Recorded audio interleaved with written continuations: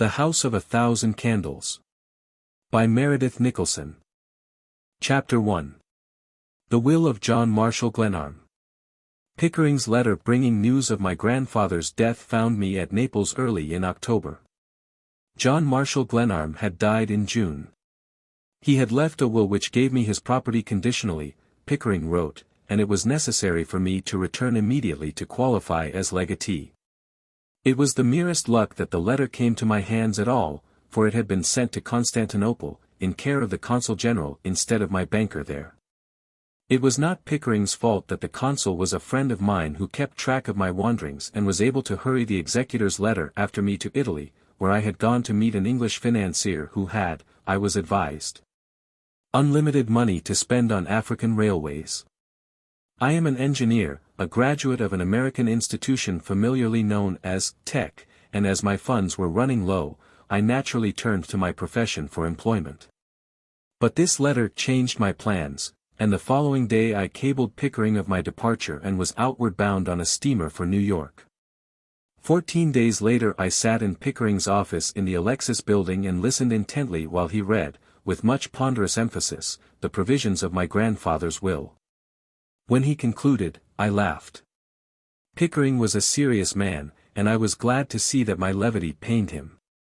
I had, for that matter, always been a source of annoyance to him, and his look of distrust and rebuke did not trouble me in the least. I reached across the table for the paper, and he gave the sealed and beribboned copy of John Marshall Glenarm's will into my hands. I read it through for myself, feeling conscious meanwhile that Pickering's cool gaze was bent inquiringly upon me. These are the paragraphs that interested me most. I give and bequeath unto my said grandson, John Glenarm, sometime a resident of the city and state of New York, and later a vagabond of parts unknown, a certain property known as Glenarm House, with the land thereunto pertaining and hereinafter more particularly described, and all personal property of whatsoever kind thereunto belonging and attached thereto, the said realty lying in the county of Wabana in the state of Indiana. Upon this condition, faithfully and honestly performed, that said John Glenarm shall remain for the period of 1 year an occupant of said Glenarm House and my lands attached thereto, demeaning himself meanwhile in an orderly and temperate manner. Should he fail at any time during said year to comply with this provision, said property shall revert to my general estate and become, without reservation, and without necessity for any process of law, the property, absolutely, of Marion Devereux, of the county and state of New York. Well, he demanded, striking his hands upon the arms of his chair, what do you think of it? For the life of me I could not help laughing again. There was, in the first place, a delicious irony in the fact that I should learn through him of my grandfather's wishes with respect to myself. Pickering and I had grown up in the same town in Vermont. We had attended the same preparatory school, but there had been from boyhood a certain antagonism between us. He had always succeeded where I had failed, which is to say, I must admit, that he had succeeded pretty frequently. When I refused to settle down to my profession, but chose to see something of the world first, Pickering gave himself seriously to the law, and there was, I knew from the beginning, no manner of chance that he would fail. I am not more or less than human, and I remembered with joy that once I had thrashed him soundly at the prep school for bullying a smaller boy, but our score from school days was not without tallies on his side. He was easily the better scholar, I grant him that, and he was shrewd and plausible. You never quite knew the extent of his powers and resources, and he had, I always maintained, the most amazing good luck, as witness the fact that John Marshall Glenarm had taken a friendly interest in him. It was wholly like my grandfather, who was a man of many whims, to give his affairs into Pickering's keeping, and I could not complain, for I had missed my own chance with him. It was, I knew readily enough, part of my punishment for having succeeded so signally in incurring my grandfather's displeasure that he had made it necessary for me to treat with Arthur Pickering in this matter of the will. And Pickering was enjoying the situation to the full. He sank back in his chair with an air of complacency that had always been insufferable in him. I was quite willing to be patronized by a man of years and experience. But Pickering was my own age, and his experience of life seemed to me preposterously inadequate. To find him settled in New York, where he had been established through my grandfather's generosity, and the executor of my grandfather's estate, was hard to bear. But there was something not wholly honest in my mirth, for my conduct during the 3 preceding years had been reprehensible. I had used my grandfather shabbily. My parents died when I was a child, and he had cared for me as far back as my memory ran. He had suffered me to spend without restraint the fortune left by my father. He had expected much of me, and I had grievously disappointed him. It was his hope that I should devote myself to architecture, a profession for which he had the greatest admiration, whereas I had insisted on engineering. I am not writing an apology for my life, and I shall not attempt to extenuate my conduct in going abroad at the end of my course at Tech and, when I made Lawrence Donovan's acquaintance, in setting off with him on a career of adventure. I do not regret, though possibly it would be more to my credit if I did, the months spent leisurely following the Danube east of the Iron Gate, Lawrence Donovan always with me, while we urged the villagers and inn-loafers to all manner of sedition. Acquitting ourselves so well that, when we came out into the Black Sea for further pleasure, Russia did us the honor to keep a spy at our heels. I should like, for my own satisfaction, at least, to set down an account of certain affairs in which we were concerned at Belgrade, but without Larry's consent I am not at liberty to do so. Nor shall I take time here to describe our travels in Africa, though our study of the Atlas Mountain dwarfs won us honorable mention by the British Ethnological Society. These were my yesterdays. But today I sat in Arthur Pickering's office in the towering Alexis building, conscious of the muffled roar of Broadway.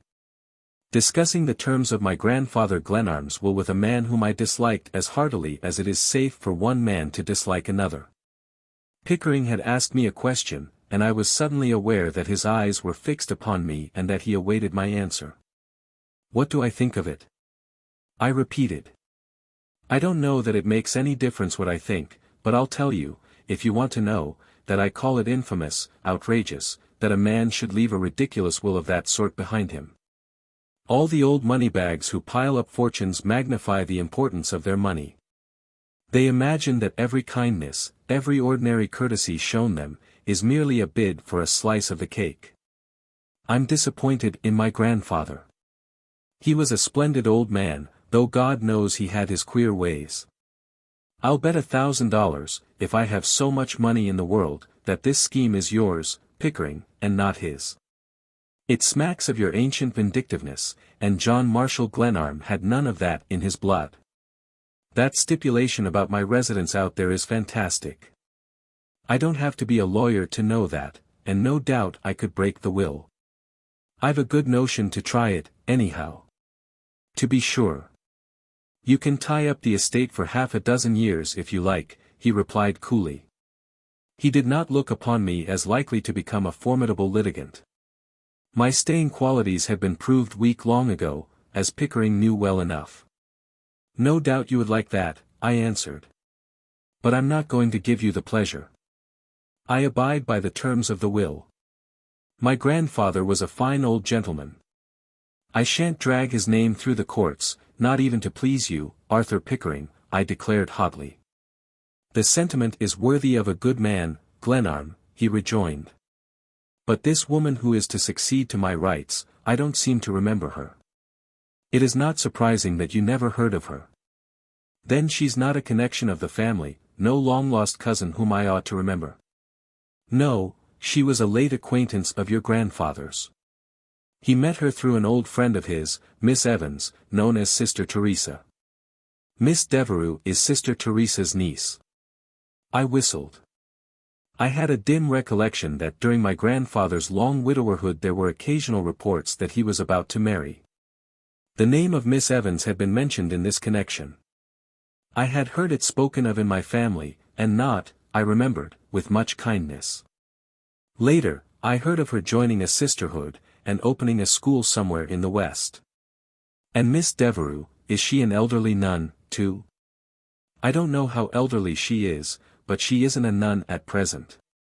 Still, she's almost alone in the world, and she and Sister Teresa are very intimate. Pass the will again, Pickering, while I make sure I grasp these diverting ideas. Sister Teresa isn't the one I mustn't marry, is she? It's the other ecclesiastical embroidery artist, the one with the X in her name, suggesting the algebra of my vanishing youth. I read aloud this paragraph. Provided, further, that in the event of the marriage of said John Glenarm to the said Marian Devereux, or in the event of any promise or contract of marriage between said persons within 5 years from the date of said John Glenarm's acceptance of the provisions of this will, the whole estate shall become the property absolutely of St. Agatha's School, at Annandale, Wabana County, Indiana, a corporation under the laws of said state. For a touch of comedy commend me to my grandfather. Pickering, you always were a well-meaning fellow. I'll turn over to you all my right, interest and title in and to these angelic sisters. Mary. I like the idea. I suppose someone will try to marry me for my money.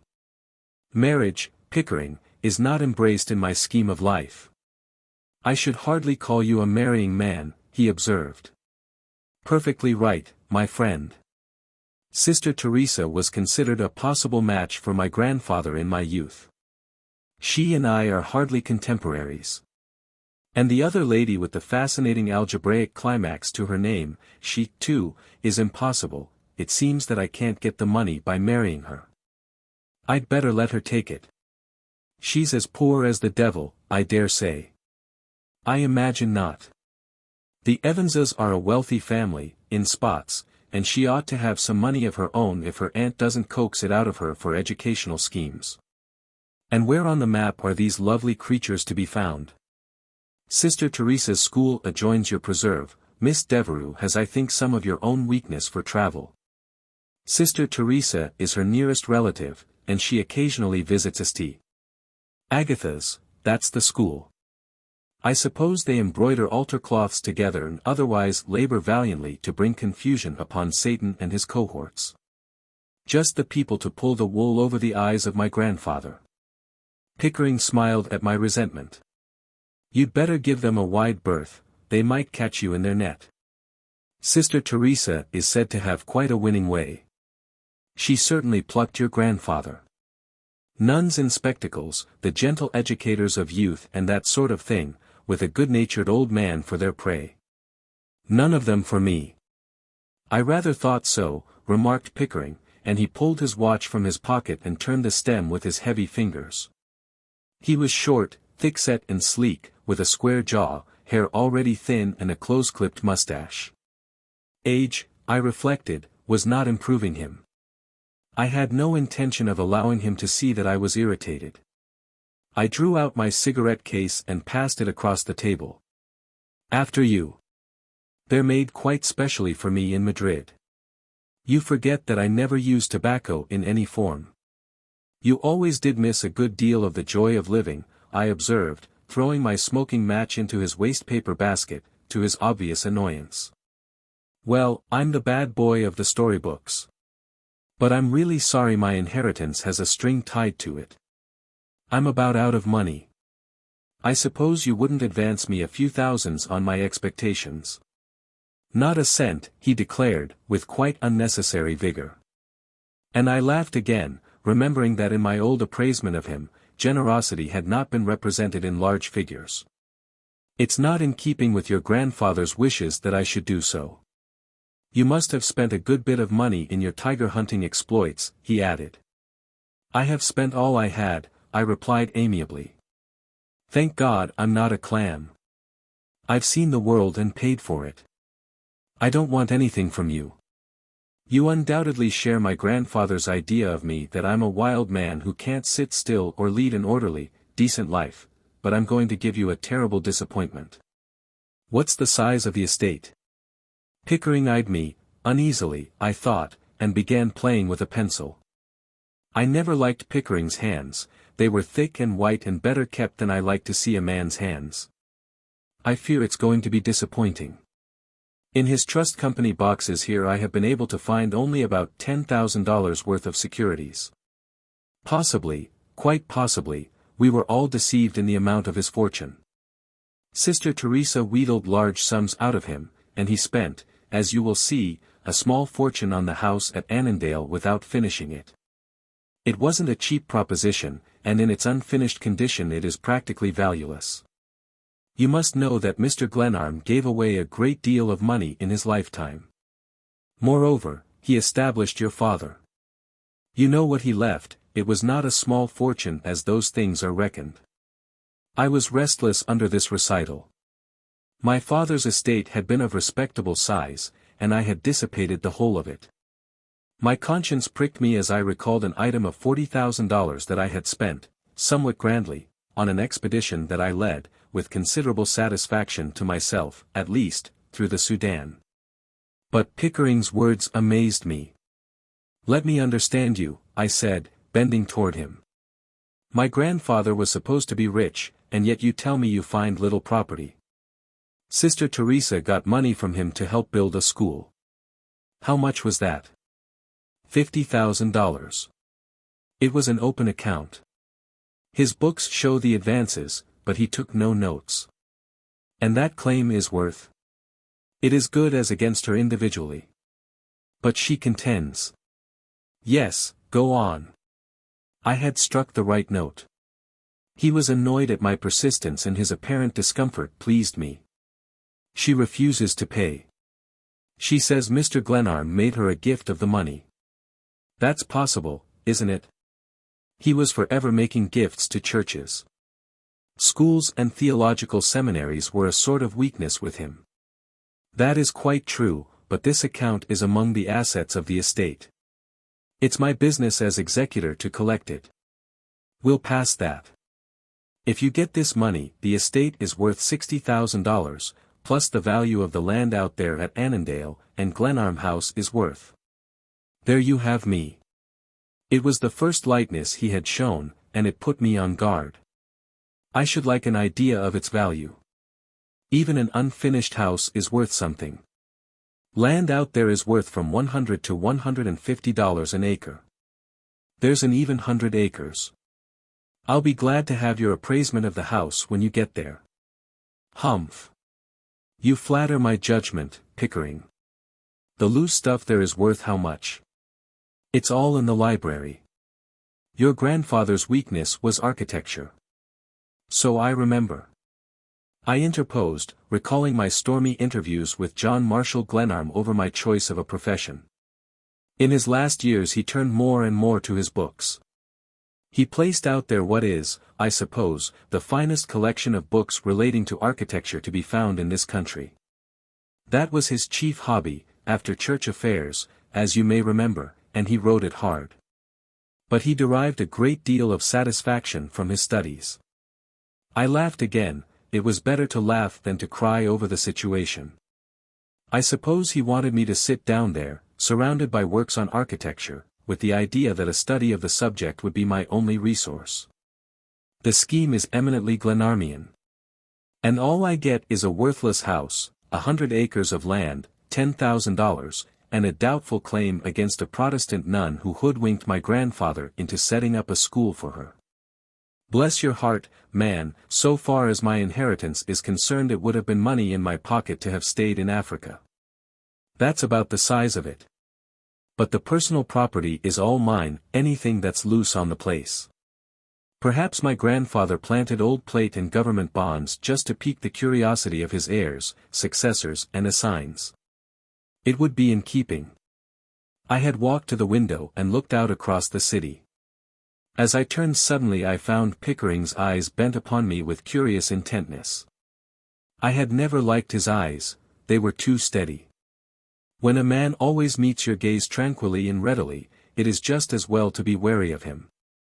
Yes. No doubt you will find the place literally packed with treasure, he said, and laughed. When you find anything you might wire me. He smiled, the idea seemed to give him pleasure. Are you sure there's nothing else? I asked. No substitute, no codicil. If you know of anything of the kind it's your duty to produce it. We have exhausted the possibilities. I'll admit that the provisions of the will are unusual. Your grandfather was a peculiar man in many respects. But he was thoroughly sane and his faculties were all sound to the last.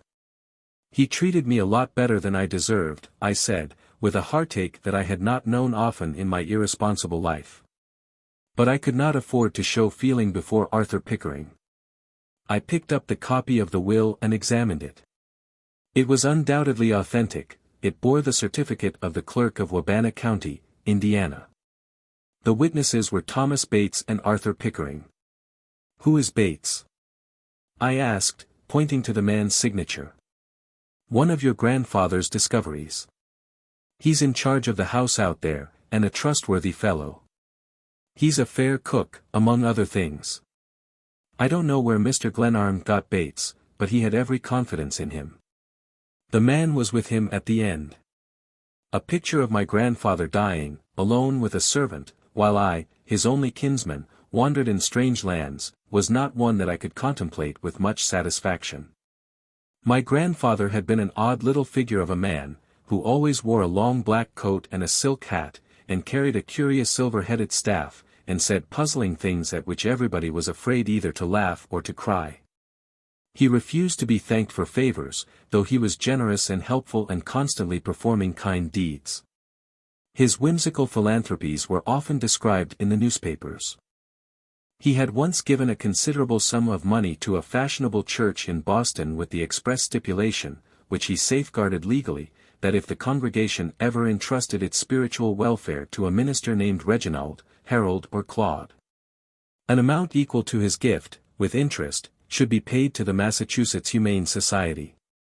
The thought of him touched me now. I was glad to feel that his money had never been a lure to me. It did not matter whether his estate was great or small, I could, at least, ease my conscience by obeying the behest of the old man whose name I bore, and whose interest in the finer things of life and art had given him an undeniable distinction. "I should like to know something of Mr. Glenarm's last days," I said abruptly. He wished to visit the village where he was born, and Bates, his companion and servant, went to Vermont with him. He died quite suddenly, and was buried beside his father in the old village cemetery. I saw him last early in the summer. I was away from home and did not know of his death until it was all over. Bates came to report it to me, and to sign the necessary papers in probating the will. It had to be done in the place of the decedent's residence, and we went together to Wabana, the seat of the county in which Annandale lies. I was silent after this, looking out toward the sea that had lured me since my earliest dreams of the world that lay beyond it. "It's a poor stake, Glenarm," remarked Pickering consolingly, and I wheeled upon him. "I suppose you think it a poor stake.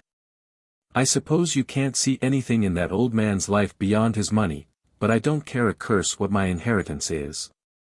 I never obeyed any of my grandfather's wishes in his lifetime, but now that he's dead his last wish is mandatory.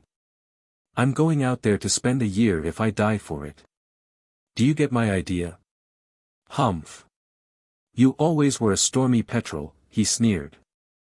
"I fancy it will be safer to keep our most agreeable acquaintance on a strictly business basis. If you accept the terms of the will." "Of course I accept them.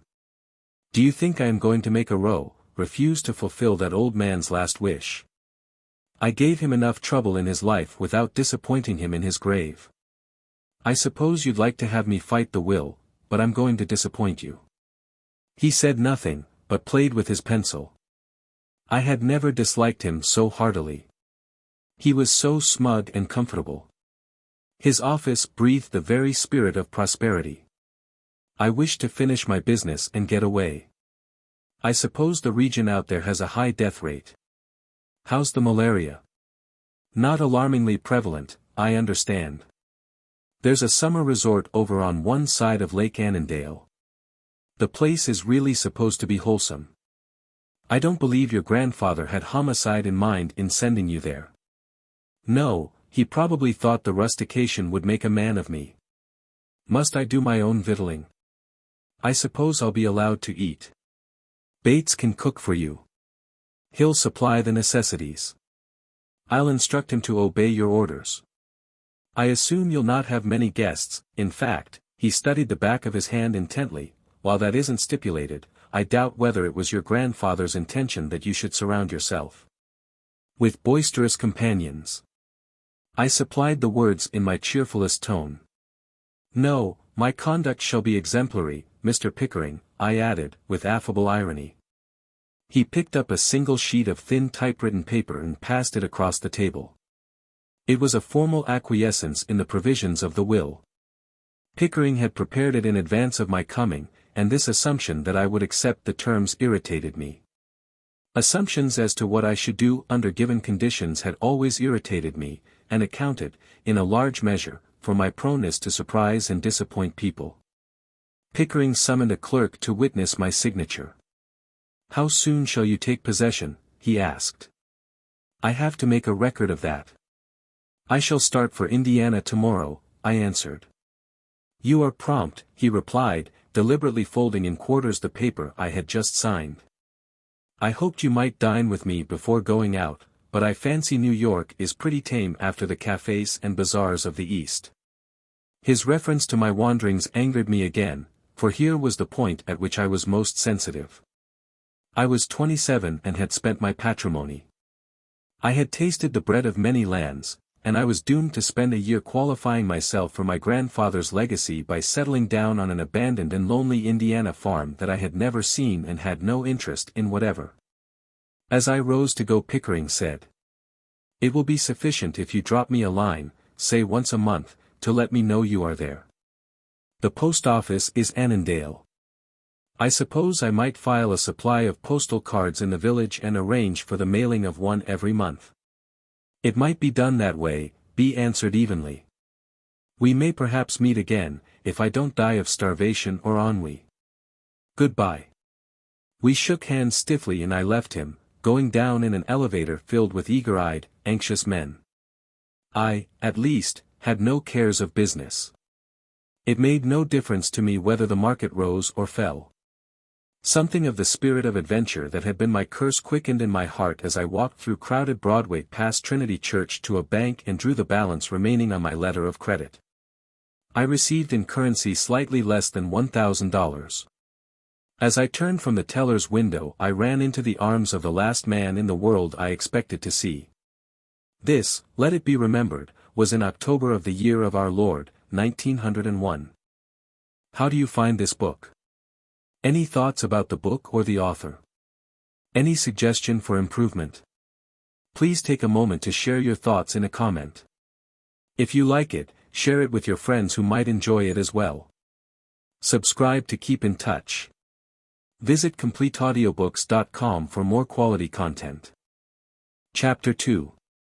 A Face at Sherry's. "Don't mention my name and thou lovest me," said Lawrence Donovan, and he drew me aside, ignored my hand and otherwise threw into our meeting a casual quality that was somewhat amazing in view of the fact that we had met last at Cairo. Allah Allah. It was undoubtedly Larry. I felt the heat of the desert and heard the camel drivers cursing and our Sudanese guides plotting mischief under a window far away. "Well," we both exclaimed interrogatively. He rocked gently back and forth, with his hands in his pockets, on the tile floor of the banking house. I had seen him stand thus once on a time when we had eaten nothing in 4 days, it was in Abyssinia, and our guides had lost us in the worst possible place, with the same untroubled look in his eyes. "Please don't appear surprised, or scared or anything, Jack," he said, with his delicious intonation. "I saw a fellow looking for me an hour or so ago. He's been at it for several months, hence my presence on these shores of the brave and the free. He's probably still looking, as he's a persistent devil. I'm here, as we may say, quite incognito, staying at an East Side lodging house, where I shan't invite you to call on me. But I must see you. Dine with me tonight, at Sherry's. Too big, too many people. Therein lies security, if you're in trouble. I'm about to go into exile, and I want to eat one more civilized dinner before I go. Perhaps it's just as well. Where are you off for? Not Africa again? No. Just Indiana, one of the sovereign American states, as you ought to know. Indians? No, warranted all dead. Pack train, balloon, automobile, camels, how do you get there? Varnished ears. It's easy. It's not the getting there, it's the not dying of ennui after you're on the spot. Humph. What hour did you say for the dinner? 7 o'clock. Meet me at the entrance. If I'm at large. Allow me to precede you through the door, and don't follow me on the street please. He walked away, his gloved hands clasped lazily behind him, lounged out upon Broadway and turned toward the Battery. I waited until he disappeared, then took an uptown car.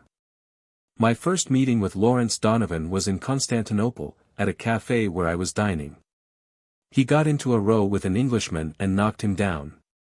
It was not my affair, but I liked the ease and definiteness with which Larry put his foe out of commission. I learned later that it was a way he had. The Englishman meant well enough, but he could not, of course, know the intensity of Larry's feeling about the unhappy lot of Ireland. In the beginning of my own acquaintance with Donovan I sometimes argued with him, but I soon learned better manners. He quite converted me to his own notion of Irish affairs, and I was as hot an advocate as he of head-smashing as a means of restoring Ireland's lost prestige. My friend, the American Consul General at Constantinople, was not without a sense of humor, and I easily enlisted him in Larry's behalf. The Englishman thirsted for vengeance and invoked all the powers. He insisted, with reason, that Larry was a British subject and that the American consul had no right to give him asylum, a point that was, I understand, thoroughly well grounded in law and fact. Larry maintained, on the other hand, that he was not English but Irish, and that, as his country maintained no representative in Turkey, it was his privilege to find refuge wherever it was offered. Larry was always the most plausible of human beings, and between us, he, the American consul and I, we made an impression, and got him off. I did not realize until later that the real joke lay in the fact that Larry was English-born, and that his devotion to Ireland was purely sentimental and quixotic. His family had, to be sure, come out of Ireland sometime in the dim past, and settled in England, but when Larry reached years of knowledge, if not of discretion, he cut Oxford and insisted on taking his degree at Dublin. He even believed, or thought he believed, in banshees. He allied himself during his university days with the most radical and turbulent advocates of a separate national existence for Ireland, and occasionally spent a month in jail for rioting. But Larry's instincts were scholarly. He made a brilliant record at the university, then, at 22, he came forth to look at the world, and liked it exceedingly well. His father was a busy man, and he had other sons. He granted Larry an allowance and told him to keep away from home until he got ready to be respectable. So, from Constantinople, after a tour of Europe, we together crossed the Mediterranean in search of the fleshpots of lost kingdoms, spending 3 years in the pursuit. We parted at Cairo on excellent terms. He returned to England and later to his beloved Ireland, for he had blithely sung the wildest Gaelic songs in the darkest days of our adventures, and never lost his love for the sod, as he apostrophized, and capitalized, his adopted country. Larry had the habit of immaculateness. He emerged from his East Side lodging house that night clothed properly, and wearing the gentlemanly air of peace and reserve that is so wholly incompatible with his disposition to breed discord and indulge in riot. When we sat down for a leisurely dinner at Sherry's we were not, I modestly maintain, a forbidding pair. We, if I may drag myself into the matter, are both a trifle under the average height, sinewy, nervous, and, just then, trained fine. Our lean, clean-shaven faces were well browned, mine wearing a fresh coat from my days on the steamer's deck. Larry had never been in America before, and the scene had for both of us the charm of a gay and novel spectacle. I have always maintained, in talking to Larry of nations and races, that the Americans are the handsomest and best put-up people in the world. And I believe he was persuaded of it that night as we gazed with eyes long unaccustomed to splendor upon the great company assembled in the restaurant. The lights, the music, the variety and richness of the costumes of the women, the many unmistakably foreign faces, wrought a welcome spell on senses inured to hardship in the waste and dreary places of earth. "Now tell me the story," I said. "Have you done murder? Is the offence treasonable?" "It was a tenant's row in Galway, and I smashed a constable. I smashed him pretty hard, I dare say, from the row they kicked up in the newspapers. I lay low for a couple of weeks, caught a boat to Queenstown, and here I am, waiting for a chance to get back to the sod without going in irons.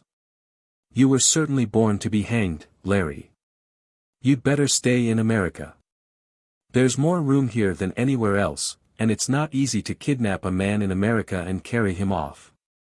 Possibly not, and yet the situation isn't wholly tranquil, he said, transfixing a bit of pompano with his fork. Kindly note the florid gentleman at your right, at the table with 4, he's next the lady in pink. It may interest you to know that he's the British consul. Interesting, but not important. You don't for a moment suppose that he's looking for me? Not at all. But he undoubtedly has my name on his tablets. The detective that's here following me around is pretty dull. He lost me this morning while I was talking to you in the bank. Later on I had the pleasure of trailing him for an hour or so until he finally brought up at the British consul's office. Thanks, no more of the fish. Let us banish care. I wasn't born to be hanged. And as I'm a political offender, I doubt whether I can be deported if they lay hands on me. He watched the bubbles in his glass dreamily, holding it up in his slim well-kept fingers. Tell me something of your own immediate present and future, he said. I made the story of my grandfather Glenarm's legacy as brief as possible, for brevity was a definite law of our intercourse. A year, you say, with nothing to do but fold your hands and wait. It doesn't sound awfully attractive to me. I'd rather do without the money. But I intend to do some work. I owe it to my grandfather's memory to make good, if there's any good in me. The sentiment is worthy of you, Glenarm, he said mockingly. What do you see, a ghost? I must have started slightly at being suddenly Arthur Pickering not 20 feet away. A party of half a dozen or more had risen, and Pickering and a girl were detached from the others for a moment. She was young, quite the youngest in the group about Pickering's table. A certain girlishness of height and outline may have been emphasized by her juxtaposition to Pickering's heavy figure. She was in black, with white showing at neck and wrists, a somber contrast to the other women of the party, who were arrayed with a degree of splendor. She had dropped her fan, and Pickering stooped to pick it up. In the second that she waited she turned carelessly toward me, and our eyes met for an instant. Very likely she was Pickering's sister, and I tried to reconstruct his family, which I had known in my youth, but I could not place her.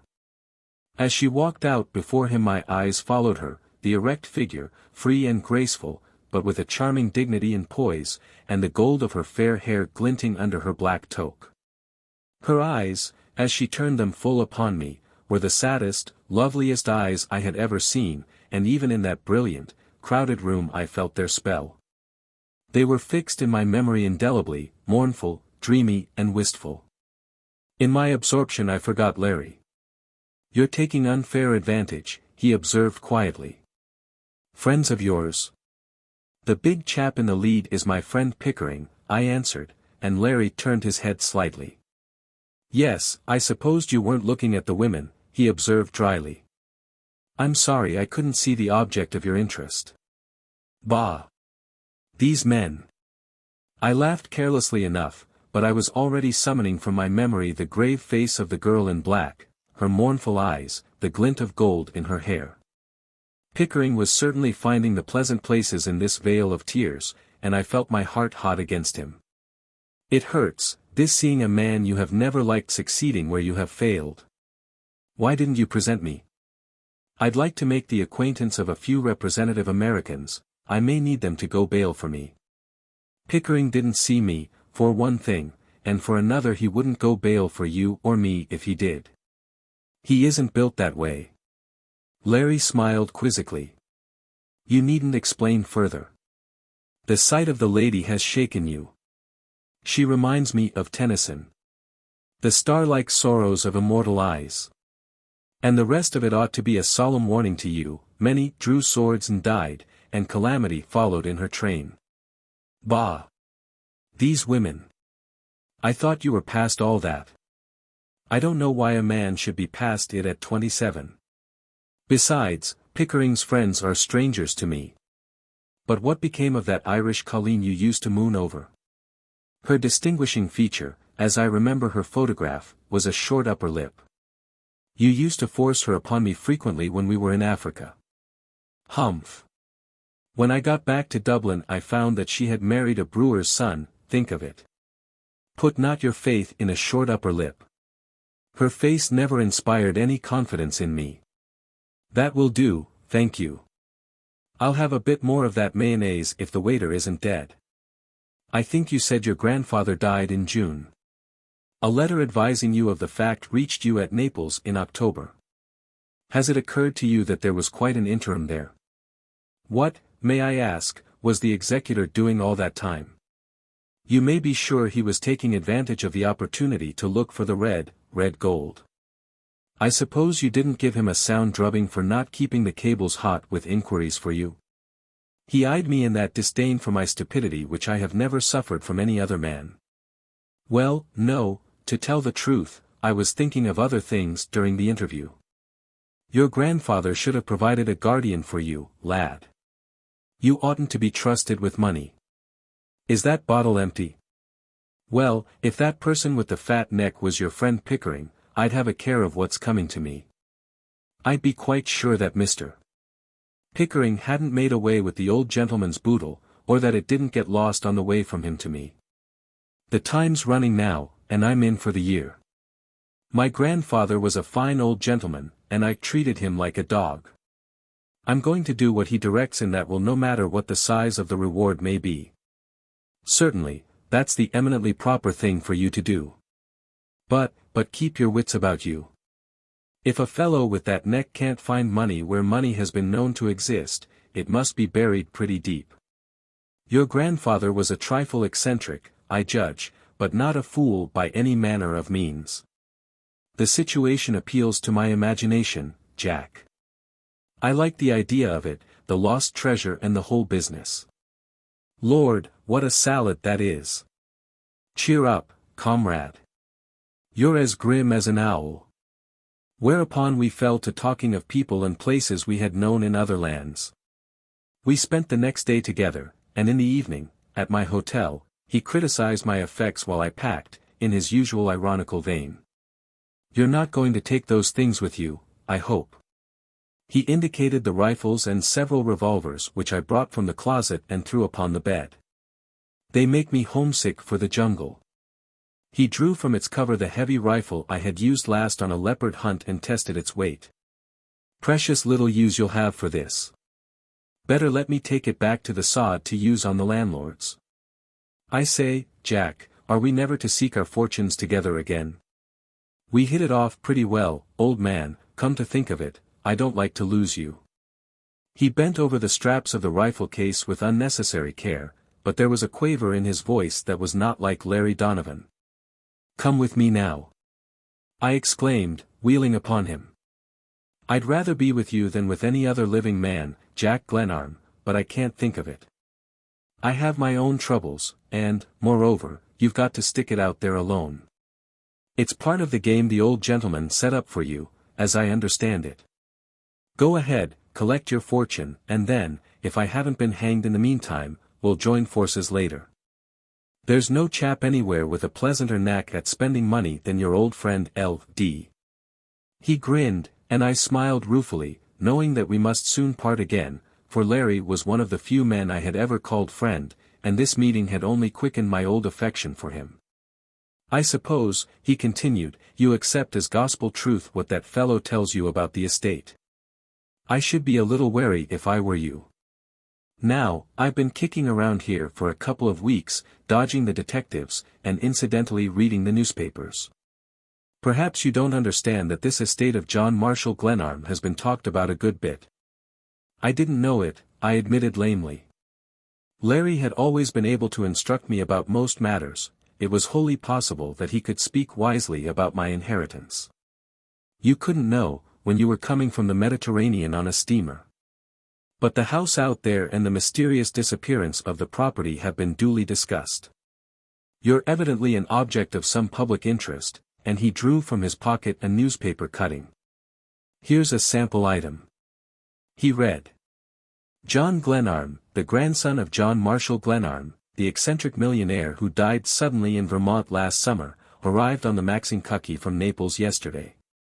Under the terms of his grandfather's will, Glenarm is required to reside for a year at a curious house established by John Marshall Glenarm near Lake Annandale, Indiana. This provision was made, according to friends of the family, to test young Glenarm's staying qualities, as he has, since his graduation from the Massachusetts Institute of Technology 5 years ago, distributed a considerable fortune left him by his father in contemplating the wonders of the old world. It is reported. That will do. Signs and wonders I have certainly beheld, and if I spent the money I submit that I got my money back. I paid my bill and took a hansom for the ferry, Larry with me, chaffing away drolly with his old zest. He crossed with me, and as the boat drew out into the river a silence fell upon us, the silence that is possible only between old friends. As I looked back at the lights of the city, something beyond the sorrow at parting from a comrade touched me. A sense of foreboding, of coming danger, crept into my heart. But I was going upon the tamest possible excursion. For the first time in my life I was submitting to the direction of another, albeit one who lay in the grave. How like my grandfather it was, to die leaving this compulsion upon me. My mood changed suddenly, and as the boat bumped at the pier I laughed. Bah! These men, ejaculated Larry. What men? I demanded, giving my bags to a porter. These men who are in love, he said. I know the signs, mooning, silence, sudden inexplicable laughter. I hope I'll not be in jail when you're married. You'll be in a long time if they hold you for that. Here's my train. We talked of old times, and of future meetings, during the few minutes that remained. You can write me at my place of rustication, I said, scribbling Annandale, Wabana County, Indiana, on a card. Now if you need me at any time I'll come to you wherever you are. You understand that, old man. Goodbye. Write me, care of my father, he'll have my address, though this last row of mine made him pretty hot. I passed through the gate and down the long train to my sleeper. Turning, with my foot on the step, I waved a farewell to Larry, who stood outside watching me. In a moment the heavy train was moving slowly out into the night upon its westward journey. Chapter 3. The House of a Thousand Candles. Annandale derives its chief importance from the fact that two railway lines intersect there. The Chicago Express paused only for a moment while the porter deposited my things beside me on the platform. Light streamed from the open door of the station, a few idlers paced the platform, staring into the windows of the cars, the village hackman languidly solicited my business. Suddenly out of the shadows came a tall, curious figure of a man clad in a long ulster. As I write, it is with a quickening of the sensation I received on the occasion of my first meeting with Bates. His lank gloomy figure rises before me now, and I hear his deep melancholy voice, as, touching his hat respectfully, he said. Beg pardon, sir, is this Mr. Glenarm? I am Bates from Glenarm House. Mr. Pickering wired me to meet you, sir. Yes. To be sure, I said. The hackman was already gathering up my traps, and I gave him my trunk checks. How far is it? I asked, my eyes resting, a little regretfully, I must confess, on the rear lights of the vanishing train. 2 miles, sir, Bates replied. There's no way over but the hack in winter. In summer the steamer comes right into our dock. My legs need stretching, I'll walk, I suggested, drawing the cool air into my lungs. It was a still, starry October night, and its freshness was grateful after the hot sleeper. Bates accepted the suggestion without comment. We walked to the end of the platform, where the hackman was already tumbling my trunks about, and after we had seen them piled upon his nondescript wagon, I followed Bates down through the broad quiet street of the village.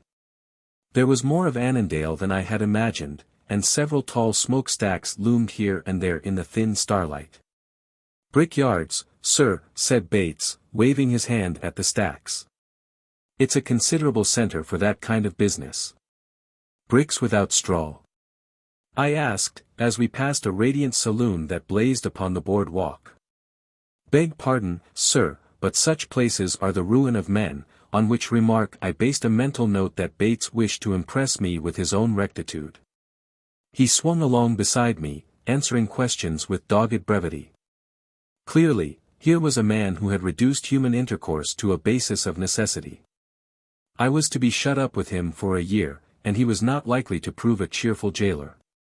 My feet struck upon a gravelled highway at the end of the village street, and I heard suddenly the lapping of water. "It's the lake, sir.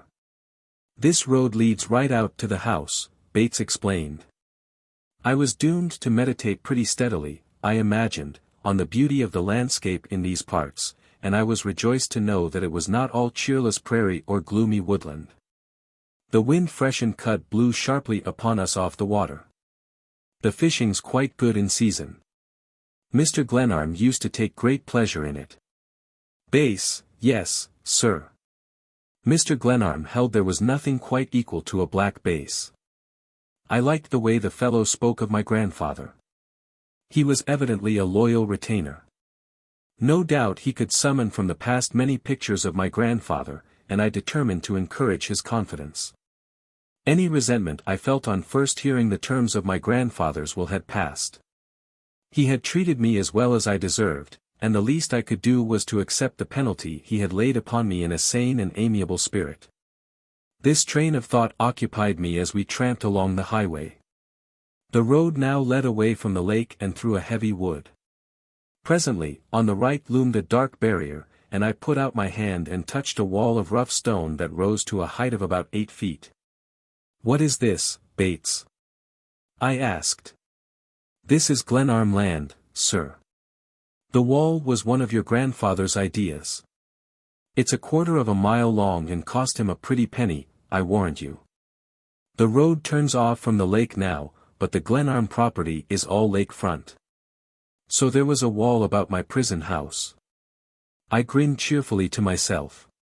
When, a few moments later, my guide paused at an arched gateway in the long wall, drew from his overcoat a bunch of keys and fumbled at the lock of an iron gate, I felt the spirit of adventure quicken within me. The gate clicked behind us and Bates found a lantern and lighted it with the ease of custom. "I use this gate because it's nearer. The regular entrance is farther down the road. Keep close, sir, as the timber isn't much cleared." The undergrowth was indeed heavy, and I followed the lantern of my guide with difficulty. In the darkness the place seemed as wild and rough as a tropical wilderness. Only a little farther, rose Bates' voice ahead of me. "And then, there's the light, sir," and, lifting my eyes, as I stumbled over the roots of a great tree, I saw for the first time the dark outlines of Glenarm House. "Here we are, sir," exclaimed Bates, stamping his feet upon a walk. I followed him to what I assumed to be the front door of the house, where a lamp shone brightly at either side of a massive entrance. Bates flung it open without ado, and I stepped quickly into a great hall that was lighted dimly by candles fastened into brackets on the walls. "I hope you've not expected too much, Mr. Glenarm," said Bates, with a tone of mild apology. "It's very incomplete for living purposes." "Well, we've got to make the best of it," I answered, though without much cheer. The sound of our steps reverberated and echoed in the well of a great staircase. There was not, as far as I could see, a single article of furniture in the place. "Here's something you'll like better, sir," and Bates paused far down the hall and opened a door. A single candle made a little pool of light in what I felt to be a large room. I was prepared for a disclosure of barren ugliness, and waited, in heartsick foreboding, for the silent guide to reveal a dreary prison. "Please sit here, sir," said Bates, "while I make a better light." He moved through the dark room with perfect ease, struck a match, lighted a taper and went swiftly and softly about. He touched the taper to one candle after another, they seemed to be everywhere, and one from the dark a faint twilight, that yielded slowly to a growing mellow splendor of light. I have often watched the acolytes in dim cathedrals of the old world set countless candles ablaze on magnificent altars, always with awe for the beauty of the spectacle. But in this unknown house the austere serving man summoned from the shadows a lovelier and more bewildering enchantment. Youth alone, of beautiful things, is lovelier than light. The lines of the walls receded as the light increased, and the raftered ceiling drew away, luring the eyes upward. I rose with a smothered exclamation on my lips and stared about, snatching off my hat in reverence as the spirit of the place wove its spell about me. Everywhere there were books. They covered the walls to the ceiling, with only long French windows and an enormous fireplace breaking the line. Above the fireplace a massive dark oak chimney breast further emphasized the grand scale of the room. From every conceivable place, from shelves built for the purpose, from brackets that thrust out long arms among the books, from a great crystal chandelier suspended from the ceiling, and from the breast of the chimney, innumerable candles blazed with dazzling brilliancy. I exclaimed in wonder and pleasure as Bates paused, his sorcerer's wand in hand. Mr. Glenarm was very fond of candlelight, he liked to gather up candlesticks, and his collection is very fine. He called his place the House of 1,000 Candles. There's only about 100 here, but it was one of his conceits that when the house was finished there would be 1,000 lights. He had quite a joking way, your grandfather. It suited his humor to call it 1,000. He enjoyed his own pleasantries, sir. I fancy he did, I replied, staring in bewilderment. Oil lamps might be more suited to your own taste, sir. But your grandfather would not have them. Old brass and copper were specialties with him, and he had a particular taste, Mr. Glenarm had, in glass candlesticks. He held that the crystal was most effective of all. I'll go and let in the baggage man and then serve you some supper. He went somberly out and I examined the room with amazed and delighted eyes. It was 50 feet long and half as wide. The hardwood floor was covered with handsome rugs, every piece of furniture was quaint or interesting. Carved in the heavy oak paneling above the fireplace, in large Old English letters, was the inscription: "The spirit of man is the candle of the Lord."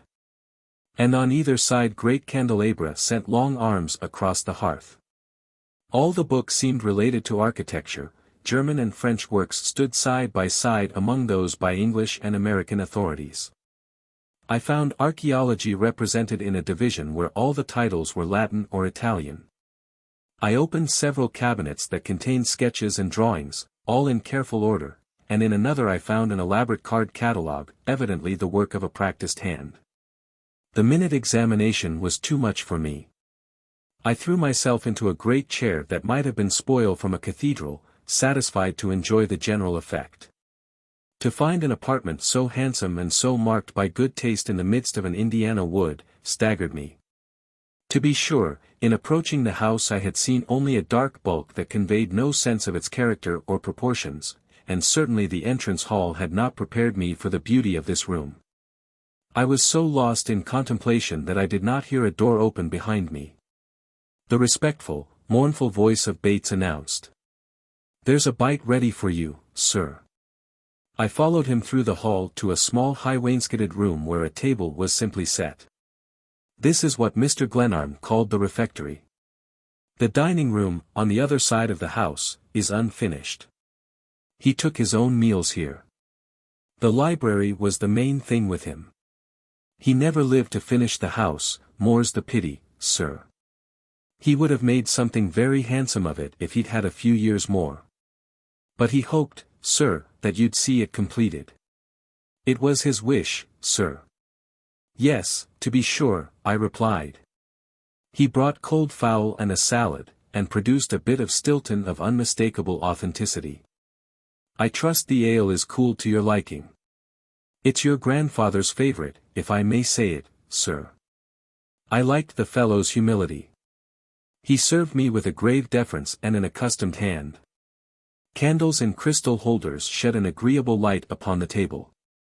The room was snug and comfortable, and hickory logs in a small fireplace crackled cheerily. If my grandfather had designed to punish me, with loneliness as his weapon, his shade, if it lurked near, must have been grievously disappointed. I had long been inured to my own society. I had often eaten my bread alone, and I found a pleasure in the quiet of the strange unknown house. There stole over me, too, the satisfaction that I was at last obeying a wish of my grandfather's, that I was doing something he would have me do.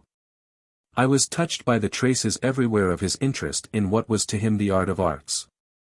There was something quite fine in his devotion to it. The little refectory had its air of distinction, though it was without decoration. There had been, we always said in the family, something whimsical or even morbid in my grandsire's devotion to architecture. But I felt that it had really appealed to something dignified and noble in his own mind and character, and a gentler mood than I had known in years possessed my heart. He had asked little of me, and I determined that in that little I would not fail. Bates gave me my coffee, put matches within reach and left the room. I drew out my cigarette case and was holding it half opened, when the glass in the window back of me cracked sharply, a bullet whistled over my head, struck the opposite wall and fell, flattened and marred, on the table under my hand. Chapter 4. A voice from the lake. I ran to the window and peered out into the night. The wood through which we had approached the house seemed to encompass it. The branches of a great tree brushed the panes. I was tugging at the fastening of the window when I became aware of Bates at my elbow. "Did something happen, sir?" His unbroken calm angered me. Someone had fired at me through a window and I had narrowly escaped being shot. I resented the unconcern with which this servant accepted the situation. "Nothing worth mentioning. Somebody tried to assassinate me, that's all," I said, in a voice that failed to be calmly ironical. I was still fumbling at the catch of the window. "Allow me, sir," and he threw up the sash with an ease that increased my irritation.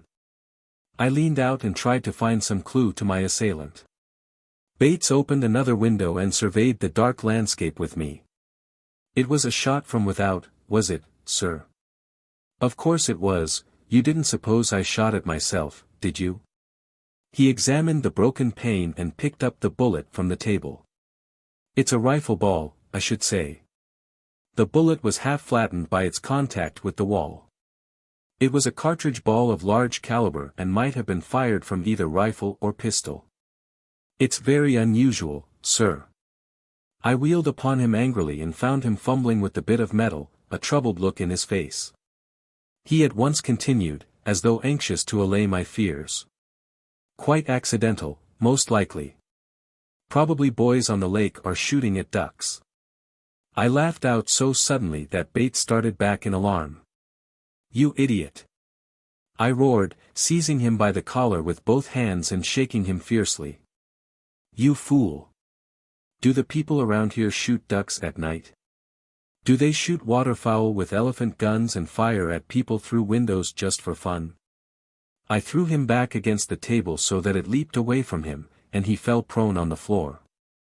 "Get up," I commanded, "and fetch a lantern." He said nothing, but did as I bade him. We traversed the long cheerless hall to the front door, and I sent him before me into the woodland. My notions of the geography of the region were the vaguest, but I wished to examine for myself the premises that evidently contained a dangerous prowler. I was very angry and my rage increased as I followed Bates, who had suddenly retired within himself. We stood soon beneath the lights of the refectory window. The ground was covered with leaves which broke crisply under our feet. "What lies beyond here?" I demanded. "About a quarter of a mile of woods, sir, and then the lake." "Go ahead," I ordered, "straight to the lake." I was soon stumbling through rough underbrush similar to that through which we had approached the house. Bates swung along confidently enough ahead of me, pausing occasionally to hold back the branches. I began to feel, as my rage abated, that I had set out on a foolish undertaking.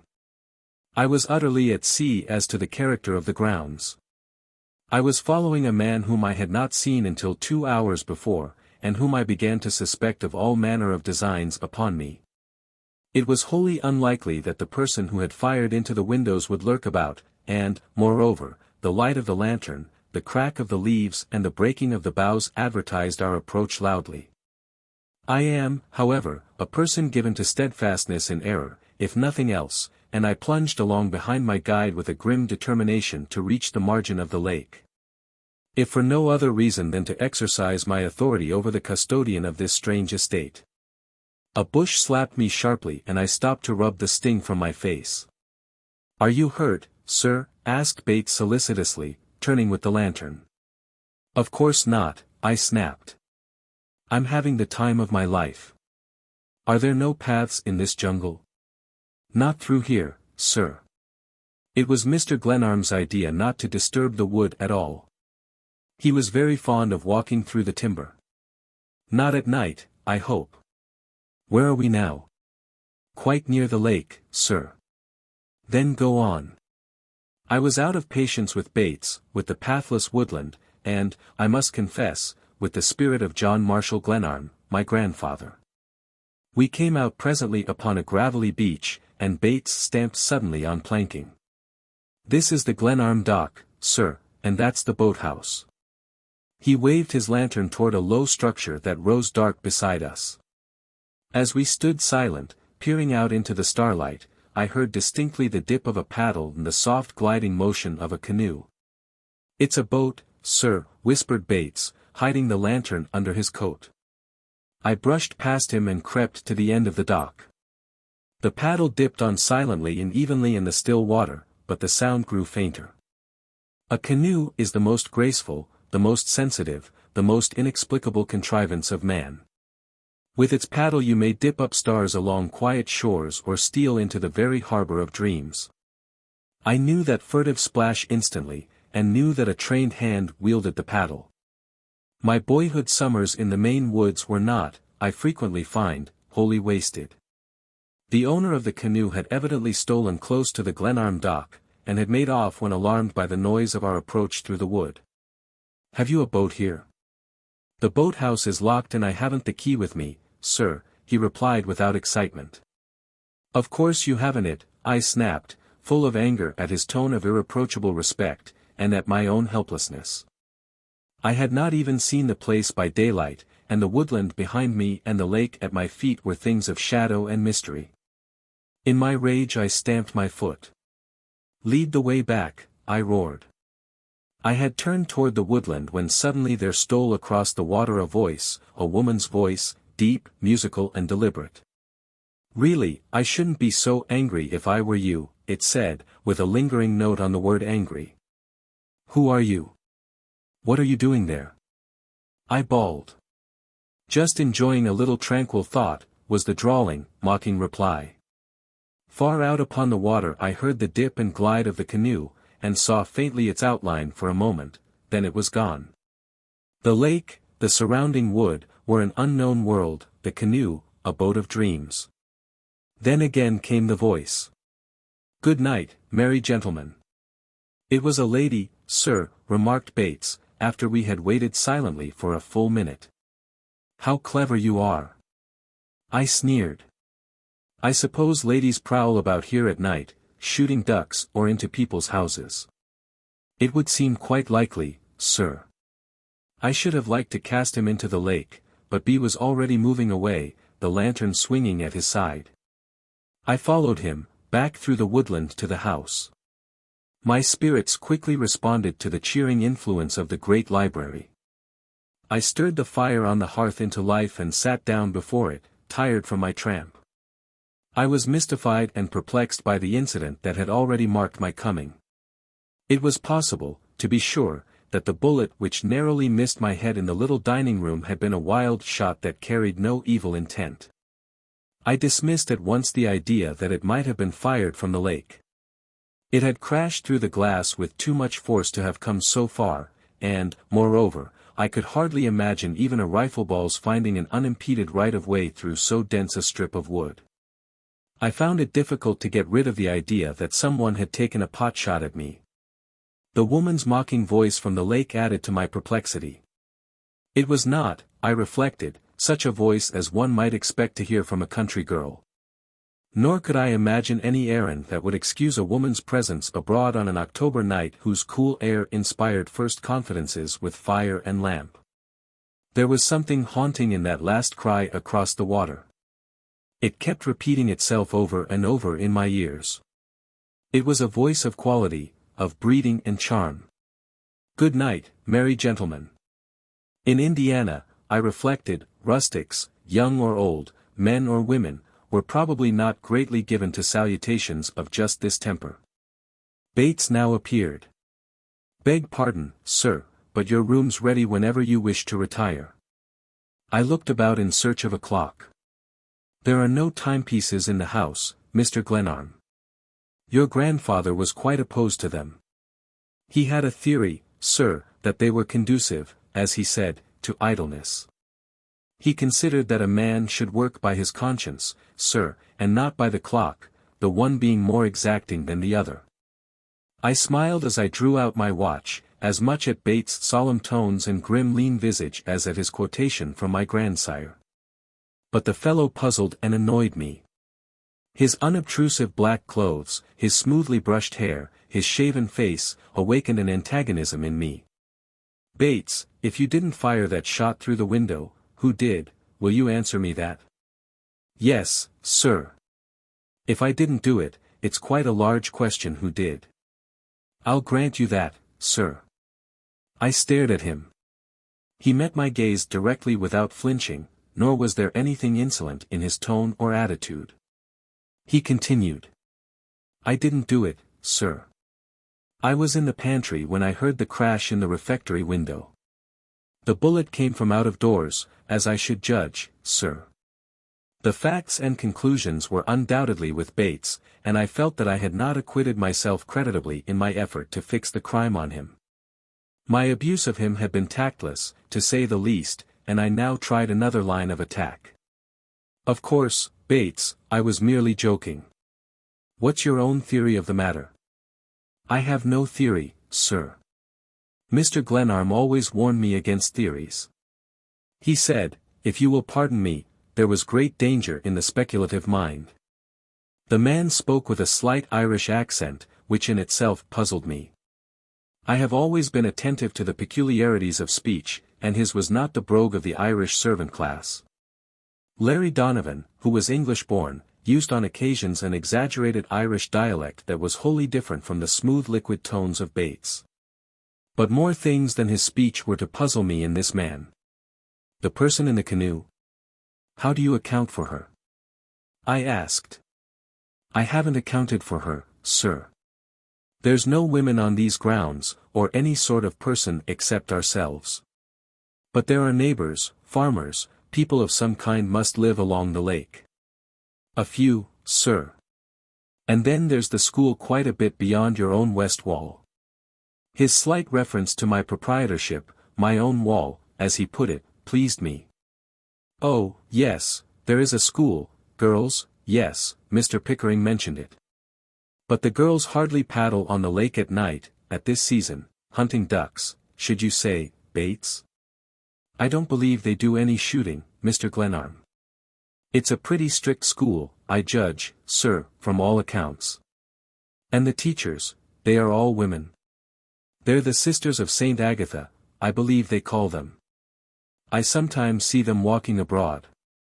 They're very quiet neighbors, and they go away in the summer usually, except Sister Teresa. The school's her regular home, sir. And there's the little chapel quite near the wall, the young minister lives there, and the gardener's the only other man on the grounds. So my immediate neighbors were Protestant nuns and schoolgirls, with a chaplain and gardener thrown in for variety. Still, the chaplain might be a social resource. There was nothing in the terms of my grandfather's will to prevent my cultivating the acquaintance of a clergyman.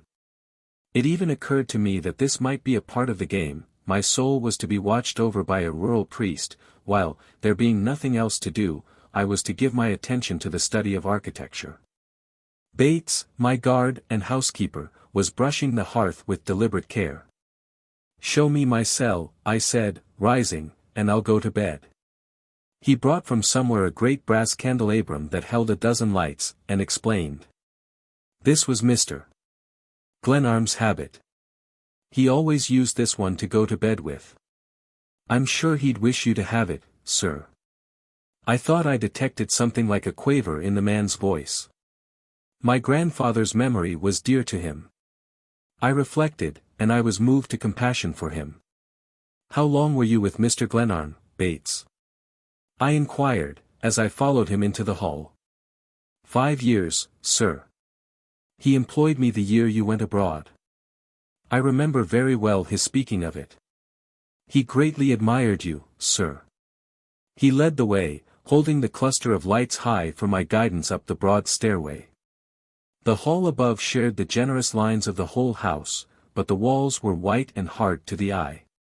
Rough planks had been laid down for a floor, and beyond the light of the candles lay a dark region that gave out ghostly echoes as the loose boards rattled under our feet. "I hope you'll not be too much disappointed, sir," said Bates, pausing a moment before opening a door. "It's all quite unfinished, but comfortable, I should say, quite comfortable." "Open the door." He was not my host and I did not relish his apology. I walked past him into a small sitting room that was, in a way, a miniature of the great library below. Open shelves filled with books lined the apartment to the ceiling on every hand, save where a small fireplace, a cabinet and table were built into the walls. In the center of the room was a long table with writing materials set in nice order. I opened a handsome case and found that it contained a set of draftsman's instruments. I groaned aloud. Mr. Glenarm preferred this room for working. The tools were his very own, sir. The devil they were! I exclaimed irascibly. I snatched a book from the nearest shelf and threw it open on the table. It was The Tower, its early use for purposes of defense. London, 1816. I closed it with a slam. "The sleeping room is beyond, sir." "I hope." "Don't you hope any more?" I growled, "And it doesn't make any difference whether I'm disappointed or not." "Certainly not, sir," he replied in a tone that made me ashamed of myself. The adjoining bedroom was small and meagerly furnished. The walls were untinted and were relieved only by prints of English cathedrals, French chateaux, and like suggestions of the best things known to architecture.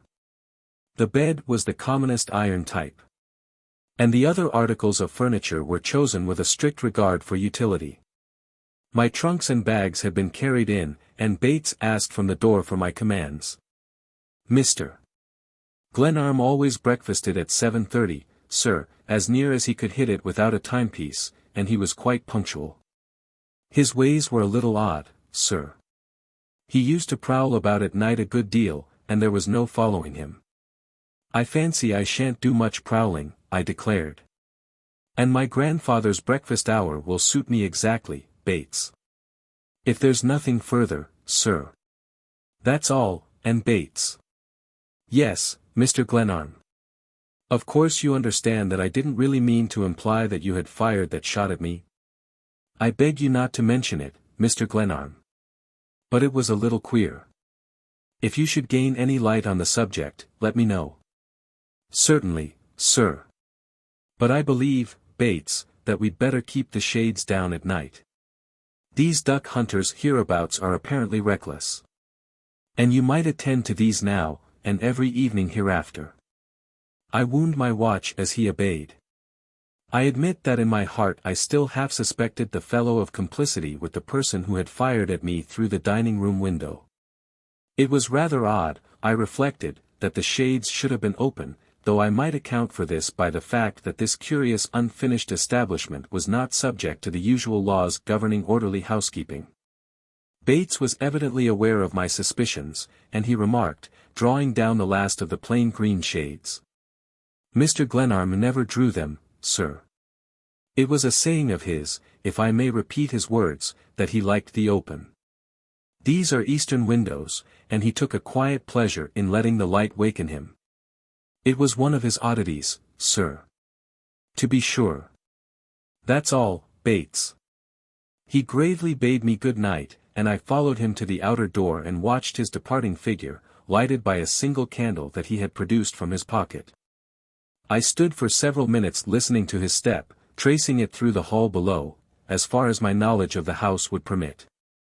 Then, in unknown regions, I could hear the closing of doors and drawing of bolts.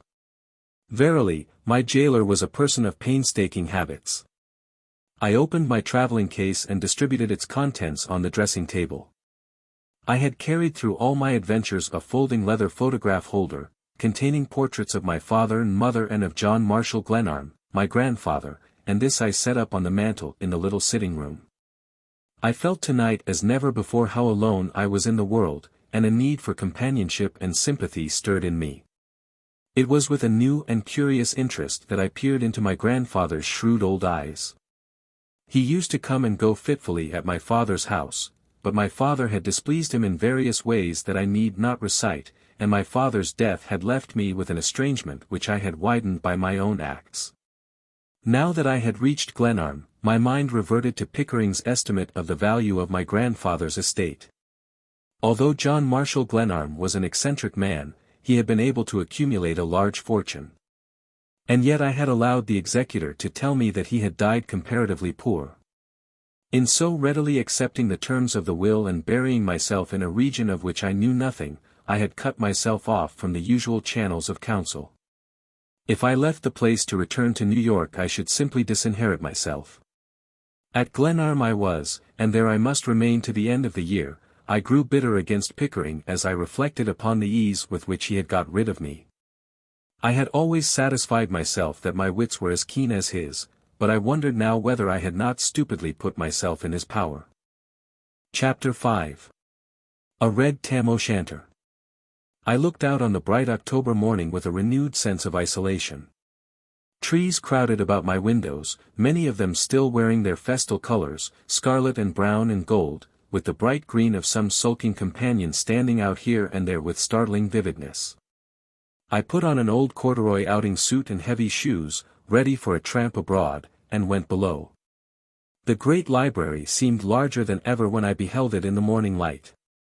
I opened one of the French windows and stepped out on a stone terrace, where I gained a fair view of the exterior of the house, which proved to be a modified Tudor, with battlements and 2 towers. One of the latter was only half finished, and to it and to other parts of the house the workmen's scaffolding still clung. Heaps of stone and piles of lumber were scattered about in great disorder. The house extended partly along the edge of a ravine, through which a slender creek ran toward the lake. The terrace became a broad balcony immediately outside the library, and beneath it the water bubbled pleasantly around heavy stone pillars. 2 pretty rustic bridges spanned the ravine, one near the front entrance, the other at the rear. My grandfather had begun his house on a generous plan, but, buried as it was among the trees, it suffered from lack of perspective. However, on one side toward the lake was a fair meadow, broken by a water tower, and just beyond the west dividing wall I saw a little chapel, and still farther, in the same direction, the outlines of the buildings of St. Agatha's were vaguely perceptible in another strip of woodland. The thought of gentle nuns and schoolgirls as neighbors amused me. All I asked was that they should keep to their own side of the wall. I heard behind me the careful step of Bates. "Good morning, Mr. Glenarm. I trust you rested quite well, sir." His figure was as austere, his tone as respectful and colorless as by night. The morning light gave him a pallid cast. He suffered my examination coolly enough. His eyes were, indeed, the best thing about him. This is what Mr. Glenarm called the platform. "I believe it's in Hamlet, sir." I laughed aloud. "Elsinore, a platform before the castle." It was one of Mr. Glenarm's little fancies, you might call it, sir. "And the ghost, where does the murdered majesty of Denmark lie by day?" "I fear it wasn't provided, sir." "As you see, Mr. Glenarm, the house is quite incomplete. My late master had not carried out all his plans." Bates did not smile. I fancied he never smiled, and I wondered whether John Marshall Glenarm had played upon the man's lack of humor. My grandfather had been possessed of a certain grim, ironical gift at jesting, and quite likely he had amused himself by experimenting upon his serving man. "You may breakfast when you like, sir," and thus admonished I went into the refectory. A newspaper lay at my plate. It was the morning's issue of a Chicago daily.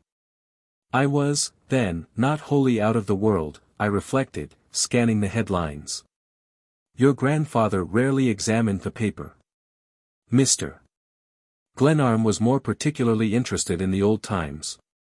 He wasn't what you might call up to date, if you will pardon the expression, sir. You are quite right about that, Bates.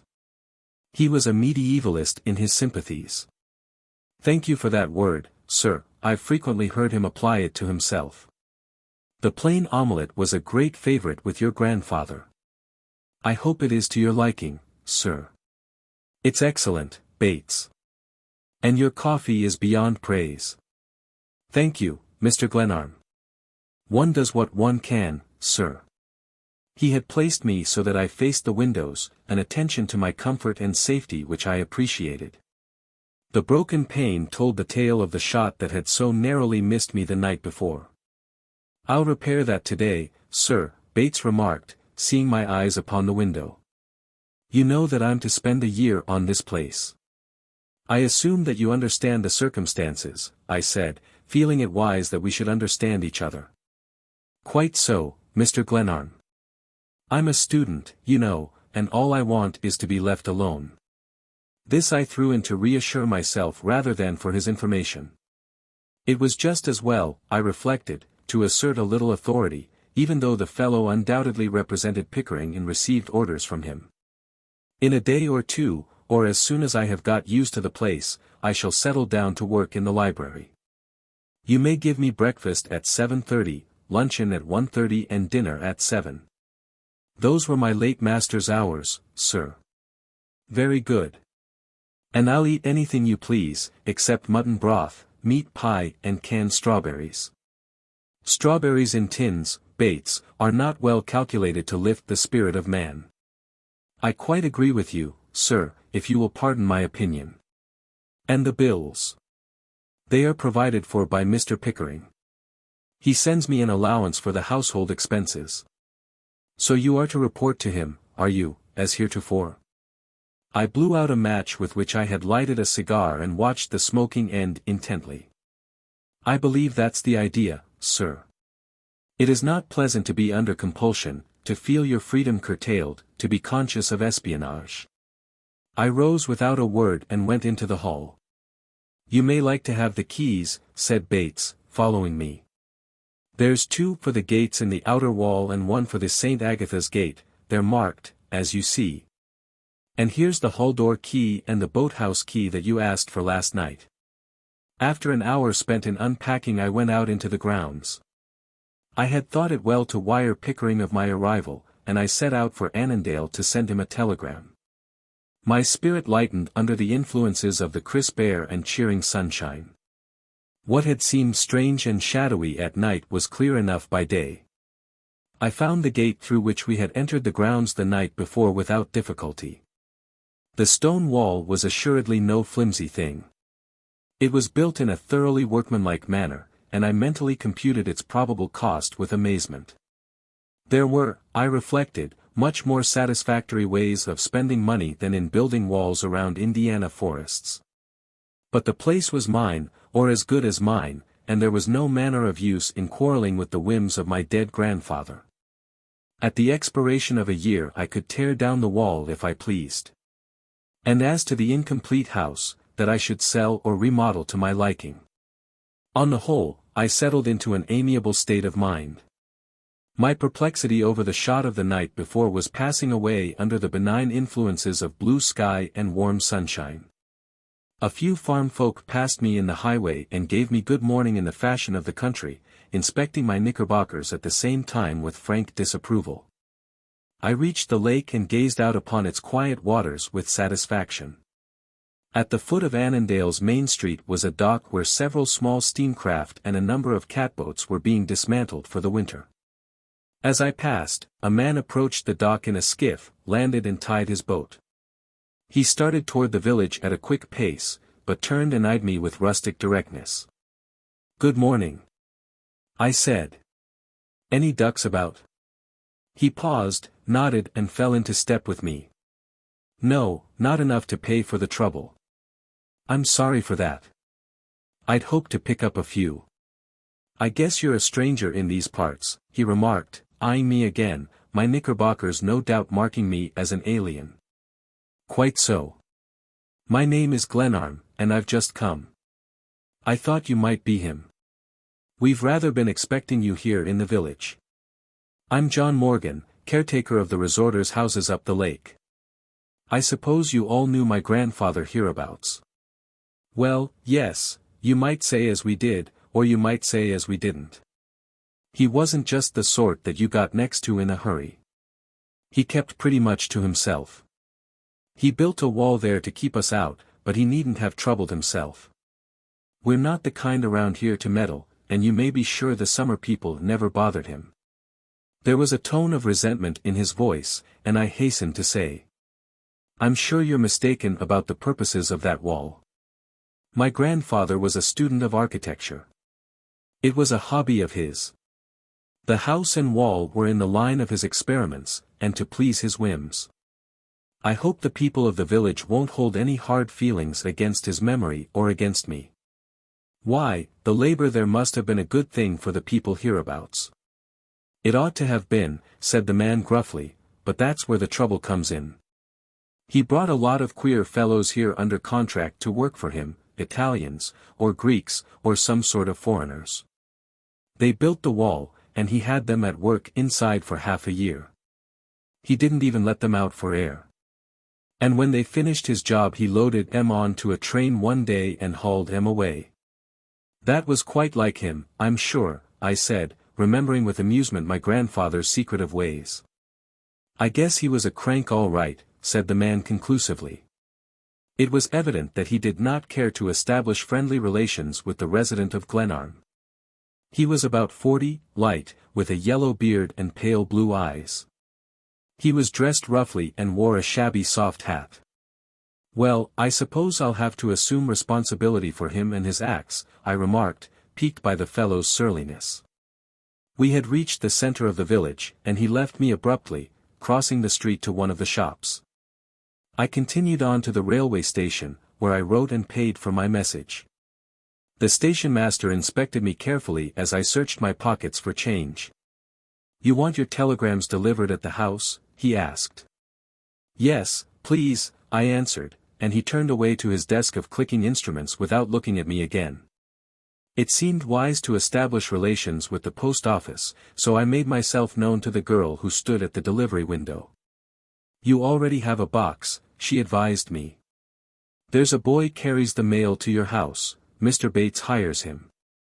Bates had himself given me this information, but the girl seemed to find pleasure in imparting it with a certain severity. I then bought a cake of soap at the principal drugstore and purchased a package of smoking tobacco, which I did not need, at a grocery. News of my arrival had evidently reached the villagers.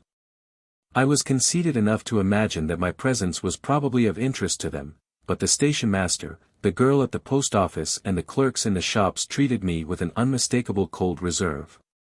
There was a certain evenness of the chill which they visited upon me, as though a particular degree of frigidity had been determined in advance. I shrugged my shoulders and turned toward Glenarm. My grandfather had left me a cheerful legacy of distrust among my neighbors, the result, probably, of importing foreign labor to work on his house. The surly Morgan had intimated as much, but it did not greatly matter. I had not come to Glenarm to cultivate the rustics, but to fulfill certain obligations laid down in my grandfather's will. I was, so to speak, on duty, and I much preferred that the villagers should let me alone. Comforting myself with these reflections I reached the wharf, where I saw Morgan sitting with his feet dangling over the water, smoking a pipe. I nodded in his direction, but he feigned not to see me. A moment later he jumped into his boat and rowed out into the lake. When I returned to the house Bates was at work in the kitchen. This was a large square room with heavy timbers showing in the walls and low ceiling. There was a great fireplace having an enormous chimney fitted with a crane and bobs, but for practical purposes a small range was provided. Bates received me placidly. Yes, it's an unusual kitchen, sir. Mr. Glenarm copied it from an old kitchen in England. He took quite a pride in it. It's a pleasant place to sit in the evening, sir. He showed me the way below, where I found that the cellar extended under every part of the house, and was divided into large chambers. The door of one of them was of heavy oak, bound in iron, with a barred opening at the top. A great iron hasp with a heavy padlock and grilled area windows gave further the impression of a cell, and I fear that at this, as at many other things in the curious house, I swore, if I did not laugh, thinking of the money my grandfather had expended in realizing his whims. The room was used, I noted with pleasure, as a depository for potatoes. I asked Bates whether he knew my grandfather's purpose in providing a cell in his house. That, sir, was another of the dead master's ideas. He remarked to me once that it was just as well to have a dungeon in a well-appointed house, his humor again, sir. And it comes in quite handy for the potatoes. In another room I found a curious collection of lanterns of every conceivable description, grouped on shelves, and next door to this was a storeroom filled with brass candlesticks of many odd designs. I shall not undertake to describe my sensations as, peering about with a candle in my hand, the vagaries of John Marshall Glenarm's mind were further disclosed to me. It was almost beyond belief that any man with such whims should ever have had the money to gratify them. I returned to the main floor and studied the titles of the books in the library, finally smoking a pipe over a very tedious chapter in an exceedingly dull work on Norman revivals and influences. Then I went out, assuring myself that I should get steadily to work in a day or two.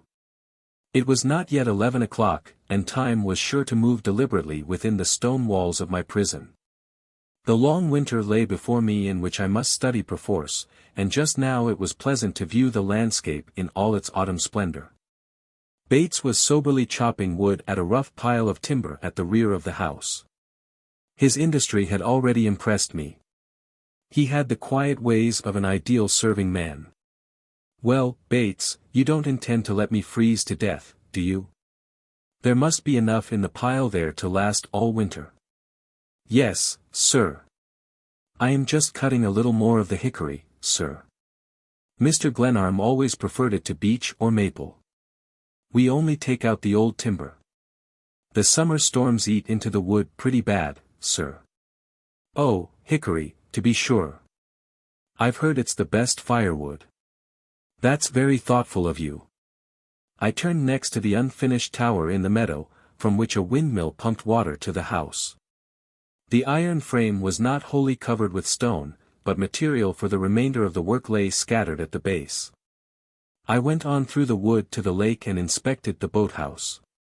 It was far more pretentious than I had imagined from my visit in the dark. It was of 2 stories, the upper half being a cozy lounging room, with wide windows and a fine outlook over the water. The unplastered walls were hung with Indian blankets. Lounging chairs and a broad seat under the windows, colored matting on the floor and a few prints pinned upon the Navajos gave further color to the place. I followed the pebbly shore to the stone wall where it marked the line of the school grounds. The wall, I observed, was of the same solid character here as along the road. I tramped beside it, reflecting that my grandfather's estate, in the heart of the Republic, would some day give the lie to foreign complaints that we have no ruins in America. I had assumed that there was no opening in the wall, but halfway to the road I found an iron gate, fastened with chain and padlock, by means of which I climbed to the top. The pillars at either side of the gate were of huge dimensions and were higher than I could reach. An intelligent forester had cleared the wood in the school grounds, which were of the same general character as the Glenarm estate. The little Gothic church near at hand was built of stone similar to that used in Glenarm House. As I surveyed the scene, a number of young women came from one of the school buildings and, forming in 2s and 4s, walked back and forth in a rough path that led to the chapel. A sister clad in a brown habit lingered near or walked first with one and then another of the students. It was all very pretty and interesting and not at all the ugly school for paupers I had expected to find. The students were not the charity children I had carelessly pictured, they were not so young, for one thing, and they seemed to be apparelled decently enough. I smiled to find myself adjusting my scarf and straightening my collar as I beheld my neighbors for the first time. As I sat thus on the wall I heard the sound of angry voices back of me on the Glenarm side, and a crash of underbrush marked a flight and pursuit. I crouched down on the wall and waited. In a moment a man plunged through the wood and stumbled over a low-hanging vine and fell, not 10 yards from where I lay. To my great surprise it was Morgan, my acquaintance of the morning. He rose, cursed his ill luck and, hugging the wall close, ran toward the lake. Instantly the pursuer broke into view. It was Bates, evidently much excited and with an ugly cut across his forehead. He carried a heavy club, and, after listening for a moment for sounds of the enemy, he hurried after the caretaker. It was not my row, though I must say it quickened my curiosity. I straightened myself out, threw my legs over the school side of the wall and lighted a cigar, feeling cheered by the opportunity the stone barricade offered for observing the world. As I looked off toward the little church I found 2 other actors appearing on the scene. A girl stood in a little opening of the wood, talking to a man. Her hands were thrust into the pockets of her covert coat. She wore a red tam-o'-shanter, that made a bright bit of color in the wood. They were not more than 20 feet away, but a wild growth of young maples lay between us, screening the wall. Their profiles were toward me, and the tones of the girl's voice reached me clearly, as she addressed her companion. He wore a clergyman's high waistcoat, and I assumed that he was the chaplain whom Bates had mentioned. I am not by nature an eavesdropper, but the girl was clearly making a plea of some kind, and the chaplain's stalwart figure awoke in me an antagonism that held me to the wall. If he comes here I shall go away, so you may as well understand it and tell him. I shan't see him under any circumstances, and I'm not going to Florida or California or anywhere else in a private car, no matter who chaperones it. Certainly not, unless you want to, certainly not, said the chaplain. You understand that I'm only giving you his message. He thought it best not to write to me or to Sister Teresa, interrupted the girl contemptuously. What a clever man he is. And how Uncle Ver I am, said the clergyman, laughing. Well, I thank you for giving me the opportunity to present his message. She smiled, nodded and turned swiftly toward the school. The chaplain looked after her for a few moments, then walked away soberly toward the lake. He was a young fellow, clean-shaven and dark, and with a pair of shoulders that gave me a twinge of envy. I could not guess how great a factor that vigorous figure was to be in my own affairs. As I swung down from the wall and walked toward Glenarm House, my thoughts were not with the athletic chaplain, but with the girl, whose youth was, I reflected, marked by her short skirt. The unconcern with which her hands were thrust into the pockets of her coat, and the irresponsible tilt of the tam-o'-shanter. There is something jaunty, a suggestion of spirit and independence in a tam-o'-shanter, particularly a red one. If the red tam-o'-shanter expressed, so to speak, the keynote of St. Agatha's, the proximity of the school was not so bad a thing after all. In high good humor and with a sharp appetite I went into luncheon. Chapter 6. The Girl and the Canoe. The persimmons are off the place, sir. Mr. Glenarm was very fond of the fruit. I had never seen a persimmon before, but I was in a mood for experiment. The frost-broken rind was certainly forbidding, but the rich pulp brought a surprise of joy to my palate. Bates watched me with respectful satisfaction. His gravity was in no degree diminished by the presence of a neat strip of flesh-colored court plaster over his right eye. A faint suggestion of arnica hung in the air. This is a quiet life, I remarked, wishing to give him an opportunity to explain his encounter of the morning. You are quite right, sir. As your grandfather used to say, it's a place of peace. When nobody shoots at you through a window, I suggested. Such a thing is likely to happen to any gentleman, he replied, but not likely to happen more than once, if you'll allow the philosophy. He did not refer to his encounter with the caretaker, and I resolved to keep my knowledge of it to myself. I always prefer to let a rascal hang himself, and here was a case, I reasoned, where, if Bates were disloyal to the duties Pickering had imposed upon him, the fact of his perfidy was bound to disclose itself eventually. Glancing around at him when he was off guard, I surprised a look of utter dejection upon his face as he stood with folded arms behind my chair. He flushed and started, then put his hand to his forehead. I met with a slight accident this morning, sir. The hickory's very tough, sir. A piece of wood flew up and struck me. Too bad. I said with sympathy. You'd better rest a bit this afternoon. Thank you, sir. But it's a small matter, only, you might think it a trifle disfiguring. He struck a match for my cigarette, and I left without looking at him again.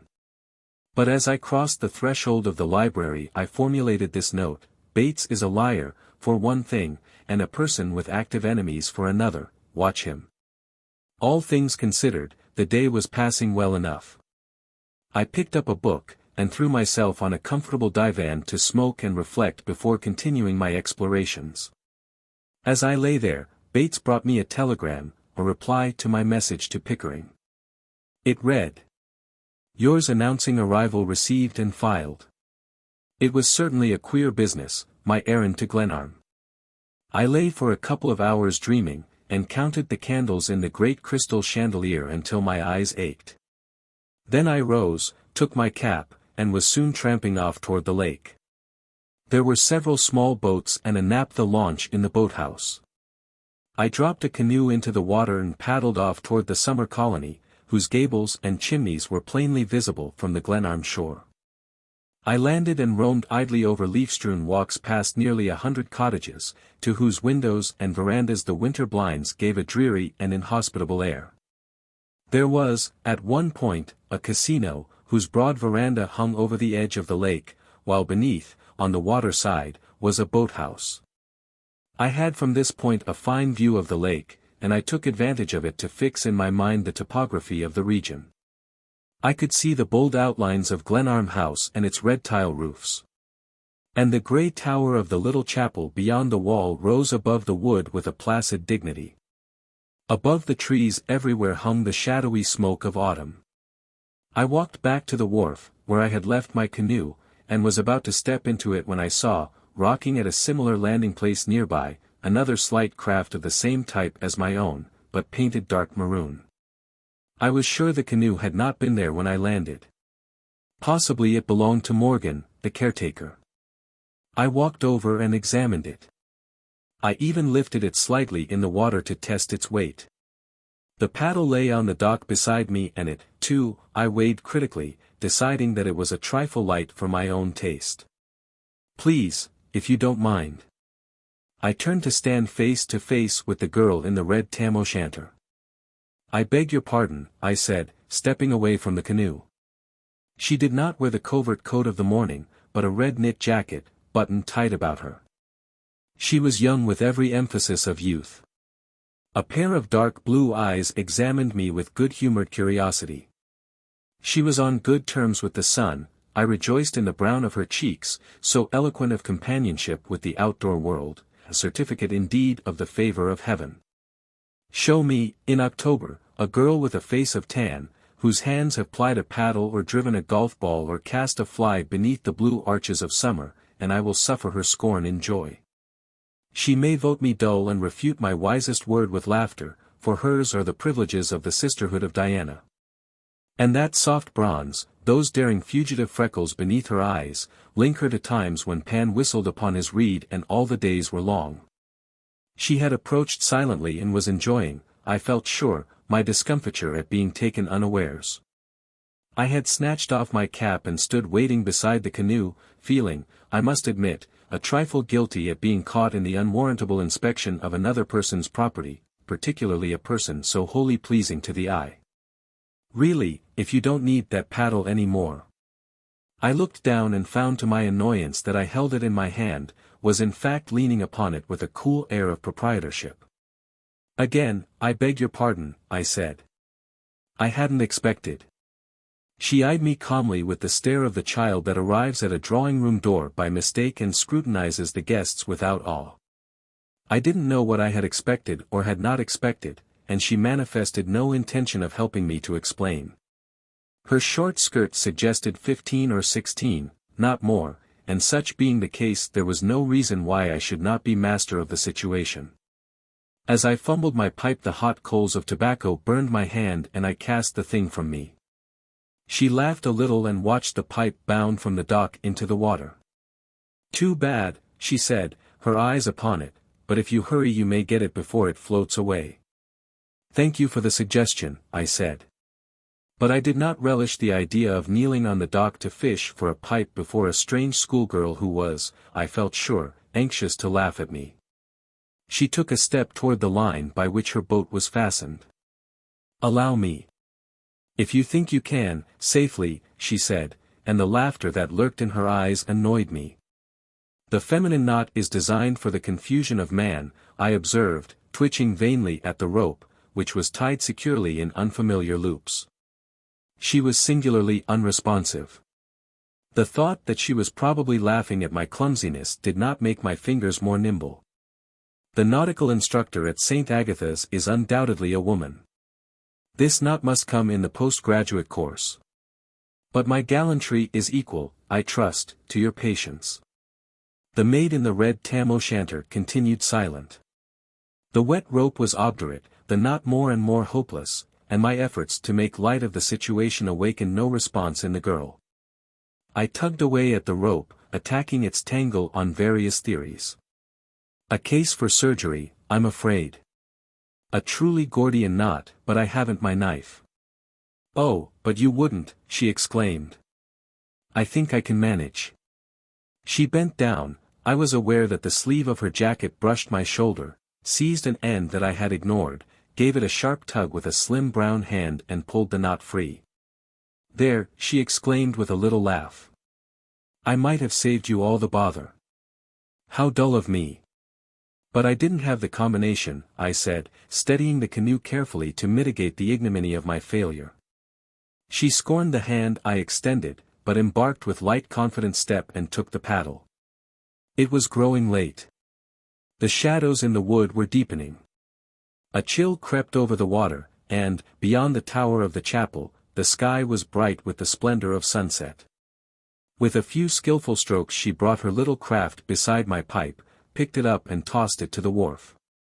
"Perhaps you can pipe a tune upon it," she said, dipping the paddle tentatively. "You put me under great obligations," I declared.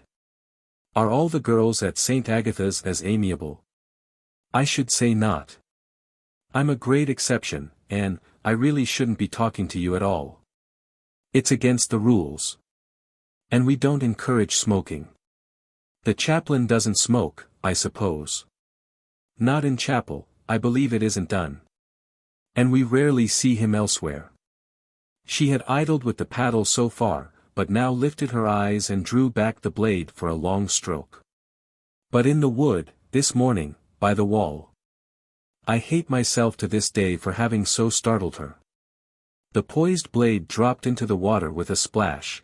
She brought the canoe a trifle nearer to the wharf with an almost imperceptible stroke, and turned toward me with wonder and dismay in her eyes. "So you are an eavesdropper and detective, are you?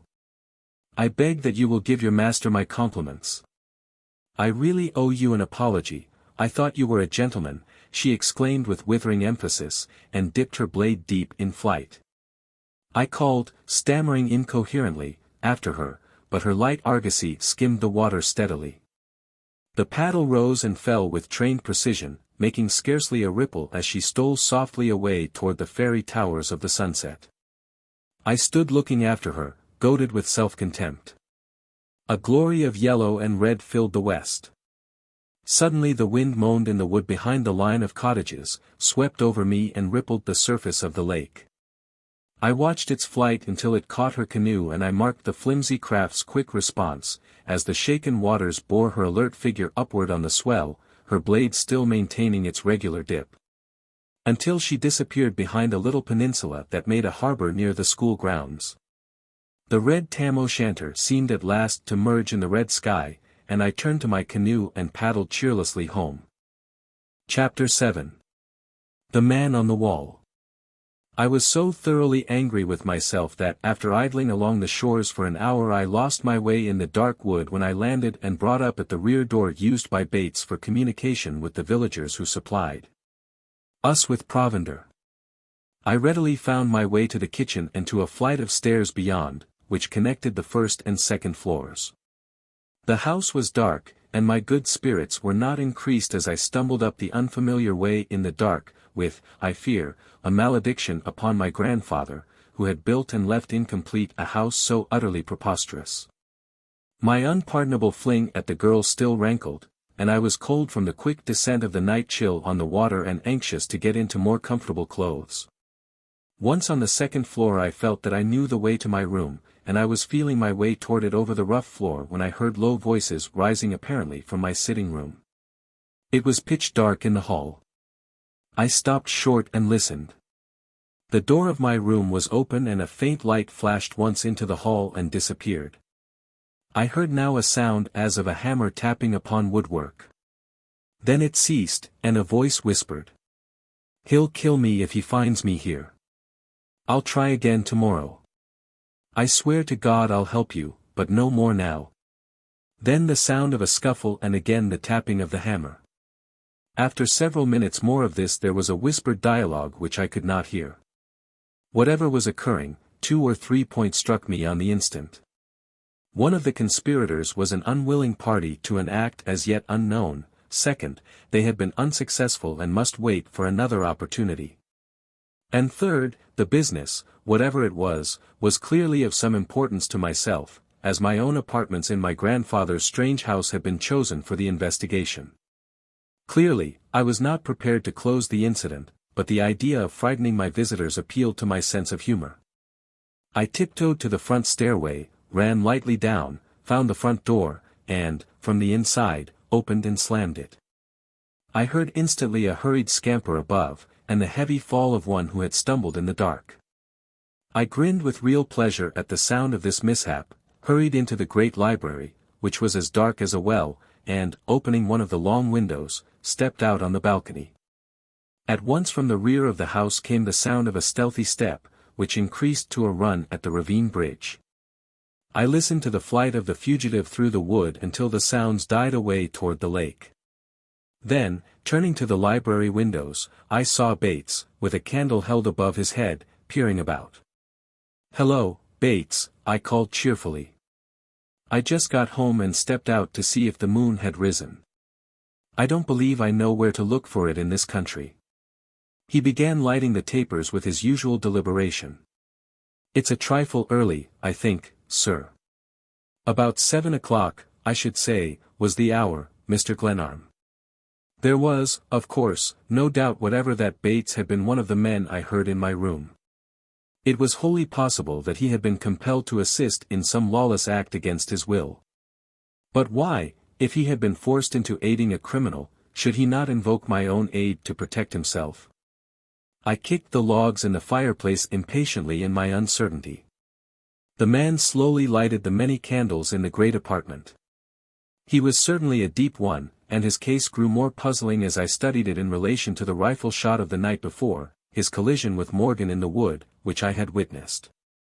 And now the house itself had been invaded by someone with his connivance. The shot through the refectory window might have been innocent enough, but these other matters in connection with it could hardly be brushed aside. Bates lighted me to the stairway, and said as I passed him, "There's a baked ham for dinner. I should call it extra delicate, Mr. Glenarm. I suppose there's no change in the dinner hour, sir?" "Certainly not," I said with asperity. "For I am not a person to inaugurate a dinner hour one day and change it the next." Bates wished to make conversation, the sure sign of a guilty conscience in a servant, and I was not disposed to encourage him. I closed the doors carefully and began a thorough examination of both the sitting room and the little bedchamber. I was quite sure that my own effects could not have attracted the two men who had taken advantage of my absence to visit my quarters. Bates had helped unpack my trunk and undoubtedly knew every item of my simple wardrobe. I threw open the doors of the 3 closets in the rooms and found them all in the good order established by Bates. He had carried my trunks and bags to a storeroom, so that everything I owned must have passed under his eye. My money even, the remnant of my fortune that I had drawn from the New York bank, I had placed carelessly enough in the drawer of a chiffonier otherwise piled with collars. It took but a moment to satisfy myself that this had not been touched. And, to be sure, a hammer was not necessary to open a drawer that had, from its appearance, never been locked. The game was deeper than I had imagined.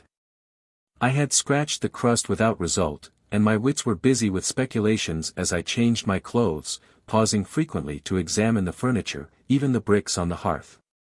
One thing only I found, the slight scar of a hammerhead on the oak paneling that ran around the bedroom. The wood had been struck near the base and at the top of every panel, for though the mark was not perceptible on all, a test had evidently been made systematically. With this as a beginning, I found a moment later a spot of tallow under a heavy table in one corner.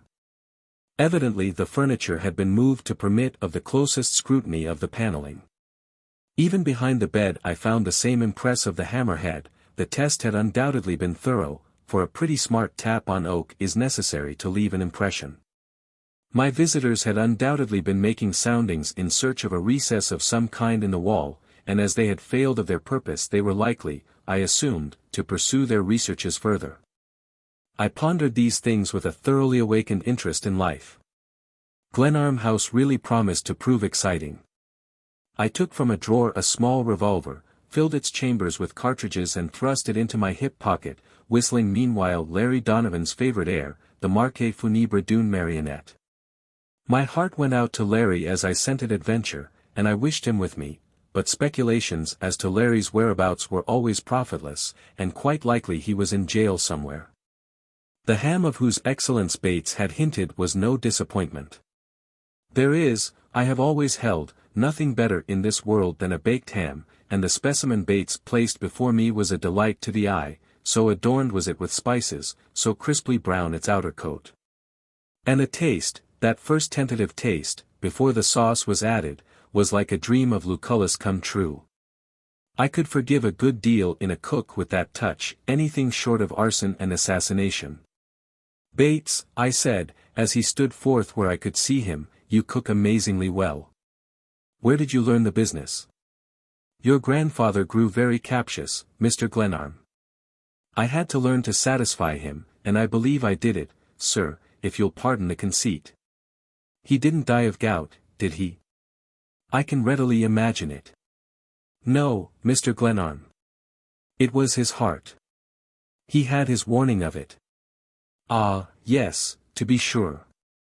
The heart or the stomach, one may as well fail as the other.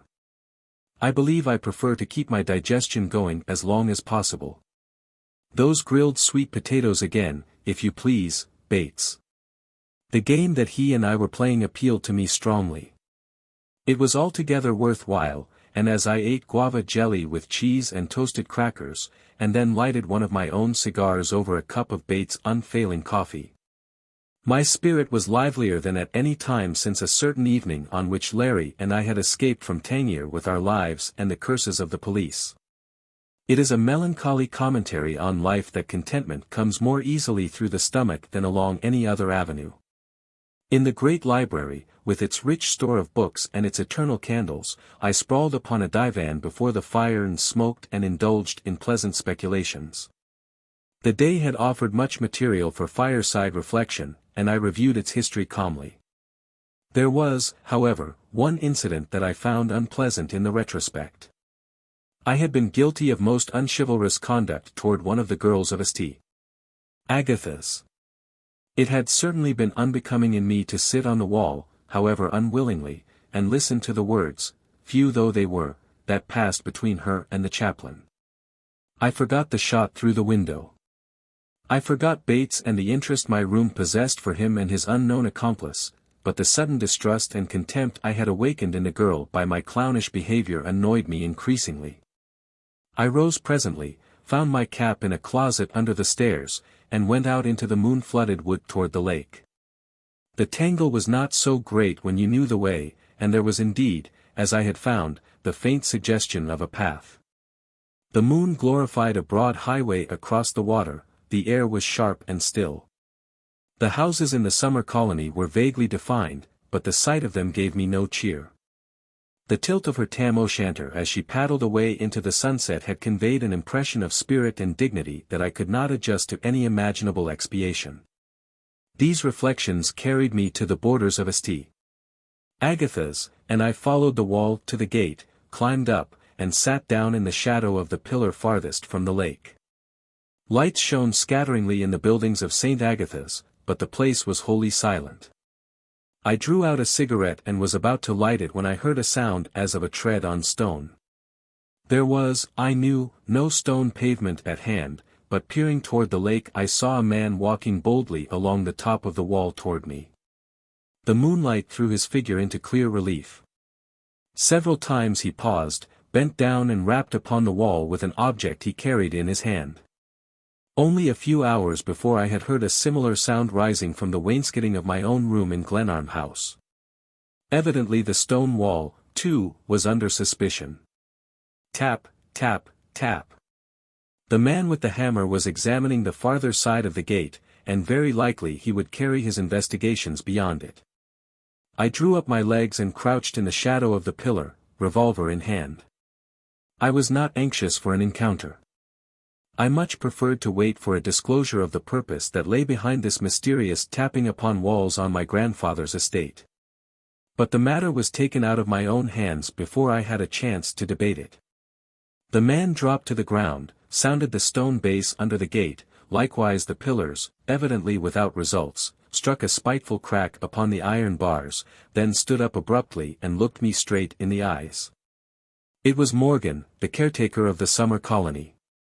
"Good evening, Mr. Morgan," I said, settling the revolver into my hand. There was no doubt about his surprise. He fell back, staring at me hard, and instinctively drawing the hammer over his shoulder as though to fling it at me. "Just stay where you are a moment, Morgan," I said pleasantly, and dropped to a sitting position on the wall for greater ease in talking to him. He stood sullenly, the hammer dangling at arm's length, while my revolver covered his head.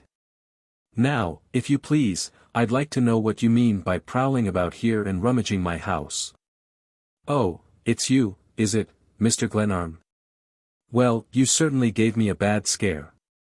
His air was one of relief and his teeth showed pleasantly through his beard. "It certainly is I. But you haven't answered my question. What were you doing in my house today?" He smiled again, shaking his head. "You're really fooling, Mr. Glenarm. I wasn't in your house today, I never was in it in my life."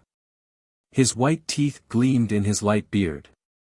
His hat was pushed back from his forehead so that I saw his eyes, and he wore unmistakably the air of a man whose conscience is perfectly clear. I was confident that he lied, but without appealing to Bates I was not prepared to prove it. "But you can't deny that you're on my grounds now, can you?" I had dropped the revolver to my knee, but I raised it again.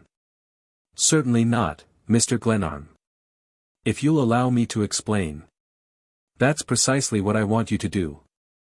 "Well, it may seem strange," he laughed, and I felt the least bit foolish to be pointing a pistol at the head of a fellow of so amiable a spirit. "Hurry," I commanded. "Well, as I was saying, it may seem strange. But I was just examining the wall to determine the character of the work.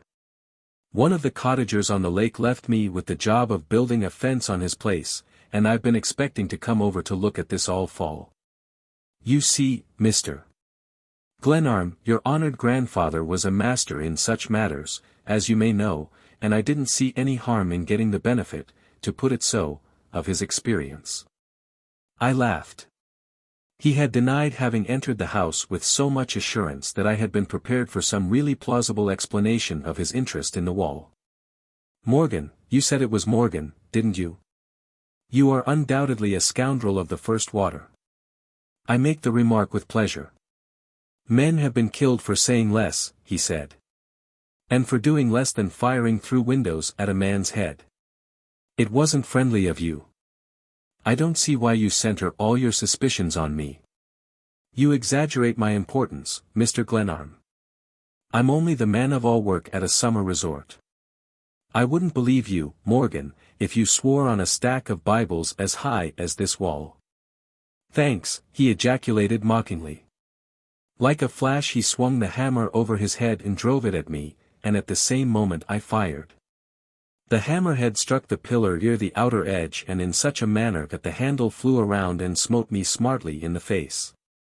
By the time I reached the ground the man was already running rapidly through the park, darting in and out among the trees, and I made after him at hot speed. The hammer handle had struck slantingly across my forehead, and my head ached from the blow. I abused myself roundly for managing the encounter so stupidly, and in my rage fired twice with no aim whatever after the flying figure of the caretaker. He clearly had the advantage of familiarity with the wood, striking off boldly into the heart of it, and quickly widening the distance between us. But I kept on, even after I ceased to hear him threshing through the undergrowth, and came out presently at the margin of the lake about 50 feet from the boathouse. I waited in the shadow for some time, expecting to see the fellow again, but he did not appear. I found the wall with difficulty and followed it back to the gate. It would be just as well, I thought, to possess myself of the hammer. And I dropped down on the St. Agatha side of the wall and groped about among the leaves until I found it. Then I walked home, went into the library, alight with its many candles just as I had left it, and sat down before the fire to meditate. I had been absent from the house only 45 minutes. Chapter 8. A string of gold beads. A moment later Bates entered with a fresh supply of wood. I watched him narrowly for some sign of perturbation, but he was not to be caught off guard. Possibly he had not heard the shots in the wood.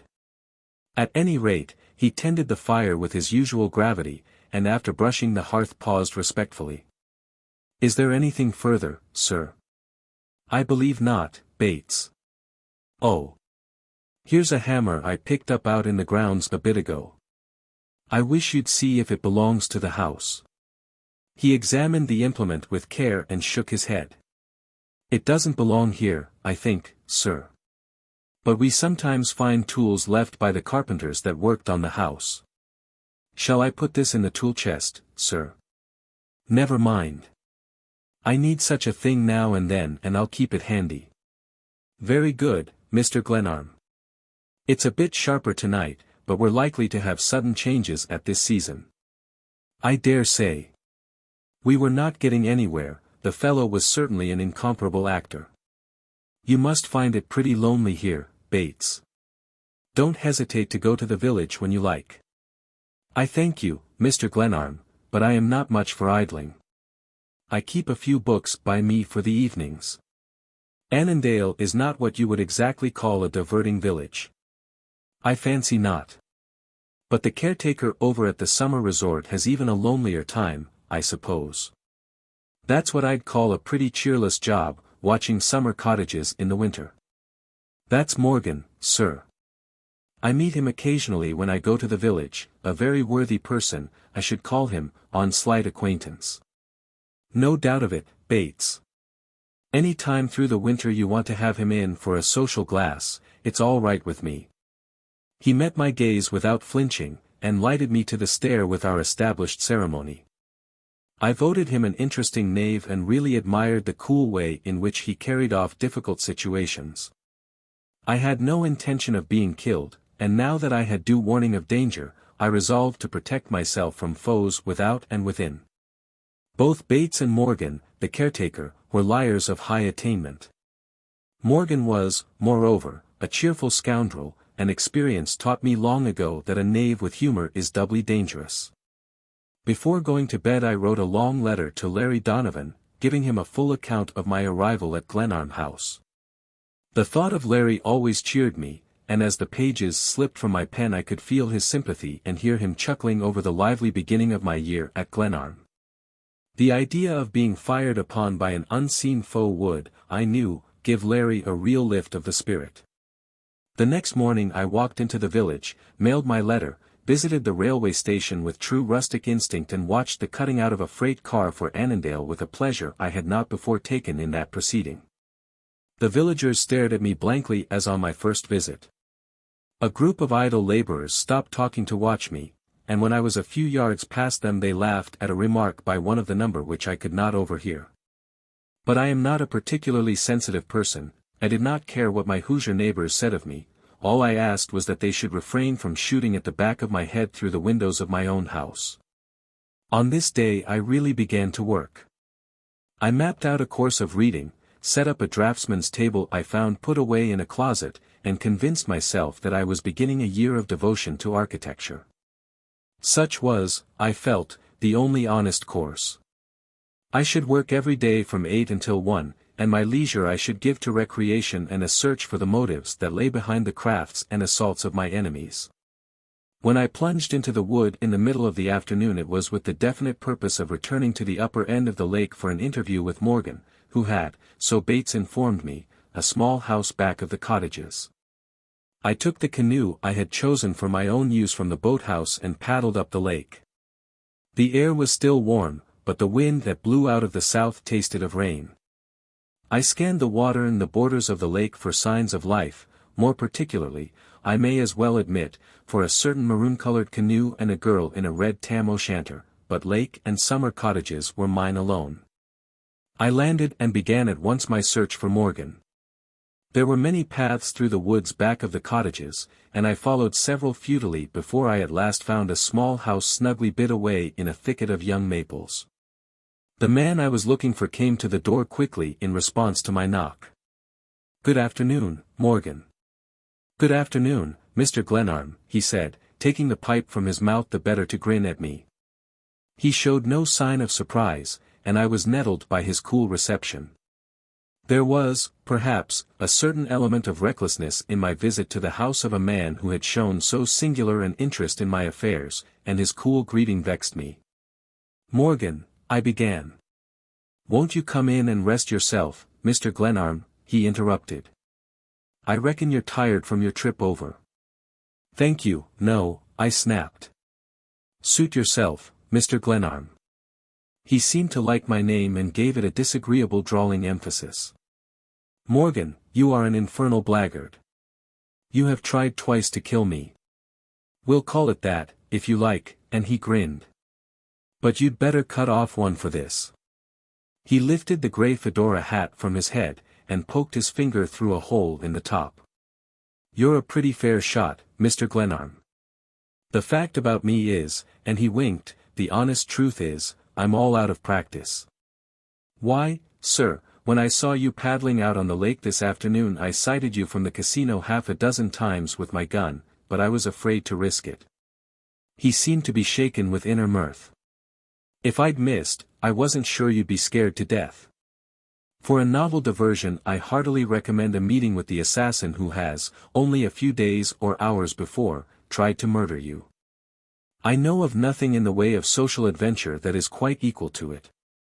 Morgan was a fellow of intelligence and, whatever lay back of his designs against me, he was clearly a foe to reckon with.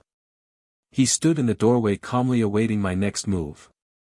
I struck a match on my box and lighted a cigarette. "Morgan, I hope you understand that I am not responsible for any injury my grandfather may have inflicted on you. I hadn't seen him for several years before he died. I was never at Glenarm before in my life, so it's a little rough for you to visit your displeasure on me." He smiled tolerantly as I spoke. I knew, and he knew that I did, that no ill feeling against my grandfather lay back of his interest in my affairs. "You're not quite the man your grandfather was, Mr. Glenarm. You'll excuse my bluntness, but I take it that you're a frank man. He was a very keen person, and, I'm afraid," he chuckled with evident satisfaction to himself, "I'm really afraid, Mr. Glenarm, that you're not. There you have it, Morgan. I fully agree with you.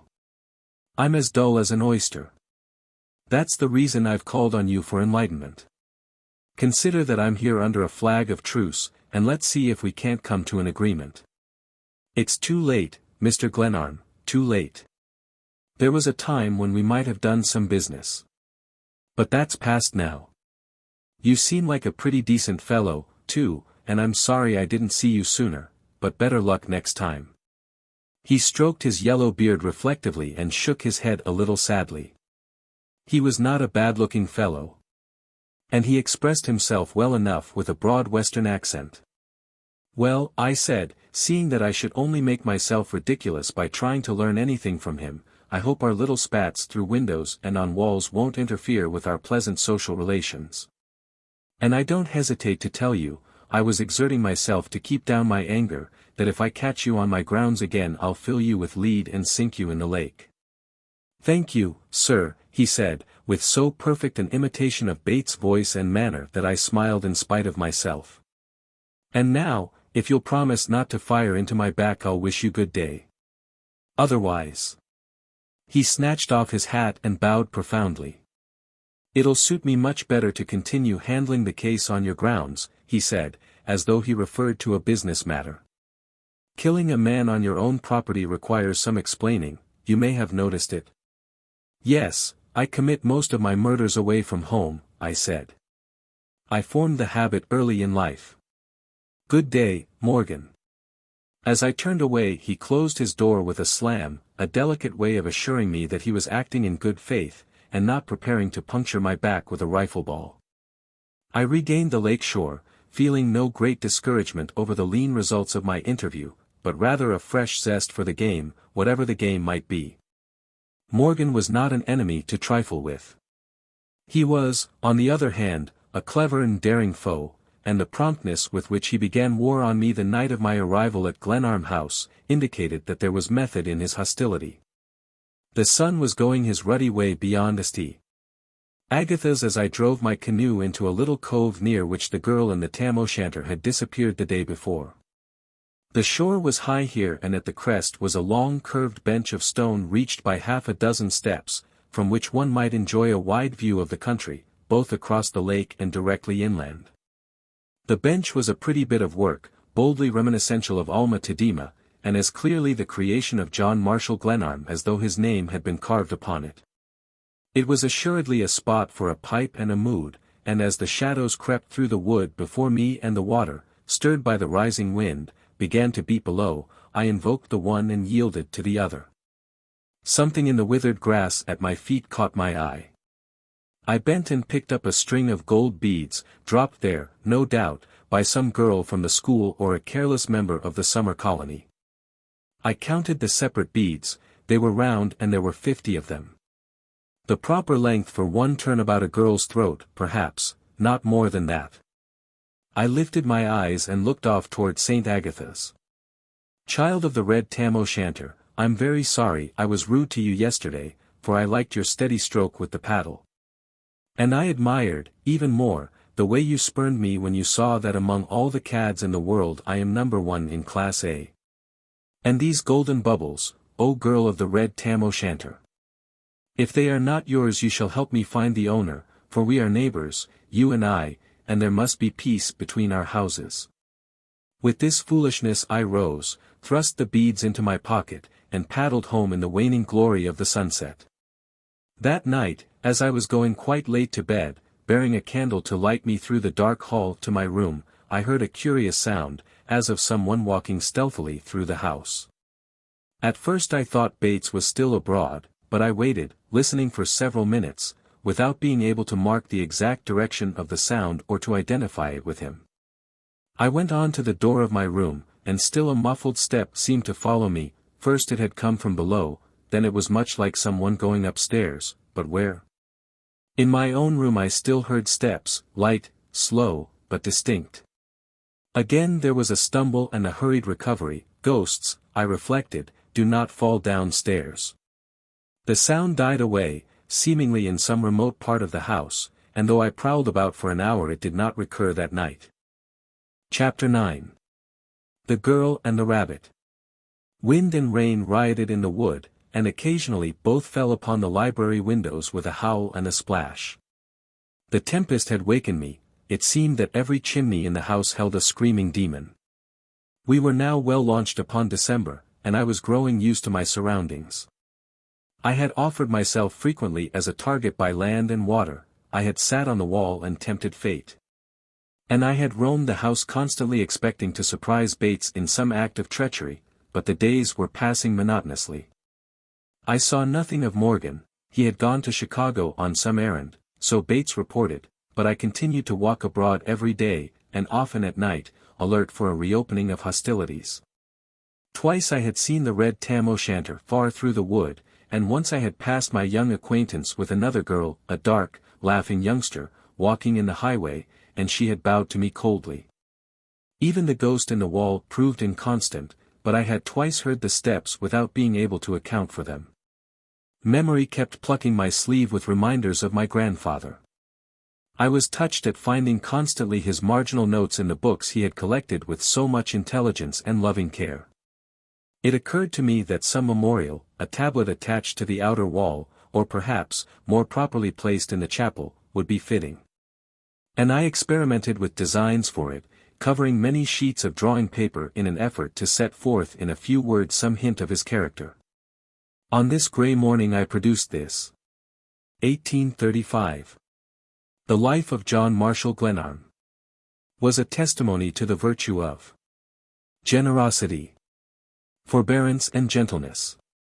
The beautiful things he loved were not nobler than his own days. His grandson, who served him ill, writes this of him.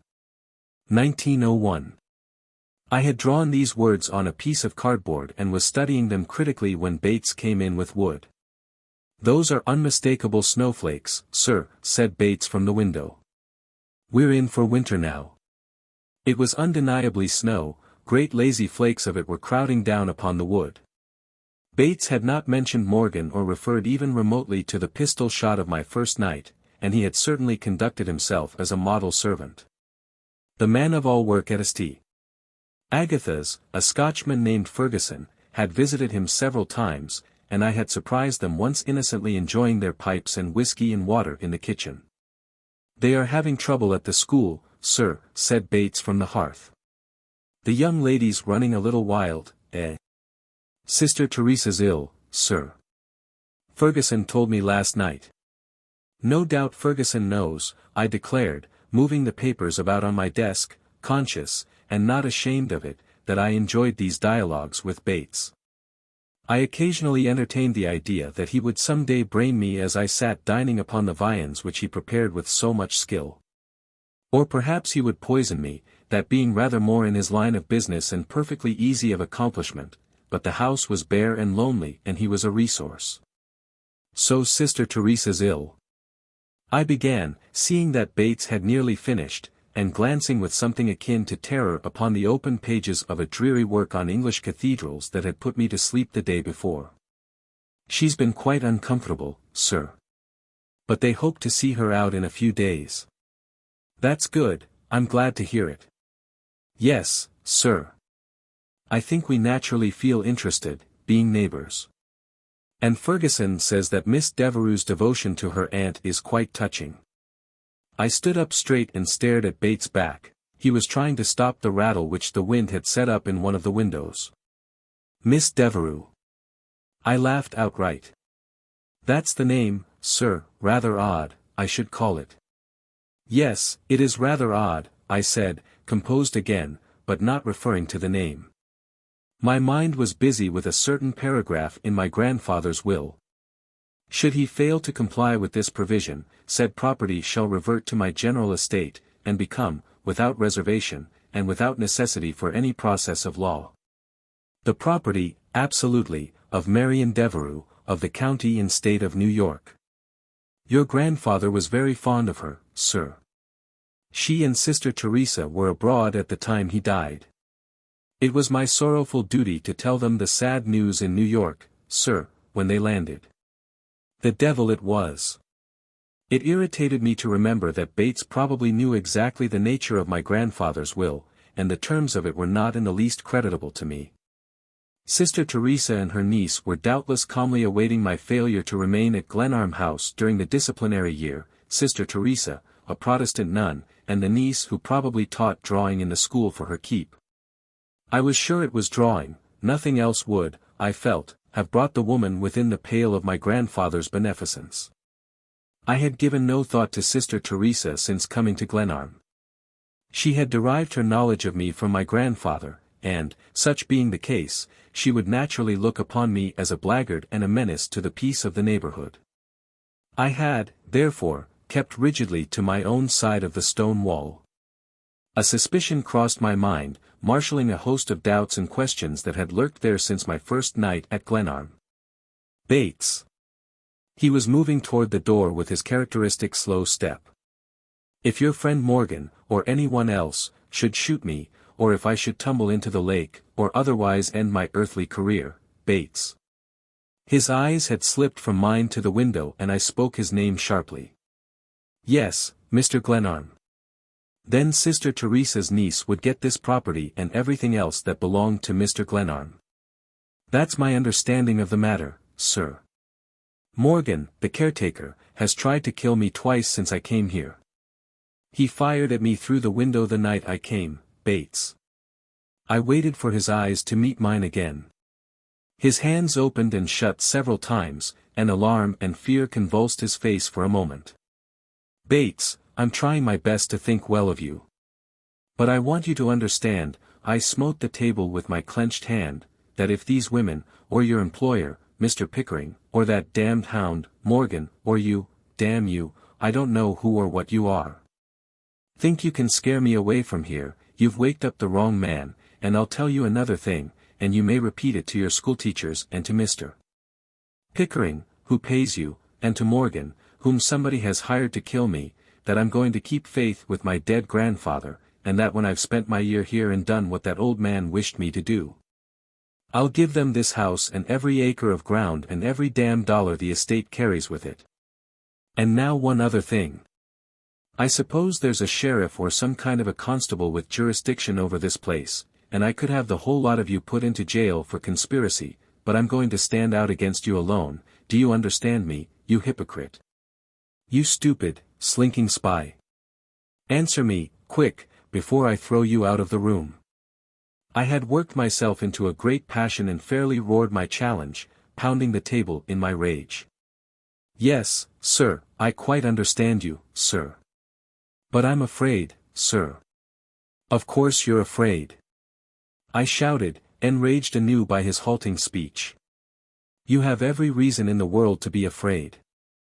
You've probably heard that I'm a bad lot and a worthless adventurer. But you can tell Sister Teresa or Pickering or anybody you please that I'm 10 times as bad as I've ever been painted. Now clear out of here. He left the room without looking at me again. During the morning I strolled through the house several times to make sure he had not left it to communicate with some of his fellow plotters, but I was, I admit, disappointed to find him in every instance busy at some wholly proper task.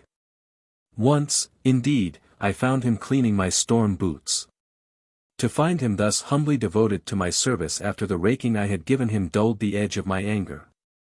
I went back to the library and planned a cathedral in 7 styles of architecture, all unrelated and impossible. And when this began to bore me I designed a crypt in which the wicked should be buried standing on their heads and only the very good might lie and sleep in peace.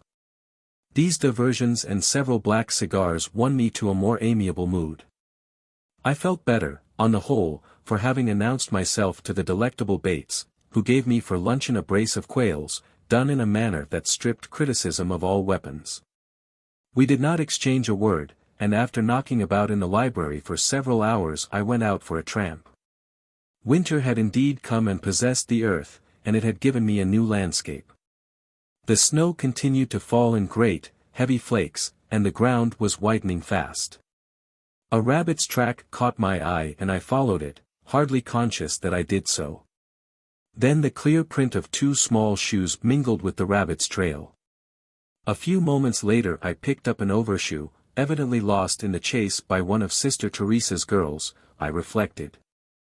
I remembered that while at Tech I had collected diverse memorabilia from schoolgirl acquaintances, and here I was beginning a new series with a string of beads and an overshoe.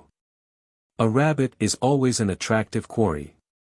Few things besides riches are so elusive, and the little fellows have, I am sure, a shrewd humor peculiar to themselves. I rather envied the schoolgirl who had ventured forth for a run in the first snowstorm of the season. I recalled Aldrich's turn on Gautier's lines as I followed the double trail. How you tread, a tiny mold, betrays that light foot all the same. Upon this glistening, snowy fold, at every step it signs your name. A pretty autograph, indeed. The snow fell steadily and I tramped on over the joint signature of the girl and the rabbit.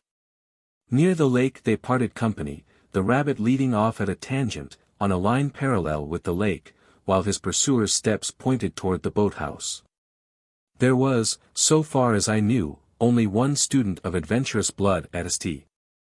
Agatha's, and I was not in the least surprised to see, on the little sheltered balcony of the boathouse, the red tam o' shanter. She wore, too, the covert coat I remembered from the day I saw her first from the wall. Her back was toward me as I drew near, her hands were thrust into her pockets.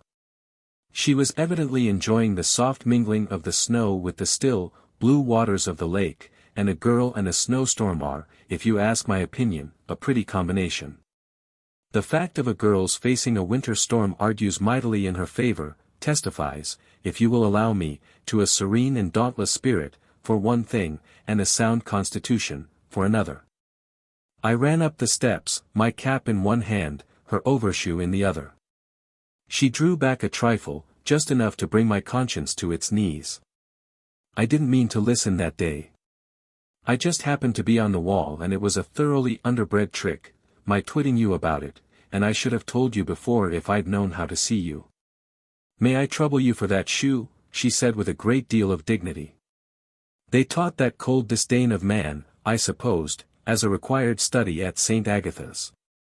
Oh, certainly. Won't you allow me? Thank you, no. I was relieved, to tell the truth, for I had been out of the world for most of that period in which a youngster perfects himself in such graces as the putting on of a girl's overshoes. She took the damp bit of rubber, a wet overshoe, even if small and hallowed by associations, isn't pretty, as Venus might have received a soft shell crab from the hand of a fresh young merman.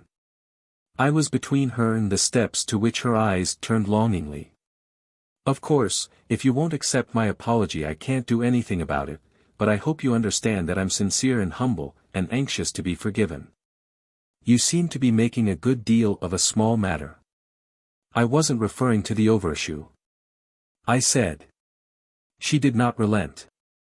If you'll only go away. She rested one hand against the corner of the boathouse while she put on the overshoe. She wore, I noticed, brown gloves with cuffs. How can I go away? You children are always leaving things about for me to pick up.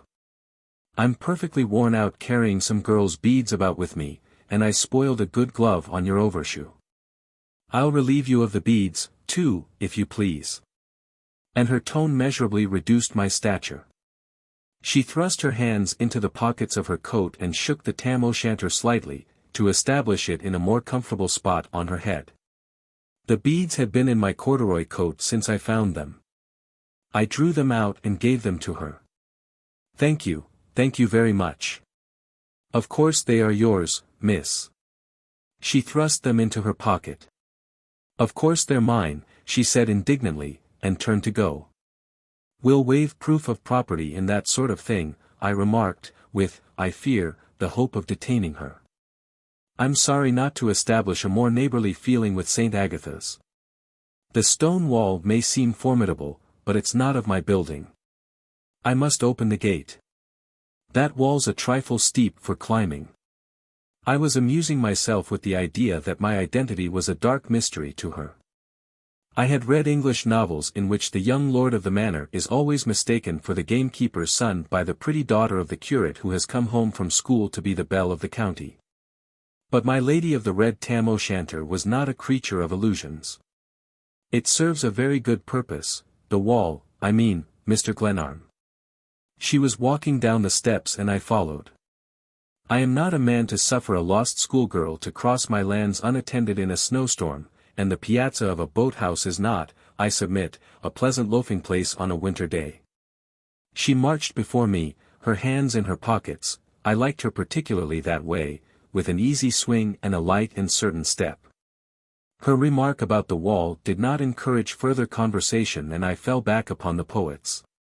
Stone walls do not a prison make. Nor iron bars a cage. I quoted. Quoting poetry in a snowstorm while you stumble through a woodland behind a girl who shows no interest in either your prose or your rhymes has its embarrassments. Particularly when you are breathing a trifle hard from the swift pace your auditor is leading you. I have heard that before, she said, half turning her face, then laughing as she hastened on. Her brilliant cheeks were a delight to the eye.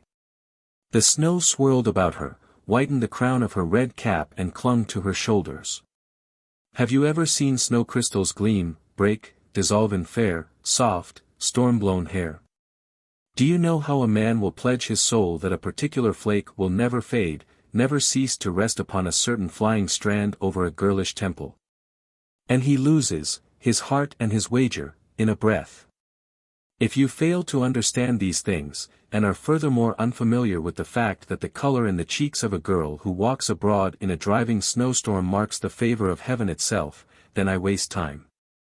And you will do well to rap at the door of another inn. I'd rather missed you, I said, and, really, I should have been over to apologize if I hadn't been afraid. Sister Teresa is rather fierce, she declared. And we're not allowed to receive gentlemen callers, it says so in the catalogue. So I imagined. I trust Sister Teresa is improving. Yes, thank you. And Miss Devereux, she is quite well, I hope. She turned her head as though to listen more carefully, and her step slackened for a moment. Then she hurried blithely forward. Oh, she's always well, I believe. You know her, of course. Oh, rather. She gives us music lessons. So Miss Devereux is the music teacher, is she? Should you call her a popular teacher? The girls call her, she seemed moved to mirth by the recollection, Miss Prim and Prosy. Ugh! I exclaimed sympathetically. Tall and hungry-looking, with long talons that pound the keys with grim delight. I know the sort. She's a sight. And my guide laughed approvingly. But we have to take her, she's part of the treatment. You speak of St. Agatha's as though it were a sanatorium. Oh, it's not so bad. I've seen worse. Where do most of the students come from, all what you call Hoosiers? Oh, no. They're from all over, Cincinnati, Chicago, Cleveland, Indianapolis. What the magazines call the Middle West. I believe that is so. The bishop addressed us once as the flower of the Middle West, and made us really wish he'd come again. We were approaching the gate. Her indifference to the storm delighted me. Here, I thought in my admiration, is a real product of the Western world. I felt that we had made strides toward such a comradeship as it is proper should exist between a schoolgirl in her teens and a male neighbor of 27. I was, going back to English fiction, the young squire walking home with the curate's pretty young daughter and conversing with fine condescension. We girls all wish we could come over and help hunt the lost treasure. It must be simply splendid to live in a house where there's a mystery, secret passages and chests of doubloons and all that sort of thing. My Squire Glenarm, I suppose you spend all your nights exploring secret passages. This free expression of opinion startled me, though she seemed wholly innocent of impertinence. Who says there's any secret about the house? I demanded. Oh, Ferguson, the gardener, and all the girls. I fear Ferguson is drawing on his imagination. Well, all the people in the village think so. I've heard the candy shop woman speak of it often. She'd better attend to her taffy, I retorted. Oh, you mustn't be sensitive about it. All us girls think it ever so romantic, and we call you sometimes the Lord of the Realm, and when we see you walking through the darkling wood at evenfall we say, my lord is brooding upon the treasure chests. This, delivered in the stilted tone of one who is half quoting and half improvising, was irresistibly funny, and I laughed with good will. I hope you've forgiven me, I began, kicking the gate to knock off the snow, and taking the key from my pocket. But I haven't, Mr. Glenarm. Your assumption is, to say the least, unwarranted. I got that from a book. It isn't fair for you to know my name and for me not to know yours, I said leadingly. You are perfectly right. You are Mr. John Glenarm, the gardener told me, and I am just Olivia. They don't allow me to be called Miss yet. I'm very young, sir. You've only told me half, and I kept my hand on the closed gate. The snow still fell steadily and the short afternoon was nearing its close. I did not like to lose her, the life, the youth, the mirth for which she stood. The thought of Glenarm House amid the snow-hung wood and of the long winter evening that I must spend alone moved me to delay. Lights already gleamed in the school building straight before us and the sight of them smote me with loneliness. Olivia Gladys Armstrong, she said, laughing, brushed past me through the gate and ran lightly over the snow toward St. Agatha's. Chapter 10. An Affair with the Caretaker. I read in the library until late, hearing the howl of the wind outside with satisfaction in the warmth and comfort of the great room. Bates brought in some sandwiches and a bottle of ale at midnight. "If there's nothing more, sir." "That is all, Bates." And he went off sedately to his own quarters. I was restless and in no mood for bed and mourned the lack of variety in my grandfather's library. I moved about from shelf to shelf, taking down one book after another, and while thus engaged came upon a series of large volumes extra illustrated in watercolors of unusual beauty. They occupied a lower shelf and I sprawled on the floor, like a boy with a new picture book, in my absorption, piling the great volumes about me. They were on related subjects pertaining to the French chateaux. In the last volume I found a sheet of white notepaper no larger than my hand, a forgotten bookmark, I assumed, and half crumpled it in my fingers before I noticed the lines of a pencil sketch on one side of it. I carried it to the table and spread it out. It was not the bit of idle penciling it had appeared to be at first sight. A scale had evidently been followed and the lines drawn with a ruler. With such trifles my grandfather had no doubt amused himself. There was a long corridor indicated, but of this I could make nothing. I studied it for several minutes, thinking it might have been a tentative sketch of some part of the house. In turning it about under the candelabrum I saw that in several places the glaze had been rubbed from the paper by an eraser, and this piqued my curiosity. I brought a magnifying glass to bear upon the sketch. The drawing had been made with a hard pencil and the eraser had removed the lead, but a well-defined imprint remained. I was able to make out the letters N, W, 3/4 to C. A reference clearly enough to points of the compass and a distance. The word ravine was scrawled over a rough outline of a doorway or opening of some sort, and then the phrase, "The Door of Bewilderment."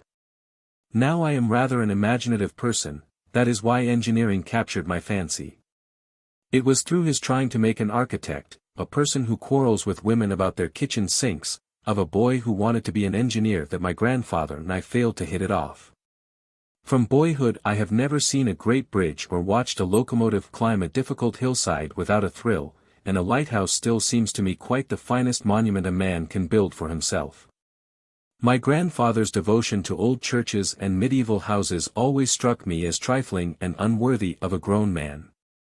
And fate was busy with my affairs that night, for, instead of lighting my pipe with the little sketch, I was strangely impelled to study it seriously. I drew for myself rough outlines of the interior of Glenarm House as it had appeared to me, and then I tried to reconcile the little sketch with every part of it. The Door of Bewilderment was the charm that held me. The phrase was in itself a lure. The man who had built a preposterous house in the woods of Indiana and called it the House of 1,000 Candles was quite capable of other whims. And as I bent over this scrap of paper in the candle-lighted library it occurred to me that possibly I had not done justice to my grandfather's genius.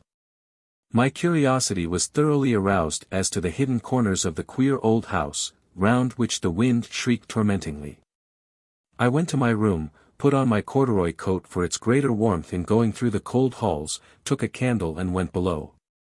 1 o'clock in the morning is not the most cheering hour for exploring the dark recesses of a strange house, but I had resolved to have a look at the ravine opening and determine, if possible, whether it bore any relation to the Door of Bewilderment. All was quiet in the great cellar, only here and there an area window rattled dolorously. I carried a tape line with me and made measurements of the length and depth of the corridor and of the chambers that were set off from it. These figures I entered in my notebook for further use, and sat down on an empty nail keg to reflect. The place was certainly substantial, the candle at my feet burned steadily with no hint of a draught, but I saw no solution of my problem. All the doors along the corridor were open, or yielded readily to my hand. I was losing sleep for nothing, my grandfather's sketch was meaningless, and I rose and picked up my candle, yawning. Then a curious thing happened. The candle, whose thin flame had risen unwaveringly, sputtered and went out as a sudden gust swept the corridor. I had left nothing open behind me, and the outer doors of the house were always locked and barred. But someone had gained ingress to the cellar by an opening of which I knew nothing. I faced the stairway that led up to the back hall of the house, when to my astonishment, steps sounded behind me and, turning, I saw, coming toward me, a man carrying a lantern. I marked his careless step, he was undoubtedly on familiar ground. As I watched him he paused, lifted the lantern to a level with his eyes and began sounding the wall with a hammer. Here, undoubtedly, was my friend Morgan, again. There was the same periodicity in the beat on the wall that I had heard in my own rooms. He began at the top and went methodically to the floor. I leaned against the wall where I stood and watched the lantern slowly coming toward me. The small revolver with which I had fired at his flying figure in the wood was in my pocket. It was just as well to have it out with the fellow now. My chances were as good as his, though I confess I did not relish the thought of being found dead the next morning in the cellar of my own house. It pleased my humor to let him approach in this way, unconscious that he was watched, until I should thrust my pistol into his face. His arms grew tired when he was about 10 feet from me and he dropped the lantern and hammer to his side, and swore under his breath impatiently. Then he began again, with greater zeal. As he came nearer I studied his face in the lantern's light with interest. His hat was thrust back, and I could see his jaw hard set under his blond beard. He took a step nearer, ran his eyes over the wall and resumed his tapping. The ceiling was something less than 8 feet, and he began at the top. In settling himself for the new series of strokes he swayed toward me slightly, and I could hear his hard breathing. I was deliberating how best to throw myself upon him, but as I wavered he stepped back, swore at his ill luck and flung the hammer to the ground. "Thanks!" I shouted, leaping forward and snatching the lantern. "Stand just where you are."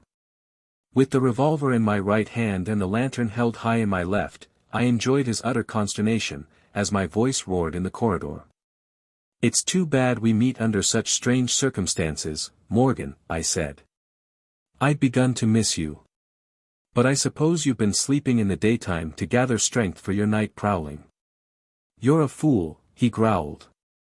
He was recovering from his fright, I knew it by the gleam of his teeth in his yellow beard. His eyes, too, were moving restlessly about. He undoubtedly knew the house better than I did, and was considering the best means of escape. I did not know what to do with him now that I had him at the point of a pistol. And in my ignorance of his motives and my vague surmise as to the agency back of him, I was filled with uncertainty. "You needn't hold that thing quite so near," he said, staring at me coolly. "I'm glad it annoys you, Morgan," I said. "It may help you to answer some questions I'm going to put to you. So you want information, do you, Mr. Glenarm? I should think it would be beneath the dignity of a great man like you to ask a poor devil like me for help." "We're not talking of dignity," I said. "I want you to tell me how you got in here." He laughed. "You're a very shrewd one, Mr. Glenarm. I came in by the kitchen window, if you must know. I got in before your solemn jack-of-all-trades locked up, and I walked down to the end of the passage there," he indicated the direction with a slight jerk of his head, "and slept until it was time to go to work. You can see how easy it was." I laughed now at the sheer assurance of the fellow. "If you can't lie better than that you needn't try again. Face about now, and march." I put new energy into my tone, and he turned and walked before me down the corridor in the direction from which he had come. We were, I dare say, a pretty pair, he tramping doggedly before me, I following at his heels with his lantern and my pistol. The situation had played prettily into my hands, and I had every intention of wresting from him the reason for his interest in Glenarm House and my affairs. Not so fast, I admonished sharply.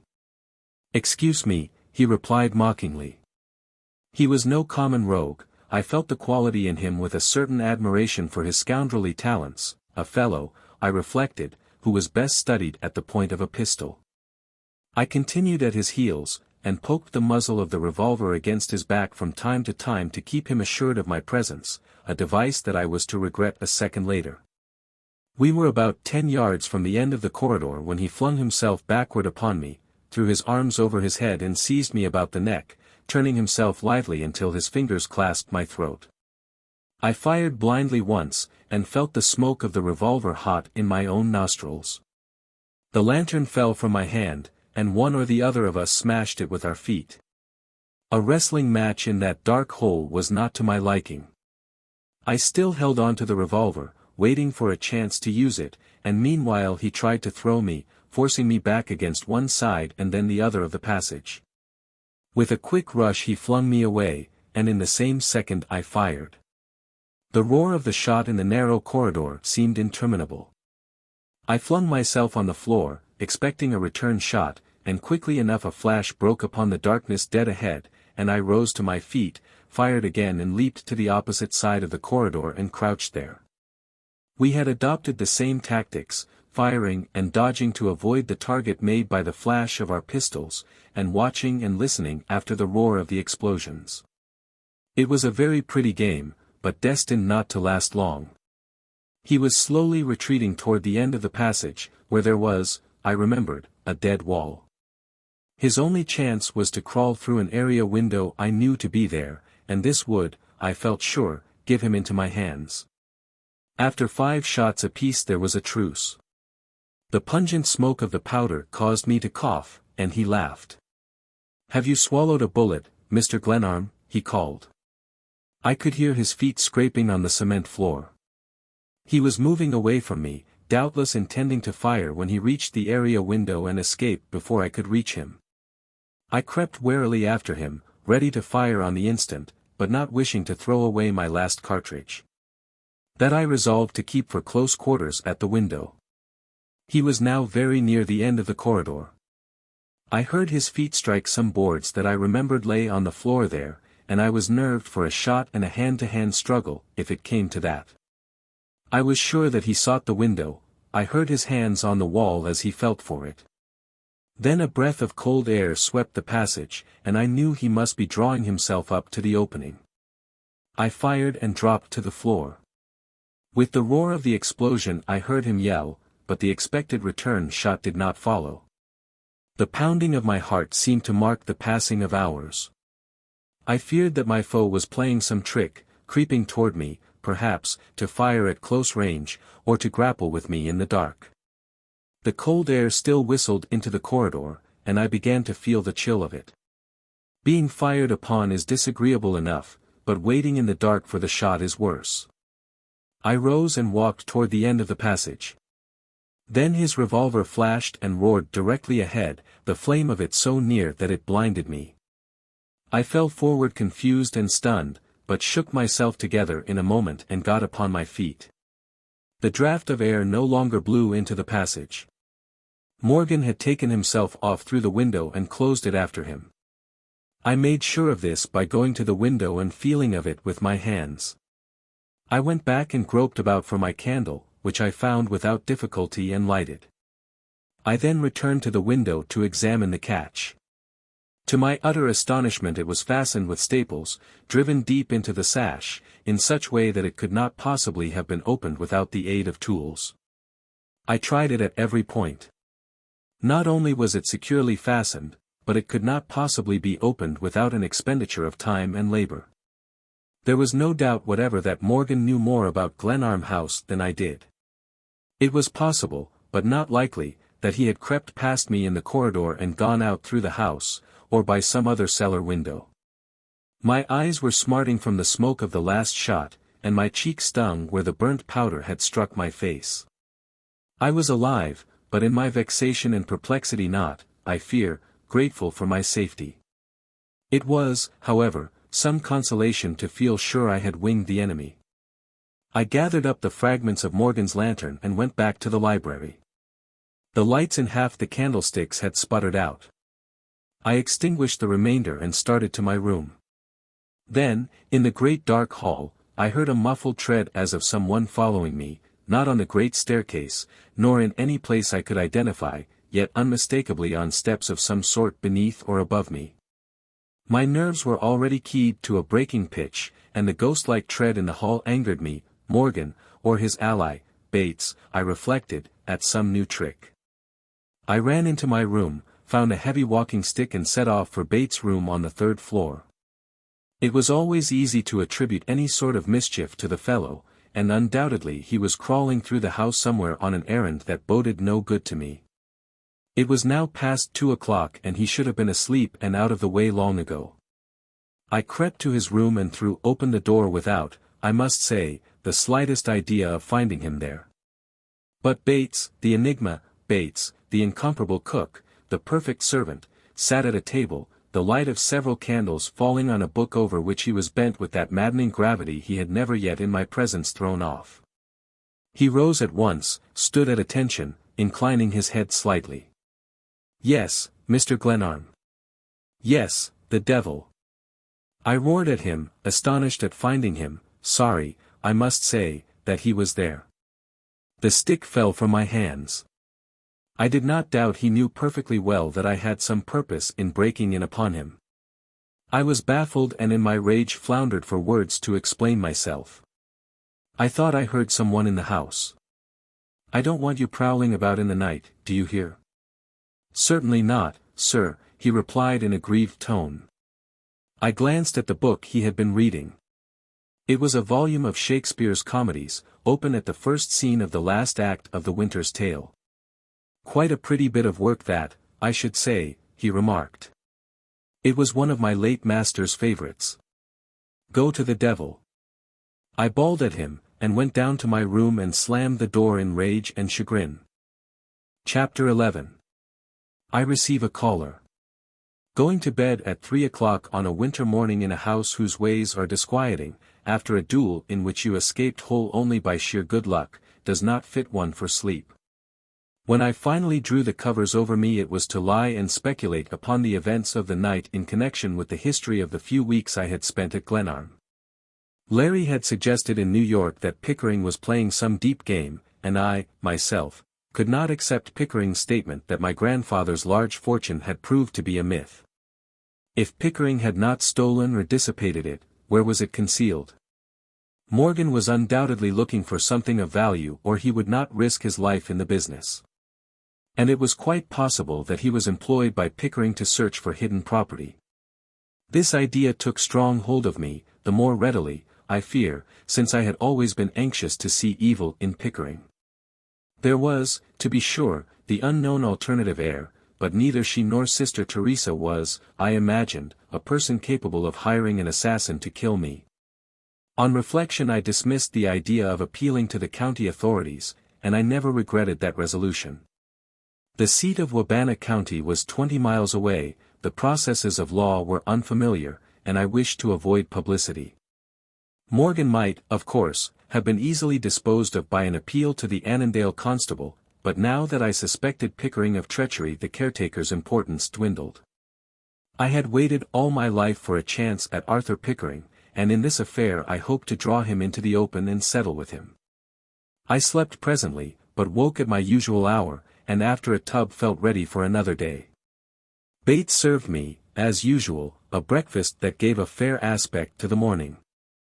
I was alert for any sign of perturbation in him, but I had already decided that I might as well look for emotion in a stone wall as in this placid, colorless serving man.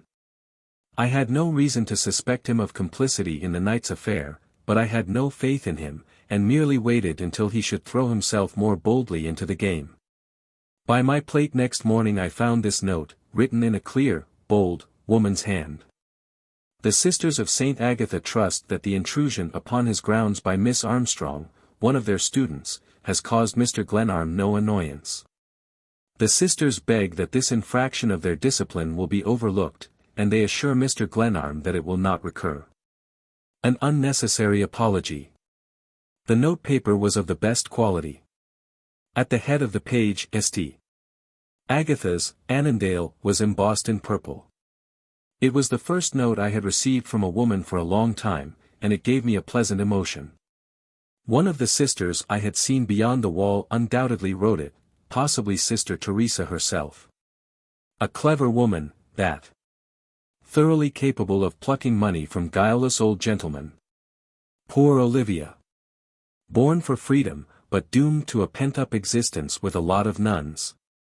I resolved to send her a box of candy sometime, just to annoy her grim guardians. Then my own affairs claimed attention. Bates, I asked, do you know what Mr. Glenarm did with the plans for the house? He started slightly. I should not have noticed it if I had not been keen for his answer. No, sir. I can't put my hand upon them, sir. That's all very well, Bates, but you didn't answer my question. Do you know where they are? I'll put my hand on them if you will kindly tell me where they're kept. Mr. Glenarm, I fear very much that they have been destroyed. I tried to find them before you came, to tell you the whole truth, sir, but they must have been made way with. That's very interesting, Bates. Will you kindly tell me whom you suspect of destroying them?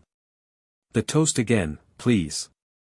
His hand shook as he passed the plate. I hardly like to say, sir, when it's only a suspicion. Of course I shouldn't ask you to incriminate yourself, but I'll have to insist on my question. It may have occurred to you, Bates, that I'm in a sense, mind you, the master here. Well, I should say, if you press me, that I fear Mr. Glenarm, your grandfather, burned the plans when he left here the last time.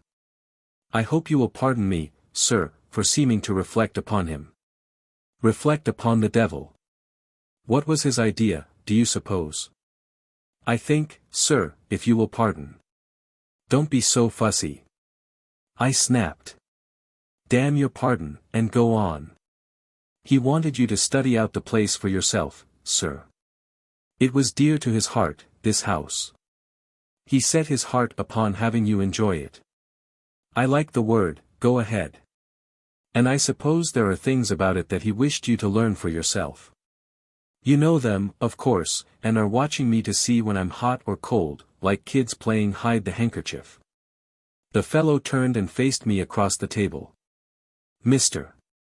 Glenarm, as I hope God may be merciful to me in the last judgment, I don't know any more than you do. You were here with Mr. Glenarm all the time he was building the house, but you never saw walls built that weren't what they appeared to be, or doors made that didn't lead anywhere. I summoned all my irony and contempt for this arraignment. He lifted his hand, as though making oath. As God sees me, that is all true. I was here to care for the dead master's comfort and not to spy on him. And Morgan, your friend, what about him? I wish I knew, sir. I wish to the devil you did, I said, and flung out of the room and into the library. At 11 o'clock I heard a pounding at the great front door and Bates came to announce a caller, who was now audibly knocking the snow from his shoes in the outer hall. The Reverend Paul Stoddard, sir. The chaplain of St. Agatha's was a big fellow, as I had remarked on the occasion of his interview with Olivia Gladys Armstrong by the wall. His light brown hair was close-cut, his smooth-shaven face was bright with the freshness of youth. Here was a sturdy young apostle without frills, but with a vigorous grip that left my hand tingling. His voice was deep and musical, a voice that suggested sincerity and inspired confidence. I'm afraid I haven't been neighborly, Mr. Glenarm. I was called away from home a few days after I heard of your arrival, and I have just got back. I blew in yesterday with the snowstorm. He folded his arms easily and looked at me with cheerful directness, as though politely interested in what manner of man I might be.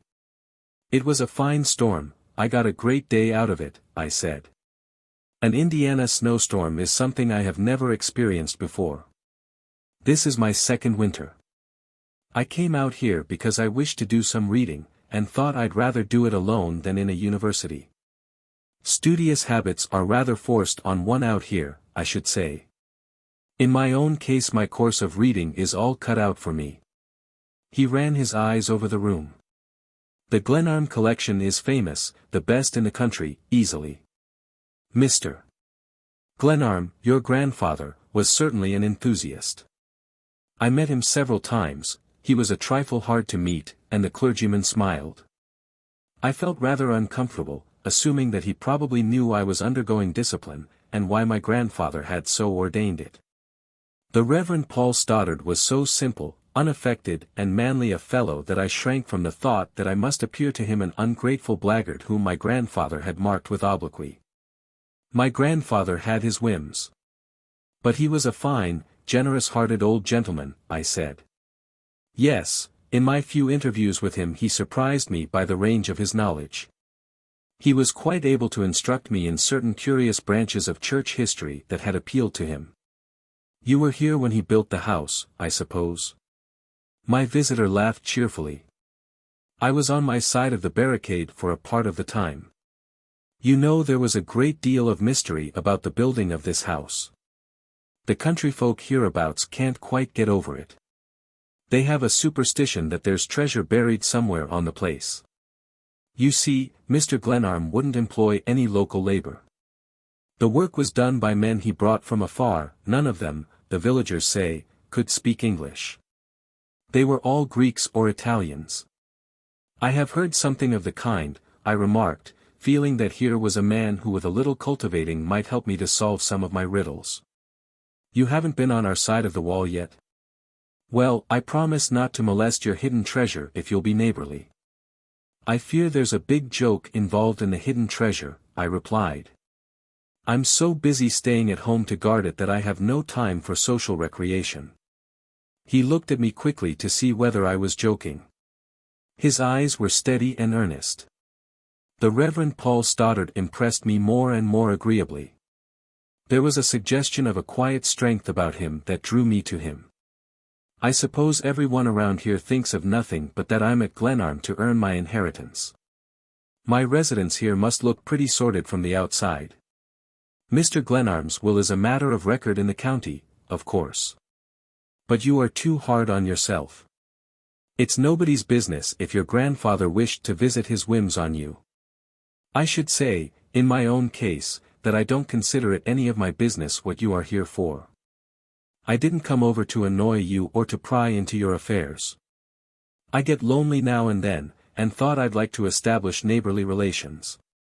Thank you. I appreciate your coming very much, and my heart warmed under the manifest kindness of the man. And I hope, he spoke for the first time with restraint, I hope nothing may prevent your knowing Sister Teresa and Miss Devereux.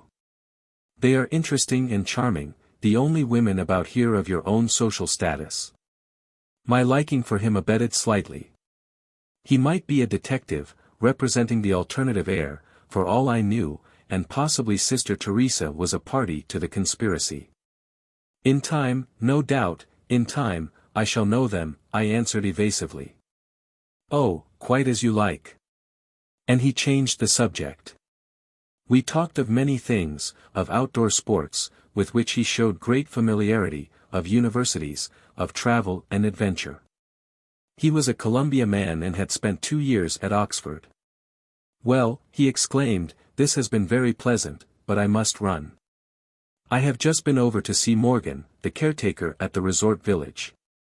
The poor fellow accidentally shot himself yesterday, cleaning his gun or something of that sort, and he has an ugly hole in his arm that will shut him in for a month or worse. He gave me an errand to do for him. He's a conscientious fellow and wished me to wire for him to Mr. Pickering that he'd been hurt, but was attending to his duties. Pickering owns a cottage over there, and Morgan has charge of it. You know Pickering, of course. I looked my clerical neighbor straight in the eye, a trifle coldly perhaps. I was wondering why Morgan, with whom I had enjoyed a duel in my own cellar only a few hours before, should be reporting his injury to Arthur Pickering. I think I have seen Morgan about here, I said. Oh, yes. He's a woodsman and a hunter, our Nimrod of the lake. A good sort, very likely. I dare say. He has sometimes brought me ducks during the season. To be sure. They shoot ducks at night, these Hoosier hunters, so I hear. He laughed as he shook himself into his greatcoat. That's possible, though unsportsmanlike. But we don't have to look a gift mallard in the eye. We laughed together. I found that it was easy to laugh with him. By the way, I forgot to get Pickering's address from Morgan. If you happen to have it. With pleasure, I said. Alexis Building, Broadway, New York. Good. That's easy to remember, he said, smiling and turning up his coat collar.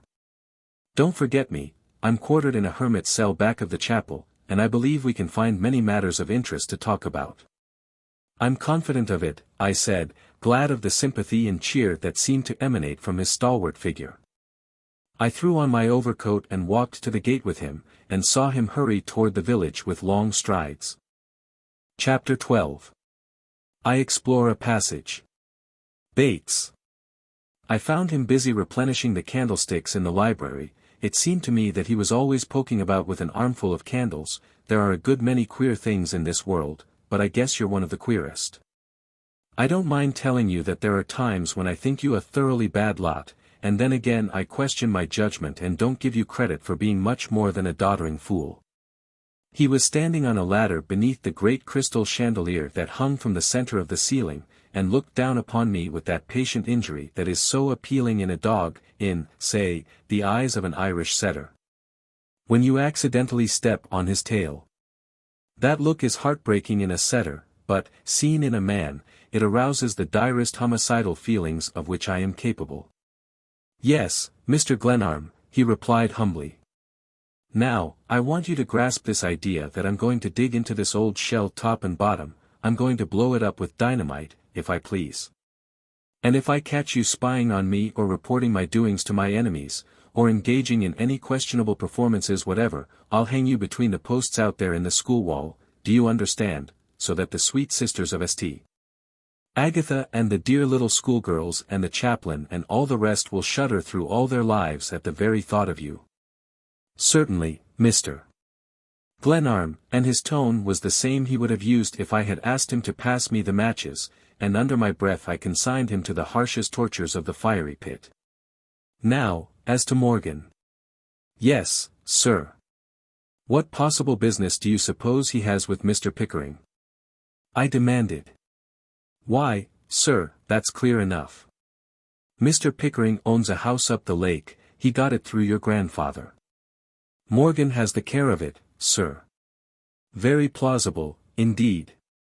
And I sent him off to his work. After luncheon I went below and directly to the end of the corridor, and began to sound the walls. To the eye they were all alike, being of cement, and substantial enough. Through the area window I saw the solid earth and snow. Surely there was little here to base hope upon, and my wonder grew at the ease with which Morgan had vanished through a barred window and into frozen ground. The walls at the end of the passage were as solid as rock, and they responded dully to the stroke of the hammer. I sounded them on both sides, retracing my steps to the stairway, becoming more and more impatient at my ill luck or stupidity. There was every reason why I should know my own house, and yet a stranger and an outlaw ran through it with amazing daring. After an hour's idle search I returned to the end of the corridor, repeated all my previous soundings, and, I fear, indulged in language unbecoming a gentleman. Then, in my blind anger, I found what patient search had not disclosed. I threw the hammer from me in a fit of temper. It struck upon a large square in the cement floor which gave forth a hollow sound. I was on my knees in an instant, my fingers searching the cracks, and drawing down close I could feel a current of air, slight but unmistakable, against my face. The cement square, though exactly like the others in the cellar floor, was evidently only a wooden imitation, covering an opening beneath. The block was fitted into its place with a nicety that certified to the skill of the hand that had adjusted it. I broke a blade of my pocket-knife trying to pry it up, but in a moment I succeeded, and found it to be in reality a trapdoor, hinged to the substantial part of the floor. A current of cool fresh air, the same that had surprised me in the night, struck my face as I lay flat and peered into the opening. The lower passage was as black as pitch, and I lighted a lantern I had brought with me, found that wooden steps gave safe conduct below and went down. I stood erect in the passage and had several inches to spare. It extended both ways, running back under the foundations of the house. This lower passage cut squarely under the park before the house and toward the school wall. No wonder my grandfather had brought foreign laborers who could speak no English to work on his house. There was something delightful in the largeness of his scheme, and I hurried through the tunnel with 100 questions tormenting my brain. The air grew steadily fresher, until, after I had gone about 200 yards, I reached a point where the wind seemed to beat down on me from above. I put up my hands and found two openings about 2 yards apart, through which the air sucked steadily. I moved out of the current with a chuckle in my throat and a grin on my face. I had passed under the gate in the school wall, and I knew now why the piers that held it had been built so high. They were hollow and were the means of sending fresh air into the tunnel. I had traversed about 20 yards more when I felt a slight vibration accompanied by a muffled roar, and almost immediately came to a short wooden stair that marked the end of the passage. I had no means of judging directions, but I assumed I was somewhere near the chapel in the school grounds. I climbed the steps, noting still the vibration, and found a door that yielded readily to pressure. In a moment I stood blinking, lantern in hand, in a well-lighted, floored room. Overhead the tumult and thunder of an organ explained the tremor and roar I had heard below. I was in the crypt of St. Agatha's chapel. The inside of the door by which I had entered was a part of the wainscoting of the room, and the opening was wholly covered with a map of the Holy Land. In my absorption I had lost the sense of time, and I was amazed to find that it was 5 o'clock, but I resolved to go into the chapel before going home. The way up was clear enough, and I was soon in the vestibule. I opened the door, expecting to find a service in progress, but the little church was empty save where, at the right of the chancel, an organist was filling the church with the notes of a triumphant march. Cap in hand I stole forward and sank down in one of the pews. A lamp over the organ keyboard gave the only light in the chapel, and made an aureole about her head, about the uncovered head of Olivia Gladys Armstrong. I smiled as I recognized her and smiled, too, as I remembered her name. But the joy she brought to the music, the happiness in her face as she raised it in the minor harmonies, her isolation, marked by the little isle of light against the dark background of the choir, these things touched and moved me. And I bent forward, my arms upon the pew in front of me, watching and listening with a kind of awed wonder. Here was a refuge of peace and lulling harmony after the disturbed life at Glenarm, and I yielded myself to its solace with an inclination my life had rarely known. There was no pause in the outpouring of the melody. She changed stops and manuals with swift fingers and passed from one composition to another. Now it was an August hymn, now a theme from Wagner, and finally Mendelssohn's Spring Song leaped forth exultant in the dark chapel. She ceased suddenly with a little sigh and struck her hands together, for the place was cold. As she reached up to put out the lights I stepped forward to the chancel steps. "Please allow me to do that for you." She turned toward me, gathering a cape about her. "Oh, it's you, is it?" she asked, looking about quickly. I don't seem to remember, that you were invited." "I didn't know I was coming myself," I remarked truthfully, lifting my hand to the lamp. "That is my opinion of you, that you're a rather unexpected person. But thank you, very much." She showed no disposition to prolong the interview, but hurried toward the door, and reached the vestibule before I came up with her. "You can't go any further, Mr. Glenarm," she said, and waited as though to make sure I understood. Straight before us through the wood and beyond the school buildings the sunset faded sullenly. The night was following fast upon the grey twilight and already the bolder planets were aflame in the sky. The path led straight ahead beneath the black boughs. "I might perhaps walk to the dormitory, or whatever you call it," I said. "Thank you, no. I'm late and haven't time to bother with you. It's against the rules, you know, for us to receive visitors." She stepped out into the path. "But I'm not a caller. I'm just a neighbor. And I owe you several calls, anyhow." She laughed, but did not pause, and I followed a pace behind her. "I hope you don't think for a minute that I chased a rabbit on your side of the fence just to meet you, do you, Mr. Glenarm?" Be it far from me. I'm glad I came, though, for I liked your music immensely. I'm in earnest. I think it quite wonderful, Miss Armstrong. She paid no heed to me. And I hope I may promise myself the pleasure of hearing you often. You are positively flattering, Mr. Glenarm. But as I'm going away. I felt my heart sink at the thought of her going away. She was the only amusing person I had met at Glenarm, and the idea of losing her gave a darker note to the bleak landscape. That's really too bad. And just when we were getting acquainted. And I was coming to church every Sunday to hear you play and to pray for snow, so you'd come over often to chase rabbits. This, I thought, softened her heart. At any rate her tone changed. I don't play for services, they're afraid to let me for fear I'd run comic opera tunes into the Te Deum. How shocking. Do you know, Mr. Glenarm, her tone became confidential and her pace slackened, we call you the Squire, Attis Agatha's, and the Lord of the Manor, and names like that. All the girls are perfectly crazy about you. They'd be wild if they thought I talked with you, clandestinely, is that the way you pronounce it? Anything you say and any way you say it satisfies me, I replied. That's ever so nice of you, she said, mockingly again.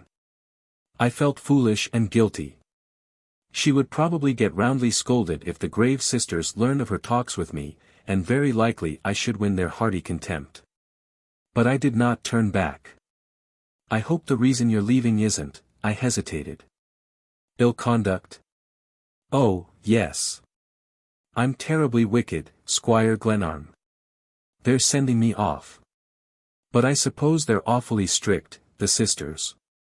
They're hideous, perfectly hideous. Where is your home? I demanded. Chicago, Indianapolis, Cincinnati, perhaps. Humph, you are dull. You ought to know from my accent that I'm not from Chicago.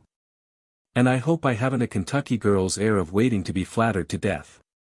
And no Indianapolis girl would talk to a strange man at the edge of a deep wood in the gray twilight of a winter day, that's from a book, and the Cincinnati girl is without my elan, esprit, whatever you please to call it.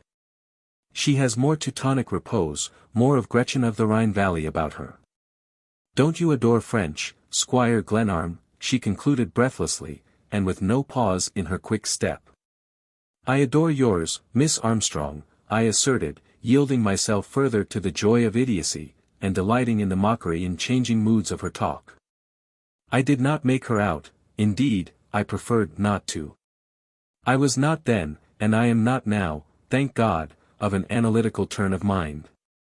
And as I grow older I prefer, even after many a blow, to take my fellow human beings a good deal as I find them. And as for women, old or young, I envy no man his gift of resolving them into elements.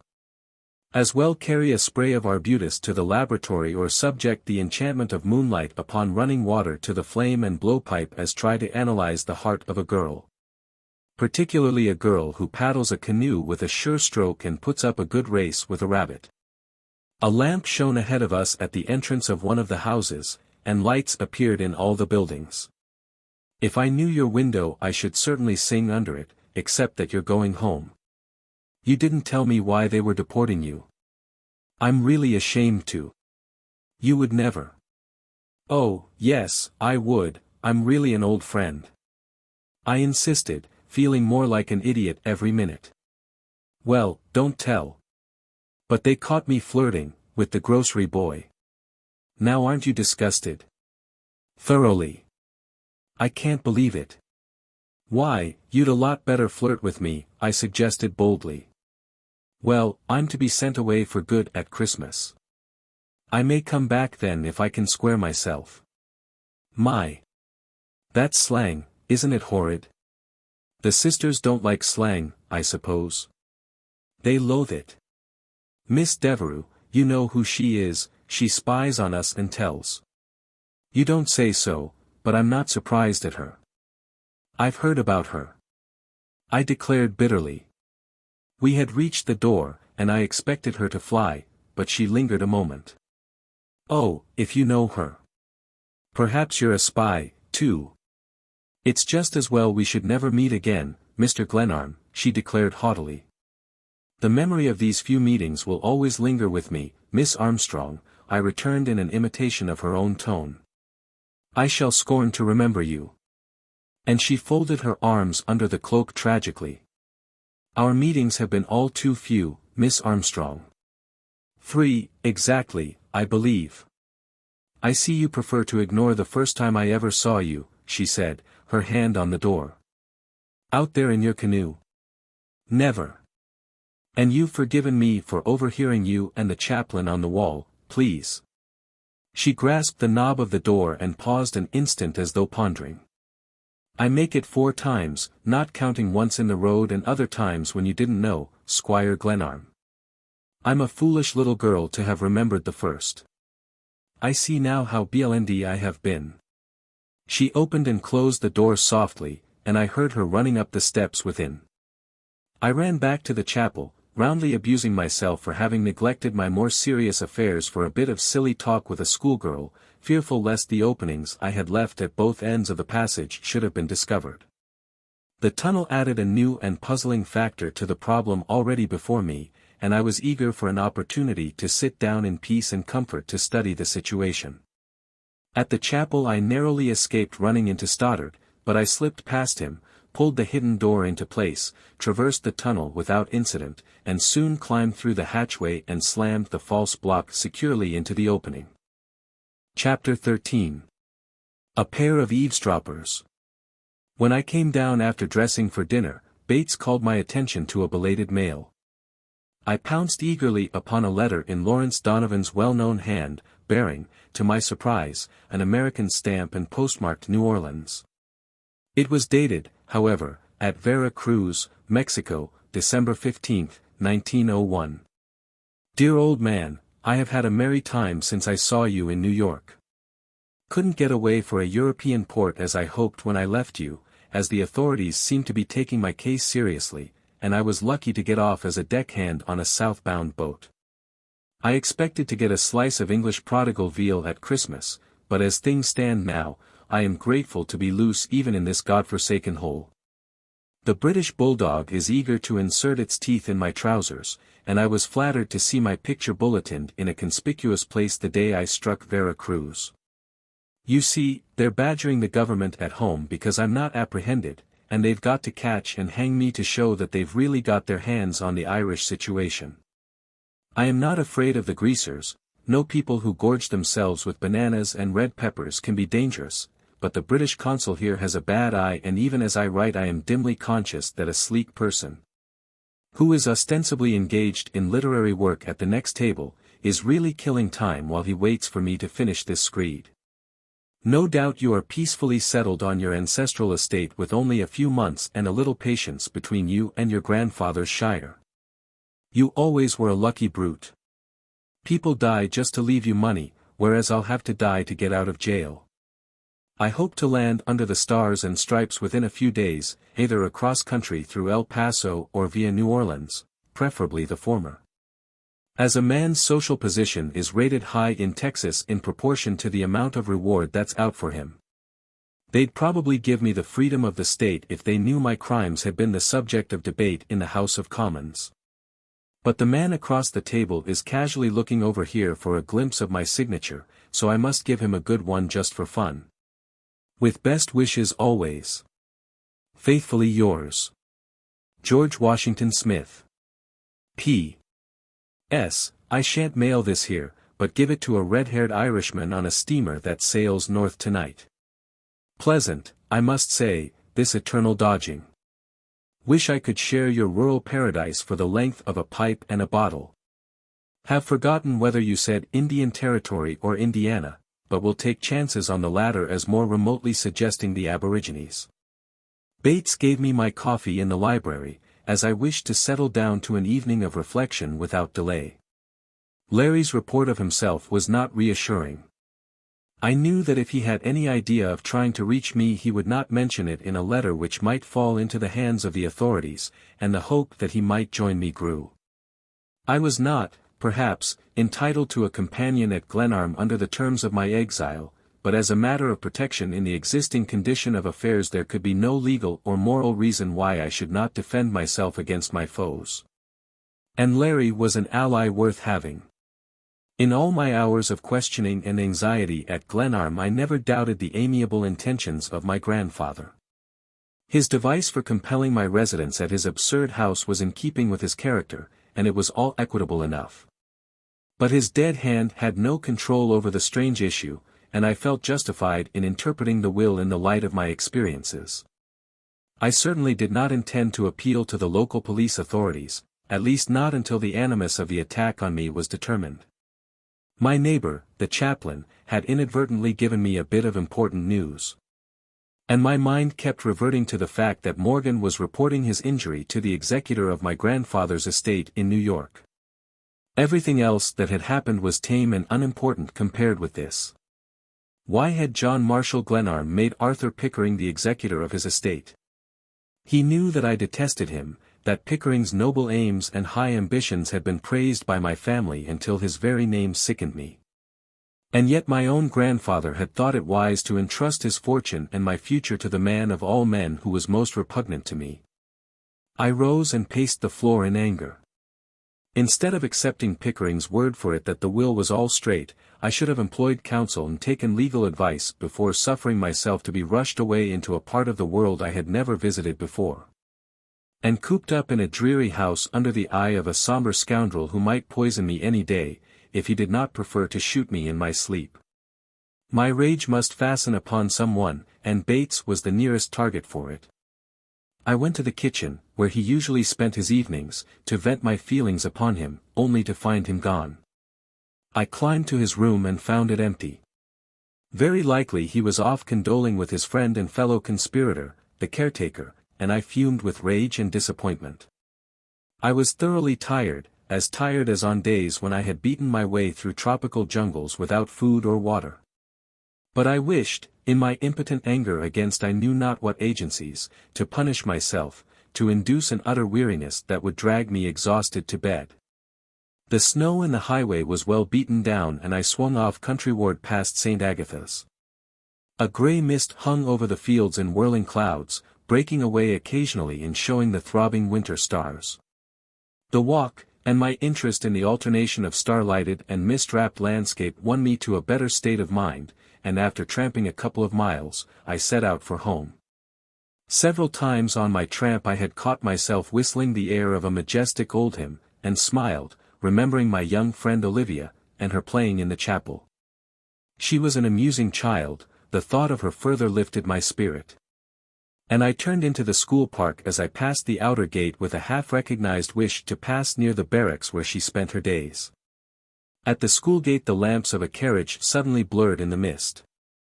Carriages were not common in this region, and I was not surprised to find that this was the familiar village hack that met trains day and night at Glenarm station. Some parent, I conjectured, paying a visit to St. Agatha's. Perhaps the father of Miss Olivia Gladys Armstrong had come to carry her home for a stricter discipline than Sister Teresa's school afforded. The driver sat asleep on his box, and I passed him and went on into the grounds. A whim seized me to visit the crypt of the chapel and examine the opening to the tunnel. As I passed the little group of school buildings a man came hurriedly from one of them and turned toward the chapel. I first thought it was Stoddard, but I could not make him out in the mist and I waited for him to put 20 paces between us before I followed along the path that led from the school to the chapel. He strode into the chapel porch with an air of assurance, and I heard him address someone who had been waiting. The mist was now so heavy that I could not see my hand before my face, and I stole forward until I could hear the voices of the two men distinctly. Bates. Yes, sir. I heard feet scraping on the stone floor of the porch. This is a devil of a place to talk in, but it's the best we can do. Did the young man know I sent for you? No, sir. He was quite busy with his books and papers. Humph. We can never be sure of him. I suppose that is correct, sir. Well, you and Morgan are a fine pair, I must say. I thought he had some sense, and that you'd see to it that he didn't make a mess of this thing. He's in bed now with a hole in his arm and you've got to go on alone. I'll do my best, Mr. Pickering. Don't call me by name, you idiot. We're not advertising our business from the housetops. Certainly not, replied Bates humbly. The blood was roaring through my head, and my hands were clenched as I stood there listening to this colloquy. Pickering's voice was, and is, unmistakable. There was always a purring softness in it. He used to remind me at school of a sleek, complacent cat, and I hate cats with particular loathing. Is Morgan lying or not when he says he shot himself accidentally? Demanded Pickering petulantly. I only know what I heard from the gardener here at the school. You'll understand, I hope, that I can't be seen going to Morgan's house. Of course not. But he says you haven't played fair with him, that you even attacked him a few days after Glenarm came. Yes, and he hit me over the head with a club. It was his indiscretion, sir. He wanted to go through the library in broad daylight, and it wasn't any use, anyhow. There's nothing there. But I don't like the looks of this shooting. Morgan's sick and out of his head. But a fellow like Morgan isn't likely to shoot himself accidentally, and now that it's done the work stopped and the time is running on. What do you think Glenarm suspects? I can't tell, sir, but mighty little, I should say. The shot through the window the first night he was here seemed to shake him a trifle, but he's quite settled down now, I should say, sir. He probably doesn't spend much time on this side of the fence, doesn't haunt the chapel, I fancy. Lord, no, sir. I hardly suspect the young gentleman of being a praying man. You haven't seen him prowling about analyzing the architecture. Not a bit of it, sir. He hasn't, I should say, what his revered grandfather called the analytical mind. Hearing yourself discussed in this frank fashion by your own servant is, I suppose, a wholesome thing for the spirit. The man who stands behind your chair may acquire, in time, some special knowledge of your mental processes by a diligent study of the back of your head. But I was not half so angry with these conspirators as with myself, for ever having entertained a single generous thought toward Bates. It was, however, consoling to know that Morgan was lying to Pickering, and that my own exploits in the house were unknown to the executor. Pickering stamped his feet upon the paved porch floor in a way that I remembered of old. It marked a conclusion, and preluded serious statements. Now, Bates, he said, with a ring of authority and speaking in a louder key than he had yet used, it's your duty under all the circumstances to help discover the hidden assets of the estate. We've got to pluck the mystery from that architectural monster over there, and the time for doing it is short enough. Mr. Glenarm was a rich man. To my own knowledge he had a couple of millions, and he couldn't have spent it all on that house. He reduced his bank account to a few $1,000s and swept out his safety vault boxes with a broom before his last trip into Vermont. He didn't die with the stuff in his clothes, did he? Lord bless me, no, sir. There was little enough cash to bury him, with you out of the country and me alone with him. He was a crank and I suppose he got a lot of satisfaction out of concealing his money. But this hunt for it isn't funny. I supposed, of course, we'd dig it up before Glenarm got here or I shouldn't have been in such a hurry to send for him. But it's over there somewhere, or in the grounds. There must be a plan of the house that would help. I'll give you $1,000 the day you wire me you have found any sort of clue. Thank you, sir. I don't want thanks, I want the money or securities or whatever it is. I've got to go back to my car now, and you'd better skip home. You needn't tell your young master that I've been here.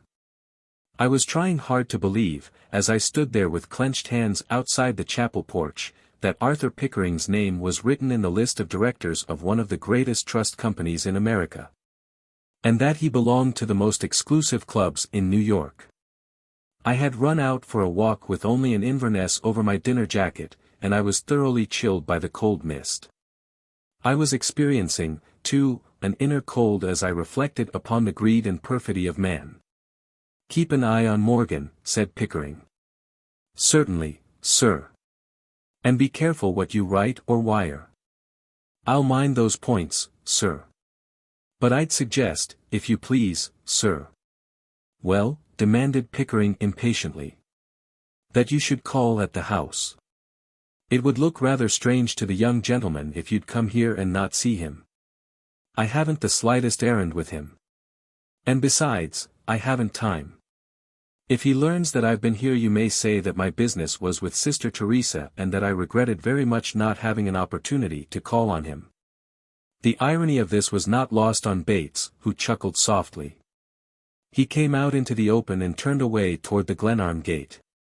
Pickering passed me, so near that I might have put out my hand and touched him, and in a moment I heard the carriage drive off rapidly toward the village. I heard Bates running home over the snow and listened to the clatter of the village hack as it bore Pickering back to Annandale. Then out of the depths of the chapel porch, out of the depths of time and space, it seemed, so dazed I stood, someone came swiftly toward me, someone, light of foot like a woman, ran down the walk a little way into the fog and paused. An exclamation broke from me. Eavesdropping for two.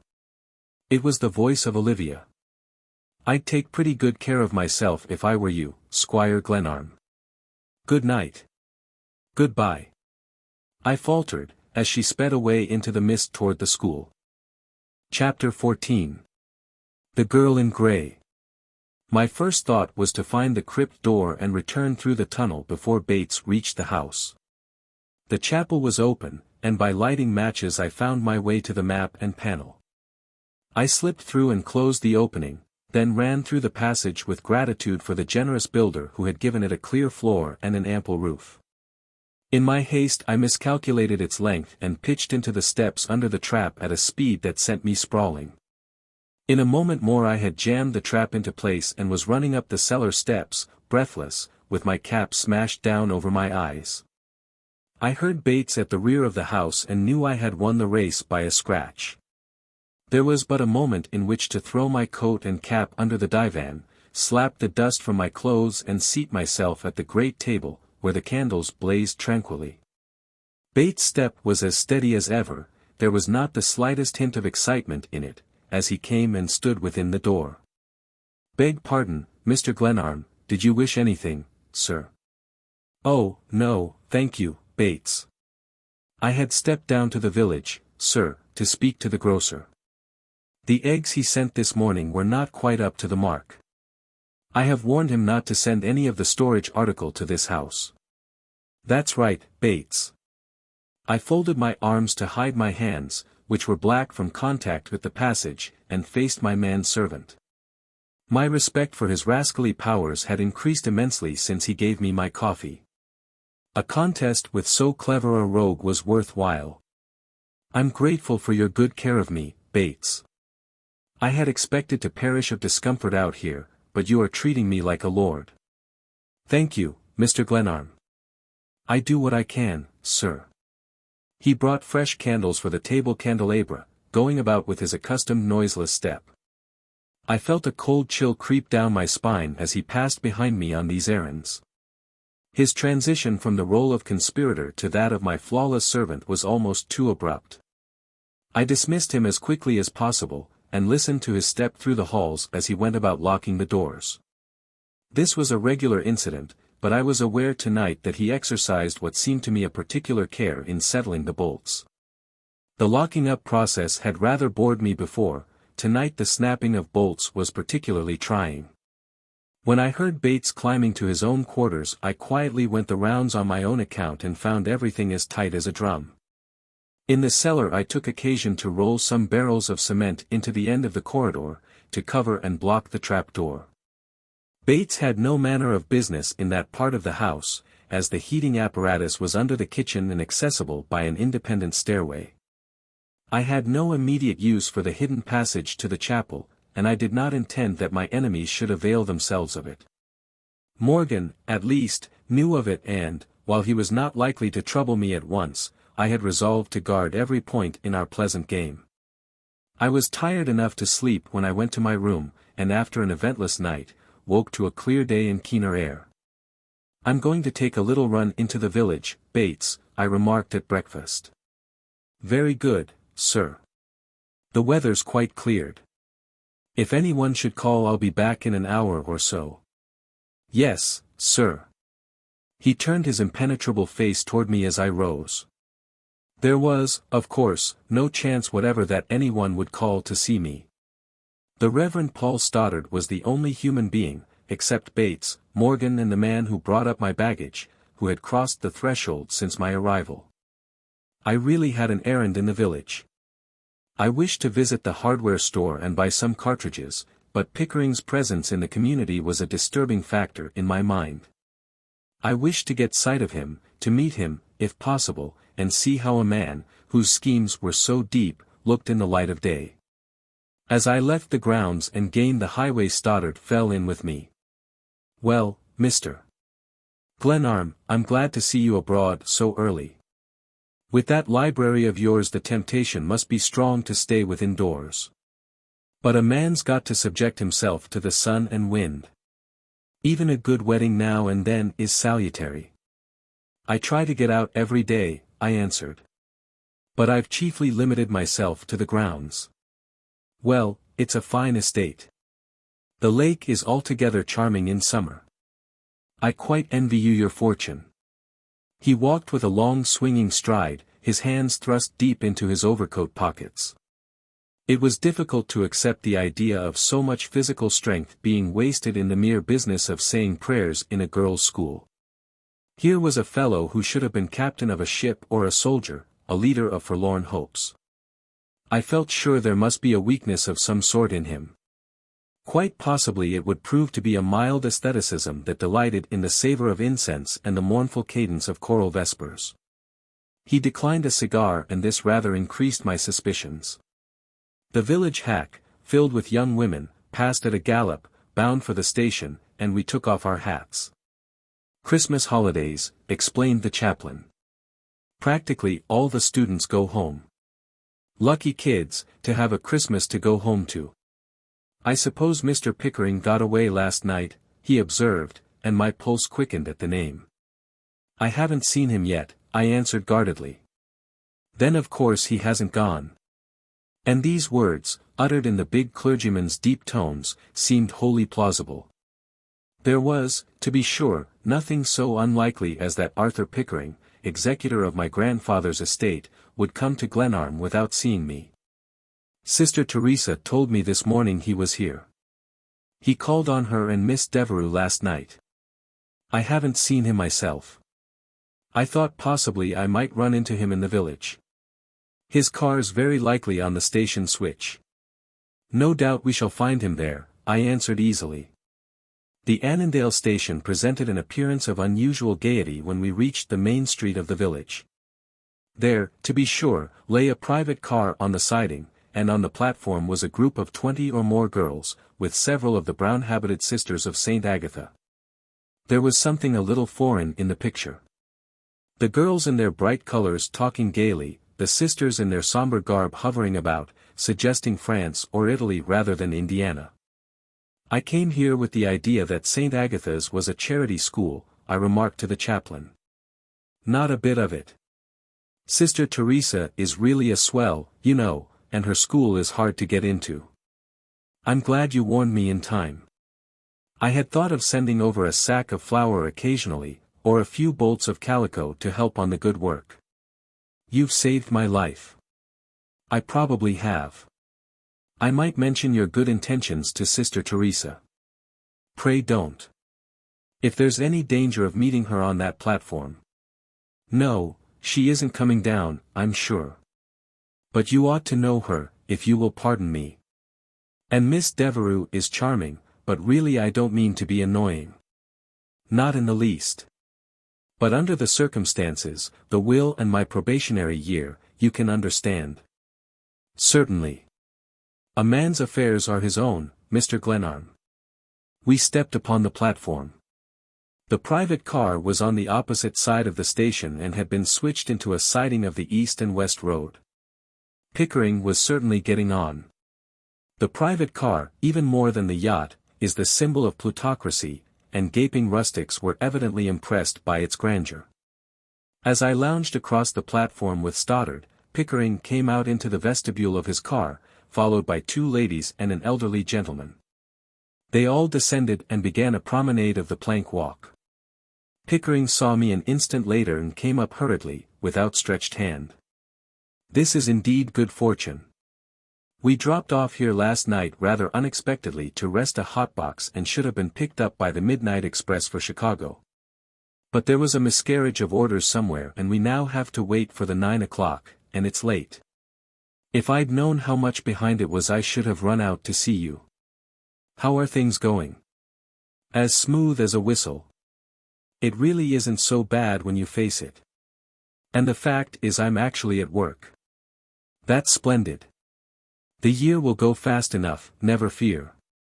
I suppose you pine for a little human society now and then. A man can never strike the right medium in such things. In New York we are all rushed to death.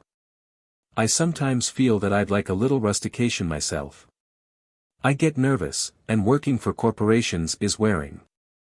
The old gentleman there is Taylor, president of the Interstate and Western.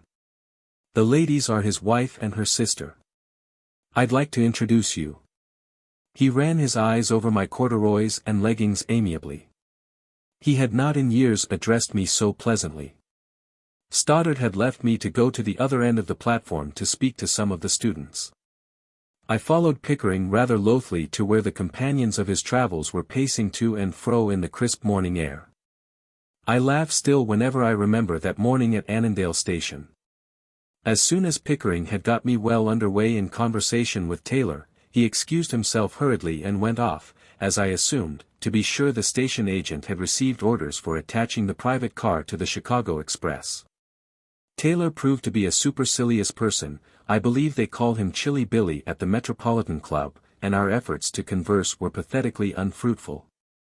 He asked me the value of land in my county, and as my ignorance on this subject was vast and illimitable, I could see that he was forming a low opinion of my character and intelligence. The two ladies stood by, making no concealment of their impatience. Their eyes were upon the girls from St. Agatha's on the other platform, whom they could see beyond me. I had jumped the conversation from Indiana farmlands to the recent disorders in Bulgaria, which interested me more, when Mrs. Taylor spoke abruptly to her sister. That's she, the one in the grey coat, talking to the clergyman. She came a moment ago in the carriage. The one with the umbrella? I thought you said. Mrs. Taylor glanced at her sister warningly, and they both looked at me. Then they sought to detach themselves and moved away. There was someone on the farther side of the platform whom they wished to see, and Taylor, not understanding their maneuver, he was really anxious, I think, not to be left alone with me, started down the platform after them, I following. Mrs. Taylor and her sister walked to the end of the platform and looked across, a biscuit toss away, to where Stoddard stood talking to the girl I had already heard described as wearing a grey coat and carrying an umbrella. The girl in grey crossed the track quickly and addressed the two women cordially. Taylor's back was to her and he was growing eloquent in a mild well-bred way over the dullness of our statesmen in not seeing the advantages that would accrue to the United States in fostering our shipping industry. His wife, her sister and the girl in grey were so near that I could hear plainly what they were saying. They were referring apparently to the girl's refusal of an invitation to accompany them to California. So you can't go, it's too bad. We had hoped that when you really saw us on the way you would relent, said Mrs. Taylor. But there are many reasons, and above all Sister Teresa needs me. It was the voice of Olivia, a little lower, a little more restrained than I had known it. But think of the rose gardens that are waiting for us out there, said the other lady. They were showing her the deference that elderly women always have for pretty girls. Alas, and again alas, exclaimed Olivia. Please don't make it harder for me than necessary. But I gave my promise a year ago to spend these holidays in Cincinnati. She ignored me wholly, and after shaking hands with the ladies returned to the other platform. I wondered whether she was overlooking Taylor on purpose to cut me. Taylor was still at his lecture on the needs of our American merchant marine when Pickering passed hurriedly, crossed the track and began speaking earnestly to the girl in grey. The American flag should command the seas. What we need is not more battleships but more freight carriers, Taylor was saying. But I was watching Olivia Gladys Armstrong. In a long skirt, with her hair caught up under a grey toque that matched her coat perfectly, she was not my Olivia of the Tam O'Shanter, who had pursued the rabbit, nor yet the unsophisticated schoolgirl, who had suffered my idiotic babble. Nor, again, the dreamy rapt organist of the chapel. She was a grown woman with at least 20 summers to her credit, and there was about her an air of knowing the world, and of not being at all a person one would make foolish speeches to. She spoke to Pickering gravely. Once she smiled dolefully and shook her head, and I vaguely strove to remember where I had seen that look in her eyes before.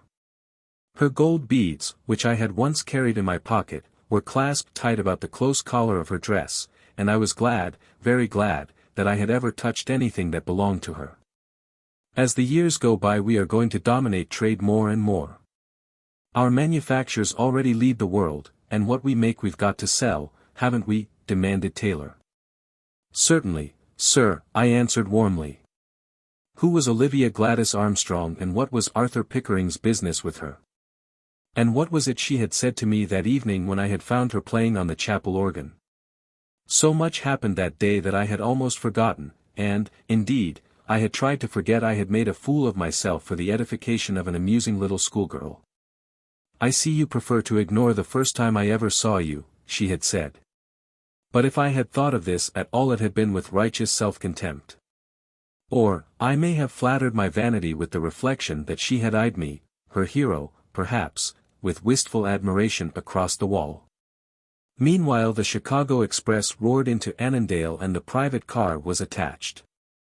Taylor watched the trainmen with the cool interest of a man for whom the proceeding had no novelty, while he continued to dilate upon the nation's commercial opportunities. I turned perforce, and walked with him back toward the station, where Mrs. Taylor and her sister were talking to the conductor. Pickering came running across the platform with several telegrams in his hand. The express had picked up the car and was ready to continue its westward journey. I'm awfully sorry, Glenarm, that our stop's so short, and Pickering's face wore a worried look as he addressed me, his eyes on the conductor. How far do you go? I asked. California. We have interests out there and I have to attend some stockholders' meetings in Colorado in January. Ah, you businessmen. You businessmen. I said reproachfully. I wished to call him a blackguard then and there, and it was on my tongue to do so, but I concluded that to wait until he had shown his hand fully was the better game. The ladies entered the car and I shook hands with Taylor, who threatened to send me his pamphlet on the needs of American shipping, when he got back to New York. It's too bad she wouldn't go with us. Poor girl. This must be a dreary hole for her. She deserves wider horizons, he said to Pickering, who helped him upon the platform of the car with what seemed to be unnecessary precipitation. You little know us, I declared, for Pickering's benefit. Life at Annandale is nothing if not exciting. The people here are indifferent marksmen or there'd be murders galore. Mr. Glenarm is a good deal of a wag, explained Pickering dryly, swinging himself aboard as the train started. Yes. It's my humor that keeps me alive, I responded, and taking off my hat, I saluted Arthur Pickering with my broadest salaam. Chapter 15. I make an engagement. The southbound train had not arrived and as I turned away the station agent again changed its time on the bulletin board. It was now due in 10 minutes. A few students had boarded the Chicago train, but a greater number still waited on the farther platform. The girl in gray was surrounded by half a dozen students, all talking animatedly.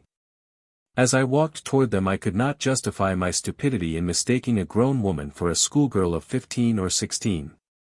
But as was the Tam O'Shanter, the short skirt, the youthful joy in the outdoor world that had disguised her as effectually as Rosalind to the eyes of Orlando in the Forest of Arden. She was probably a teacher, quite likely the teacher of music, I argued, who had amused herself at my expense. It had seemed the easiest thing in the world to approach her with an apology or a farewell. But those few inches added to her skirt and that pretty grey toque substituted for the Tam O'Shanter set up a barrier that did not yield at all as I drew nearer. At the last moment, as I crossed the track and stepped upon the other platform, it occurred to me that while I might have some claim upon the attention of Olivia Gladys Armstrong, a wayward schoolgirl of athletic tastes, I had none whatever upon a person whom it was proper to address as Miss Armstrong, who was, I felt sure, quite capable of snubbing me if snubbing fell in with her mood. She glanced toward me and bowed instantly. Her young companions withdrew to a conservative distance, and I will say this for the Street Agatha girls, their manners are beyond criticism, and an affable discretion is one of their most admirable traits. I didn't know they ever grew up so fast, in a day and a night. I was glad I remembered the number of beads in her chain, the item seemed at once to become important. It's the air, I suppose. It's praised by excellent critics, as you may learn from the catalogue. But you are going to an ampler ether, a diviner air. You have attained the beatific state and at once take flight. If they confer perfection like an academic degree at St. Agatha's, then I had never felt so stupidly helpless in my life. There were 1,000 things I wished to say to her, there were countless questions I wished to ask, but her calmness and poise were disconcerting. She had not, apparently, the slightest curiosity about me, and there was no reason why she should have, I knew that well enough.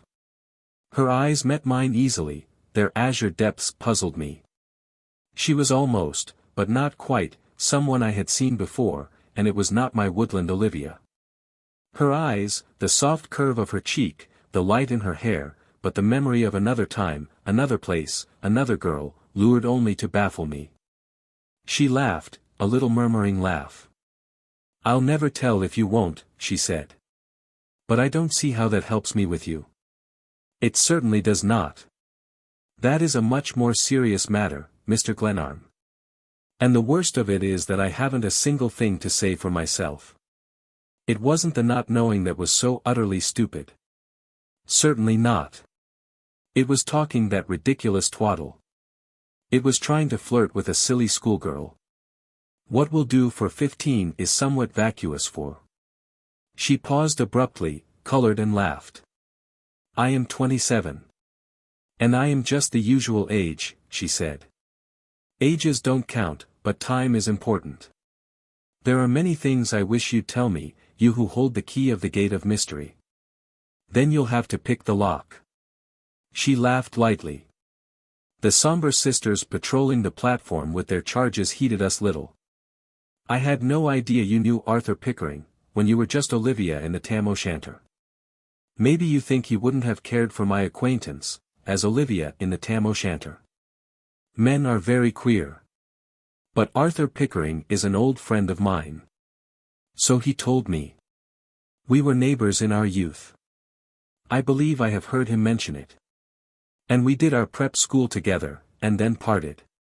You tell exactly the same story, so it must be true. He went to college and you went to Tech. And you knew him?" I began, my curiosity thoroughly aroused. "Not at college, any more than I knew you at Tech." "The train's coming," I said earnestly, "and I wish you would tell me, when I shall see you again. Before we part forever."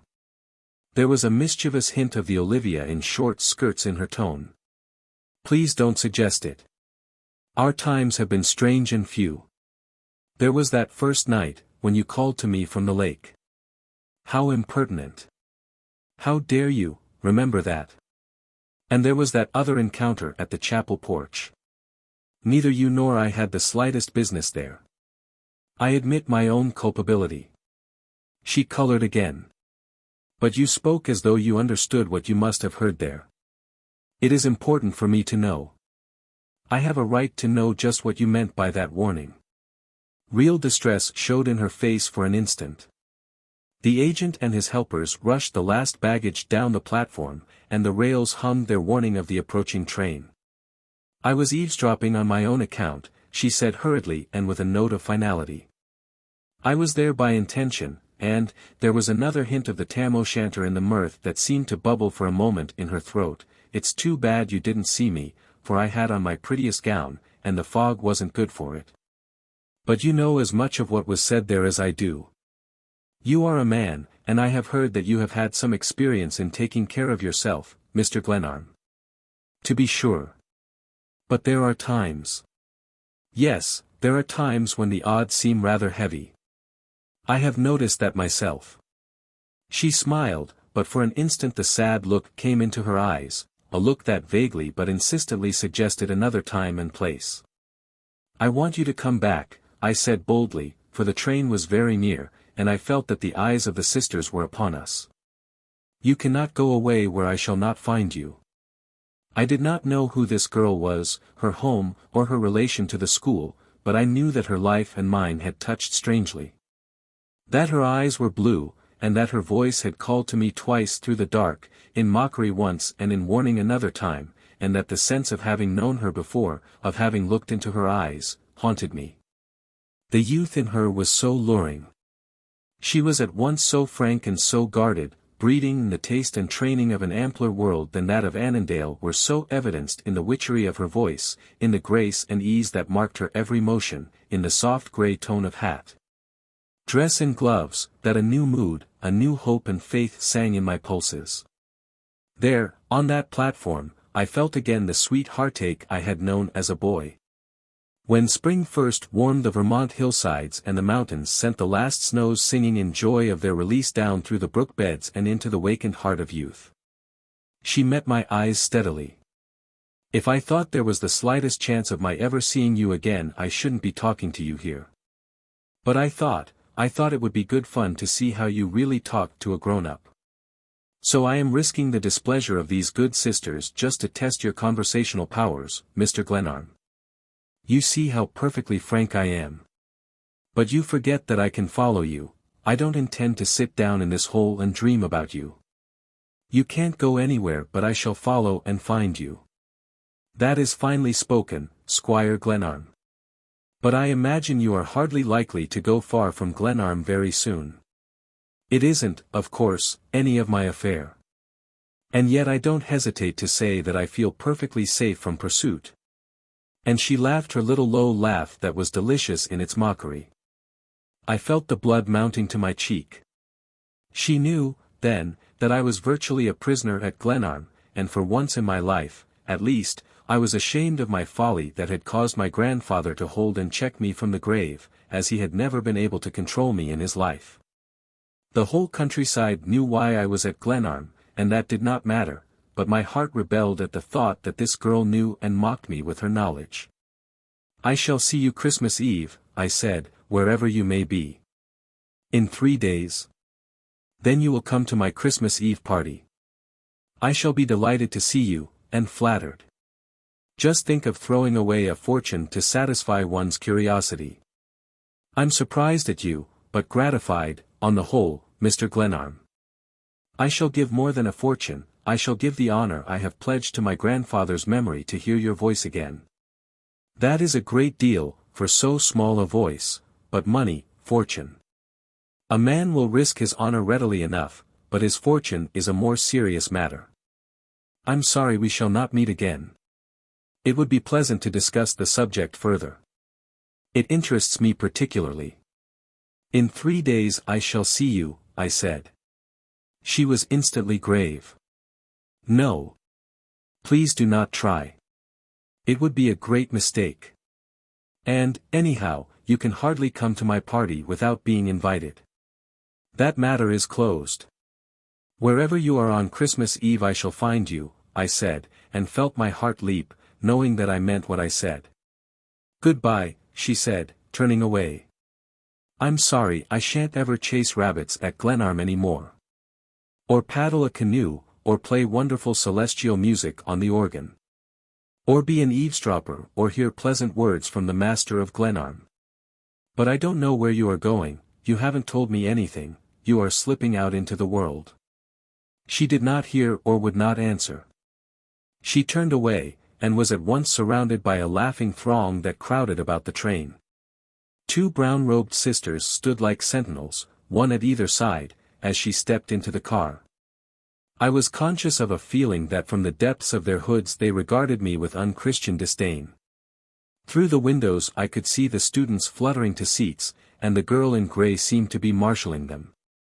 The grey hat appeared at a window for an instant, and a smiling face gladdened, I am sure, the guardians of the peace at St. Agatha's, for whom it was intended. The last trunk crashed into the baggage car, every window framed for a moment a girl's face, and the train was gone. Chapter 16. The Passing of Olivia. Bates brought a great log and rolled it upon exactly the right spot on the andirons, and a great constellation of sparks thronged up the chimney.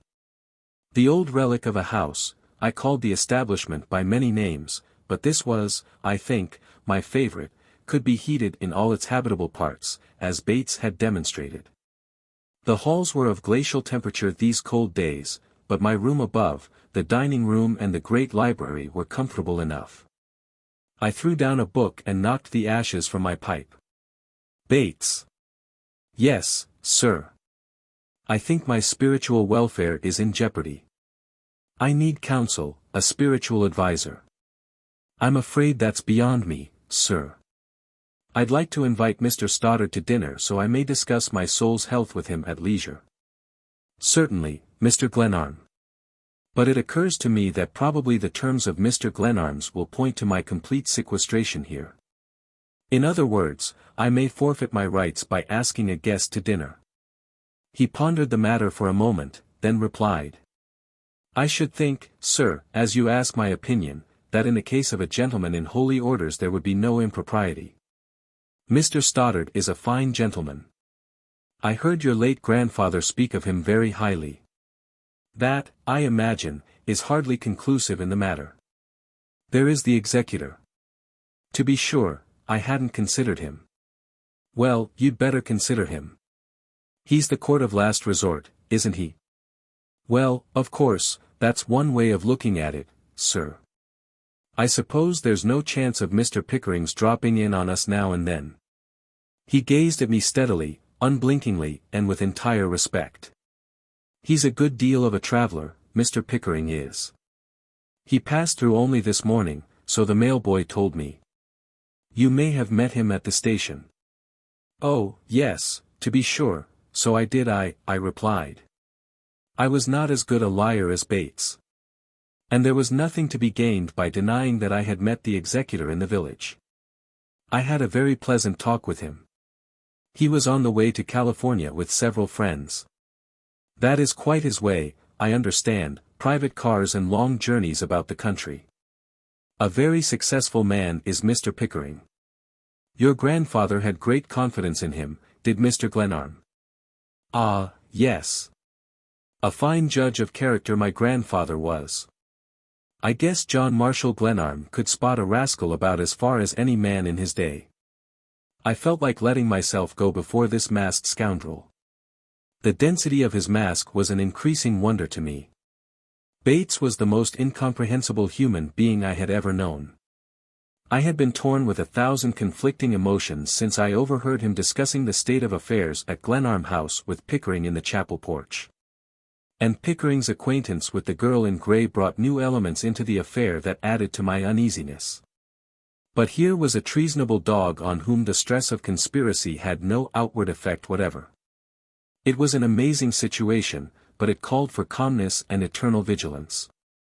With every hour my resolution grew to stand fast and fight it out on my own account without outside help. 1,000 times during the afternoon I had heard the voice of the girl in grey saying to me, "You are a man, and I have heard that you have had some experience in taking care of yourself, Mr. Glenarm." It was both a warning and a challenge, and the memory of the words was at once sobering and cheering. Bates waited. Of him, certainly, I should ask no questions touching Olivia Armstrong. To discuss her with a blackguard servant, even to gain answers to baffling questions about her, was not to my liking. And, thank God, I taught myself one thing, if nothing more, in those days at Glenarm House, I learned to bide my time. I'll give you a note to Mr. Stoddard in the morning.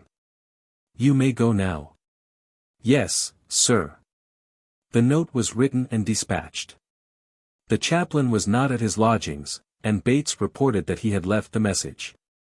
The answer came presently by the hand of the Scotch gardener, Ferguson, a short, wiry, raw-boned specimen. I happened to open the door myself, and brought him into the library until I could read Stoddard's reply. Ferguson had, I thought, an uneasy eye, and his hair, of an ugly carrot color, annoyed me. Mr. Paul Stoddard presented his compliments and would be delighted to dine with me. He wrote a large even hand, as frank and open as himself. That is all, Ferguson. And the gardener took himself off. Thus it came about that Stoddard and I faced each other across the table in the refectory that same evening under the lights of a great candelabrum which Bates had produced from the storeroom below. And I may say here, that while there was a slight hitch sometimes in the delivery of supplies from the village, while the fish which Bates caused to be shipped from Chicago for delivery every Friday morning failed once or twice, and while the grapefruit for breakfast was not always what it should have been, the supply of candles seemed inexhaustible. They were produced in every shade and size. There were enormous ones, such as I had never seen outside of a Russian church, and one of the rooms in the cellar was filled with boxes of them. The House of 1,000 Candles deserved and proved its name. Bates had certainly risen to the occasion. Silver and crystal of which I had not known before glistened on the table, and on the sideboard 2 huge candelabra added to the festival air of the little room. Stoddard laughed as he glanced about. Here I have been feeling sorry for you, and yet you are living like a prince. I didn't know there was so much splendor in all Wabana County. I'm a trifle dazzled myself. Bates has tapped a new cellar somewhere. I'm afraid I'm not a good housekeeper, to speak truthfully. There are times when I hate the house, when it seems wholly ridiculous, the whim of an eccentric old man, and then again I'm actually afraid that I like its seclusion. Your seclusion is better than mine. You know my little 2-room affair behind the chapel, only a few books and a punching bag. That chapel also is one of your grandfather's whims. He provided that all the offices of the church must be said there daily or the endowment is stopped. Mr. Glenarm lived in the past, or liked to think he did. I suppose you know, or maybe you don't know, how I came to have this appointment. Indeed, I should like to know. We had reached the soup, and Bates was changing our plates with his accustomed light hand. It was my name that did the business, Paul.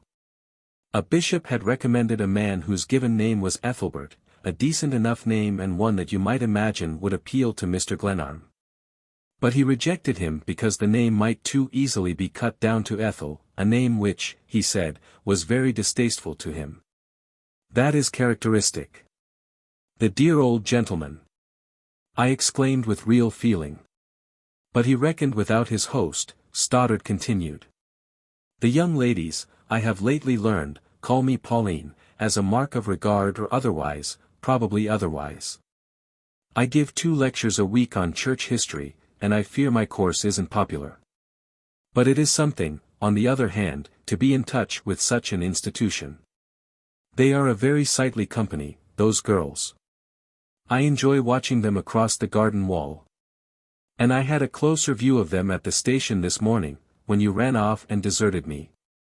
He laughed, his big wholesome cheering laugh. I take good care not to see much of them socially. Afraid of the eternal feminine? Yes, I suppose I am. I'm preparing to go into a brotherhood, as you probably don't know. And girls are distracting. I glanced at my companion with a new inquiry and interest. I didn't know, I said. Yes. I'm spending my year in studies that I may never have a chance for hereafter. I'm going into an order whose members work hard. He spoke as though he were planning a summer outing. I had not sat at meat with a clergyman since the death of my parents broke up our old home in Vermont, and my attitude toward the cloth was, I fear, one of antagonism dating from those days. Well, I saw Pickering after all, I remarked. Yes, I saw him, too. What is it in his case, genius or good luck? I'm not a competent witness, I answered. I'll be frank with you, I don't like him, I don't believe in him. Oh. I beg your pardon. I didn't know, of course. The subject is not painful to me, I hasten to add, though he was always rather thrust before me as an ideal back in my youth, and you know how fatal that is. And then the gods of success have opened all the gates for him. Yes, and yet. And yet, I repeated. Stoddard lifted a glass of sherry to the light and studied it for a moment. He did not drink wine, but was not, I found, afraid to look at it. And yet, he said, putting down the glass and speaking slowly, when the gates of good fortune open too readily and smoothly, they may close sometimes rather too quickly and snap a man's coat-tails. Please don't think I'm going to afflict you with shavings of wisdom from the shop floor, but life wasn't intended to be too easy. The spirit of man needs arresting and chastening. It doesn't flourish under too much fostering or too much of what we call good luck. I'm disposed to be afraid of good luck. I've never tried it, I said laughingly. I am not looking for it, and he spoke soberly. I could not talk of Pickering with Bates, the masked beggar, in the room, so I changed the subject.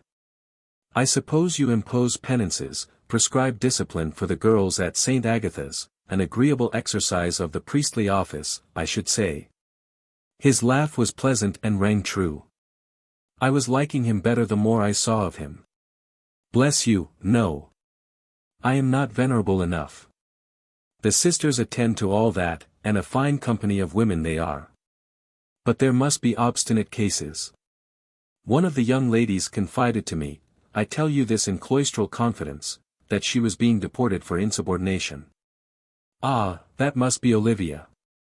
Well, her case is different. She is not one girl, she is many kinds of a girl in one. I fear Sister Teresa lost her patience and hardened her heart. I should like to intercede for Miss Armstrong, I declared. The surprise showed in his face, and I added. Pray don't misunderstand me. We met under rather curious circumstances, Miss Armstrong and I. She is usually met under rather unconventional circumstances, I believe, he remarked dryly. My introduction to her came through the kitten she smuggled into the alms box of the chapel. It took me 2 days to find it. He smiled ruefully at the recollection. She's a young woman of spirit, I declared defensively. She simply must find an outlet for the joy of youth, paddling a canoe, chasing rabbits through the snow, placing kittens in durance vile. But she's demure enough when she pleases, and a satisfaction to the eye. My heart warmed at the memory of Olivia. Verily the chaplain was right, she was many girls in one. Stoddard dropped a lump of sugar into his coffee. Miss Devereux begged hard for her, but Sister Teresa couldn't afford to keep her. Her influence on the other girls was bad. That's to Miss Devereux's credit, I replied. You needn't wait, Bates. Olivia was too popular. All the other girls indulged her. And I'll concede that she's pretty. That gypsy face of hers bodes ill to the hearts of men, if she ever grows up. I shouldn't exactly call it a gypsy face, and how much more should you expect her to grow? At 20 a woman's grown, isn't she? He looked at me quizzically. 15, you mean? Olivia Armstrong, that little witch, the kid that has kept the school in turmoil all the fall. There was decided emphasis in his interrogations. I'm glad your glasses are full, or I should say. There was, I think, a little heat for a moment on both sides. The wires are evidently crossed somewhere, he said calmly. My Olivia Armstrong is a droll child from Cincinnati, whose escapades caused her to be sent home for discipline today. She's a little mite who just about comes to the lapel of your coat, her eyes are as black as midnight. Then she didn't talk to Pickering and his friends at the station this morning, the prettiest girl in the world, gray hat, gray coat, blue eyes. You can have your Olivia, but who, will you tell me, is mine? I pounded with my clenched hand on the table until the candles rattled and sputtered. Stoddard stared at me for a moment as though he thought I had lost my wits. Then he lay back in his chair and roared. I rose, bending across the table toward him in my eagerness. A suspicion had leaped into my mind, and my heart was pounding as it roused 1,000 questions. The blue-eyed young woman in gray. Bless your heart, man, Olivia is a child, I talked to her myself on the platform. You were talking to Miss Devereux. She isn't Olivia, she's Marion. Then, who is Marion Devereux, where does she live, what is she doing here? Well, he laughed, to answer your questions in order, she's a young woman, her home is New York, she has no near kinfolk except Sister Teresa, so she spends some of her time here. Teaches music. Not that I ever heard of. She does a lot of things well, takes cups in golf tournaments and is the nimblest hand at tennis you ever saw. Also, she's a fine musician and plays the organ tremendously. Well, she told me she was Olivia. I said. I should think she would, when you refused to meet her, when you had ignored her and Sister Teresa, both of them among your grandfather's best friends, and your nearest neighbors here. My grandfather be hanged. Of course I couldn't know her. We can't live on the same earth. I'm in her way, hanging on to this property here just to defeat her, when she's the finest girl alive. He nodded gravely, his eyes bent upon me with sympathy and kindness. The past events at Glenarm swept through my mind in kinetoscopic flashes, but the girl in grey talking to Arthur Pickering and his friends at the Annandale station, the girl in grey who had been an eavesdropper at the chapel. The girl in grey with the eyes of blue. It seemed that a year passed before I broke the silence. Where has she gone? I demanded. He smiled, and I was cheered by the mirth that showed in his face. Why, she's gone to Cincinnati, with Olivia Gladys Armstrong, he said. They're great chums, you know. Chapter 17. Sister Teresa. There was further information I wished to obtain, and I did not blush to pluck it from Stoddard before I let him go that night. Olivia Gladys Armstrong lived in Cincinnati. Her father was a wealthy physician at Walnut Hills. Stoddard knew the family, and I asked questions about them, their antecedents and place of residence that were not perhaps impertinent in view of the fact that I had never consciously set eyes on their daughter in my life. As I look back upon it now, my information secured at that time, touching the history and social position of the Armstrongs of Walnut Hills, Cincinnati, seems excessive. But the curiosity which the Reverend Paul Stoddard satisfied with so little trouble to himself was of immediate interest and importance. As to the girl in grey, I found him far more difficult. She was Marion Devereux, she was a niece of Sister Teresa, her home was in New York, with another aunt, her parents being dead, and she was a frequent visitor at St. Agatha's. The wayward Olivia and she were on excellent terms, and when it seemed wisest for that vivacious youngster to retire from school at the mid-year recess, Miss Devereux had accompanied her home, ostensibly for a visit, but really to break the force of the blow. It was a pretty story, and enhanced my already high opinion of Miss Devereux, while at the same time I admired the unknown Olivia Gladys none the less. When Stoddard left me, I dug out of a drawer my copy of John Marshall Glenarm's will and reread it for the first time since Pickering gave it to me in New York. There was one provision to which I had not given a single thought, and when I had smoothed the thin typewritten sheets upon the table in my room I read it over and over again, construing it in a new light with every reading. Provided, further, that in the event of the marriage of said John Glenarm to the said Marion Devereux, or in the event of any promise or contract of marriage between said persons within 5 years from the date of said John Glenarm's acceptance of the provisions of this will, the whole estate shall become the property absolutely of St.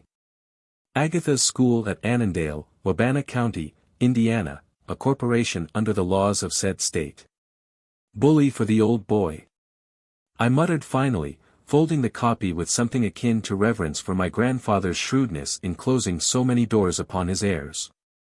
It required no lawyer to interpret this paragraph.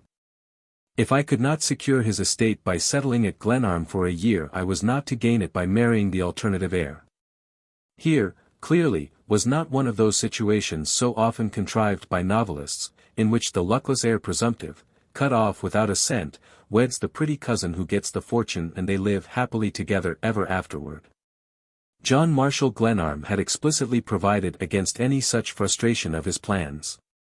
Bully for you, John Marshall Glenarm.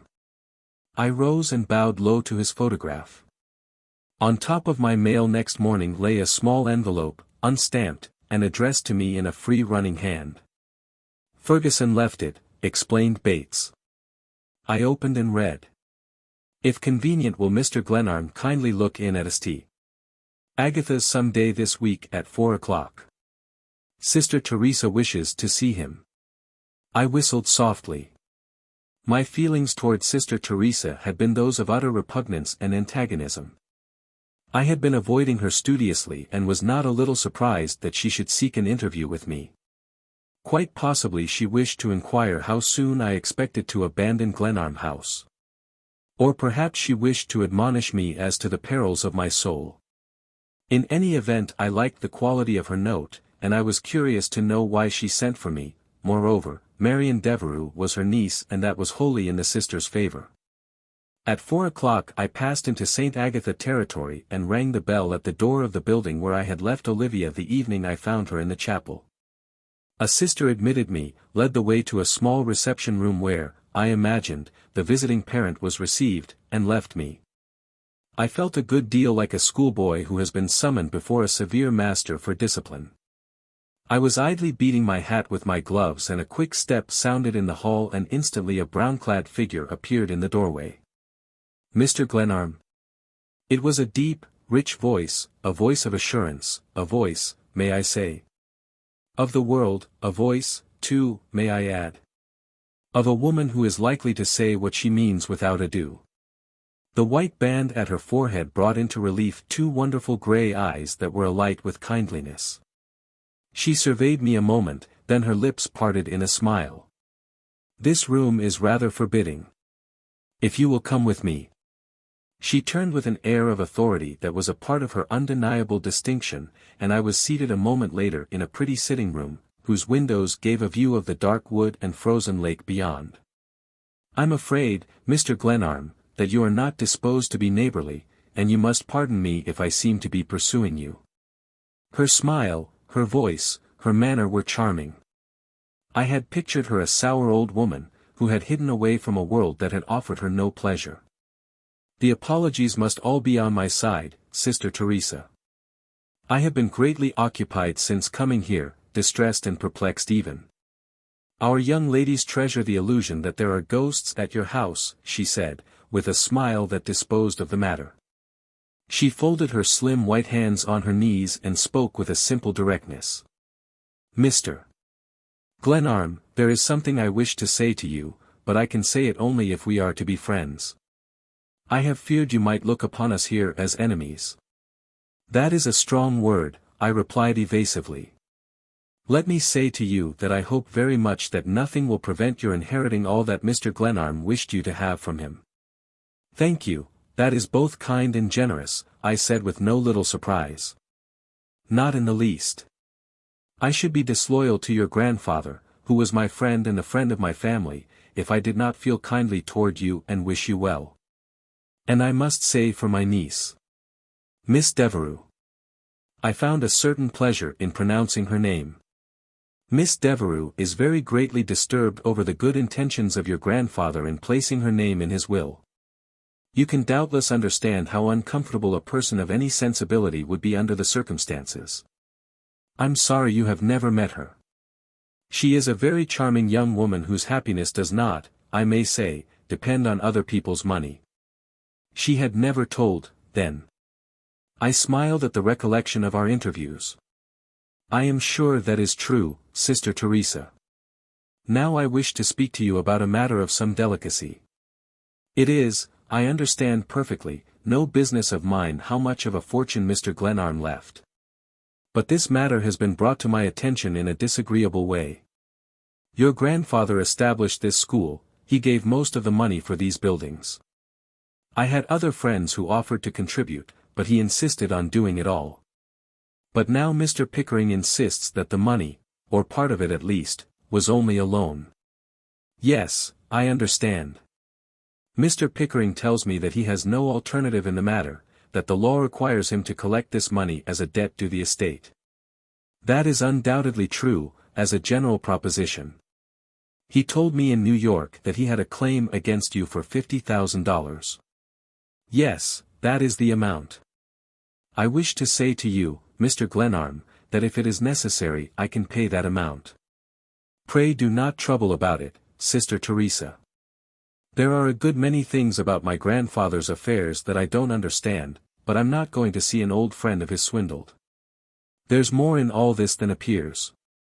My grandfather seems to have mislaid or lost most of his assets before he died.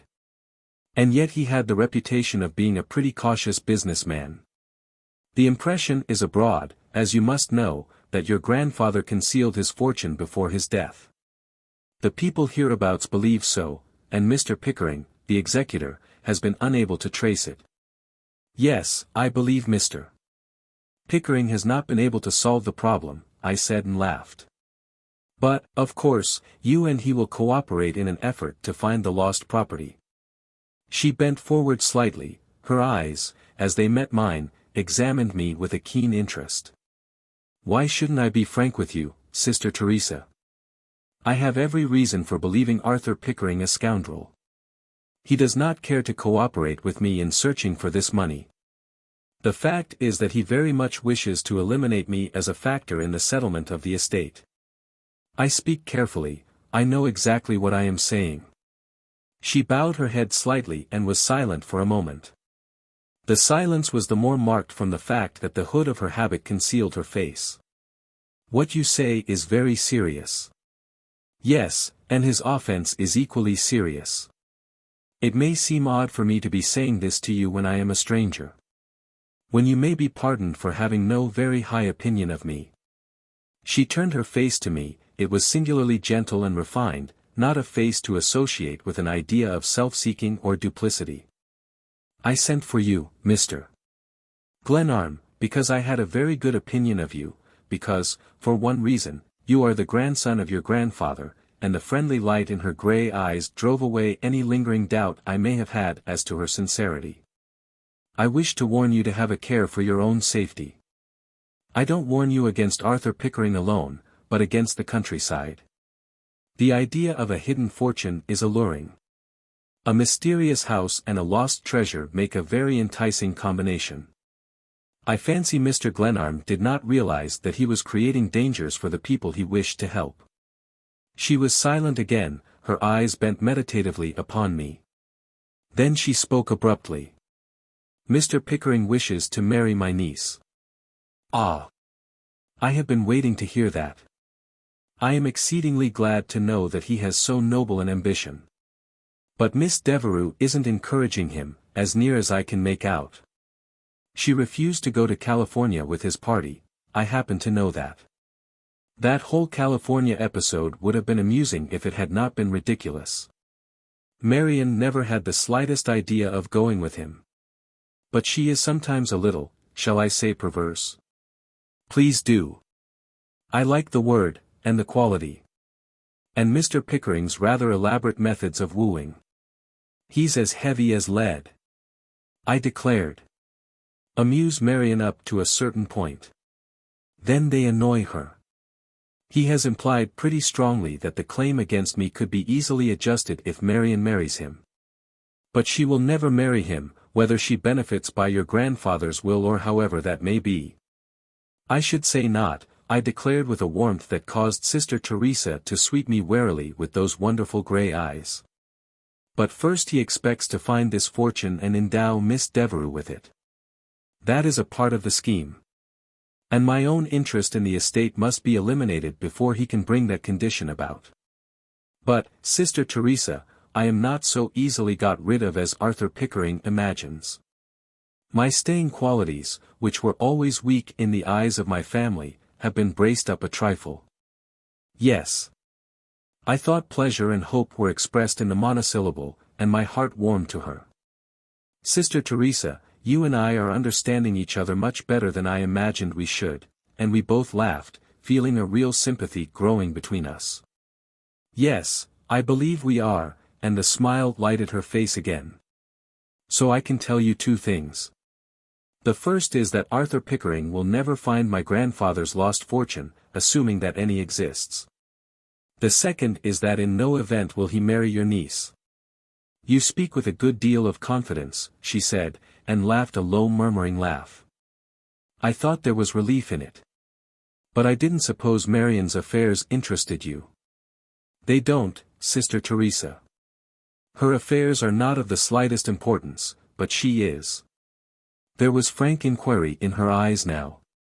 But you don't know her, you have missed your opportunity. To be sure, I don't know her, but I know Olivia Gladys Armstrong. She's a particular friend of mine, we have chased rabbits together, and she told me a great deal. I have formed a very good opinion of Miss Devereux in that way. Oh, that note you wrote about Olivia's intrusions beyond the wall. I should thank you for it, but I really didn't mind. A note? I never wrote you a note until today. Well, someone did. I said, then she smiled. Oh, that must have been Marion. She was always Olivia's loyal friend. I should say so. Sister Teresa laughed merrily. But you shouldn't have known Olivia, it is unpardonable. If she played tricks upon you, you should not have taken advantage of them to make her acquaintance. That wasn't fair to me. I suppose not. But I protest against this deportation. The landscape hereabouts is only so much sky, snow, and lumber without her. We miss her, too, replied Sister Teresa. We have less to do. And still I protest.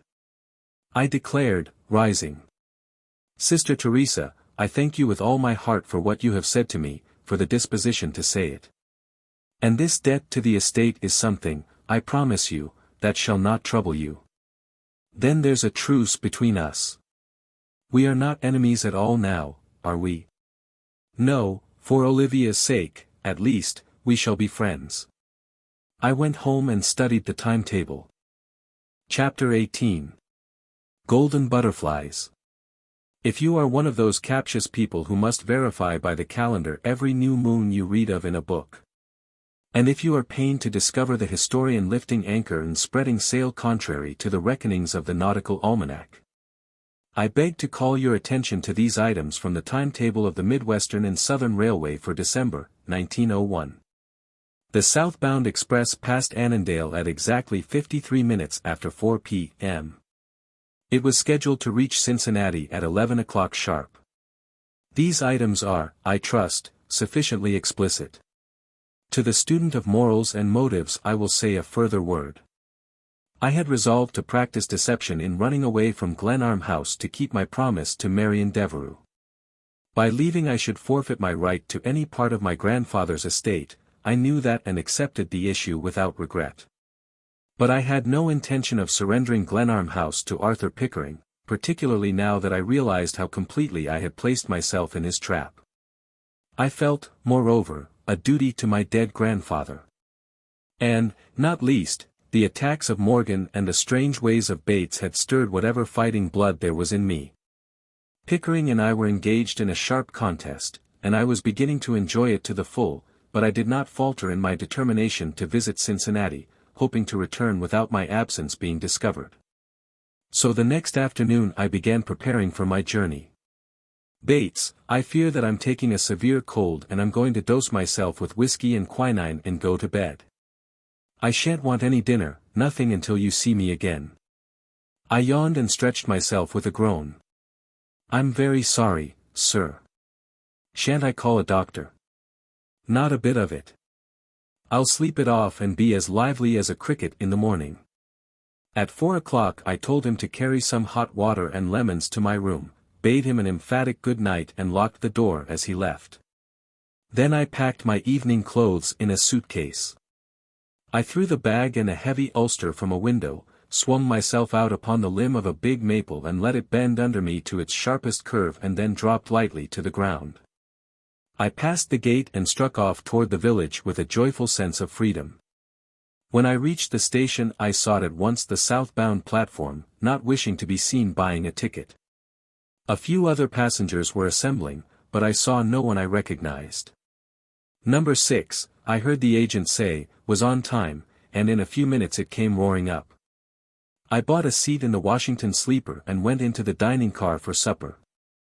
The train was full of people hurrying to various ports for the holidays, but they had, I reflected, no advantage over me. I, too, was bound on a definite errand, though my journey was, I imagined, less commonplace in its character than the homing flight of most of my fellow travelers. I made myself comfortable and dozed and dreamed as the train plunged through the dark. There was a wait, with much shifting of cars, where we crossed the Wabash, then we sped on. It grew warmer as we drew southward, and the conductor was confident we should reach Cincinnati on time. The through passengers about me went to bed, and I was left sprawled out in my open section, lurking on the shadowy frontier between the known world and dreamland. "We're running into Cincinnati, 10 minutes late," said the porter's voice. And in a moment I was in the vestibule and out, hurrying to a hotel.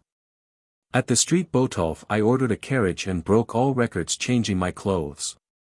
The timetable informed me that the Northern Express left at 1:30. There was no reason why I should not be safe at Glenarm House by my usual breakfast hour if all went well. To avoid loss of time in returning to the station I paid the hotel charge and carried my bag away with me. "Dr. Armstrong's residence?" "Yes, sir, I've already taken one load there." The carriage was soon climbing what seemed to be a mountain to the heights above Cincinnati. To this day I associate Ohio's most interesting city with a lonely carriage ride that seemed to be chiefly uphill, through a region that was as strange to me as a trackless jungle in the wilds of Africa. And my heart began to perform strange tattoos on my ribs. I was going to the house of a gentleman who did not know of my existence, to see a girl who was his guest, to whom I had never, as the conventions go, been presented. It did not seem half so easy, now that I was well launched upon the adventure. I stopped the cabman just as he was about to enter an iron gateway whose posts bore two great lamps. "That is all right, sir. I can drive right in." "But you needn't," I said, jumping out. "Wait here." Dr. Armstrong's residence was brilliantly lighted, and the strains of a waltz stole across the lawn cheerily. Several carriages swept past me as I followed the walk.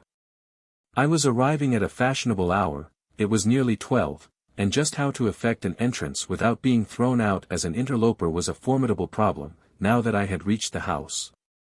I must catch my train home, and this left no margin for explanation to an outraged host whose first impulse would very likely be to turn me over to the police. I made a detour and studied the house, seeking a door by which I could enter without passing the unfriendly Gibraltar of a host and hostess on guard to welcome belated guests. A long conservatory filled with tropical plants gave me my opportunity. Promenaders went idly through and out into another part of the house by an exit I could not see. A handsome, spectacled gentleman opened a glass door within a yard of where I stood, sniffed the air, and said to his companion, as he turned back with a shrug into the conservatory, "There's no sign of snow. It isn't Christmas weather at all." He strolled away through the palms, and I instantly threw off my ulster and hat, cast them behind some bushes, and boldly opened the door and entered. The ballroom was on the 3rd floor, but the guests were straggling down to supper, and I took my stand at the foot of the broad stairway and glanced up carelessly, as though waiting for someone. It was a large and brilliant company, and many a lovely face passed me as I stood waiting. The very size of the gathering gave me security, and I smoothed my gloves complacently. The spectacled gentleman whose breath of night air had given me a valued hint of the open conservatory door came now and stood beside me. He even put his hand on my arm with intimate friendliness. There was a sound of mirth and scampering feet in the hall above, and then down the steps, between the lines of guests arrested in their descent, came a dark laughing girl in the garb of Little Red Riding Hood, amid general applause and laughter. "It's Olivia. She's won the wager," exclaimed the spectacled gentleman, and the girl, whose dark curls were shaken about her face, ran up to us and threw her arms about him and kissed him. It was a charming picture, the figures on the stairway, the pretty graceful child, the eager, happy faces all about. I was too much interested by this scene of the comedy to be uncomfortable. Then, at the top of the stair, her height accented by her gown of white, stood Marion Devereux, hesitating an instant, as a bird pauses before taking wing, and then laughingly running between the lines to where Olivia faced her in mock abjection. To the charm of the girl in the woodland was added now the dignity of beautiful womanhood, and my heart leaped at the thought that I had ever spoken to her, that I was there because she had taunted me with the risk of coming. Above, on the stair landing, a deep-toned clock began to strike midnight and everyone cried, "Merry Christmas," and "Olivia's won," and there was more hand-clapping, in which I joined with good will. Someone behind me was explaining what had just occurred. Olivia, the youngest daughter of the house, had been denied a glimpse of the ball. Miss Devereux had made a wager with her host that Olivia would appear before midnight. And Olivia had defeated the plot against her, and gained the main hall at the stroke of Christmas. "Good night." "Good night," called Olivia, the real Olivia, in derision to the company, and turned and ran back through the applauding, laughing throng. The spectacled gentleman was Olivia's father, and he mockingly rebuked Marian Devereux for having encouraged an infraction of parental discipline, while she was twitting him upon the loss of his wager. Then her eyes rested upon me for the first time. She smiled slightly, but continued talking placidly to her host. The situation did not please me. I had not traveled so far and burglariously entered Dr. Armstrong's house in quest of a girl with blue eyes merely to stand by while she talked to another man. I drew nearer, impatiently. And was conscious that 4 other young men in white waistcoats and gloves quite as irreproachable as my own stood ready to claim her the instant she was free. I did not propose to be thwarted by the beaux of Cincinnati, so I stepped toward Dr. Armstrong. "I beg your pardon, Doctor," I said with an assurance for which I blush to this hour. "All right, my boy, I, too, have been in Arcady," he exclaimed in cheerful apology, and she put her hand on my arm and I led her away.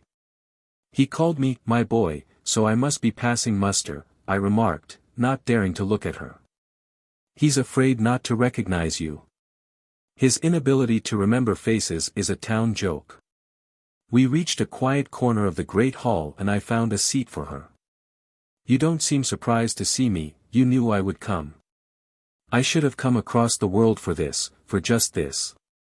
Her eyes were grave at once. "Why did you come?" "I did not think you were so foolish. This is all, so wretched, so unfortunate. You didn't know that Mr. Pickering.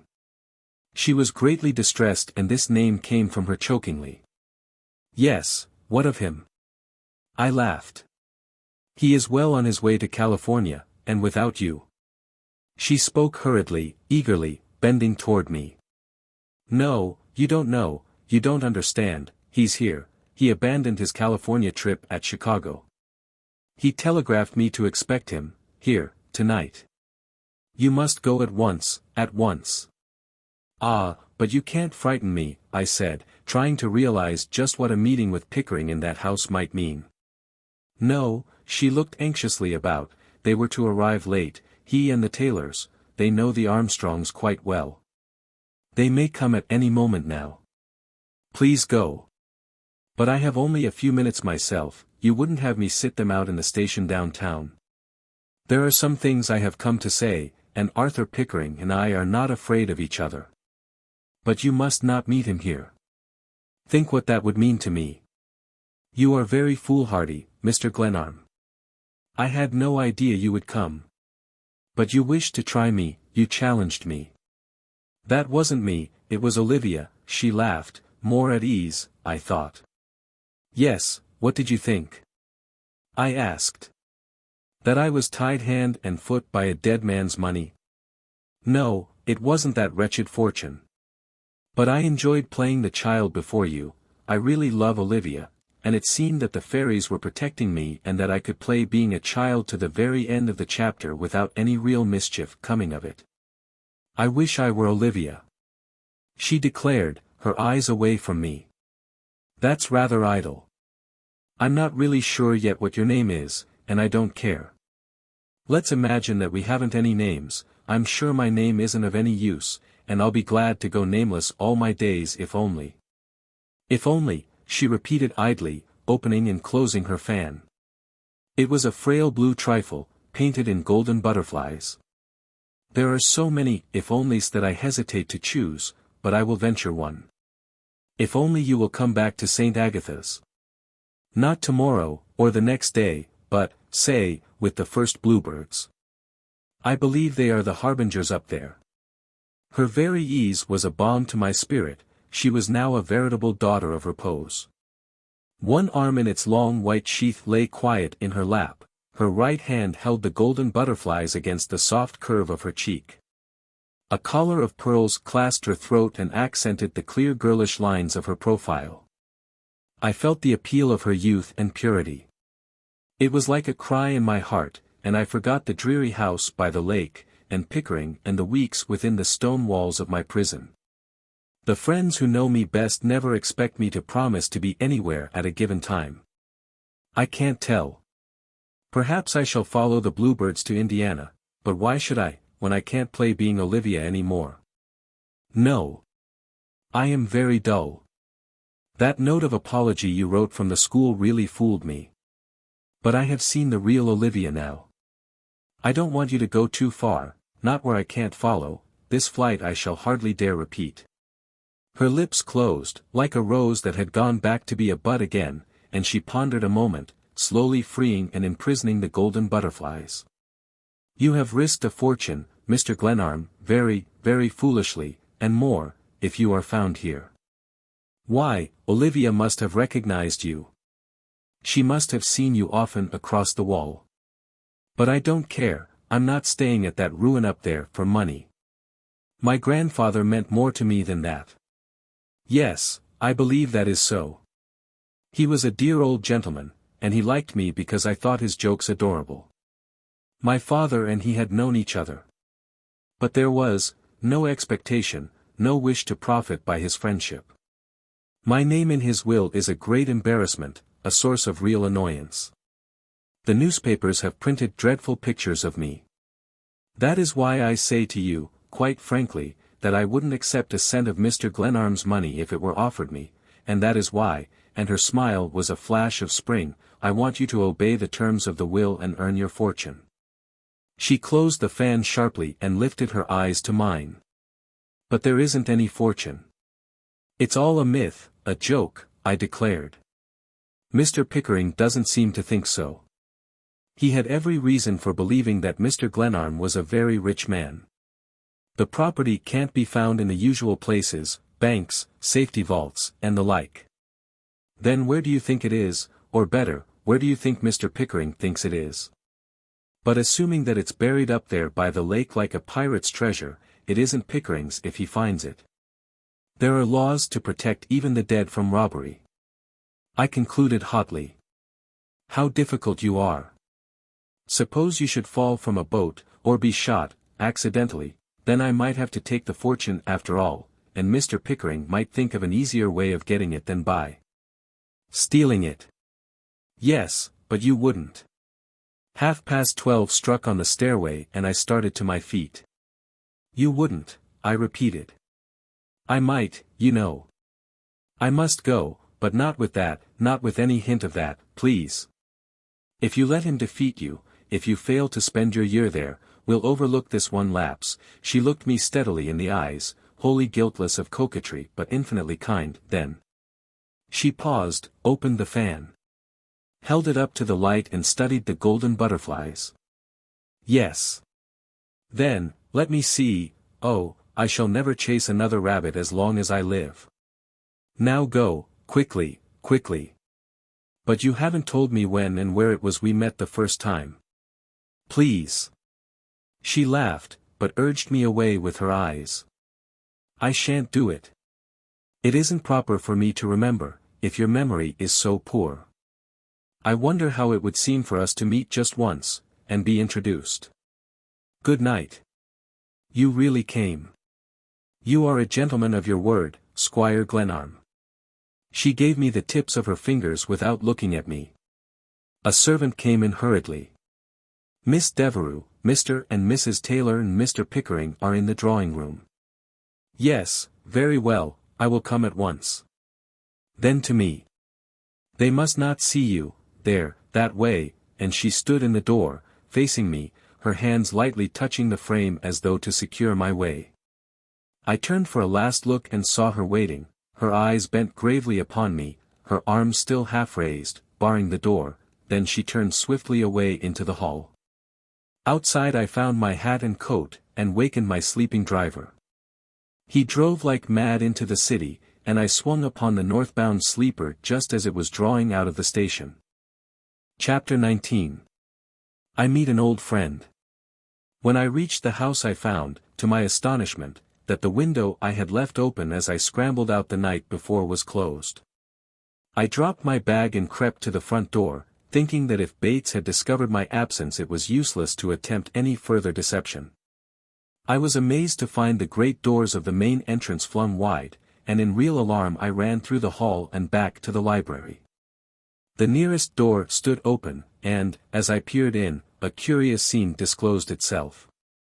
A few of the large cathedral candles still burned brightly in several places, their flame rising strangely in the grey morning light. Books had been taken from the shelves and scattered everywhere, and sharp implements had cut ugly gashes in the shelving. The drawers containing sketches and photographs had been pulled out and their contents thrown about and trampled underfoot.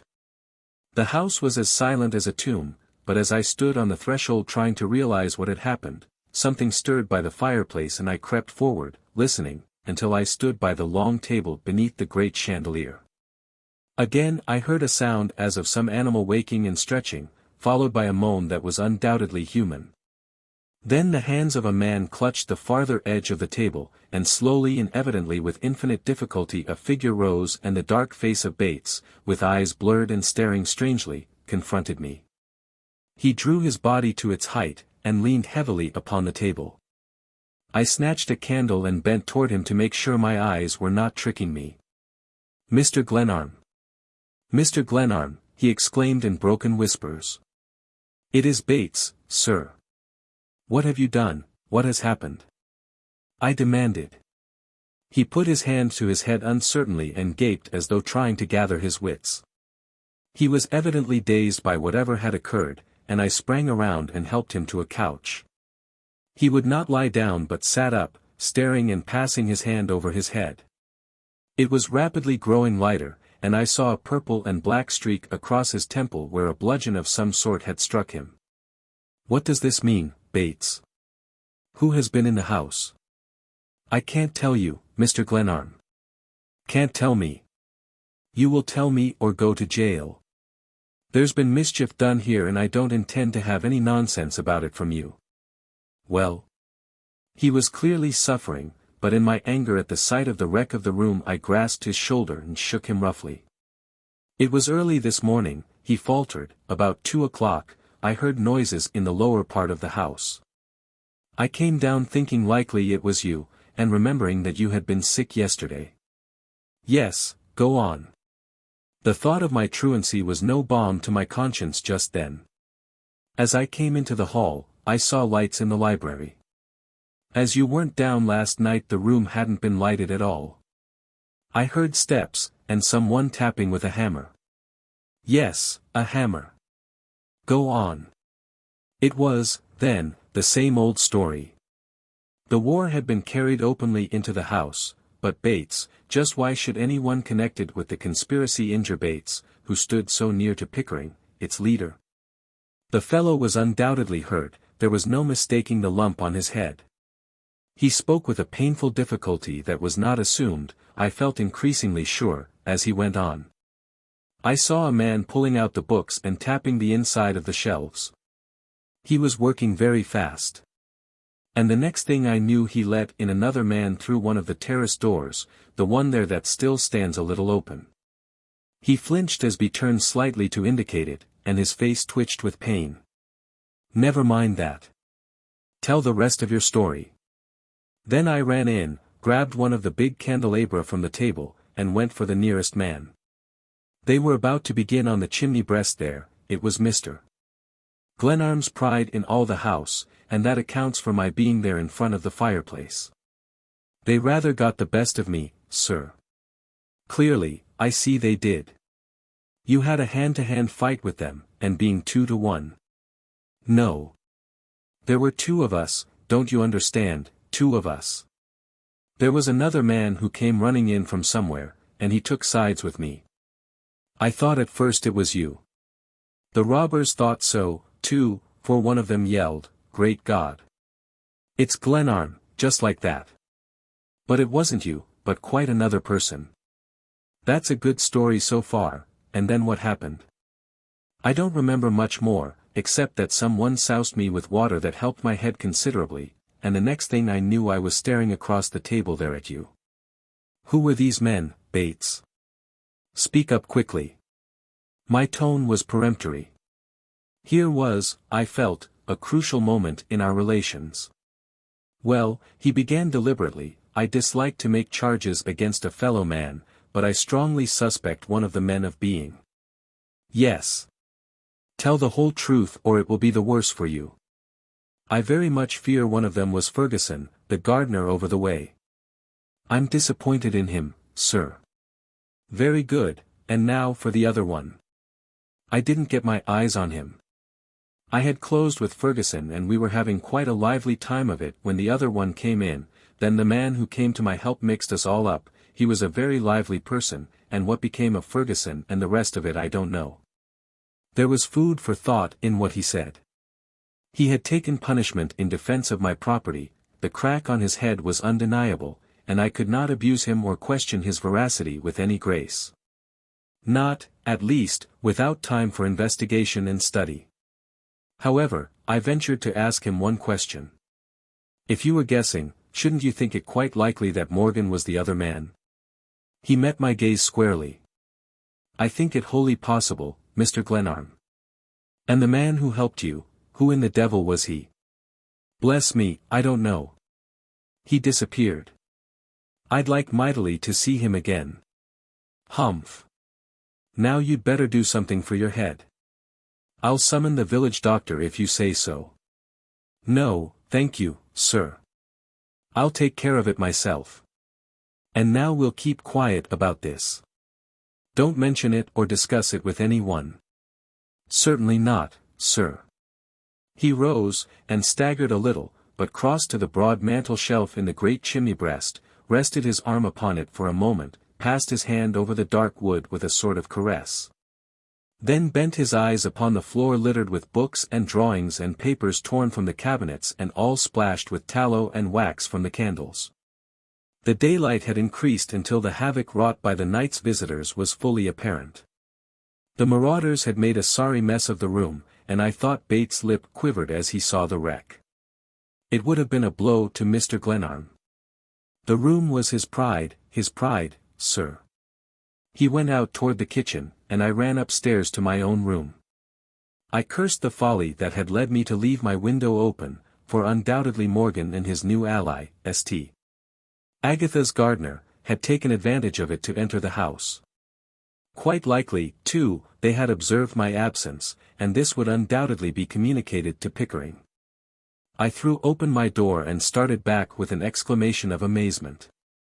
Standing at my chiffonier, between two windows, was a man, clad in a bath gown, my own. I saw with fury, his back to me, the razor at his face, placidly shaving himself.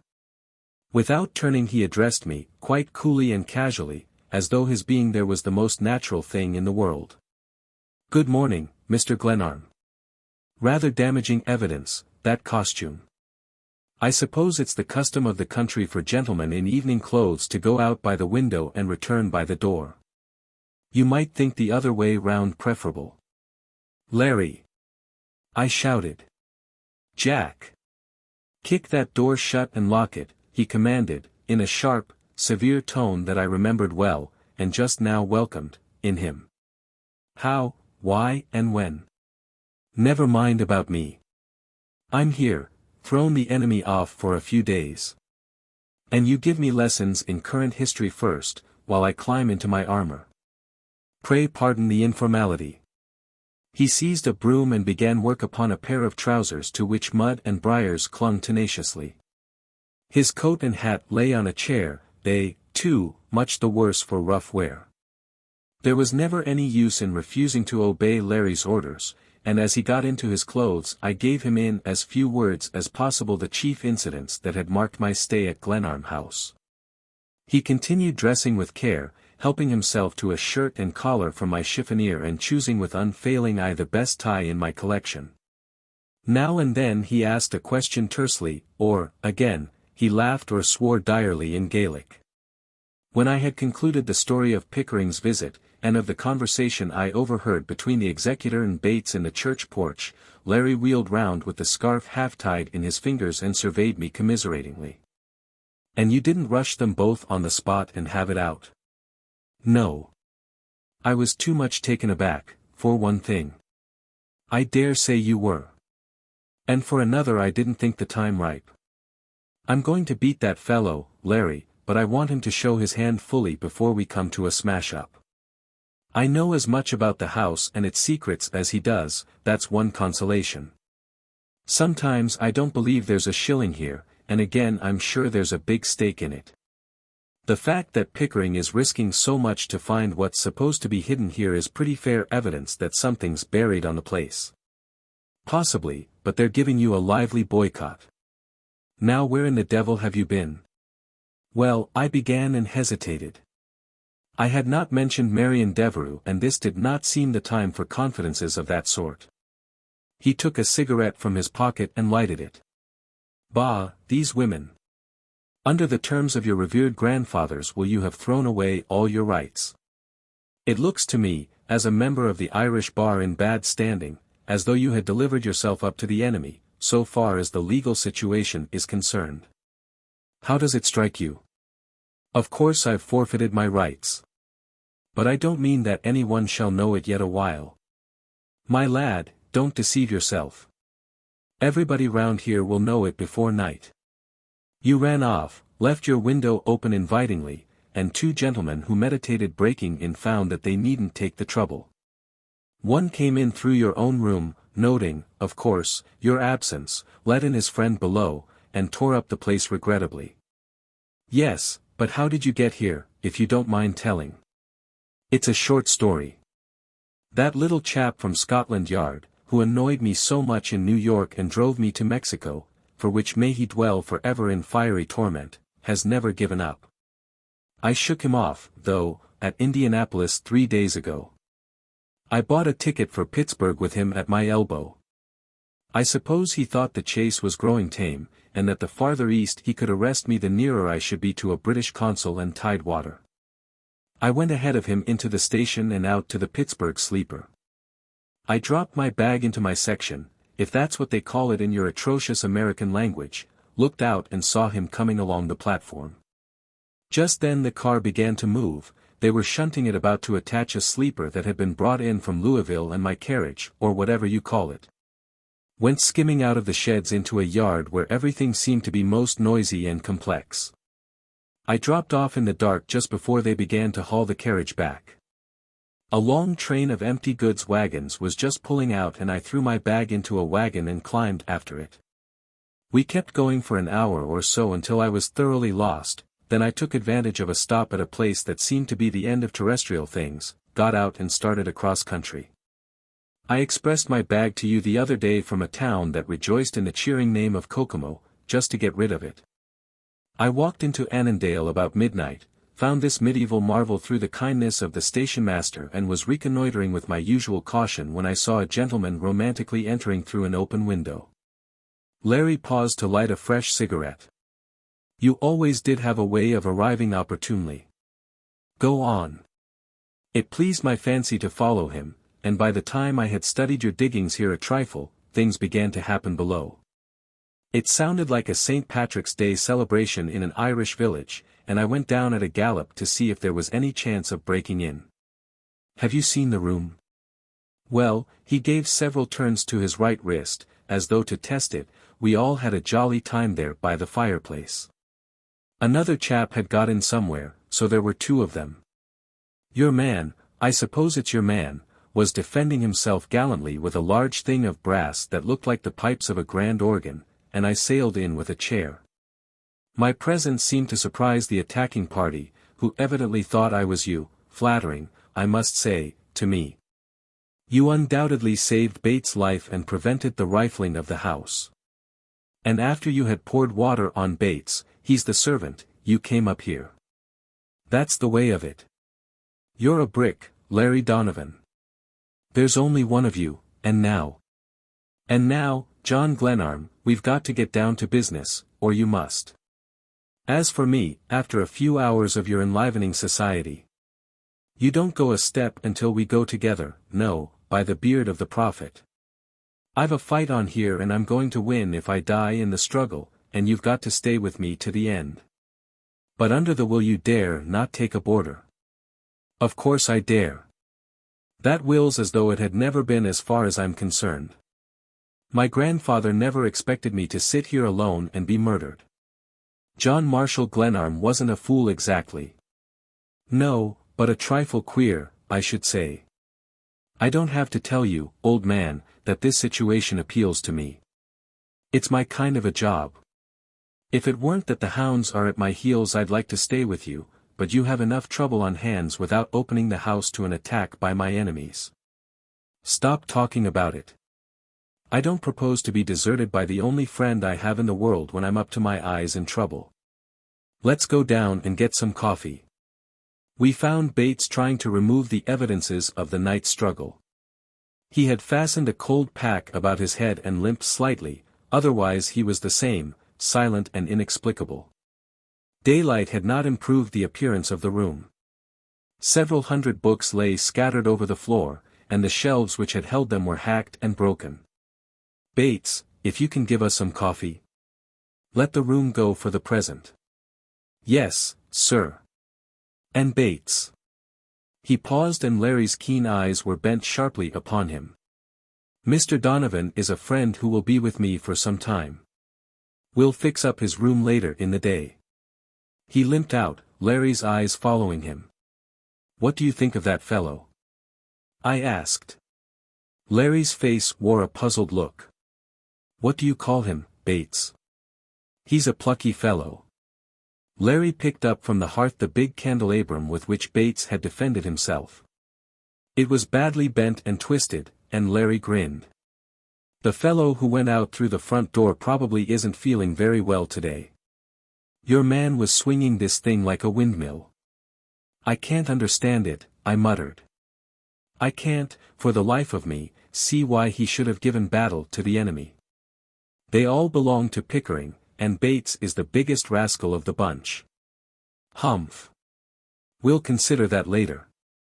And would you mind telling me what kind of a tallow foundry this is? I never saw so many candlesticks in my life. I seem to taste tallow. I had no letters from you, and I supposed you were loafing quietly in a grim farmhouse, dying of ennui, and here you are in an establishment that ought to be the imperial residence of an Eskimo chief. Possibly you have crude petroleum for soup and whipped salad oil for dessert. I declare, a man living here ought to attain a high candle power of luminosity. It's perfectly immense. He stared and laughed. And hidden treasure, and night attacks, and young virgins in the middle distance, yes, I'd really like to stay a while. As we ate breakfast I filled in gaps I had left in my hurried narrative, with relief that I cannot describe filling my heart as I leaned again upon the sympathy of an old and trusted friend. As Bates came and when I marked Larry's scrutiny of the man, I dismissed him as soon as possible that we might talk freely. Take it up and down and all around, what do you think of all this? I asked. Larry was silent for a moment. He was not given to careless speech in personal matters. There's more to it than frightening you off or getting your grandfather's money.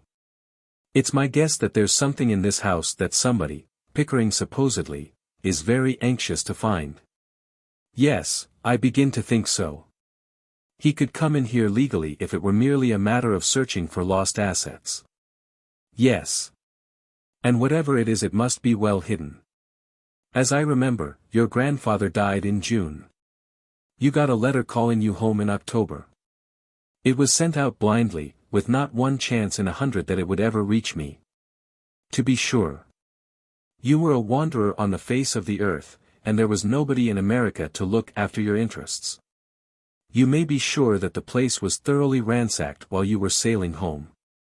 I'll wager you the best dinner you ever ate that there's more at stake than your grandfather's money. The situation is inspiring. I grow interested. I'm almost persuaded to linger. Chapter 20. A Triple Alliance.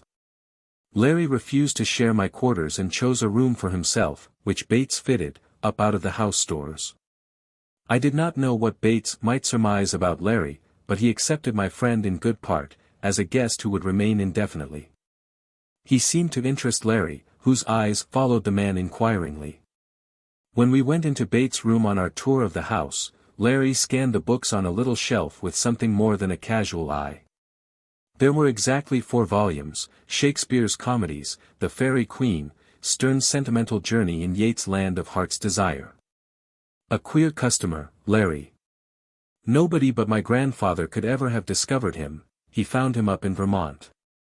I suppose his being a bloomin' Yankee naturally accounts for this, remarked Larry, taking from under the pillow of the narrow iron bed a copy of the Dublin Freeman's Journal. It is a little odd, I said. But if you found a Yiddish newspaper or an Egyptian papyrus under his pillow I should not be surprised. Nor I, said Larry. I'll wager that not another shelf in this part of the world contains exactly that collection of books, and nothing else. You will notice that there was once a bookplate in each of these volumes and that it's been scratched out with care. On a small table were pen and ink and a curious much-worn portfolio. He always gets the mail first, doesn't he? Asked Larry. Yes, I believe he does. I thought so, and I'll swear he never got a letter from Vermont in his life. When we went down Bates was limping about the library, endeavoring to restore order. Bates, I said to him, you are a very curious person. I have had 1,001 opinions about you since I came here, and I still don't make you out. He turned from the shelves, a defaced volume in his hands. Yes, sir. It was a good deal that way with your lamented grandfather. He always said I puzzled him. Larry, safe behind the fellow's back, made no attempt to conceal a smile. I want to thank you for your heroic efforts to protect the house last night. You acted nobly, and I must confess, Bates, that I didn't think it was in you. You've got the right stuff in you. I'm only sorry that there are black pages in your record that I can't reconcile with your manly conduct of last night. But we've got to come to an understanding. Yes, sir. The most outrageous attacks have been made on me since I came here. You know what I mean well enough. Mr. Glenarm never intended that I should sit down in his house and be killed or robbed. He was the gentlest being that ever lived, and I'm going to fight for his memory and to protect his property from the scoundrels who have plotted against me. I hope you follow me. Yes, Mr. Glenarm. He was regarding me attentively. His lips quavered, perhaps from weakness, for he certainly looked ill. Now I offer you your choice, either to stand loyally by me in my grandfather's house or to join these scoundrels Arthur Pickering has hired to drive me out. I'm not going to bribe you, I don't offer you a cent for standing by me, but I won't have a traitor in the house, and if you don't like me or my terms I want you to go and go now. He straightened quickly, his eyes lighted and the color crept into his face. I had never before seen him appear so like a human being. Mr. Glenarm, you have been hard on me. There have been times when you have been very unjust. Unjust, my God, what do you expect me to take from you? Haven't I known that you were in league with Pickering? I'm not as dull as I look, and after your interview with Pickering in the chapel porch you can't convince me that you were faithful to my interests at that time. He started and gazed at me wonderingly. I had had no intention of using the chapel porch interview at this time, but it leaped out of me uncontrollably. I suppose, sir, he began brokenly, that I can hardly persuade you that I meant no wrong on that occasion. You certainly cannot, and it's safer for you not to try. But I'm willing to let all that go as a reward for your work last night. Make your choice now, stay here and stop your spying or clear out of Annandale within an hour. He took a step toward me. The table was between us and he drew quite near but stood clear of it, erect until there was something almost soldierly and commanding in his figure. By God, I will stand by you, John Glenarm. He said, and struck the table smartly with his clenched hand. He flushed instantly, and I felt the blood mounting into my own face as we gazed at each other, he, Bates, the servant, and I, his master. He had always addressed me so punctiliously with the "sir" of respect that his declaration of fealty, spoken with so sincere and vigorous an air of independence, and with the bold emphasis of the oath, held me spellbound, staring at him. The silence was broken by Larry, who sprang forward and grasped Bates' hand. "I, too, Bates," I said, feeling my heart leap with liking, even with admiration for the real manhood that seemed to transfigure this hireling, this fellow whom I had charged with most infamous treachery. This servant who had cared for my needs in so humble a spirit of subjection. The knocker on the front door sounded peremptorily, and Bates turned away without another word, and admitted Stoddard, who came in hurriedly. "Merry Christmas," in his big hearty tones, was hardly consonant with the troubled look on his face. I introduced him to Larry and asked him to sit down. "Pray excuse our disorder, we didn't do it for fun, it was one of Santa Claus' tricks." He stared about wonderingly. "So you caught it, too, did you?" "To be sure. You don't mean to say that they raided the chapel?" "That's exactly what I mean to say. When I went into the church for my early service I found that someone had ripped off the wainscoting in half a dozen places and even pried up the altar. It's the most outrageous thing I ever knew. You've heard of the proverbial poverty of the church mouse. What do you suppose anybody could want to raid a simple little country chapel for? And more curious yet, the church plate was untouched, though the closet where it's kept was upset, as though the miscreants had been looking for something they didn't find." Stoddard was greatly disturbed, and gazed about the topsy-turvy library with growing indignation. We drew together for a council of war. Here was an opportunity to enlist a new recruit on my side. I already felt stronger by reason of Larry's accession. As to Bates, my mind was still numb and bewildered. "Larry, there's no reason why we shouldn't join forces with Mr. Stoddard, as he seems to be affected by this struggle. We owe it to him and the school to put him on guard, particularly since we know that Ferguson's with the enemy." "Yes, certainly," said Larry. He always liked or disliked new people unequivocally, and I was glad to see that he surveyed the big clergyman with approval. "I'll begin at the beginning," I said, "and tell you the whole story." He listened quietly to the end while I told him of my experience with Morgan, of the tunnel into the chapel crypt, and finally of the affair in the night and our interview with Bates. "I feel like rubbing my eyes and accusing you of reading penny horrors," he said. "That doesn't sound like the 20th century in Indiana. But Ferguson, you'd better have a care in his direction. Sister Teresa. Bless your heart. Ferguson's gone, without notice. He got his traps and skipped without saying a word to anyone. We'll hear from him again, no doubt. Now, gentlemen, I believe we understand one another. I don't like to draw you, either one of you, into my private affairs." The big chaplain laughed. "Glenarm, prefixes went out of commission quickly that morning. If you hadn't let me in on this I should never have got over it. Why, this is a page out of the good old times. Bless me. I never appreciated your grandfather. I must run, I have another service. But I hope you gentlemen will call on me, day or night, for anything I can do to help you. Please don't forget me. I had the record once for putting the shot." "Why not give our friend escort through the tunnel?" asked Larry. "I'll not hesitate to say that I'm dying to see it." "To be sure." We went down into the cellar, and poked over the lantern and candlestick collections, and I pointed out the exact spot where Morgan and I had indulged in our revolver duel. It was fortunate that the plastered walls of the cellar showed clearly the cuts and scars of the pistol balls, or I fear my story would have fallen on incredulous ears. The debris I had piled upon the false block of stone in the cellar lay as I had left it, but the three of us quickly freed the trap. The humor of the thing took strong hold of my new allies, and while I was getting a lantern to light us through the passage Larry sat on the edge of the trap and howled a few bars of a wild Irish jig. We set forth at once and found the passage unchanged. When the cold air blew in upon us I paused. "Have you gentlemen the slightest idea of where you are?" "We must be under the school grounds, I should say," replied Stoddard. "We're exactly under the stone wall." Those tall posts at the gate are a scheme for keeping fresh air in the passage.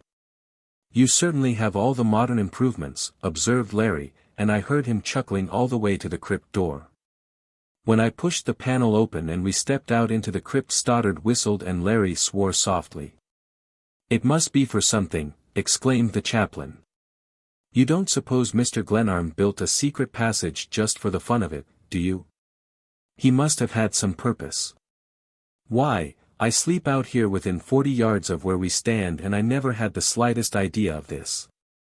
But other people seem to know of it, observed Larry. To be sure. The curiosity of the whole countryside was undoubtedly piqued by the building of Glenarm House. The fact that workmen were brought from a distance was in itself enough to arouse interest.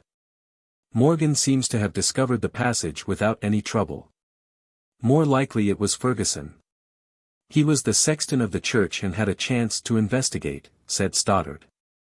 And now, gentlemen, I must go to my service. I'll see you again before the day is over. And we make no confidences, I admonished.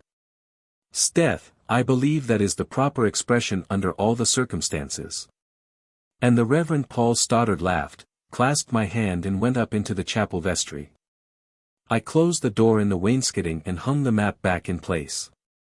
We went up into the little chapel and found a small company of worshippers assembled, a few people from the surrounding farms, half a dozen sisters sitting somberly near the chancel and the school servants. Stoddard came out into the chancel, lighted the altar tapers and began the Anglican communion office. I had forgotten what a church service was like. And Larry, I felt sure, had not attended church since the last time his family had dragged him to choral vespers.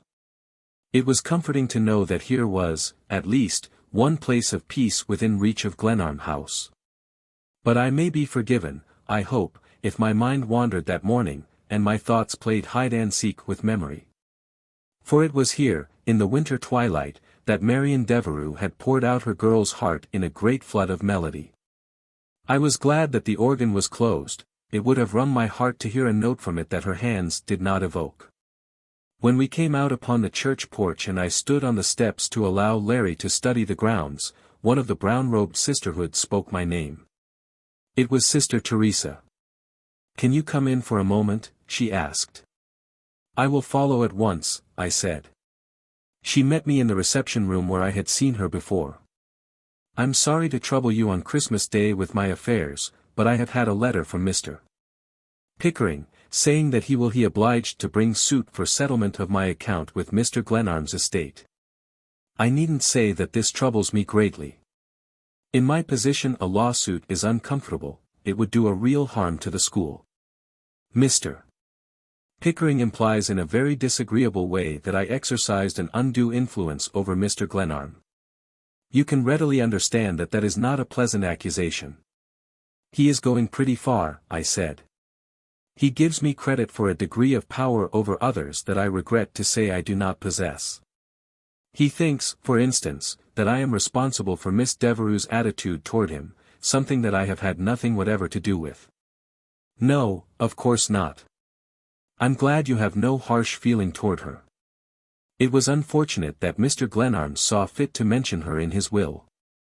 It has given her a great deal of notoriety, and has doubtless strengthened the impression in some minds that she and I really plotted to get as much as possible of your grandfather's estate. No one would regret all this more than my grandfather, I am sure of that. There are many inexplicable things about his affairs. It seems hardly possible that a man so shrewd as he, and so thoughtful of the feelings of others, should have left so many loose ends behind him. But I assure you I am giving my whole attention to these matters, and I am wholly at your service in anything I can do to help you.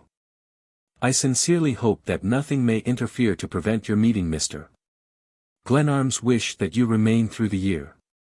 That was a curious and whimsical provision, but it is not, I imagine, so difficult."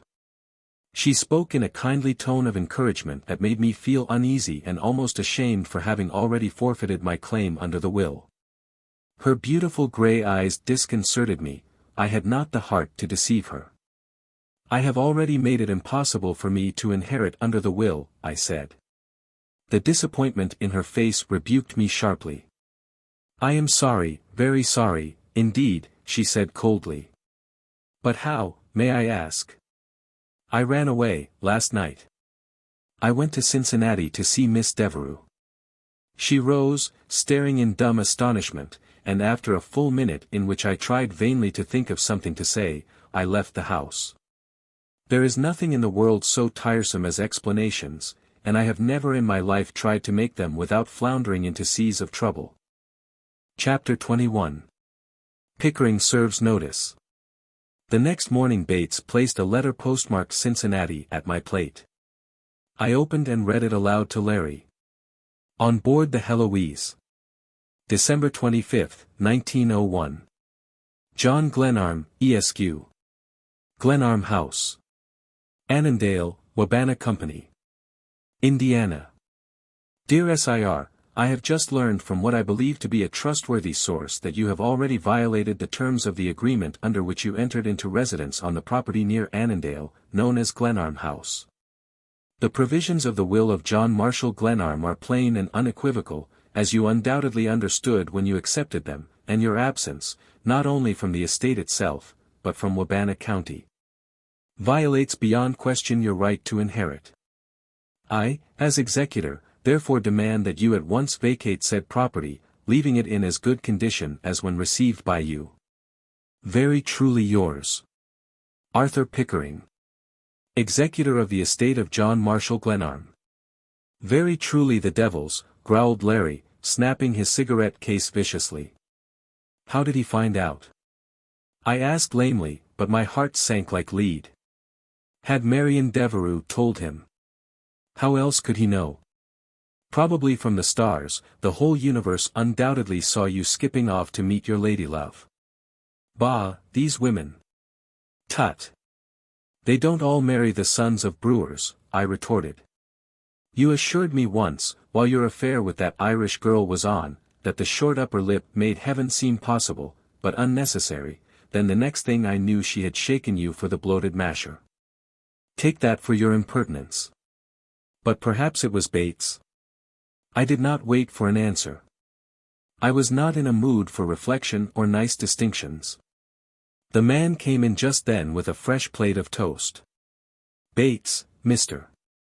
Pickering has learned that I was away from the house on the night of the attack, and I'm ordered off for having broken my agreement to stay here. How do you suppose he heard of it so promptly? From Morgan, quite possibly. I have a letter from Mr. Pickering myself this morning. Just a moment, sir. He placed before me a note bearing the same date as my own. It was a sharp rebuke of Bates for his failure to report my absence, and he was ordered to prepare to leave on the 1st of February. Close your accounts at the shopkeeper's and I will audit your bills on my arrival. The tone was peremptory and contemptuous. Bates had failed to satisfy Pickering and was flung off like a smoked-out cigar. How much had he allowed you for expenses, Bates? He met my gaze imperturbably. He paid me $50 a month as wages, sir, and I was allowed $75 for other expenses. But you didn't buy English pheasants and champagne on that allowance. He was carrying away the coffee tray and his eyes wandered to the windows. Not quite, sir. You see. But I don't see. It had occurred to me that as Mr. Pickering's allowance wasn't what you might call generous, it was better to augment it. Well, sir, I took the liberty of advancing a trifle, as you might say, to the estate. Your grandfather would not have had you starve, sir. He left hurriedly, as though to escape from the consequences of his words, and when I came to myself Larry was gloomily invoking his strange Irish gods. Larry Donovan, I've been tempted to kill that fellow a dozen times. This thing is too damned complicated for me. I wish my lamented grandfather had left me something easy. To think of it, that fellow, after my treatment of him, my cursing and abusing him since I came here. Great Scott, man, I've been enjoying his bounty, I've been living on his money.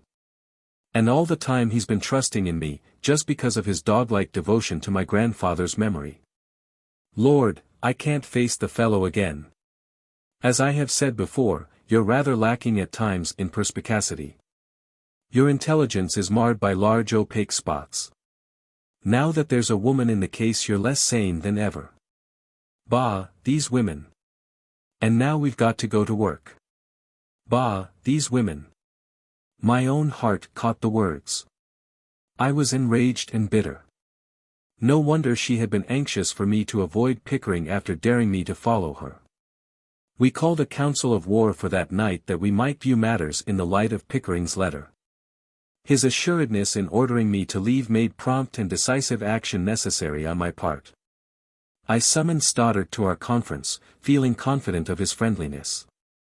Of course, said the broad-shouldered chaplain, if you could show that your absence was on business of very grave importance, the courts might construe in that you had not really violated the will. Larry looked at the ceiling and blew rings of smoke languidly. I had not disclosed to either of them the cause of my absence. On such a matter I knew I should get precious little sympathy from Larry, and I had, moreover, a feeling that I could not discuss Marion Devereux with anyone. I even shrank from mentioning her name, though it rang like the call of bugles in my blood. She was always before me, the charmed spirit of youth, linked to every foot of the earth, every gleam of the sun upon the ice-bound lake, every glory of the winter sunset. All the good impulses I had ever stifled were quickened to life by the thought of her. Amid the day's perplexities I started sometimes, thinking I heard her voice, her girlish laughter, or saw her again coming toward me down the stairs, or holding against the light her fan with its golden butterflies. I really knew so little of her. I could associate her with no home, only with that last fling of the autumn upon the lake, the snow-driven woodland, that twilight hour at the organ in the chapel, those stolen moments at the Armstrongs. I resented the pressure of the hour's affairs, and chafed at the necessity for talking of my perplexities with the good friends who were there to help. I wished to be alone, to yield to the sweet mood that the thought of her brought me. The doubt that crept through my mind as to any possibility of connivance between her and Pickering was as vague and fleeting as the shadow of a swallow's wing on a sunny meadow. You don't intend fighting the fact of your absence, do you? Demanded Larry, after a long silence. Of course not. I replied quietly. Pickering was right on my heels, and my absence was known to his men here. And it would not be square to my grandfather, who never harmed a flea, may his soul rest in blessed peace, to lie about it. They might nail me for perjury besides. Then the quicker we get ready for a siege the better. As I understand your attitude, you don't propose to move out until you've found where the Siller's hidden. Being a gallant gentleman and of a forgiving nature, you want to be sure that the lady who is now entitled to it gets all there is coming to her, and as you don't trust the executor any further than a true Irishman trusts a British Prime Minister's promise, you're going to stand by to watch the boodle counted. Is that a correct analysis of your intentions?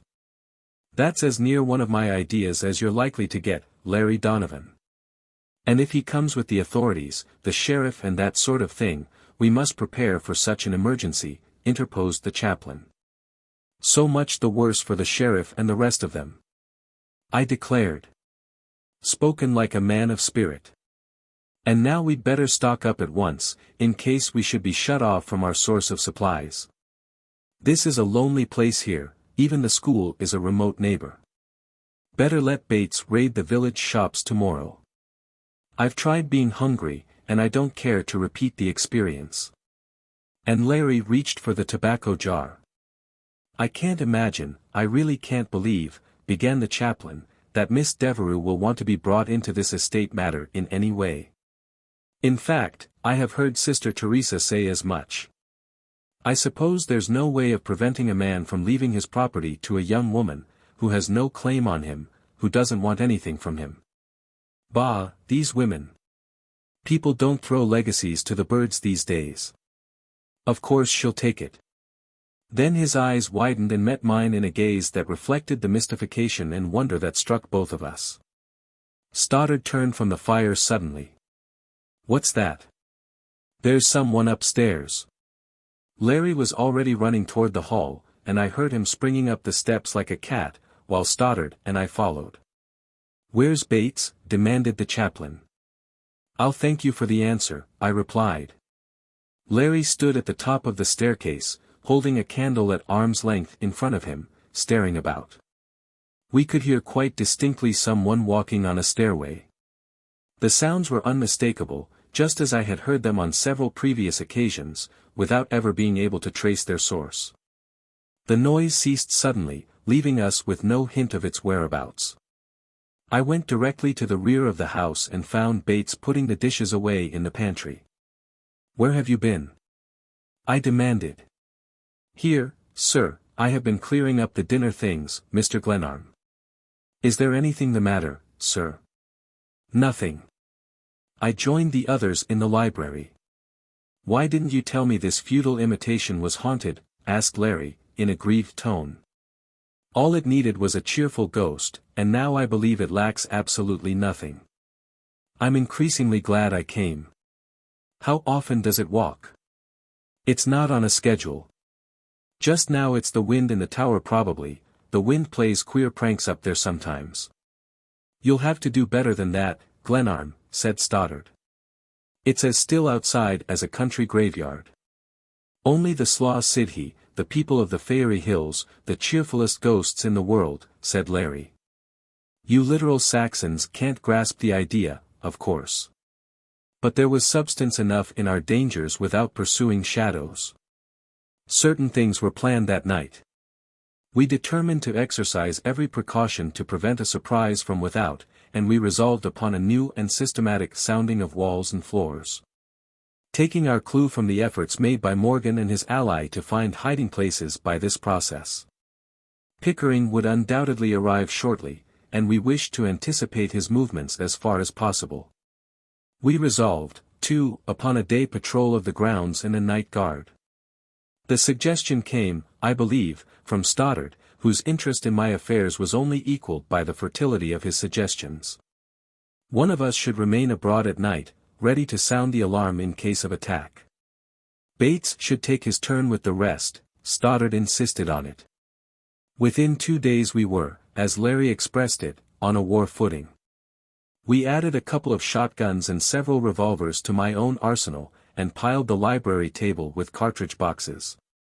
Bates, acting as quartermaster, brought a couple of wagon loads of provisions. Stoddard assembled a remarkable collection of heavy sticks. He had more confidence in them, he said, than in gunpowder, and, moreover, he explained, a priest might not with propriety hear arms. It was a cheerful company of conspirators that now gathered around the big hearth. Larry, always restless, preferred to stand at one side, an elbow on the mantel shelf, pipe in mouth, and Stoddard sought the biggest chair, and filled it.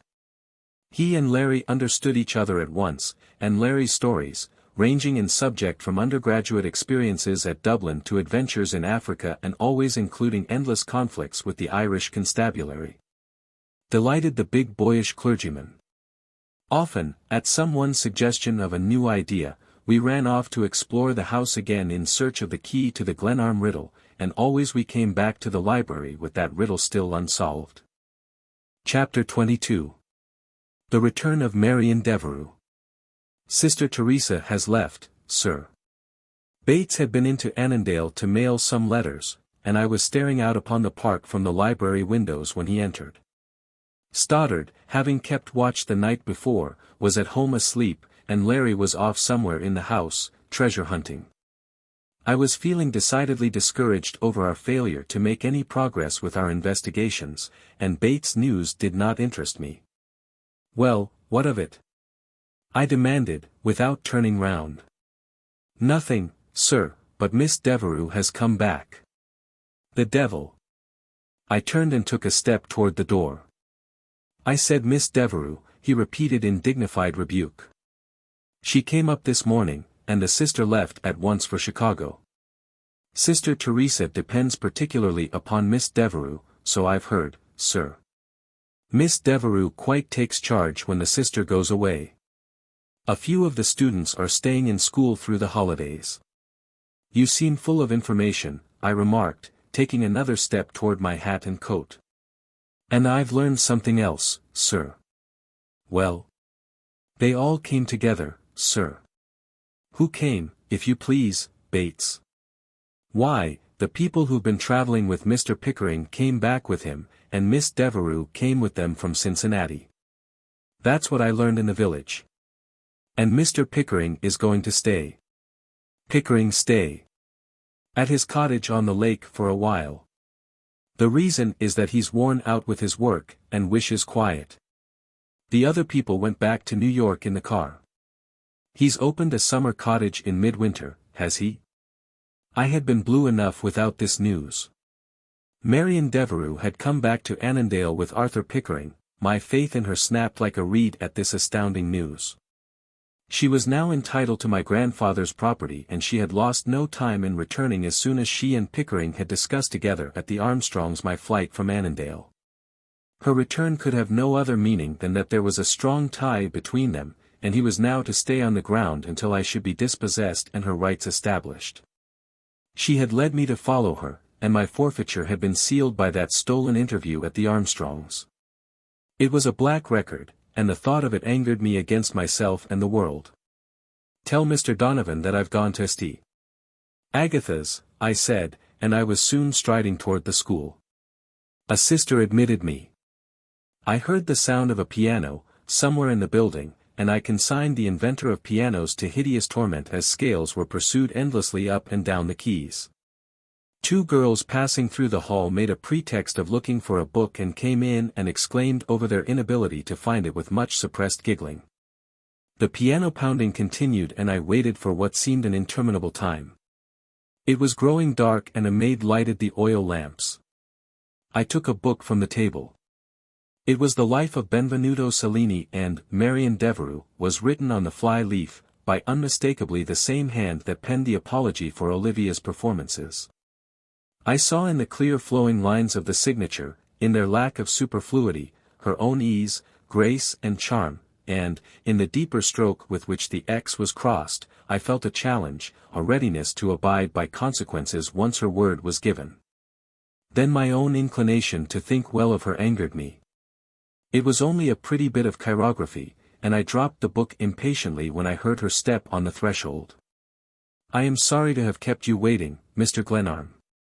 But this is my busy hour. I shall not detain you long. I hesitated, not knowing why I had come. She took a chair near the open door and bent forward with an air of attention that was disquieting.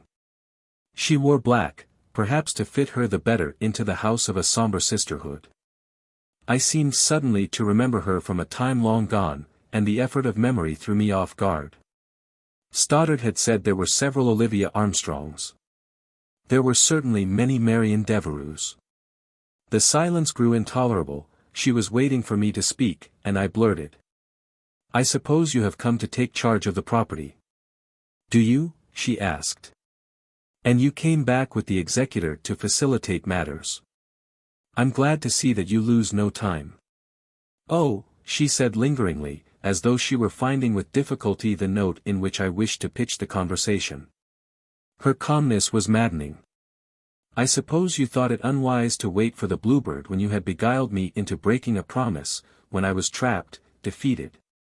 Her elbow on the arm of the chair, her hand resting against her cheek. The light rippling goldenly in her hair, her eyes bent upon me inquiringly, mournfully, as I had seen them, where? Once before. My heart leaped in that moment, with that thought. I remember now the first time. I exclaimed, more angry than I had ever been before in my life. That is quite remarkable, she said, and nodded her head ironically. It was at Sherry's, you were with Pickering, you dropped your fan and he picked it up, and you turned toward me for a moment. You were in black that night, it was the unhappiness in your face, in your eyes, that made me remember. I was intent upon the recollection, eager to fix and establish it. You are quite right. It was at Sherry's. I was wearing black then, many things made me unhappy that night. Her forehead contracted slightly and she pressed her lips together. I suppose that even then the conspiracy was thoroughly arranged, I said tauntingly, laughing a little perhaps, and wishing to wound her, to take vengeance upon her. She rose and stood by her chair, one hand resting upon it. I faced her. Her eyes were like violet seas. She spoke very quietly. Mr. Glenarm, has it occurred to you that when I talked to you there in the park, when I risked unpleasant gossip in receiving you in a house where you had no possible right to be, that I was counting upon something, foolishly and stupidly? Yet counting upon it? You probably thought I was a fool, I retorted. No, she smiled slightly. I believe I have said this to you before, you were a gentleman. I really did, Mr. Glenarm. I must say it to justify myself. I relied upon your chivalry. I even thought, when I played being Olivia, that you had a sense of honor. But you are not the one and you haven't the other. I even went so far, after you knew perfectly well who I was, as to try to help you, to give you another chance to prove yourself the man your grandfather wished you to be. And now you come to me in a shocking bad humor. I really think you would like to be insulting, Mr. Glenarm, if you could. But Pickering, you came back with him, he is here and he's going to stay. And now that the property belongs to you, there is not the slightest reason why we should make any pretense of anything but enmity. When you and Arthur Pickering stand together I take the other side of the barricade. I suppose chivalry would require me to vacate, so that you may enjoy at once the spoils of war. I fancy it would not be very difficult to eliminate you as a factor in the situation, she remarked icily. And I suppose, after the unsuccessful efforts of Mr. Pickering's allies to assassinate me, as a mild form of elimination, one would naturally expect me to sit calmly down and wait to be shot in the back. But you may tell Mr. Pickering that I throw myself upon your mercy.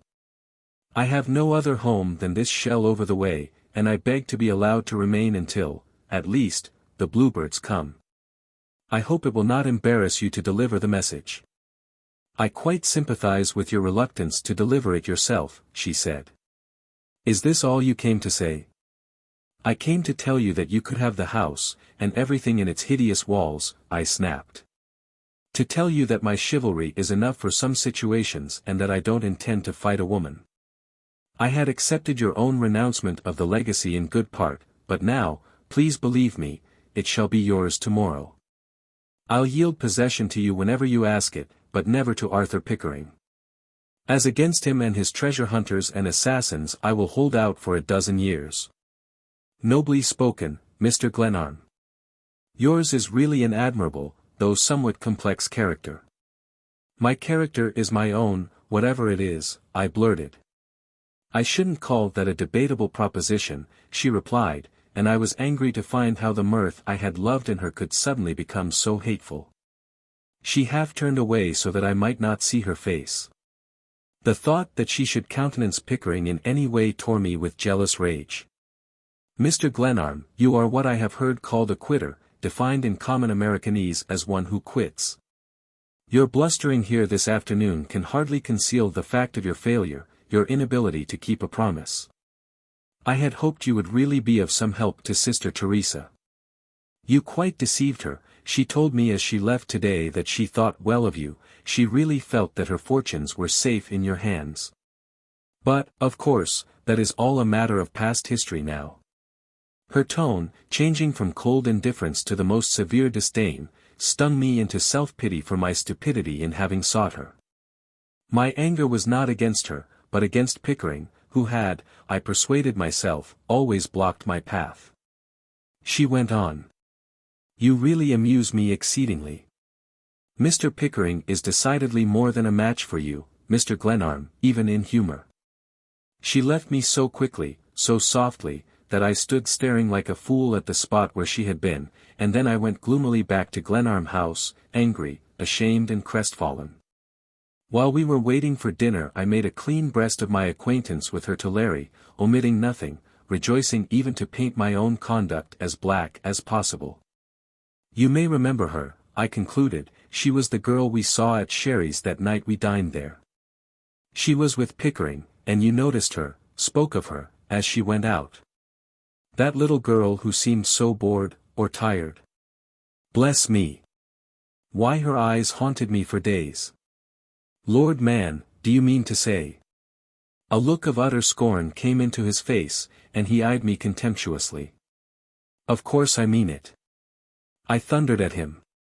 He took the pipe from his mouth, pressed the tobacco viciously into the bowl, and swore steadily in Gaelic until I was ready to choke him. Stop! I bawled. Do you think that's helping me? And to have you curse in your blackguardly Irish dialect. I wanted a little Anglo-Saxon sympathy, you fool. I didn't mean for you to invoke your infamous gods against the girl. Don't be violent, lad. Violence is reprehensible, he admonished with maddening sweetness and patience. What I was trying to inculcate was rather the fact, borne in upon me through years of acquaintance, that you are, to be bold, my lad, to be bold, a good deal of a damned fool. The trilling of his R's was like the whirring rise of a flock of quails. Dinner is served, announced Bates, and Larry led the way, mockingly chanting an Irish love song. Chapter 23. The Door of Bewilderment.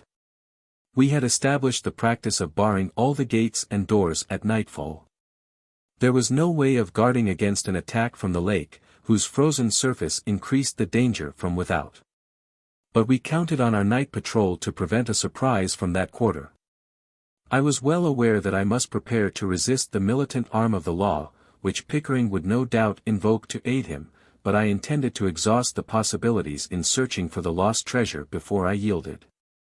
Pickering might, if he would, transfer the estate of John Marshall Glenarm to Marion Devereux and make the most he could of that service. But he should not drive me forth until I had satisfied myself of the exact character of my grandfather's fortune. If it had vanished, if Pickering had stolen it and outwitted me in making off with it, that was another matter. The phrase, the door of bewilderment, had never ceased to reiterate itself in my mind. We discussed 1,000 explanations of it as we pondered over the scrap of paper I had found in the library, and every book in the house was examined in the search for further clues.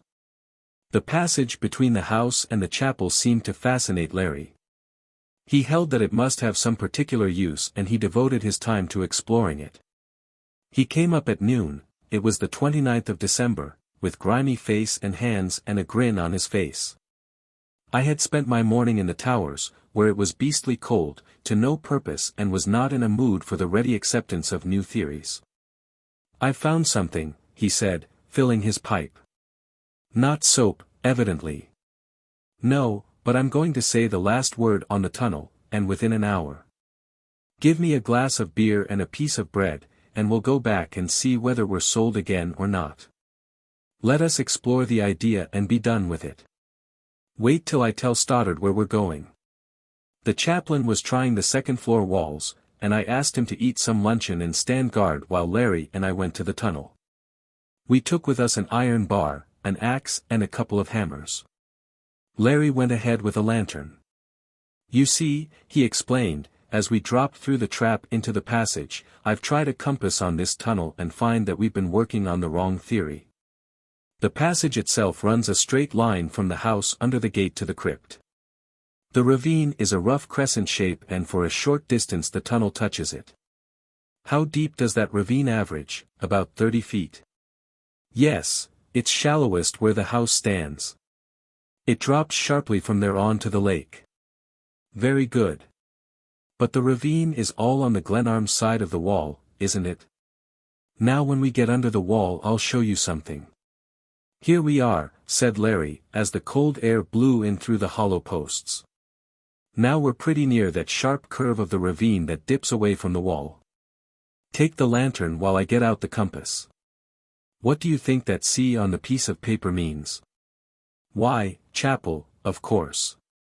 I have measured the distance from the house, the point of departure, we may assume, to the chapel, and 3/4 of it brings us under those beautiful posts. The directions are as plain as daylight. The passage itself is your N.W. as the compass proves, and the ravine cuts close in here, therefore, our business is to explore the wall on the ravine side." "Good. But this is just wall here, earth with a layer of brick and a thin coat of cement. A nice job it must have been to do the work, and it cost the price of a tiger hunt," I grumbled. "Take heart, lad, and listen," and Larry began pounding the wall with a hammer, exactly under the north gate post. We had sounded everything in and about the house until the process bored me. "Hurry up and get through with it," I jerked impatiently, holding the lantern at the level of his head. It was sharply cold under the posts and I was anxious to prove the worthlessness of his idea and be done. Thump. Thump. "There's a place here that sounds a trifle off the key. You try it." I snatched the hammer and repeated his soundings. Thump. Thump. There was a space about 4 feet square in the wall that certainly gave forth a hollow sound. "Stand back," exclaimed Larry eagerly. "Here goes with the axe." He struck into the wall sharply and the cement chipped off in rough pieces, disclosing the brick beneath. Larry paused when he had uncovered a foot of the inner layer, and examined the surface. "They're loose, these bricks are loose, and there's something besides earth behind them." I snatched the hammer and drove hard at the wall. The bricks were set up without mortar, and I plucked them out and rapped with my knuckles on a wooden surface. Even Larry grew excited as we flung out the bricks. "Ah, lad," he said, "the old gentleman had a way with him, he had a way with him." A brick dropped on his foot and he howled in pain. Bless the old gentleman's heart. He made it as easy for us as he could. Now, for the Glenarm millions, red money all piled up for the ease of counting it, £1,000 in every pile. "Don't be a fool, Larry," I coughed at him, for the brick dust and the smoke of Larry's pipe made breathing difficult. "That's all the loose brick, bring the lantern closer," and we peered through the aperture upon a wooden door, in which strips of iron were deep set.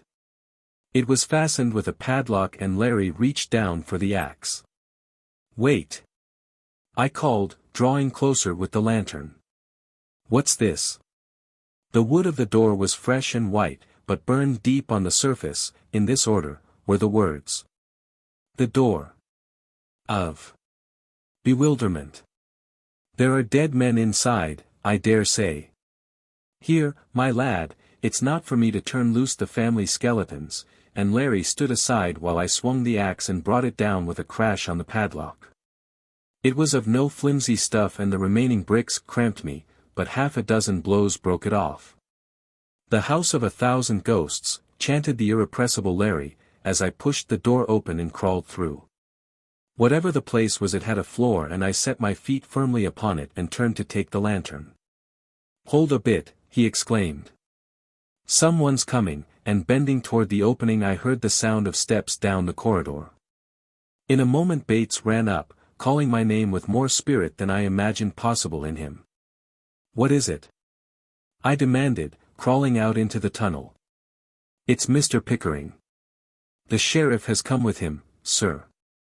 As he spoke his glance fell upon the broken wall and open door. The light of Larry's lantern struck full upon him. Amazement, and, I thought, a certain satisfaction, were marked upon his countenance. "Run along, Jack, I'll be up a little later," said Larry. "If the fellow has come in daylight with the sheriff, he isn't dangerous. It's his friends that shoot in the dark that give us the trouble." I crawled out and stood upright. Bates, staring at the opening, seemed reluctant to leave the spot. "You seem to have found it, sir," he said, I thought a little chokingly. His interest in the matter nettled me. For my first business was to go above for an interview with the executor, and the value of our discovery was secondary. "Of course we have found it," I ejaculated, brushing the dust from my clothes. "Is Mr. Stoddard in the library?" "Oh, yes, sir. I left him entertaining the gentlemen." "Their visit is certainly most inopportune," said Larry. "Give them my compliments and tell them I'll be up as soon as I've articulated the bones of my friend's ancestors." Bates strode on ahead of me with his lantern, and I left Larry crawling through the newfound door as I hurried toward the house. I knew him well enough to be sure he would not leave the spot until he had found what lay behind the door of bewilderment. "You didn't tell the callers where you expected to find me, did you?" I asked Bates, as he brushed me off in the kitchen. "No, sir. Mr. Stoddard received the gentleman. He rang the bell for me, and when I went into the library he was saying, 'Mr. Glenarm is at his studies. Bates, he says, kindly tell Mr. Glenarm that I'm sorry to interrupt him, but won't he please come down? I thought it rather neat, sir, considering his clerical office. I knew you were below somewhere, sir, the trap-door was open and I found you easily enough. Bates' eyes were brighter than I had ever seen them. A certain buoyant note gave an entirely new tone to his voice. He walked ahead of me to the library door, threw it open and stood aside. "Here you are, Glenarm," said Stoddard. Pickering and a stranger stood near the fireplace in their overcoats. Pickering advanced and offered his hand, but I turned away from him without taking it. His companion, a burly countryman, stood staring, a paper in his hand. "The sheriff," Pickering explained, "and our business is rather personal." He glanced at Stoddard, who looked at me. "Mr. Stoddard will do me the kindness to remain," I said, and took my stand beside the chaplain. "Oh!" Pickering ejaculated scornfully. "I didn't understand that you had established relations with the neighboring clergy." "Your taste is improving, Glenarm." "Mr. Glenarm is a friend of mine," remarked Stoddard quietly. "A very particular friend," he added. "I congratulate you, both." I laughed. Pickering was surveying the room as he spoke, and Stoddard suddenly stepped toward him, merely, I think, to draw up a chair for the sheriff. But Pickering, not hearing Stoddard step on the soft rug until the clergyman was close beside him, started perceptibly and reddened. It was certainly ludicrous, and when Stoddard faced me again he was biting his lip. "Pardon me," he murmured. "Now, gentlemen, will you kindly state your business? My own affairs press me." Pickering was studying the cartridge boxes on the library table. The sheriff, too, was viewing these effects with interest not, I think, unmixed with awe.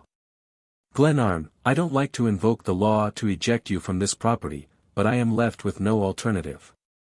I can't stay out here indefinitely, and I want to know what I'm to expect." "That is a fair question," I replied. "If it were merely a matter of following the terms of the will I should not hesitate or be here now. But it isn't the will, or my grandfather, that keeps me, it's the determination to give you all the annoyance possible, to make it hard and mighty hard for you to get hold of this house until I have found why you are so much interested in it.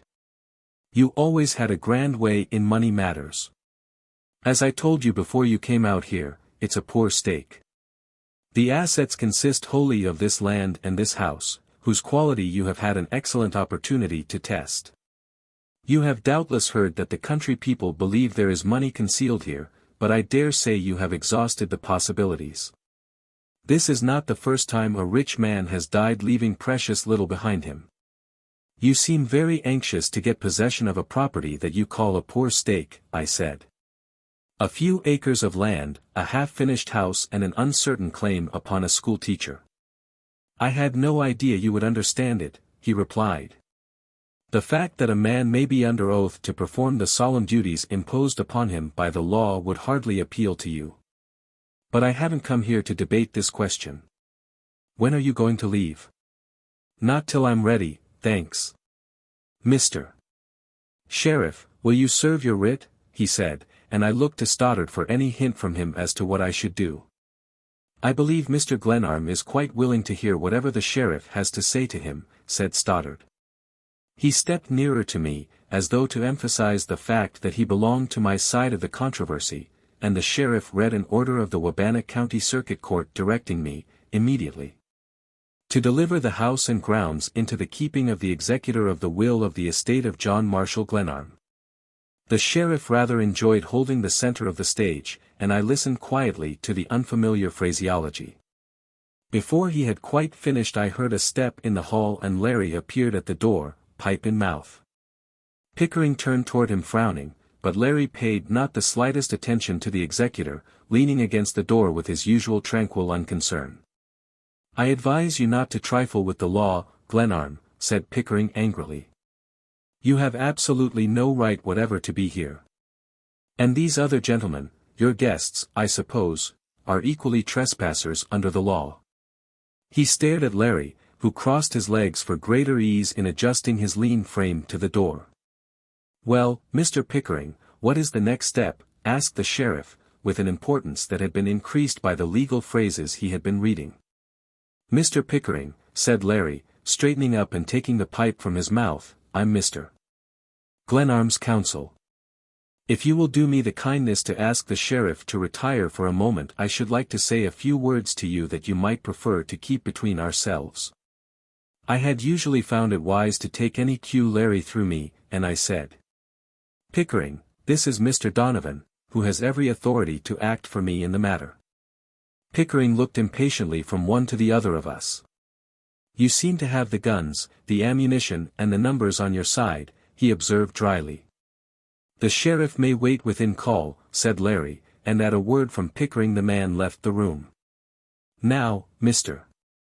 Pickering," Larry spoke slowly, "as my friend has explained the case to me, the assets of his grandfather's estate are all accounted for, the land hereabouts, this house. The $10,000 in securities and a somewhat vague claim against a lady known as Sister Teresa, who conducts St. Agatha's school. Is that correct?" "I don't ask you to take my word for it, sir," rejoined Pickering hotly. "I have filed an inventory of the estate, so far as found, with the proper authorities." "Certainly. But I merely wish to be sure of my facts for the purpose of this interview, to save me the trouble of going to the records. And, moreover, I am somewhat unfamiliar with your procedure in this country. I am a member, sir, of the Irish Bar. Pardon me, but I repeat my question. I have made oath, that, I trust, is sufficient even for a member of the Irish Bar." "Quite so, Mr. Pickering," said Larry, nodding his head gravely. He was not, to be sure, a presentable member of any bar, for a smudge detracted considerably from the appearance of one side of his face, his clothes were rumpled and covered with black dust, and his hands were black. But I had rarely seen him so calm. He recrossed his legs, peered into the bowl of his pipe for a moment, then asked, as quietly as though he were soliciting an opinion of the weather. "Will you tell me, Mr. Pickering, whether you yourself are a debtor of John Marshall Glenarm's estate?" Pickering's face grew white and his eyes stared, and when he tried suddenly to speak his jaw twitched. The room was so still that the breaking of a blazing log on the andirons was a pleasant relief. We stood, the three of us, with our eyes on Pickering, and in my own case I must say that my heart was pounding my ribs at an uncomfortable speed, for I knew Larry was not sparring for time. The blood rushed into Pickering's face and he turned toward Larry stormily. "This is unwarrantable and infamous. My relations with Mr. Glenarm are none of your business. When you remember that after being deserted by his own flesh and blood he appealed to me, going so far as to entrust all his affairs to my care at his death, your reflection is an outrageous insult. I am not accountable to you or anyone else." "Really, there's a good deal in all that," said Larry. "We don't pretend to any judicial functions. We are perfectly willing to submit the whole business and all my clients' acts to the authorities. I would give much if I could reproduce some hint of the beauty of that word authorities as it rolled from Larry's tongue." "Then, in God's name, do it, you blackguards," roared Pickering. Stoddard, sitting on a table, knocked his heels together gently. Larry recrossed his legs and blew a cloud of smoke. Then, after a quarter of a minute in which he gazed at the ceiling with his quiet blue eyes, he said, "Yes. Certainly, there are always the authorities. And as I have a tremendous respect for your American institutions, I shall at once act on your suggestion. Mr. Pickering, the estate is richer than you thought it was. It holds, or will hold, your notes given to the decedent for $320,000. He drew from his pocket a brown envelope, walked to where I stood and placed it in my hands.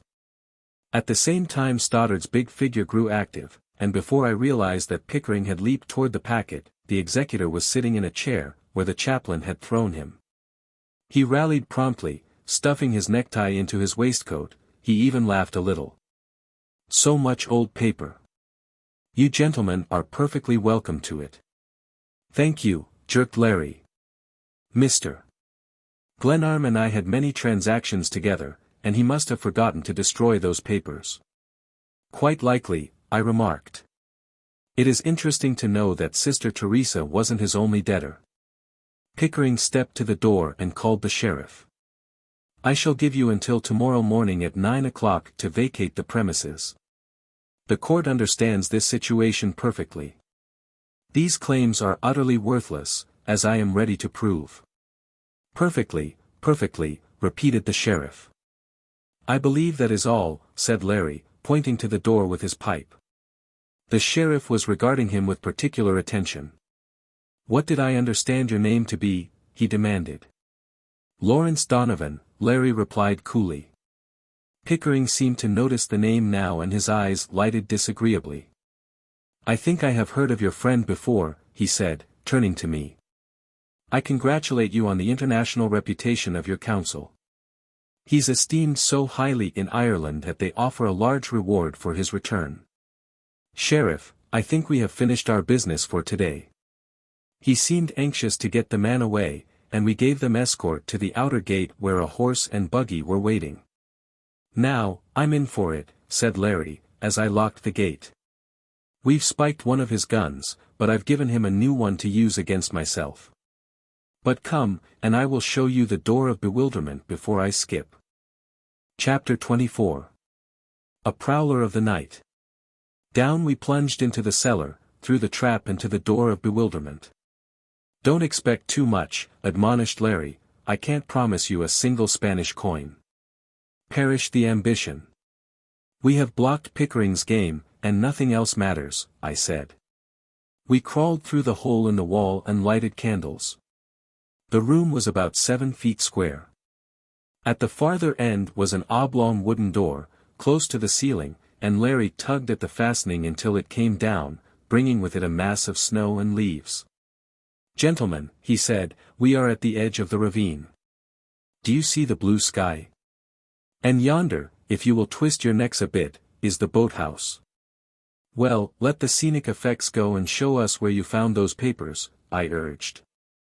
Speaking of mysteries, that is where I throw up my hands, lads.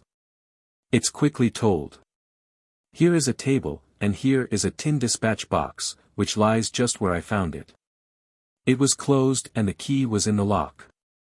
I took out that packet, it wasn't even sealed, saw the character of the contents, and couldn't resist the temptation to try the effect of an announcement of its discovery on your friend Pickering.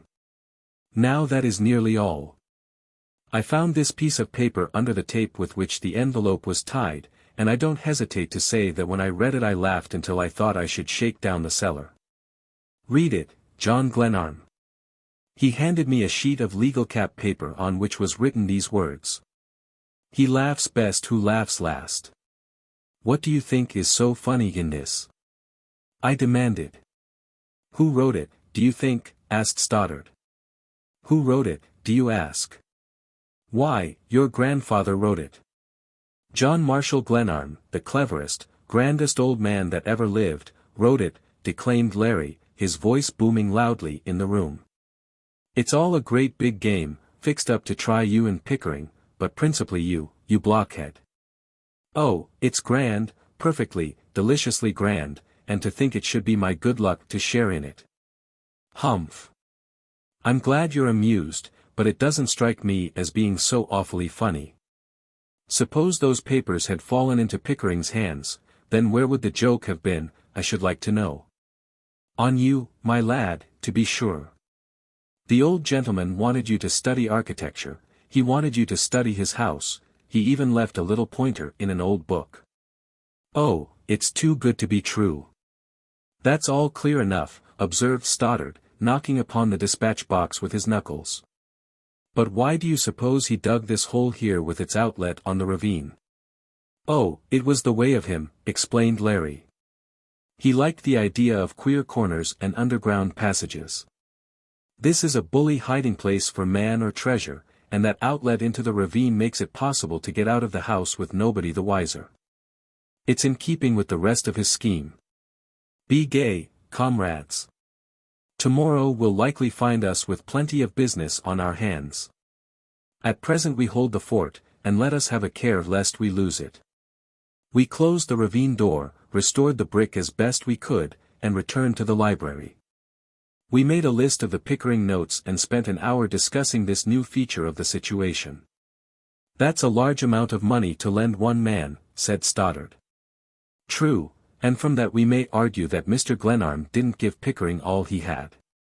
There's more somewhere. If only I didn't have to run," and Larry's face fell as he remembered his own plight. "I'm a selfish pig, old man. I've been thinking only of my own affairs. But I never relied on you as much as now. Those fellows will sound the alarm against Donovan, without a doubt, on general principles and to land a blow on you," remarked Stoddard thoughtfully. "But you can get away, Larry. We'll help you off tonight.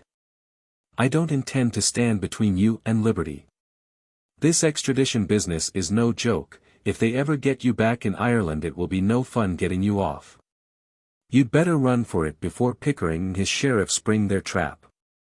"Yes. That's the wise course. Glenarm and I can hold the fort here. His is a moral issue, really, and I'm in for a siege of 1,000 years, said the clergyman earnestly, if it's necessary to beat Pickering. I may go to jail in the end, too, I suppose. I want you both to leave. It's unfair to mix you up in this ugly business of mine. Your stake's bigger than mine, Larry. And yours, too, Stoddard. Why, your whole future, your professional standing and prospects would be ruined if we got into a fight here with the authorities. Thank you for mentioning my prospects. I've never had them referred to before, laughed Stoddard. No. Your grandfather was a friend of the church and I can't desert his memory. I'm a believer in a vigorous church militant and I'm enlisted for the whole war. But Donovan ought to go, if you will allow me to advise him. Larry filled his pipe at the fireplace. Lads, he said, his hands behind him, rocking gently as was his way, let us talk of art and letters, I'm going to stay.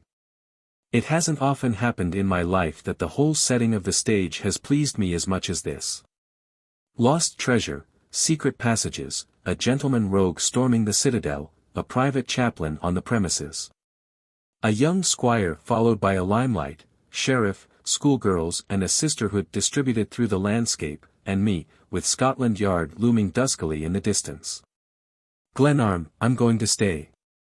There was no shaking him, and the spirits of all of us rose after this new pledge of loyalty. Stoddard stayed for dinner, and afterward we began again our eternal quest for the treasure, our hopes high from Larry's lucky strike of the afternoon. And with a new eagerness born of the knowledge that the morrow would certainly bring us face to face with the real crisis. We ranged the house from tower to cellar, we overhauled the tunnel, for, it seemed to me, the 100th time. It was my watch, and at midnight, after Stoddard and Larry had reconnoitered the grounds and Bates and I had made sure of all the interior fastenings, I sent them off to bed and made myself comfortable with a pipe in the library. I was glad of the respite, glad to be alone, to consider my talk with Marion Devereux at St. Agatha's, and her return with Pickering. Why could she not always have been Olivia, roaming the woodland, or the girl in grey, or that woman, so sweet in her dignity, who came down the stairs at the Armstrongs'? Her own attitude toward me was so full of contradictions. She had appeared to me in so many moods and guises, that my spirit ranged the whole gamut of feeling as I thought of her. But it was the recollection of Pickering's infamous conduct that colored all my doubts of her. Pickering had always been in my way, and here, but for the chance by which Larry had found the notes, I should have had no weapon to use against him. The wind rose and drove shrilly around the house.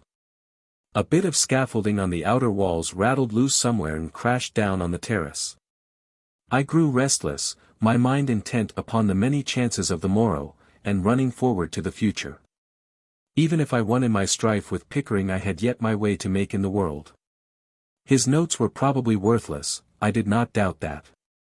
I might use them to procure his removal as executor, but I did not look forward with any pleasure to a legal fight over a property that had brought me only trouble.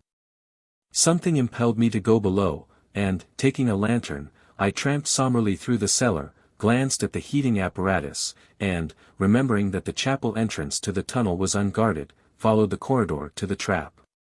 And opened it. The cold air blew up sharply and I thrust my head down to listen. A sound at once arrested me. I thought at first it must be the suction of the air, but Glenarm House was no place for conjectures, and I put the lantern aside and jumped down into the tunnel. A gleam of light showed for an instant, then the darkness and silence were complete. I ran rapidly over the smooth floor, which I had traversed so often that I knew its every line. My only weapon was one of Stoddard's clubs. Near the door of bewilderment I paused and listened. The tunnel was perfectly quiet. I took a step forward and stumbled over a brick, fumbled on the wall for the opening which we had closed carefully that afternoon, and at the instant I found it a lantern flashed blindingly in my face and I drew back, crouching involuntarily, and clenching the club ready to strike. "Good evening, Mr. Glenarm."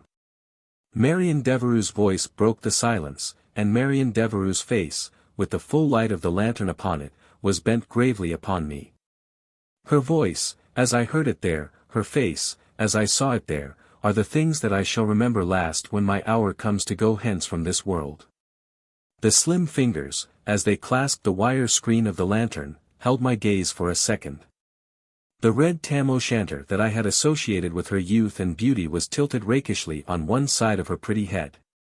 To find her here, seeking, like a thief in the night, for some means of helping Arthur Pickering, was the bitterest drop in the cup. I felt as though I had been struck with a bludgeon. "I beg your pardon," she said, and laughed. "There doesn't seem to be anything to say, does there?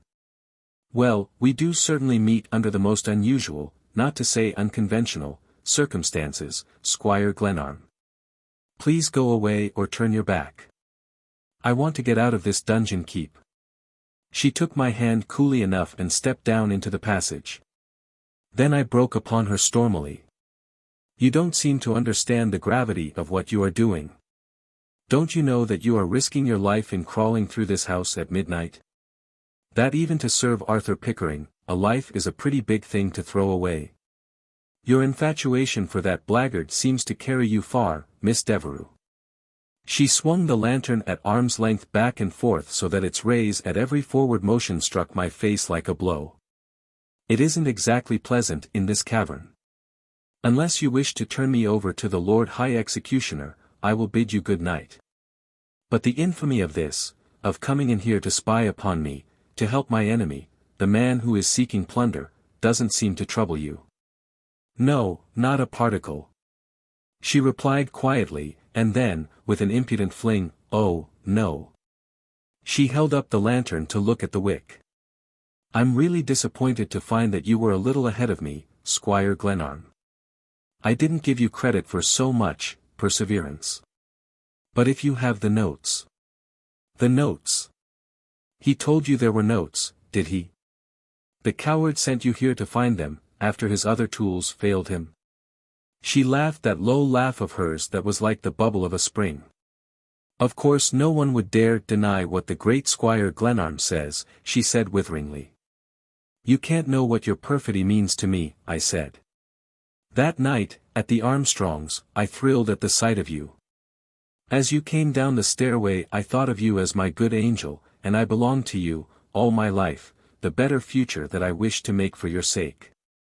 Please don't." And I felt that my words had touched her. That there were regret and repentance in her tone and in the gesture with which she turned from me. She hurried down the passage swinging the lantern at her side, and I followed, so mystified, so angered by her composure, that I scarcely knew what I did. She even turned, with pretty courtesy, to hold the light for me at the crypt steps, a service that I accepted perforce and with joyless acquiescence in the irony of it. I knew that I did not believe in her. Her conduct as to Pickering was utterly indefensible, I could not forget that.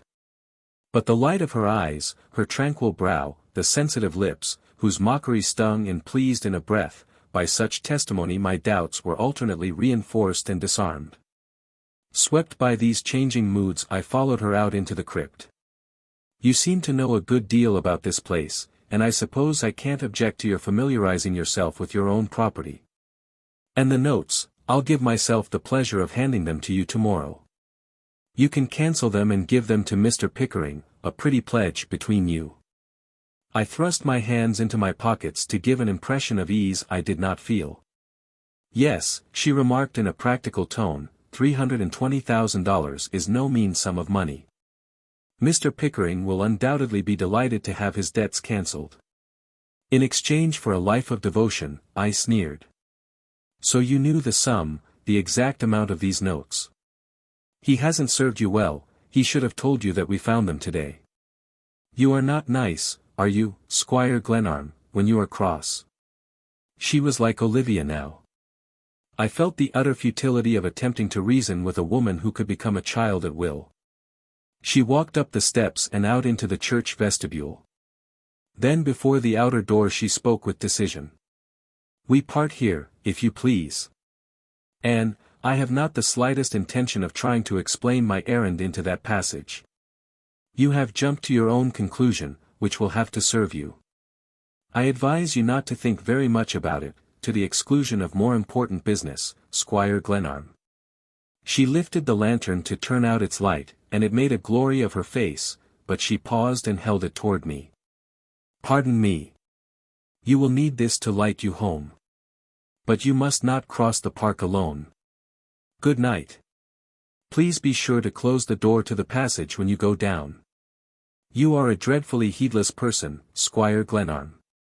She flung open the outer chapel door, and ran along the path toward St. Agatha's.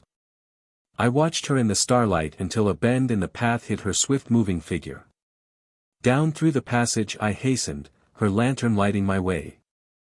At the door of bewilderment I closed the opening, setting up the line of wall as we had left it in the afternoon, and then I went back to the library, freshened the fire and brooded before it until Bates came to relieve me at dawn. Chapter 25. Besieged. It was 9 o'clock. A thermometer on the terrace showed the mercury clinging stubbornly to a point above zero, but the still air was keen and stimulating, and the sun argued for good cheer in a cloudless sky. We had swallowed some breakfast, though I believe no one had manifested an appetite, and we were cheering ourselves with the idlest talk possible. Stoddard, who had been to the chapel for his usual 7 o'clock service, was deep in the pocket Greek Testament he always carried. Bates ran in to report a summons at the outer wall, and Larry and I went together to answer it, sending Bates to keep watch toward the lake. Our friend the sheriff, with a deputy, was outside in a buggy. He stood up and talked to us over the wall. You gents understand that I'm only doing my duty. It's an unpleasant business, but the court orders me to eject all trespassers on the premises, and I've got to do it. The law is being used by an infamous scoundrel to protect himself. I don't intend to give in. We can hold out here for 3 months, if necessary, and I advise you to keep away and not be made a tool for a man like Pickering. The sheriff listened respectfully, resting his arms on top of the wall. You ought to understand, Mr. Glenarm, that I ain't the court, I'm the sheriff, and it's not for me to pass on these questions. I've got my orders and I've got to enforce them, and I hope you will not make it necessary for me to use violence. The judge said to me, we deplore violence in such cases. Those were his honor's very words. You may give his honor my compliments and tell him that we are sorry not to see things his way, but there are points involved in this business that he doesn't know anything about, and we, unfortunately, have no time to lay them before him. The sheriff's seeming satisfaction with his position on the wall and his disposition to parley had begun to arouse my suspicions. And Larry several times exclaimed impatiently at the absurdity of discussing my affairs with a person whom he insisted on calling a constable, to the sheriff's evident annoyance. The officer now turned upon him. You, sir, we've got our eye on you, and you'd better come along peaceable. Lawrence Donovan, the description fits you to a T. You could buy a nice farm with that reward, couldn't you? Began Larry, but at that moment Bates ran toward us calling loudly. They're coming across the lake, sir, he reported, and instantly the sheriff's head disappeared, and as we ran toward the house we heard his horse pounding down the road toward St. Agatha's. The law be damned. They don't intend to come in here by the front door as a matter of law, said Larry. Pickering's merely using the sheriff to give respectability to his maneuvers for those notes and the rest of it. It was no time for a discussion of motives. We ran across the meadow past the water tower and through the wood down to the boathouse. Far out on the lake we saw half a dozen men approaching the Glenarm grounds. They advanced steadily over the light snow that lay upon the ice, one man slightly in advance and evidently the leader. "It's Morgan," exclaimed Bates. "And there's Ferguson." Larry chuckled and slapped his thigh. "Observe that stocky little devil just behind the leader. He's my friend from Scotland Yard. Lads, this is really an international affair. Bates, go back to the house and call at any sign of attack," I ordered. "The sheriff's loose somewhere. And Pickering is directing his forces from afar," remarked Stoddard. "I count 10 men in Morgan's line," said Larry, "and the sheriff and his deputy make 2 more. That's 12, not counting Pickering, that we know of on the other side." "Warn them away before they get much nearer," suggested Stoddard. "We don't want to hurt people if we can help it," and at this I went to the end of the pier. Morgan and his men were now quite near, and there was no mistaking their intentions. Most of them carried guns, the others revolvers and long ice hooks. "Morgan," I called, holding up my hands for a truce, "we wish you no harm, but if you enter these grounds you do so at your peril." "We're all sworn deputy sheriffs," called the caretaker smoothly. "We've got the law behind us." "That must be why you're coming in the back way," I replied. The thick-set man whom Larry had identified as the English detective now came closer and addressed me in a high key. "You're harboring a bad man, Mr. Glenarm. You'd better give him up. The American law supports me, and you'll get yourself in trouble if you protect that man. You may not understand, sir, that he's a very dangerous character." "Thanks, Davidson," called Larry. "You'd better keep out of this. You know I'm a bad man with the shillelagh." "That you are, you blackguard," yelled the officer, so spitefully that we all laughed. I drew back to the boathouse. "They are not going to kill anybody if they can help it," remarked Stoddard, "any more than we are. Even deputy sheriffs are not turned loose to do murder, and the Wabana County Court wouldn't, if it hadn't been imposed on by Pickering, lend itself to a game like this."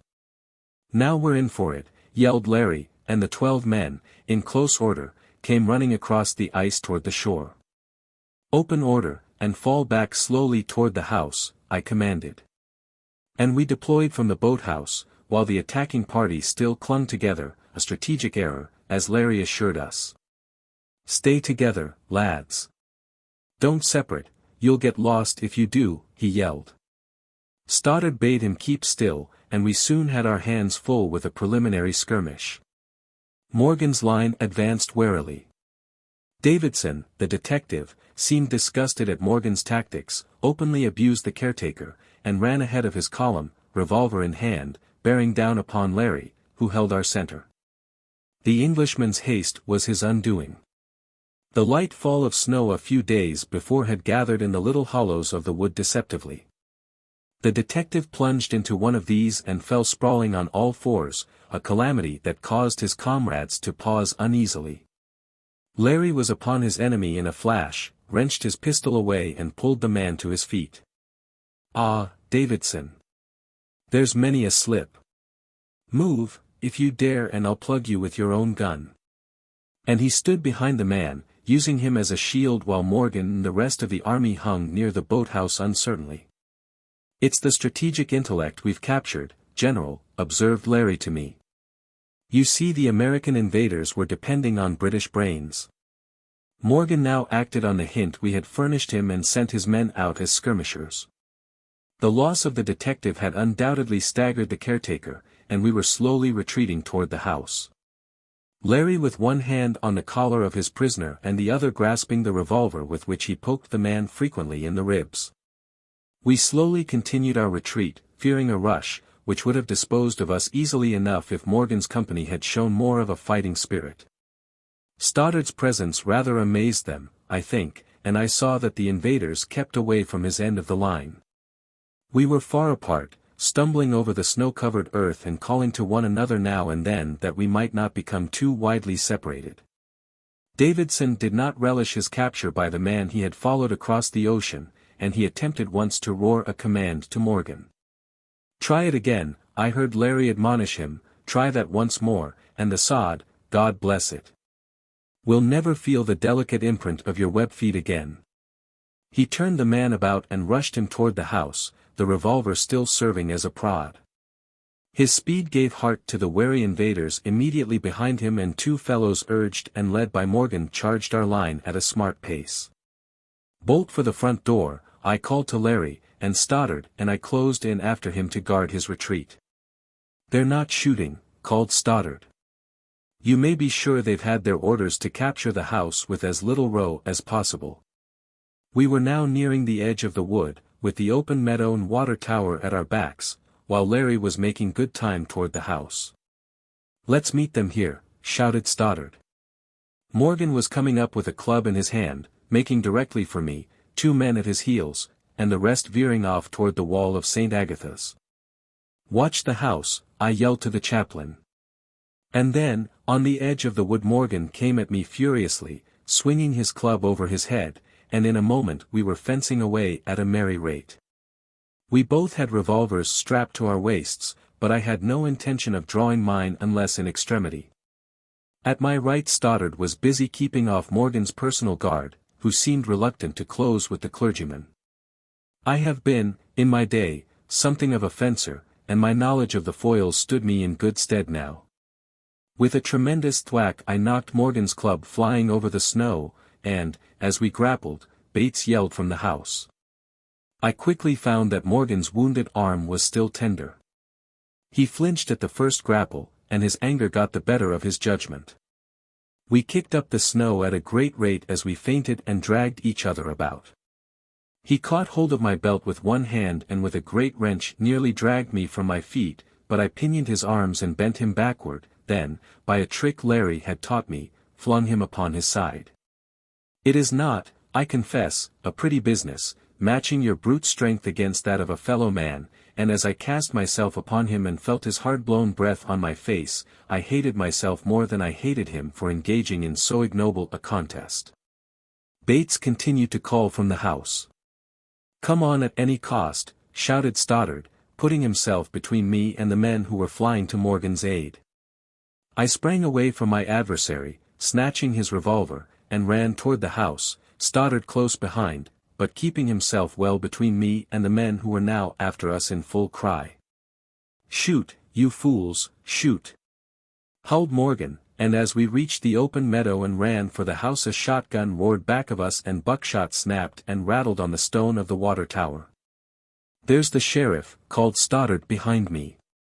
The officer of the law and his deputy ran into the park from the gate of St. Agatha's, while the rest of Morgan's party were skirting the wall to join them.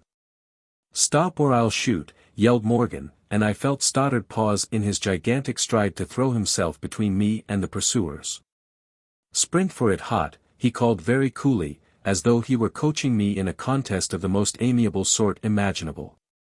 "Get away from those guns," I panted, angered by the very generosity of his defense. "Feint for the front entrance and then run for the terrace and the library door," he commanded, as we crossed the little ravine bridge. "They've got us headed off." Twice the guns boomed behind us, and twice I saw a shot cut into the snow about me. "I'm all right," called Stoddard reassuringly, still at my back. "They're not a bit anxious to kill me." I was at the top of my speed now, but the clergyman kept close at my heels. I was blowing hard, but he made equal time with perfect ease. The sheriff was bawling orders to his forces, who awaited us before the front door. Bates and Larry were not visible, but I had every confidence that the Irishman would reappear in the fight at the earliest moment possible.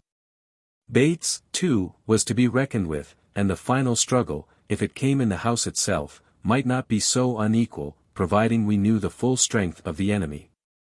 "Now for the sheriff, here we go!" cried Stoddard, beside me, and we were close to the fringe of trees that shielded the entrance. Then off we veered suddenly to the left, close upon the terrace, where one of the French windows was thrown open and Larry and Bates stepped out, urging us on with lusty cries. They caught us by the arms and dragged us over where the balustrade was lowest, and we crowded through the door and slammed it. As Bates snapped the bolts, Morgan's party discharged its combined artillery and the sheriff began a great clatter at the front door. "Gentlemen, we're in a state of siege," observed Larry, filling his pipe. Shot pattered on the rails and several panes of glass cracked in the French windows. "All's tight below, sir," reported Bates. "I thought it best to leave the tunnel trap open for our own use. Those fellows won't come in that way, it's too much like a blind alley." "Where's your prisoner, Larry?" "Potato cellar, quite comfortable, thanks." It was 10 o'clock and the besiegers suddenly withdrew a short distance for parley among themselves. Outside the sun shone brightly, and the sky was never bluer. In this moment of respite, while we made ready for what further the day might bring forth, I climbed up to the finished tower to make sure we knew the enemy's full strength. I could see over the treetops, beyond the chapel tower, the roofs of St. Agatha's. There, at least, was peace. And in that moment, looking over the black wood, with the snow lying upon the ice of the lake white and gleaming under the sun, I felt unutterably lonely and heartsick, and tired of strife. It seemed 1,000 years ago that I had walked and talked with the child Olivia, and 10,000 years more since the girl in grey at the Annandale station had wakened in me a higher aim, and quickened a better impulse than I had ever known. Larry roared my name through the lower floors. I went down with no wish in my heart but to even matters with Pickering and be done with my grandfather's legacy forever. "The sheriff and Morgan have gone back toward the lake," reported Larry. "They've gone to consult their chief," I said. "I wish Pickering would lead his own battalions. It would give social prestige to the fight. Bah, these women." And Larry tore the corner from a cartridge box. Stoddard, with a pile of clubs within reach, lay on his back on the long leather couch, placidly reading his Greek Testament. Bates, for the first time since my arrival, seemed really nervous and anxious. He pulled a silver watch from his pocket several times, something I had never seen him do before. He leaned against the table, looking strangely tired and worn, and I saw him start nervously as he felt Larry's eyes on him. "I think, sir, I'd better take another look at the outer gates," he remarked to me quite respectfully. His disturbed air aroused my old antagonism. Was he playing double in the matter?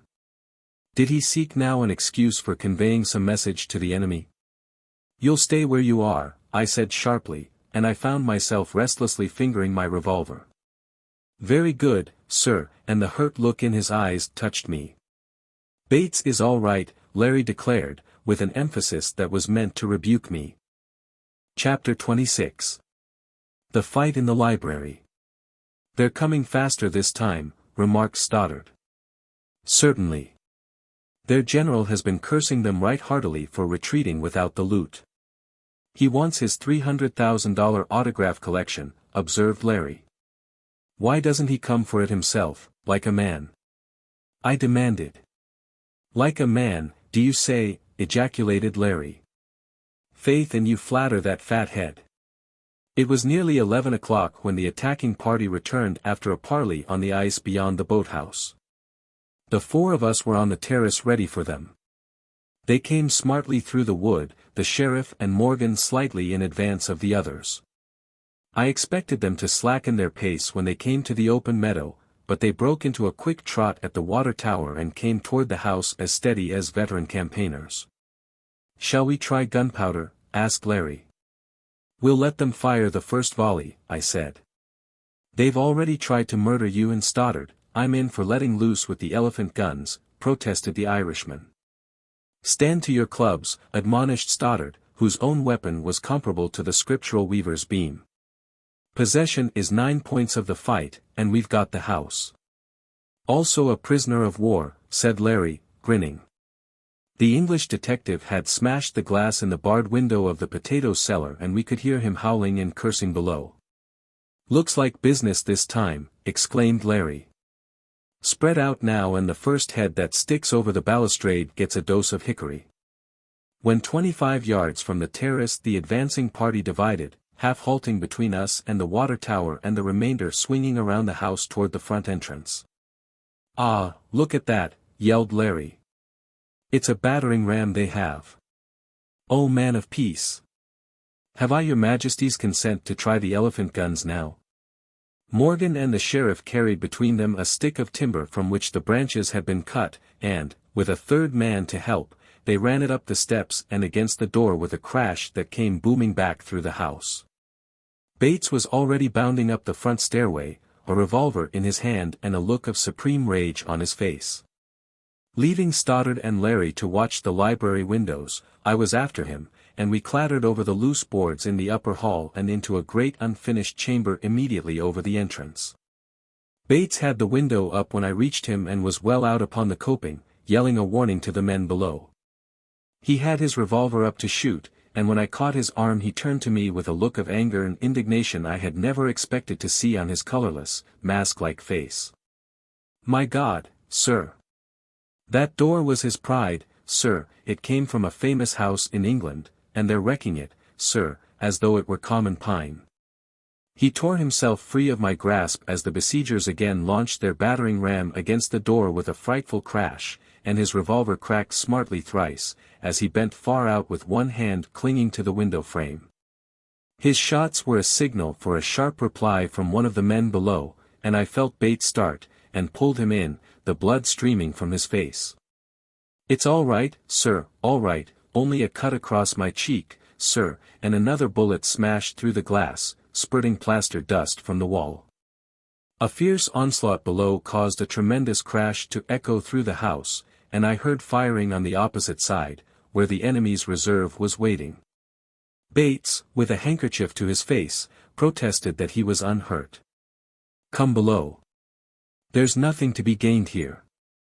And I ran down to the hall, where Stoddard stood, leaning upon his club like a Hercules and coolly watching the door as it leaped and shook under the repeated blows of the besiegers. A gun roared again at the side of the house, and I ran to the library, where Larry had pushed furniture against all the long windows save one, which he held open. He stepped out upon the terrace and emptied a revolver at the men who were now creeping along the edge of the ravine beneath us. One of them stopped and discharged a rifle at us with deliberate aim. The ball snapped snow from the balustrade and screamed away harmlessly. "Bah, such monkeys," he muttered. "I believe I've hit that chap."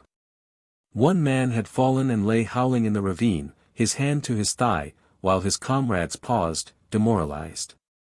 "Serves you right, you blackguard," Larry muttered. I pulled him in and we jammed a cabinet against the door. Meanwhile the blows at the front continued with increasing violence. Stoddard still stood where I had left him. Bates was not in sight, but the barking of a revolver above showed that he had returned to the window to take vengeance on his enemies. Stoddard shook his head in deprecation. "They fired first, we can't do less than get back at them," I said, between the blows of the battering ram. A panel of the great oak door now splintered in, but in their fear that we might use the opening as a loophole, they scampered out into range of Bates' revolver. In return we heard a rain of small shot on the upper windows, and a few seconds later Larry shouted that the flanking party was again at the terrace. This movement evidently heartened the sheriff, for, under a fire from Bates, his men rushed up and the log crashed again into the door, shaking it free of the upper hinges. The lower fastenings were wrenched loose an instant later, and the men came tumbling into the hall, the sheriff, Morgan and 4 others I had never seen before. Simultaneously the flanking party reached the terrace and were smashing the small panes of the French windows. We could hear the glass crack and tinkle above the confusion at the door. In the hall he was certainly a lucky man who held to his weapon a moment after the door tumbled in. I blazed at the sheriff with my revolver as he stumbled and half fell at the threshold, so that the ball passed over him, but he gripped me by the legs and had me prone and half-dazed by the rap of my head on the floor. I suppose I was 2 or 3 minutes, at least, getting my wits. I was first conscious of Bates grappling the sheriff, who sat upon me, and as they struggled with each other I got the full benefit of their combined, swerving, tossing weight. Morgan and Larry were trying for a chance at each other with revolvers, while Morgan backed the Irishman slowly toward the library. Stoddard had seized one of the unknown deputies with both hands by the collar and gave his captive a tremendous swing, jerking him high in the air and driving him against another invader with a blow that knocked both fellows spinning into a corner. "Come on to the library," shouted Larry, and Bates, who had got me to my feet, dragged me down the hall toward the open library door. Bates presented at this moment an extraordinary appearance, with the blood from the scratch on his face coursing down his cheek and upon his shoulder. His coat and shirt had been torn away and the blood was smeared over his breast. The fury and indignation in his face was something I hope not to see again in a human countenance. "My God, this room, this beautiful room!" I heard him cry, as he pushed me before him into the library. It was Mr. Glenarm's pride, he muttered, and sprang upon a burly fellow who had came in through one of the library doors and was climbing over the long table we had set up as a barricade. We were now between two fires. The sheriff's party had fought valiantly to keep us out of the library, and now that we were within, Stoddard's big shoulders held the door half closed against the combined strength of the men in the ball.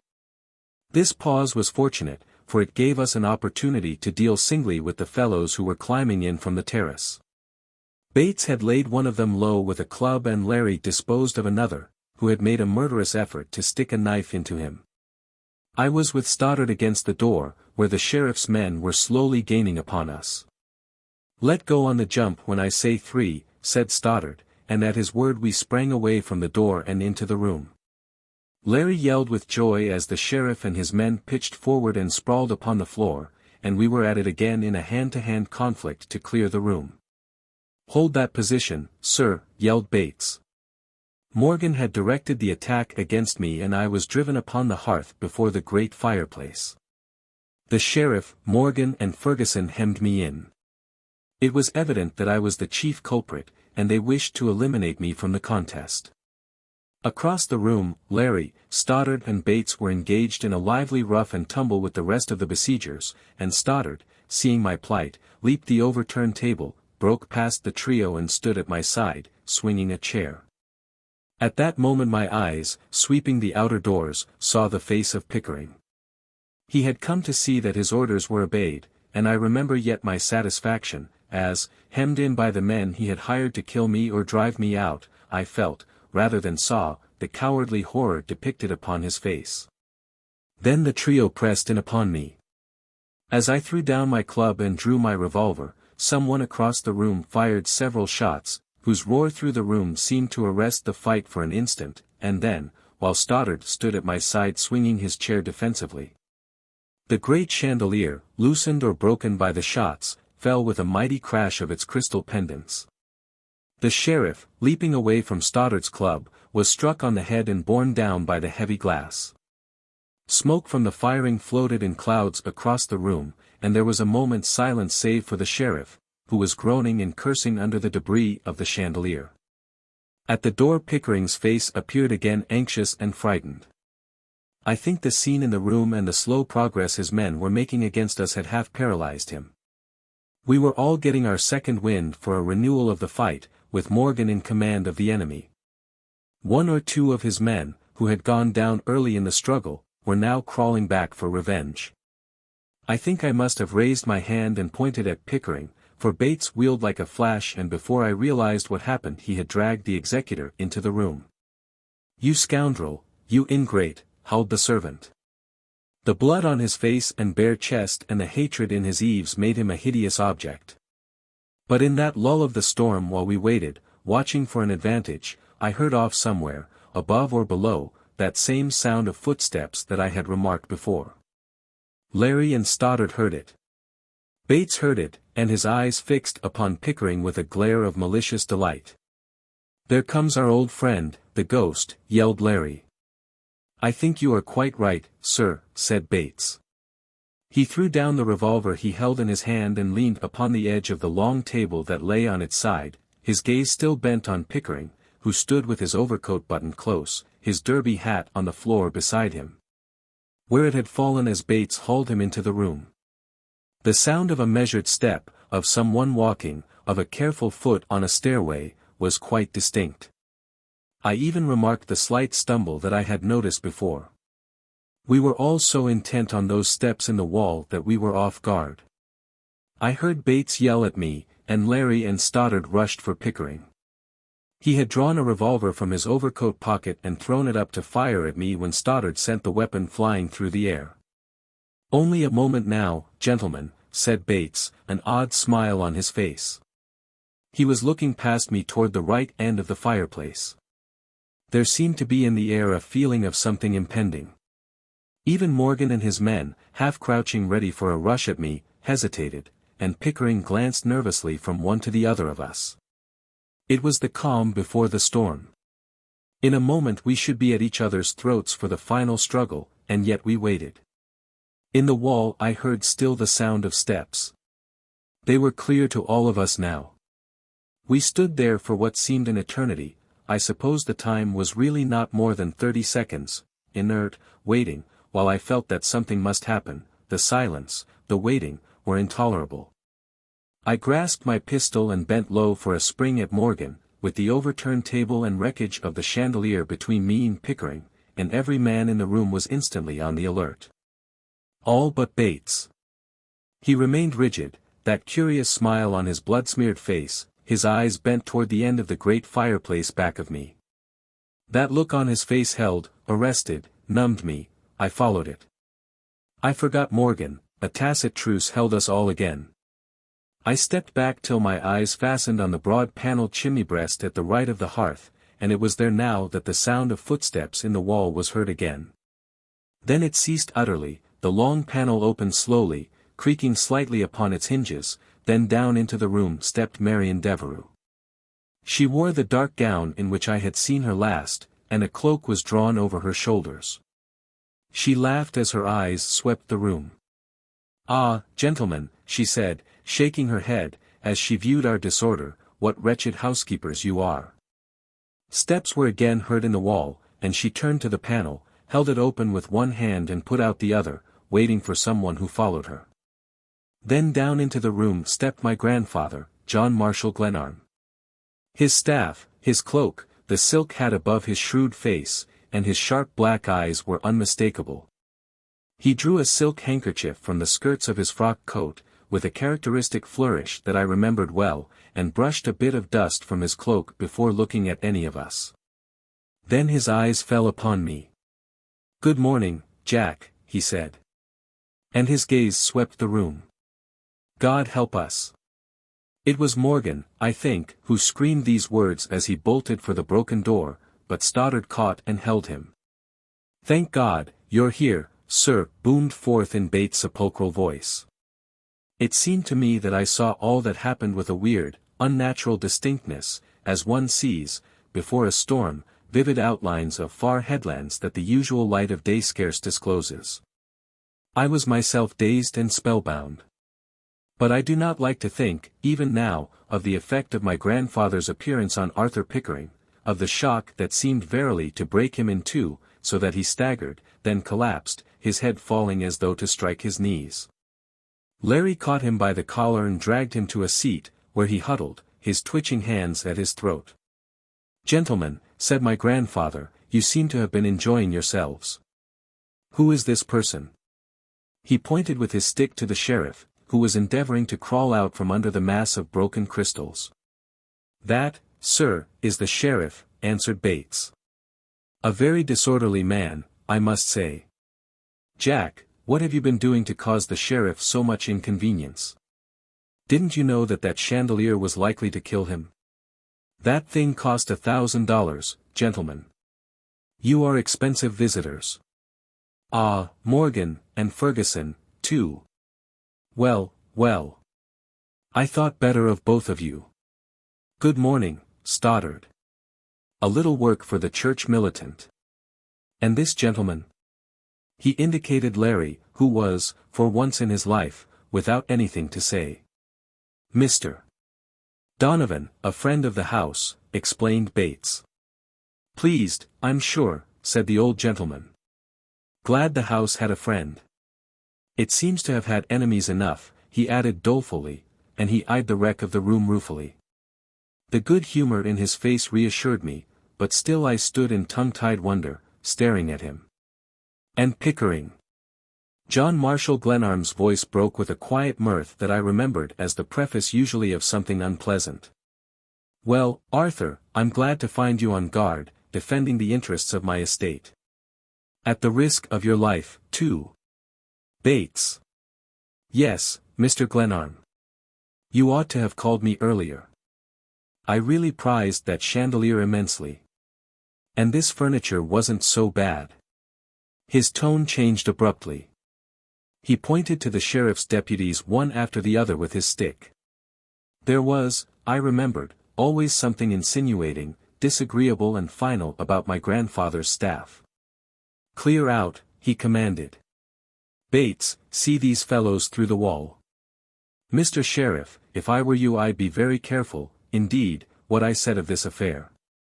I'm a dead man come to life again, and I know a great deal that I didn't know before I died. Nothing, gentlemen, fits a man for life like a temporary absence from this cheerful and pleasant world. I recommend you to try it. He walked about the room with the quick eager step that was peculiarly his own, while Stoddard, Larry and I stared at him. Bates was helping the dazed sheriff to his feet. Morgan and the rest of the foe were crawling and staggering away, muttering, as though imploring the air of heaven against an evil spirit. Pickering sat silent, not sure whether he saw a ghost or real flesh and blood, and Larry kept close to him, cutting off his retreat.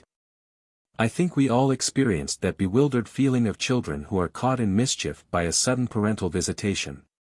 My grandfather went about peering at the books, with a tranquil air that was disquieting. He paused suddenly before the design for the memorial tablet, which I had made early in my stay at Glenarm House. I had sketched the lettering with some care, and pinned it against a shelf for my more leisurely study of its phrases. The old gentleman pulled out his glasses and stood with his hands behind his back, reading. When he finished he walked to where I stood. "Jack," he said, "Jack, my boy." His voice shook and his hands trembled as he laid them on my shoulders. "Marion," he turned, seeking her, but the girl had vanished. "Just as well," he said. "This room is hardly an edifying sight for a woman."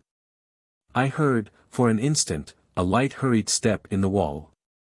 Pickering, too, heard that faint, fugitive sound, and our eyes met at the instant it ceased. The thought of her tore my heart, and I felt that Pickering saw and knew and was glad. "They have all gone, sir," reported Bates, returning to the room. "Now, gentlemen," began my grandfather, seating himself, "I owe you an apology. This little secret of mine was shared by only two persons. One of these was Bates." He paused as an exclamation broke from all of us. And he went on, enjoying our amazement, "and the other was Marion Devereux. I had often observed that at a man's death his property gets into the wrong hands, or becomes a bone of contention among lawyers.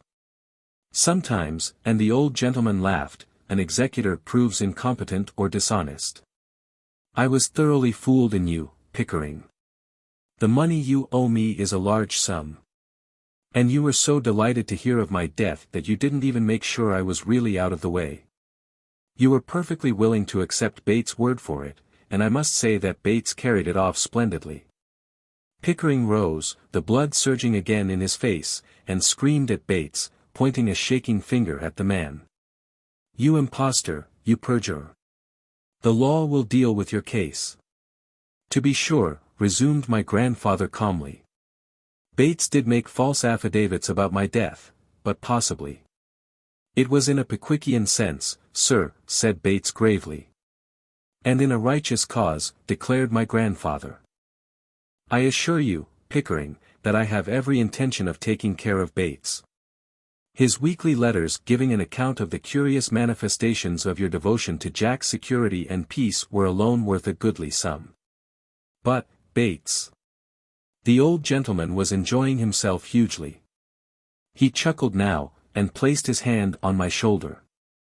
"Bates, it was too bad I got those missives of yours all in a bunch.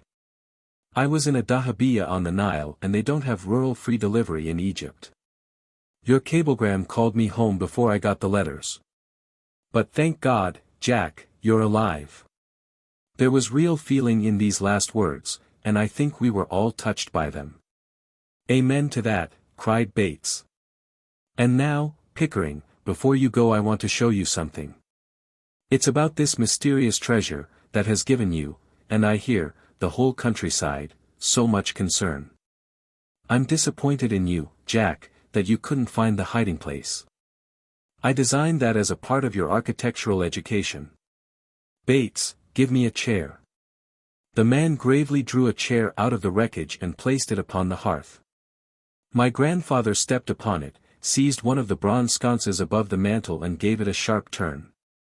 At the same moment, Bates, upon another chair, grasped the companion bronze and wrenched it sharply. Instantly some mechanism creaked in the great oak chimney breast and the long oak panels swung open, disclosing a steel door with a combination knob. Gentlemen, and my grandfather turned with a quaint touch of humor, and a merry twinkle in his bright old eyes, gentlemen, behold the treasury. It has proved a better hiding place than I ever imagined it would. There's not much here, Jack, but enough to keep you going for a while. We were all staring, and the old gentleman was unfeignedly enjoying our mystification. It was an hour on which he had evidently counted much. It was the triumph of his resurrection and homecoming, and he chuckled as he twirled the knob in the steel door. Then Bates stepped forward and helped him pull the door open, disclosing a narrow steel chest, upright and held in place by heavy bolts clamped in the stone of the chimney. It was filled with packets of papers placed on shelves, and tied neatly with tape. Jack, said my grandfather, shaking his head, you wouldn't be an architect, and you're not much of an engineer either, or you'd have seen that that paneling was heavier than was necessary.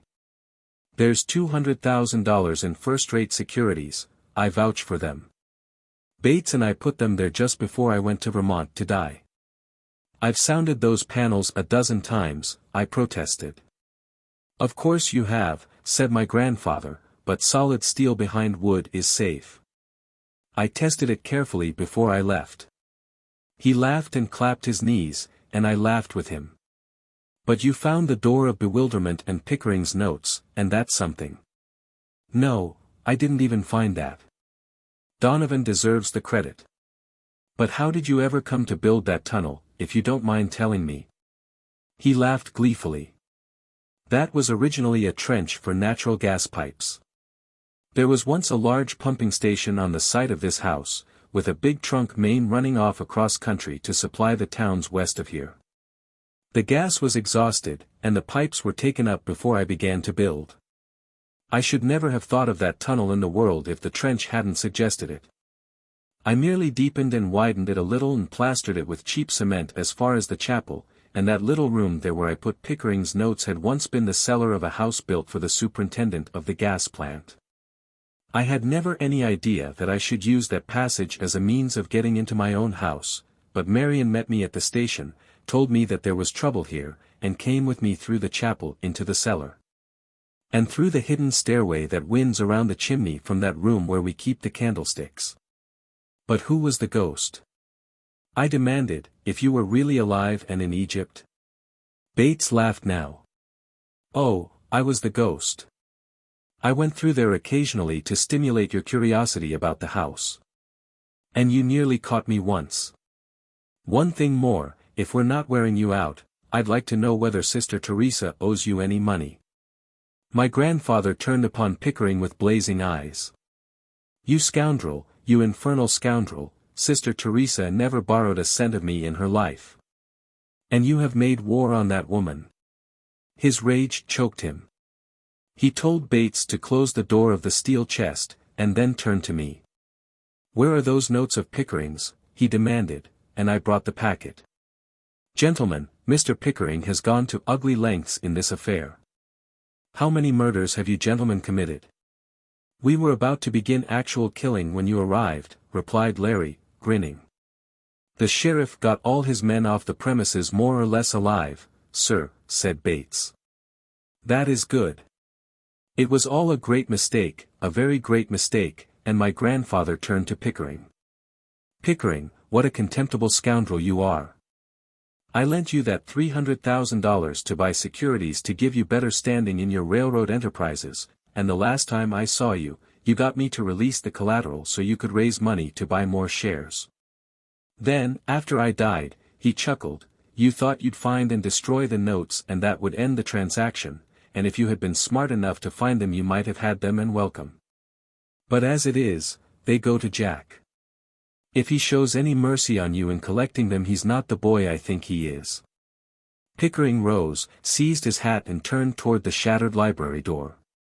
He paused for one moment, his face livid with rage. You old fool! He screamed at my grandfather. You old lunatic, I wish to God I had never seen you. No wonder you came back to life. You're a tricky old devil and too mean to die. He turned toward me with some similar complaint ready at his tongue's end. But Stoddard caught him by the shoulders and thrust him out upon the terrace.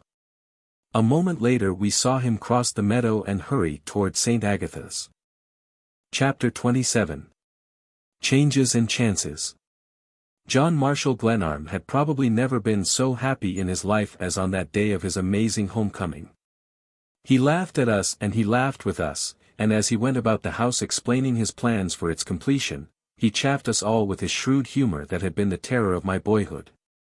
Ah, if you had had the plans of course you would have been saved a lot of trouble, but that little sketch of the Door of Bewilderment was the only thing I left, and you found it, Jack, you really opened these good books of mine. He sent us all away to remove the marks of battle, and we gave Bates a hand in cleaning up the wreckage, Bates, the keeper of secrets, Bates, the inscrutable and mysterious, Bates, the real hero of the affair at Glenarm. He led us through the narrow stairway by which he had entered, which had been built between false walls, and we played ghost for one another, to show just how the tread of a human being around the chimney sounded.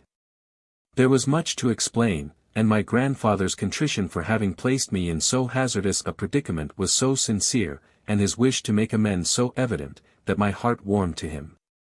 He made me describe in detail all the incidents of my stay at the house, listening with boyish delight to my adventures. Bless my soul, he exclaimed over and over again. And as I brought my two friends into the story his delight knew no bounds, and he kept chuckling to himself, and insisted half a dozen times on shaking hands with Larry and Stoddard, who were, he declared, his friends as well as mine. The prisoner in the potato cellar received our due attention, and my grandfather's joy in the fact that an agent of the British government was held captive in Glenarm House was cheering to see. But the man's detention was a grave matter, as we all realized, and made imperative the immediate consideration of Larry's future. I must go, and go at once, declared Larry. Mr.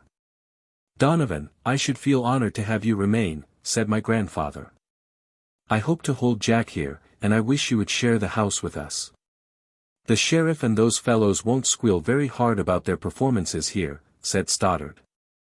And they won't try to rescue the prisoner, even for a reward, from a house where the dead come back to life. No, but you can't hold a British prisoner in an American private house forever. Too many people know he has been in this part of the country, and you may be sure that the fight here and the return of Mr. Glenarm will not fail of large advertisement. All I can ask of you, Mr. Glenarm, is that you hold the fellow a few hours after I leave, to give me a start. Certainly. But when this trouble of yours blows over, I hope you will come back and help Jack to live a decent and orderly life. My grandfather spoke of my remaining with a warmth that was grateful to my heart, but the place and its associations had grown unbearable. I had not mentioned Marion Devereux to him, I had not told him of my Christmas flight to Cincinnati. For the fact that I had run away and forfeited my right made no difference now, and I waited for an opportunity when we should be alone to talk of my own affairs. At luncheon, delayed until mid-afternoon, Bates produced champagne, and the three of us, worn with excitement and stress of battle, drank a toast, standing, to the health of John Marshall Glenarm. My friends, the old gentleman rose and we all stood, our eyes bent upon him in, I think, real affection. I am an old and foolish man. Ever since I was able to do so I have indulged my whims. This house is one of them. I had wished to make it a thing of beauty and dignity, and I had hoped that Jack would care for it and be willing to complete it and settle here. The means I employed to test him were not, I admit, worthy of a man who intends well toward his own flesh and blood. Those African adventures of yours scared me, Jack.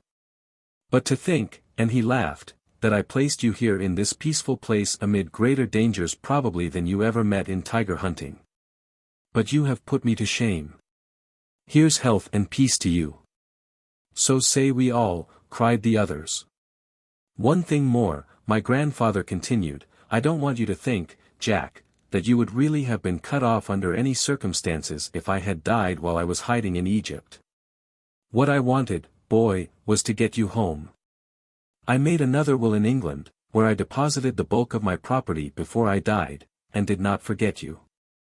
That will was to protect you in case I really died." And he laughed cheerily. The others left us, Stoddard to help Larry get his things together, and my grandfather and I talked for an hour at the table. "I have thought that many things might happen here," I said, watching his fine, slim fingers, as he polished his eyeglasses, then rested his elbows on the table and smiled at me. "I thought for a while that I should certainly be shot. Then at times I was afraid I might not be, but your return in the flesh was something I never considered among the possibilities." Bates fooled me. That talk I overheard between him and Pickering in the church porch that foggy night was the thing that seemed to settle his case. Then the next thing I knew he was defending the house at the serious risk of his life. And I was more puzzled than ever.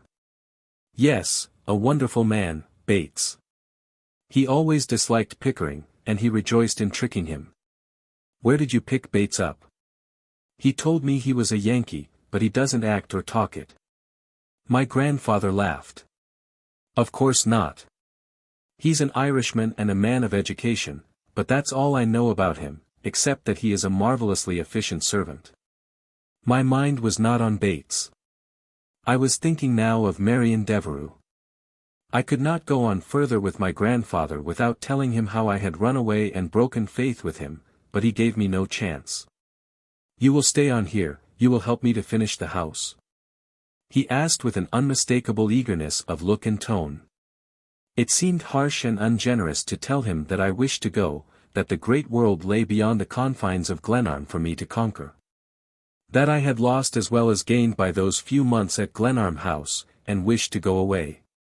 It was not the mystery, now fathomed, nor the struggle, now ended, that was uppermost in my mind and heart, but memories of a girl who had mocked me with delicious girlish laughter, who had led me away that I might see her transformed into another, more charming, being. It was a comfort to know that Pickering, trapped and defeated, was not to benefit by the bold trick she had helped him play upon me.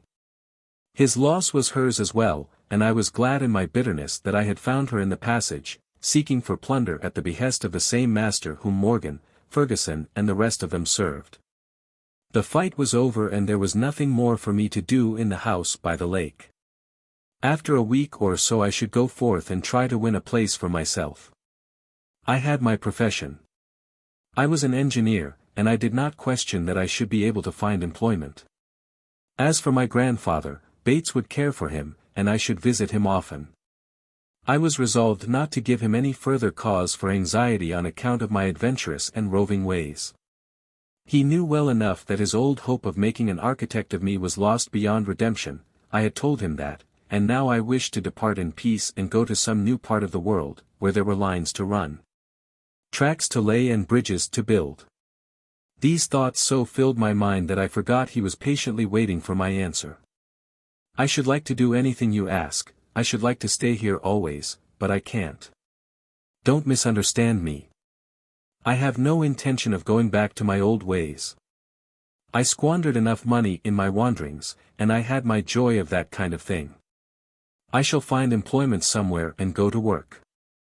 But, Jack," he bent toward me kindly, "Jack, you mustn't be led away by any mere quixotism into laying the foundation of your own fortune. What I have is yours, boy. What is in the box in the chimney is yours now, today. I wish you wouldn't.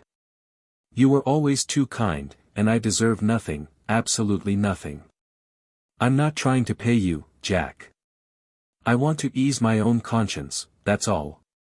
But money can do nothing for mine," I replied, trying to smile. I've been dependent all my days, and now I'm going to work. If you were infirm and needed me, I should not hesitate, but the world will have its eyes on me now. Jack, that will of mine did you a great wrong.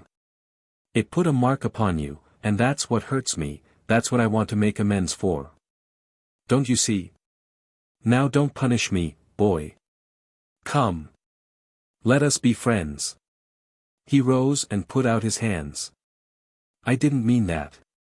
I don't care about that. It was nothing more than I deserved. These months here have changed me.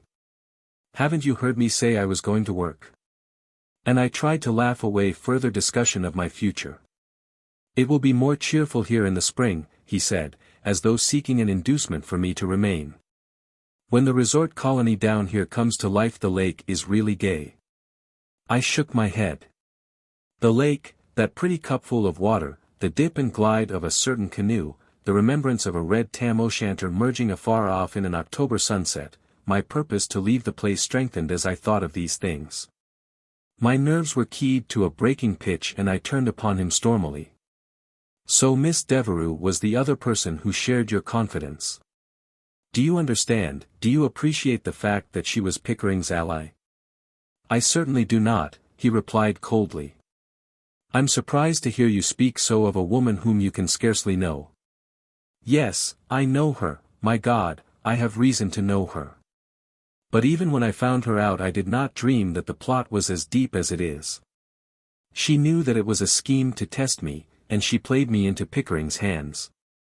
I saw her only a few nights ago down there in the tunnel acting as his spy, looking for the lost notes that she might gain grace in his eyes by turning them over to him.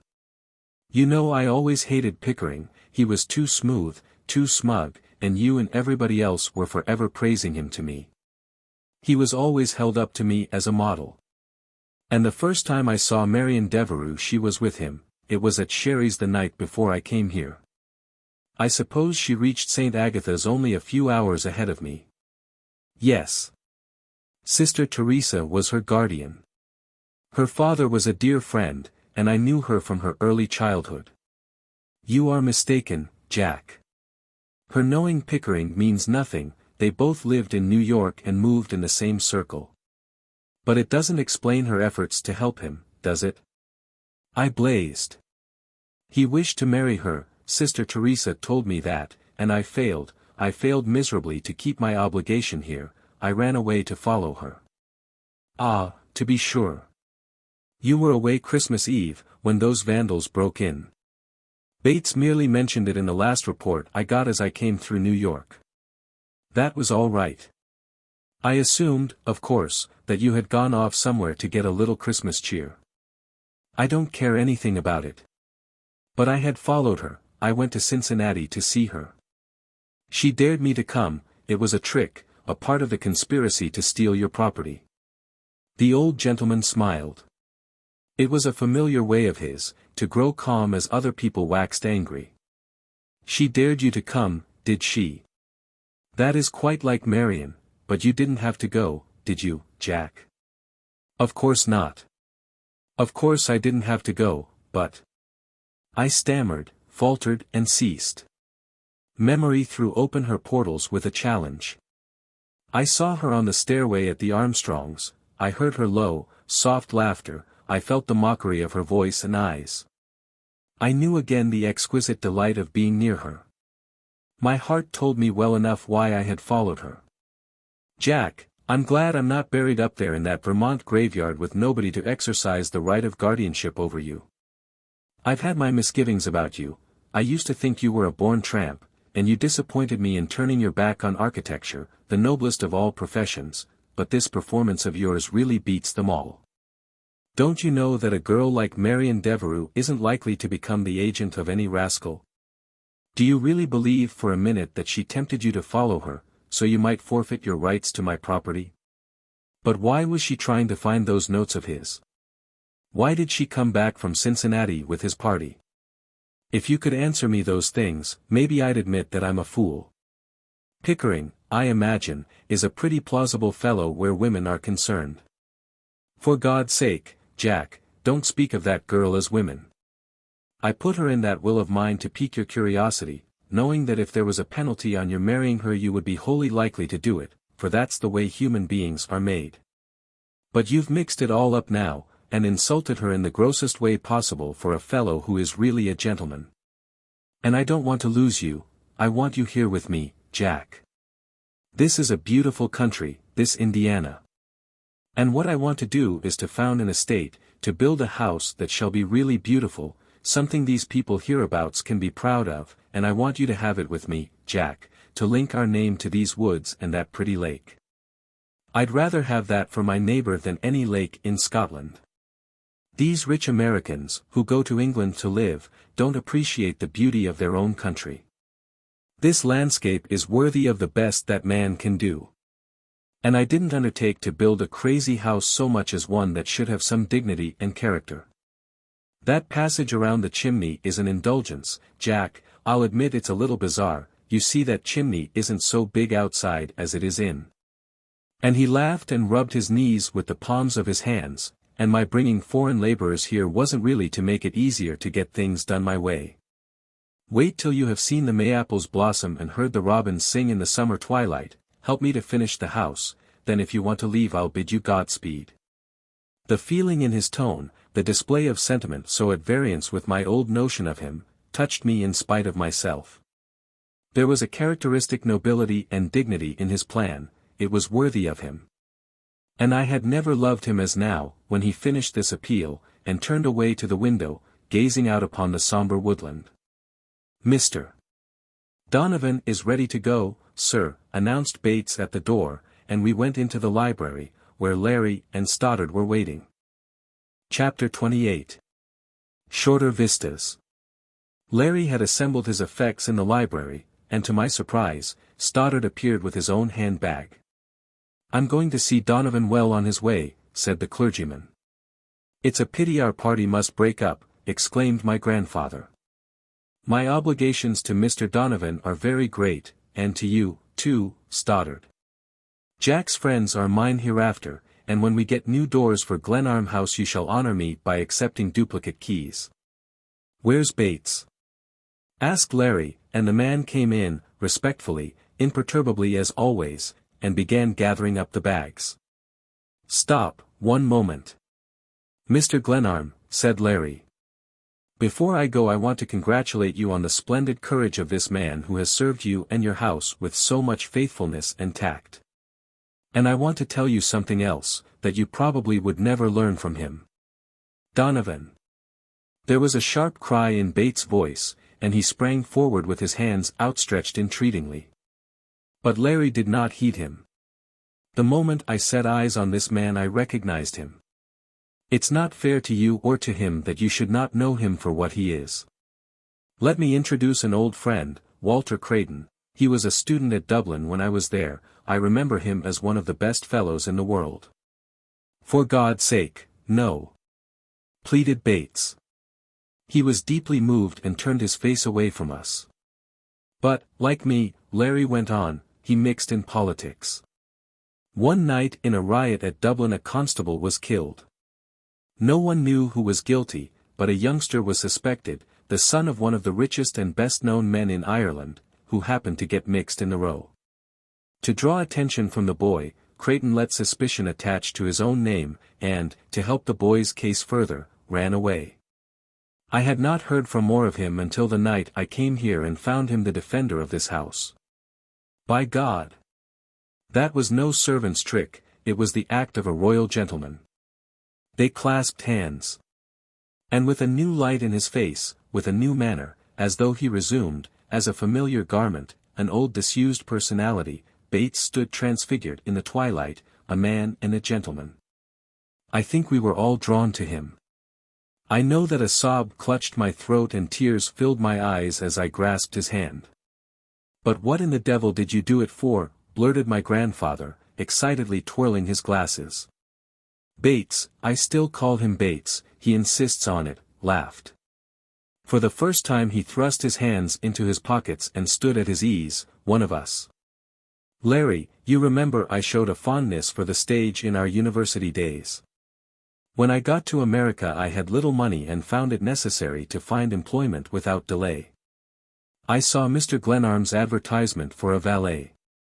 Just as a lark I answered it to see what an American gentleman seeking a valet looked like. I fell in love with Mr. Glenarm at sight. It was mutual, declared my grandfather. I never believed your story at all, you were too perfect in the part. Well, I didn't greatly mind the valet business, it helped to hide my identity. And I did like the humor and whims of Mr. Glenarm. The housekeeping, after we came out here, wasn't so pleasant. He looked at his hands ruefully, but this joke of Mr. Glenarm's making a will and then going to Egypt to see what would happen, that was too good to miss. And when the heir arrived I found new opportunities of practicing amateur theatricals. And Pickering's efforts to enlist me in his scheme for finding the money and making me rich gave me still greater opportunities. There were times when I was strongly tempted to blurt the whole thing. I got tired of being suspected, and of playing ghost in the wall, and if Mr. Glenarm hadn't got here just as he did I should have stopped the fight and proclaimed the truth. I hope, he said, turning to me, you have no hard feelings, sir. And he threw into the sir just a touch of irony that made us all roar. I'm certainly glad I'm not dead, declared my grandfather, staring at Bates. Life is more fun than I ever thought possible. Bless my soul. He said, if it isn't a shame that Bates can never cook another omelette for me. We sent Bates back with my grandfather from the boathouse, and Stoddard, Larry and I started across the ice. The light coating of snow made walking comparatively easy. We strode on silently, Stoddard leading. Their plan was to take an accommodation train at the first station beyond Annandale, leave it at a town 40 miles away, and then hurry east to an obscure place in the mountains of Virginia, where a religious order maintained a house. There Stoddard promised Larry asylum and no questions asked. We left the lake and struck inland over a rough country road to the station, where Stoddard purchased tickets only a few minutes before the train whistled. We stood on the lonely platform, hands joined to hands, and I know not what thoughts in our minds and hearts. We've met and we've said goodbye in many odd corners of this strange old world, said Larry, and God knows when we shall meet again. But you must stay in America, there must be no sea between us. I declared. Donovan's sins don't seem heinous to me. It's simply that they've got to find a scapegoat, and Stoddard's voice was all sympathy and kindness. It will blow over in time, and Donovan will become an enlightened and peaceable American citizen. There was a constraint upon us all at this moment of parting, so many things had happened that day, and when men have shared danger together they are bound by ties that death only can break. Larry's effort at cheer struck a little hollowly upon us. Beware, lad, of women, he importuned me. Humph. You still despise the sex on account of that affair with the colleen of the short upper lip. Verily. And the eyes of that little lady, who guided your grandfather back from the other world, reminded me strongly of her. Bah, these women. Precious little you know about them. I retorted. The devil I don't.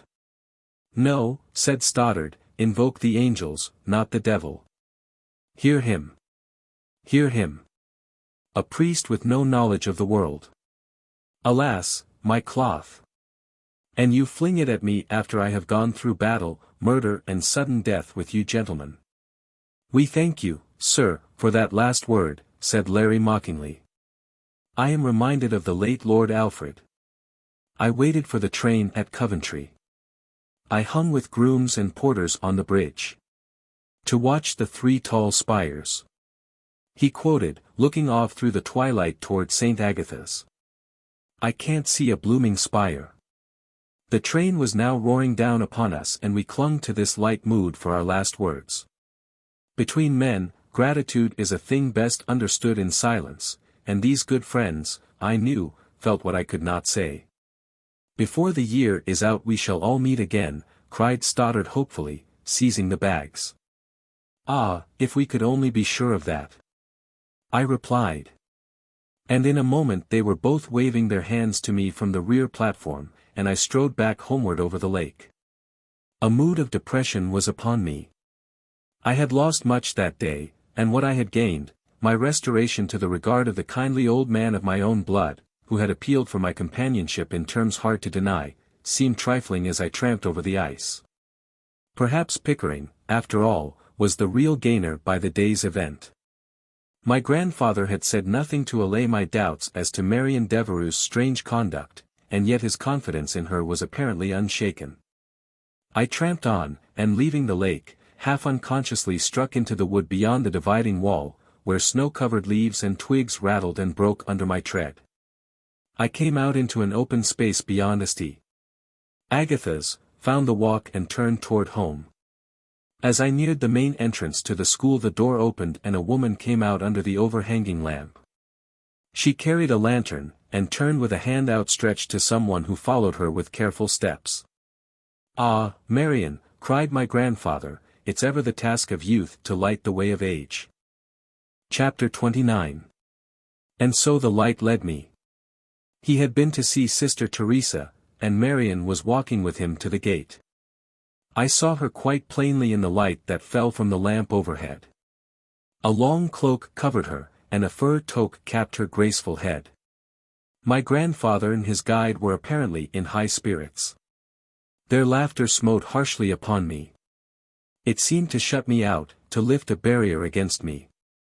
The world lay there within the radius of that swaying light, and I hung aloof, hearing her voice and jealous of the very companionship and sympathy between them. But the light led me.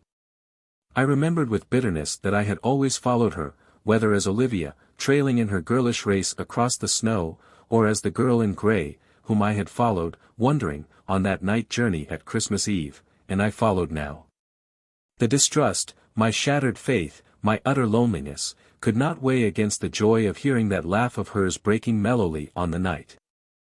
I paused to allow the two figures to widen the distance between us as they traversed the path that curved away toward the chapel. I could still hear their voices, and see the lantern flash and disappear. I felt an impulse to turn back, or plunge into the woodland, but I was carried on uncontrollably. The light glimmered, and her voice still floated back to me. It stole through the keen winter dark like a memory of spring.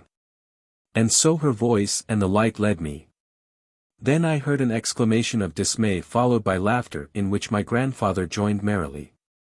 "Oh, never mind, we're not afraid," she exclaimed. I had rounded the curve in the path where I should have seen the light, but the darkness was unbroken.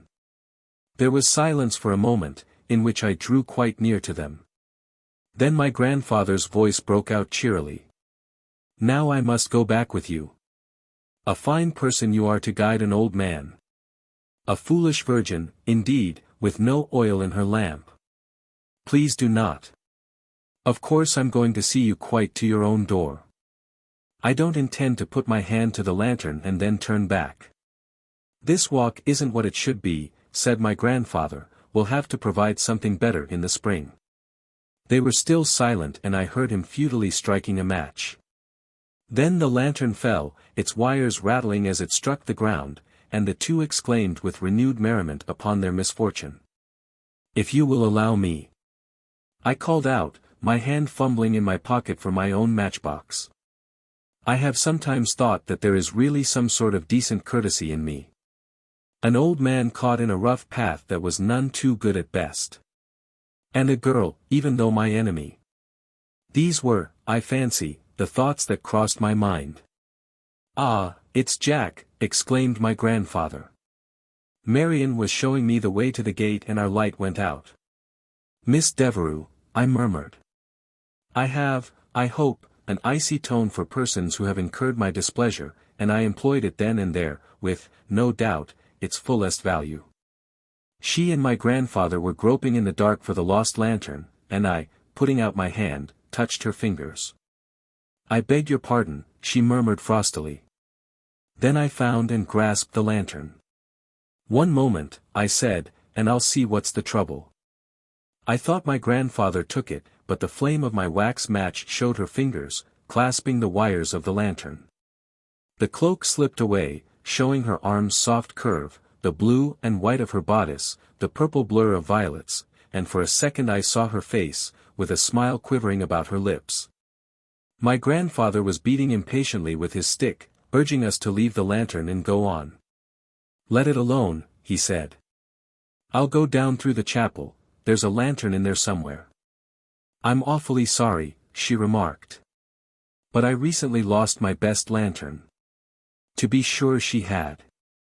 I was angry that she should so brazenly recall the night I found her looking for Pickering's notes in the passage at the Door of Bewilderment. She had lifted the lantern now, and I was striving to touch the wax taper to the wick, with imminent danger to my bare fingers. "They don't really light well when the oil's out," she observed, with an exasperating air of wisdom. I took it from her hand and shook it close to my ear. "Yes, of course, it's empty," I muttered disdainfully. "Oh, Mr. Glenarm," she cried, turning away toward my grandfather. I heard his stick beating the rough path several yards away. He was hastening toward Glenarm House. "I think Mr. Glenarm has gone home." "Oh, that is too bad," she exclaimed. "Thank you. He's probably at the chapel by this time. If you will permit me." "Not at all. A man well advanced in the 60s should not tax his arteries too severely." I was quite sure that my grandfather ran up the chapel steps. I could hear his stick beating hurriedly on the stone. "If you wish to go farther," I began. I was indignant at my grandfather's conduct. He had deliberately run off, leaving me alone with a young woman whom I particularly wished to avoid. "Thank you, I shall go back now. I was merely walking to the gate with Mr. Glenarm. It is so fine to have him back again, so unbelievable." It was just such a polite murmur as one might employ in speaking to an old foe at a friend's table. She listened a moment for his step, then, apparently satisfied, turned back toward St. Agatha's. I followed, uncertain, hesitating, marking her definite onward flight. From the folds of the cloak stole the faint perfume of violets. The sight of her, the sound of her voice, combined to create, and to destroy, a mood with every step. I was seeking some colorless thing to say when she spoke over her shoulder. "You are very kind, but I am not in the least afraid, Mr. Glenarm. But there is something I wish to say to you. I should like—" She slackened her step. "Yes. I am going away." "Yes, of course, you are going away." Her tone implied that this was something that had been ordained from the beginning of time, and did not matter. "And I wish to say a word about Mr. Pickering." She paused and faced me abruptly. We were at the edge of the wood, and the school lay quite near. She caught the cloak closer about her and gave her head a little toss I remembered well, as a trick compelled by the vagaries of woman's headdress. "I can't talk to you here, Mr. Glenarm. I had no intention of ever seeing you again, but I must say this. Those notes of Pickering's, I shall ask Mr. Glenarm to give them to you, as a mark of esteem from me." She stepped backward as though I had struck her. "You risked much for them, for him," I went on. "Mr. Glenarm, I have no intention of discussing that, or any other matter with you. It is better so. But your accusations, the things you imply, are unjust, infamous." The quaver in her voice shook my resolution to deal harshly with her. "If I had not myself been a witness," I began. "Yes, you have the conceit of your own wisdom, I dare say. But that challenge to follow you, to break my pledge, my running away, only to find that Pickering was close at my heels. Your visit to the tunnel in search of those notes, don't you know that those things were a blow that hurt? You had been the spirit of this woodland to me. Through all these months, from the hour I watched you paddle off into the sunset in your canoe, the thought of you made the days brighter, steadied and cheered me, and wakened ambitions that I had forgotten, abandoned, long ago. And this hideous struggle here, it seems so idle, so worse than useless now. But I'm glad I followed you, I'm glad that neither fortune nor duty kept me back.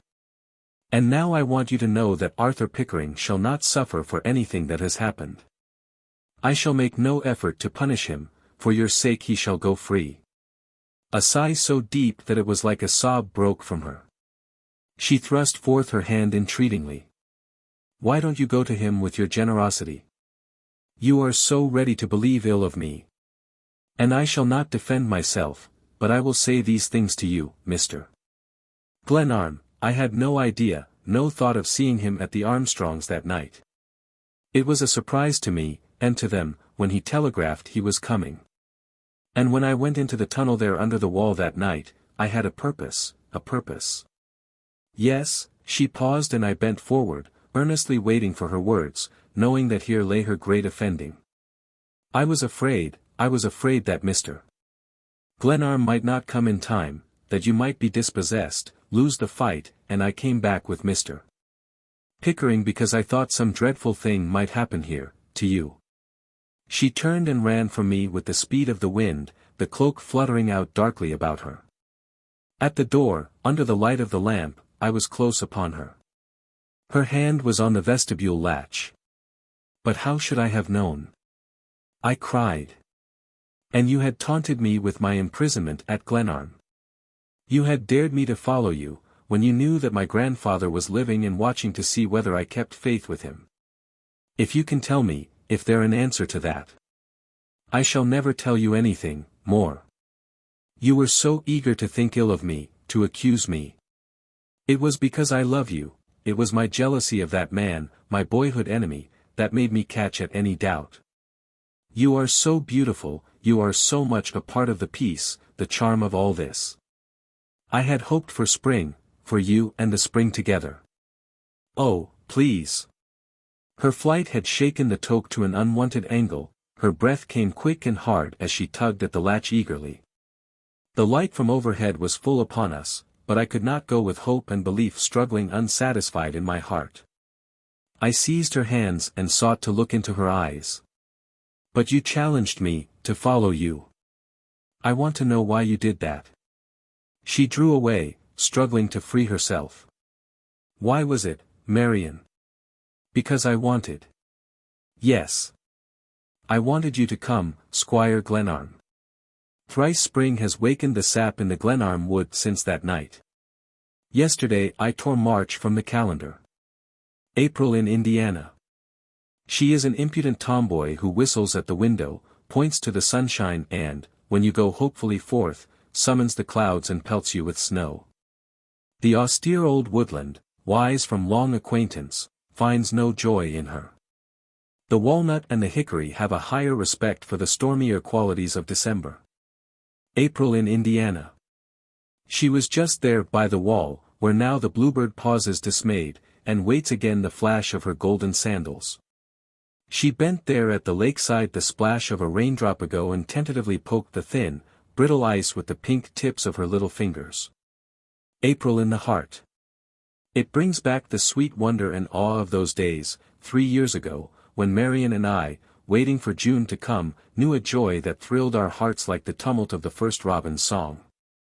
The marvel of it all steals over me again as I hear the riot of melody in meadow and wood, and catch through the window the flash of eager wings. My history of the affair at Glenarm has overrun the bounds I had set for it, and these, I submit, are not days for the desk and pen. Marion is turning over the sheets of manuscript that lie at my left elbow, and demanding that I drop work for a walk abroad. My grandfather is pacing the terrace outside, planning, no doubt, those changes in the grounds that are his constant delight. Of some of the persons concerned in this winter's tale let me say a word more. The prisoner whom Larry left behind we discharged, after several days, with all the honors of war, and, I may add without breach of confidence, a comfortable indemnity. Larry has made a reputation by his book on Russia, a searching study into the conditions of the Tsar's empire, and, having squeezed that lemon, he is now in Tibet. His father has secured from the British government a promise of immunity for Larry, so long as that amiable adventurer keeps away from Ireland. My friend's latest letters to me contain, I note, no reference to the sod. Bates is in California conducting a fruit ranch, and when he visited us last Christmas he bore all the marks of a gentleman whom the world uses well. Stoddard's life has known many changes in these years, but they must wait for another day, and, perhaps, another historian. Suffice it to say that it was he who married us, Marion and me, in the little chapel by the wall, and that when he comes now and then to visit us, we renew our impression of him as a man large of body and of soul. Sister Teresa continues at the head of St. Agatha's, and she and the other sisters of her brown-clad company are delightful neighbors. Pickering's failure and subsequent disappearance were described sufficiently in the newspapers, and his name is never mentioned at Glenarm. As for myself, Marion is tapping the floor restlessly with her boot, and I must hasten, I may say that I am no idler. It was I who carried on the work of finishing Glenarm House, and I managed the farms which my grandfather has lately acquired in this neighborhood. But better still, from my own point of view, I maintain in Chicago an office as consulting engineer, and I have already had several important commissions. Glenarm House is now what my grandfather had wished to make it, a beautiful and dignified mansion.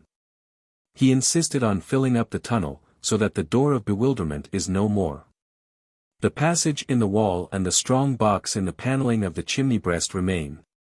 Though the latter we use now as a hiding place for certain prized bottles of rare whiskey which John Marshall Glenarm ordains shall be taken down only on Christmas Eves, to drink the health of Olivia Gladys Armstrong. That young woman, I may add, is now a belle in her own city, and of the scores of youngsters all the way from Pittsburgh to New Orleans who lay siege to her heart, my word is, may the best man win. And now, at the end, it may seem idle vanity for a man still young to write at so great length of his own affairs, but it must have been clear that mine is the humblest figure in this narrative. I wish to set forth an honest account of my grandfather's experiment in looking into this world from another, and he has himself urged me to write down these various incidents while they are still fresh in my memory. Marion, the most patient of women, is walking toward the door, eager for the sunshine, the free airs of spring, the blue vistas lakeward, and at last I am ready to go.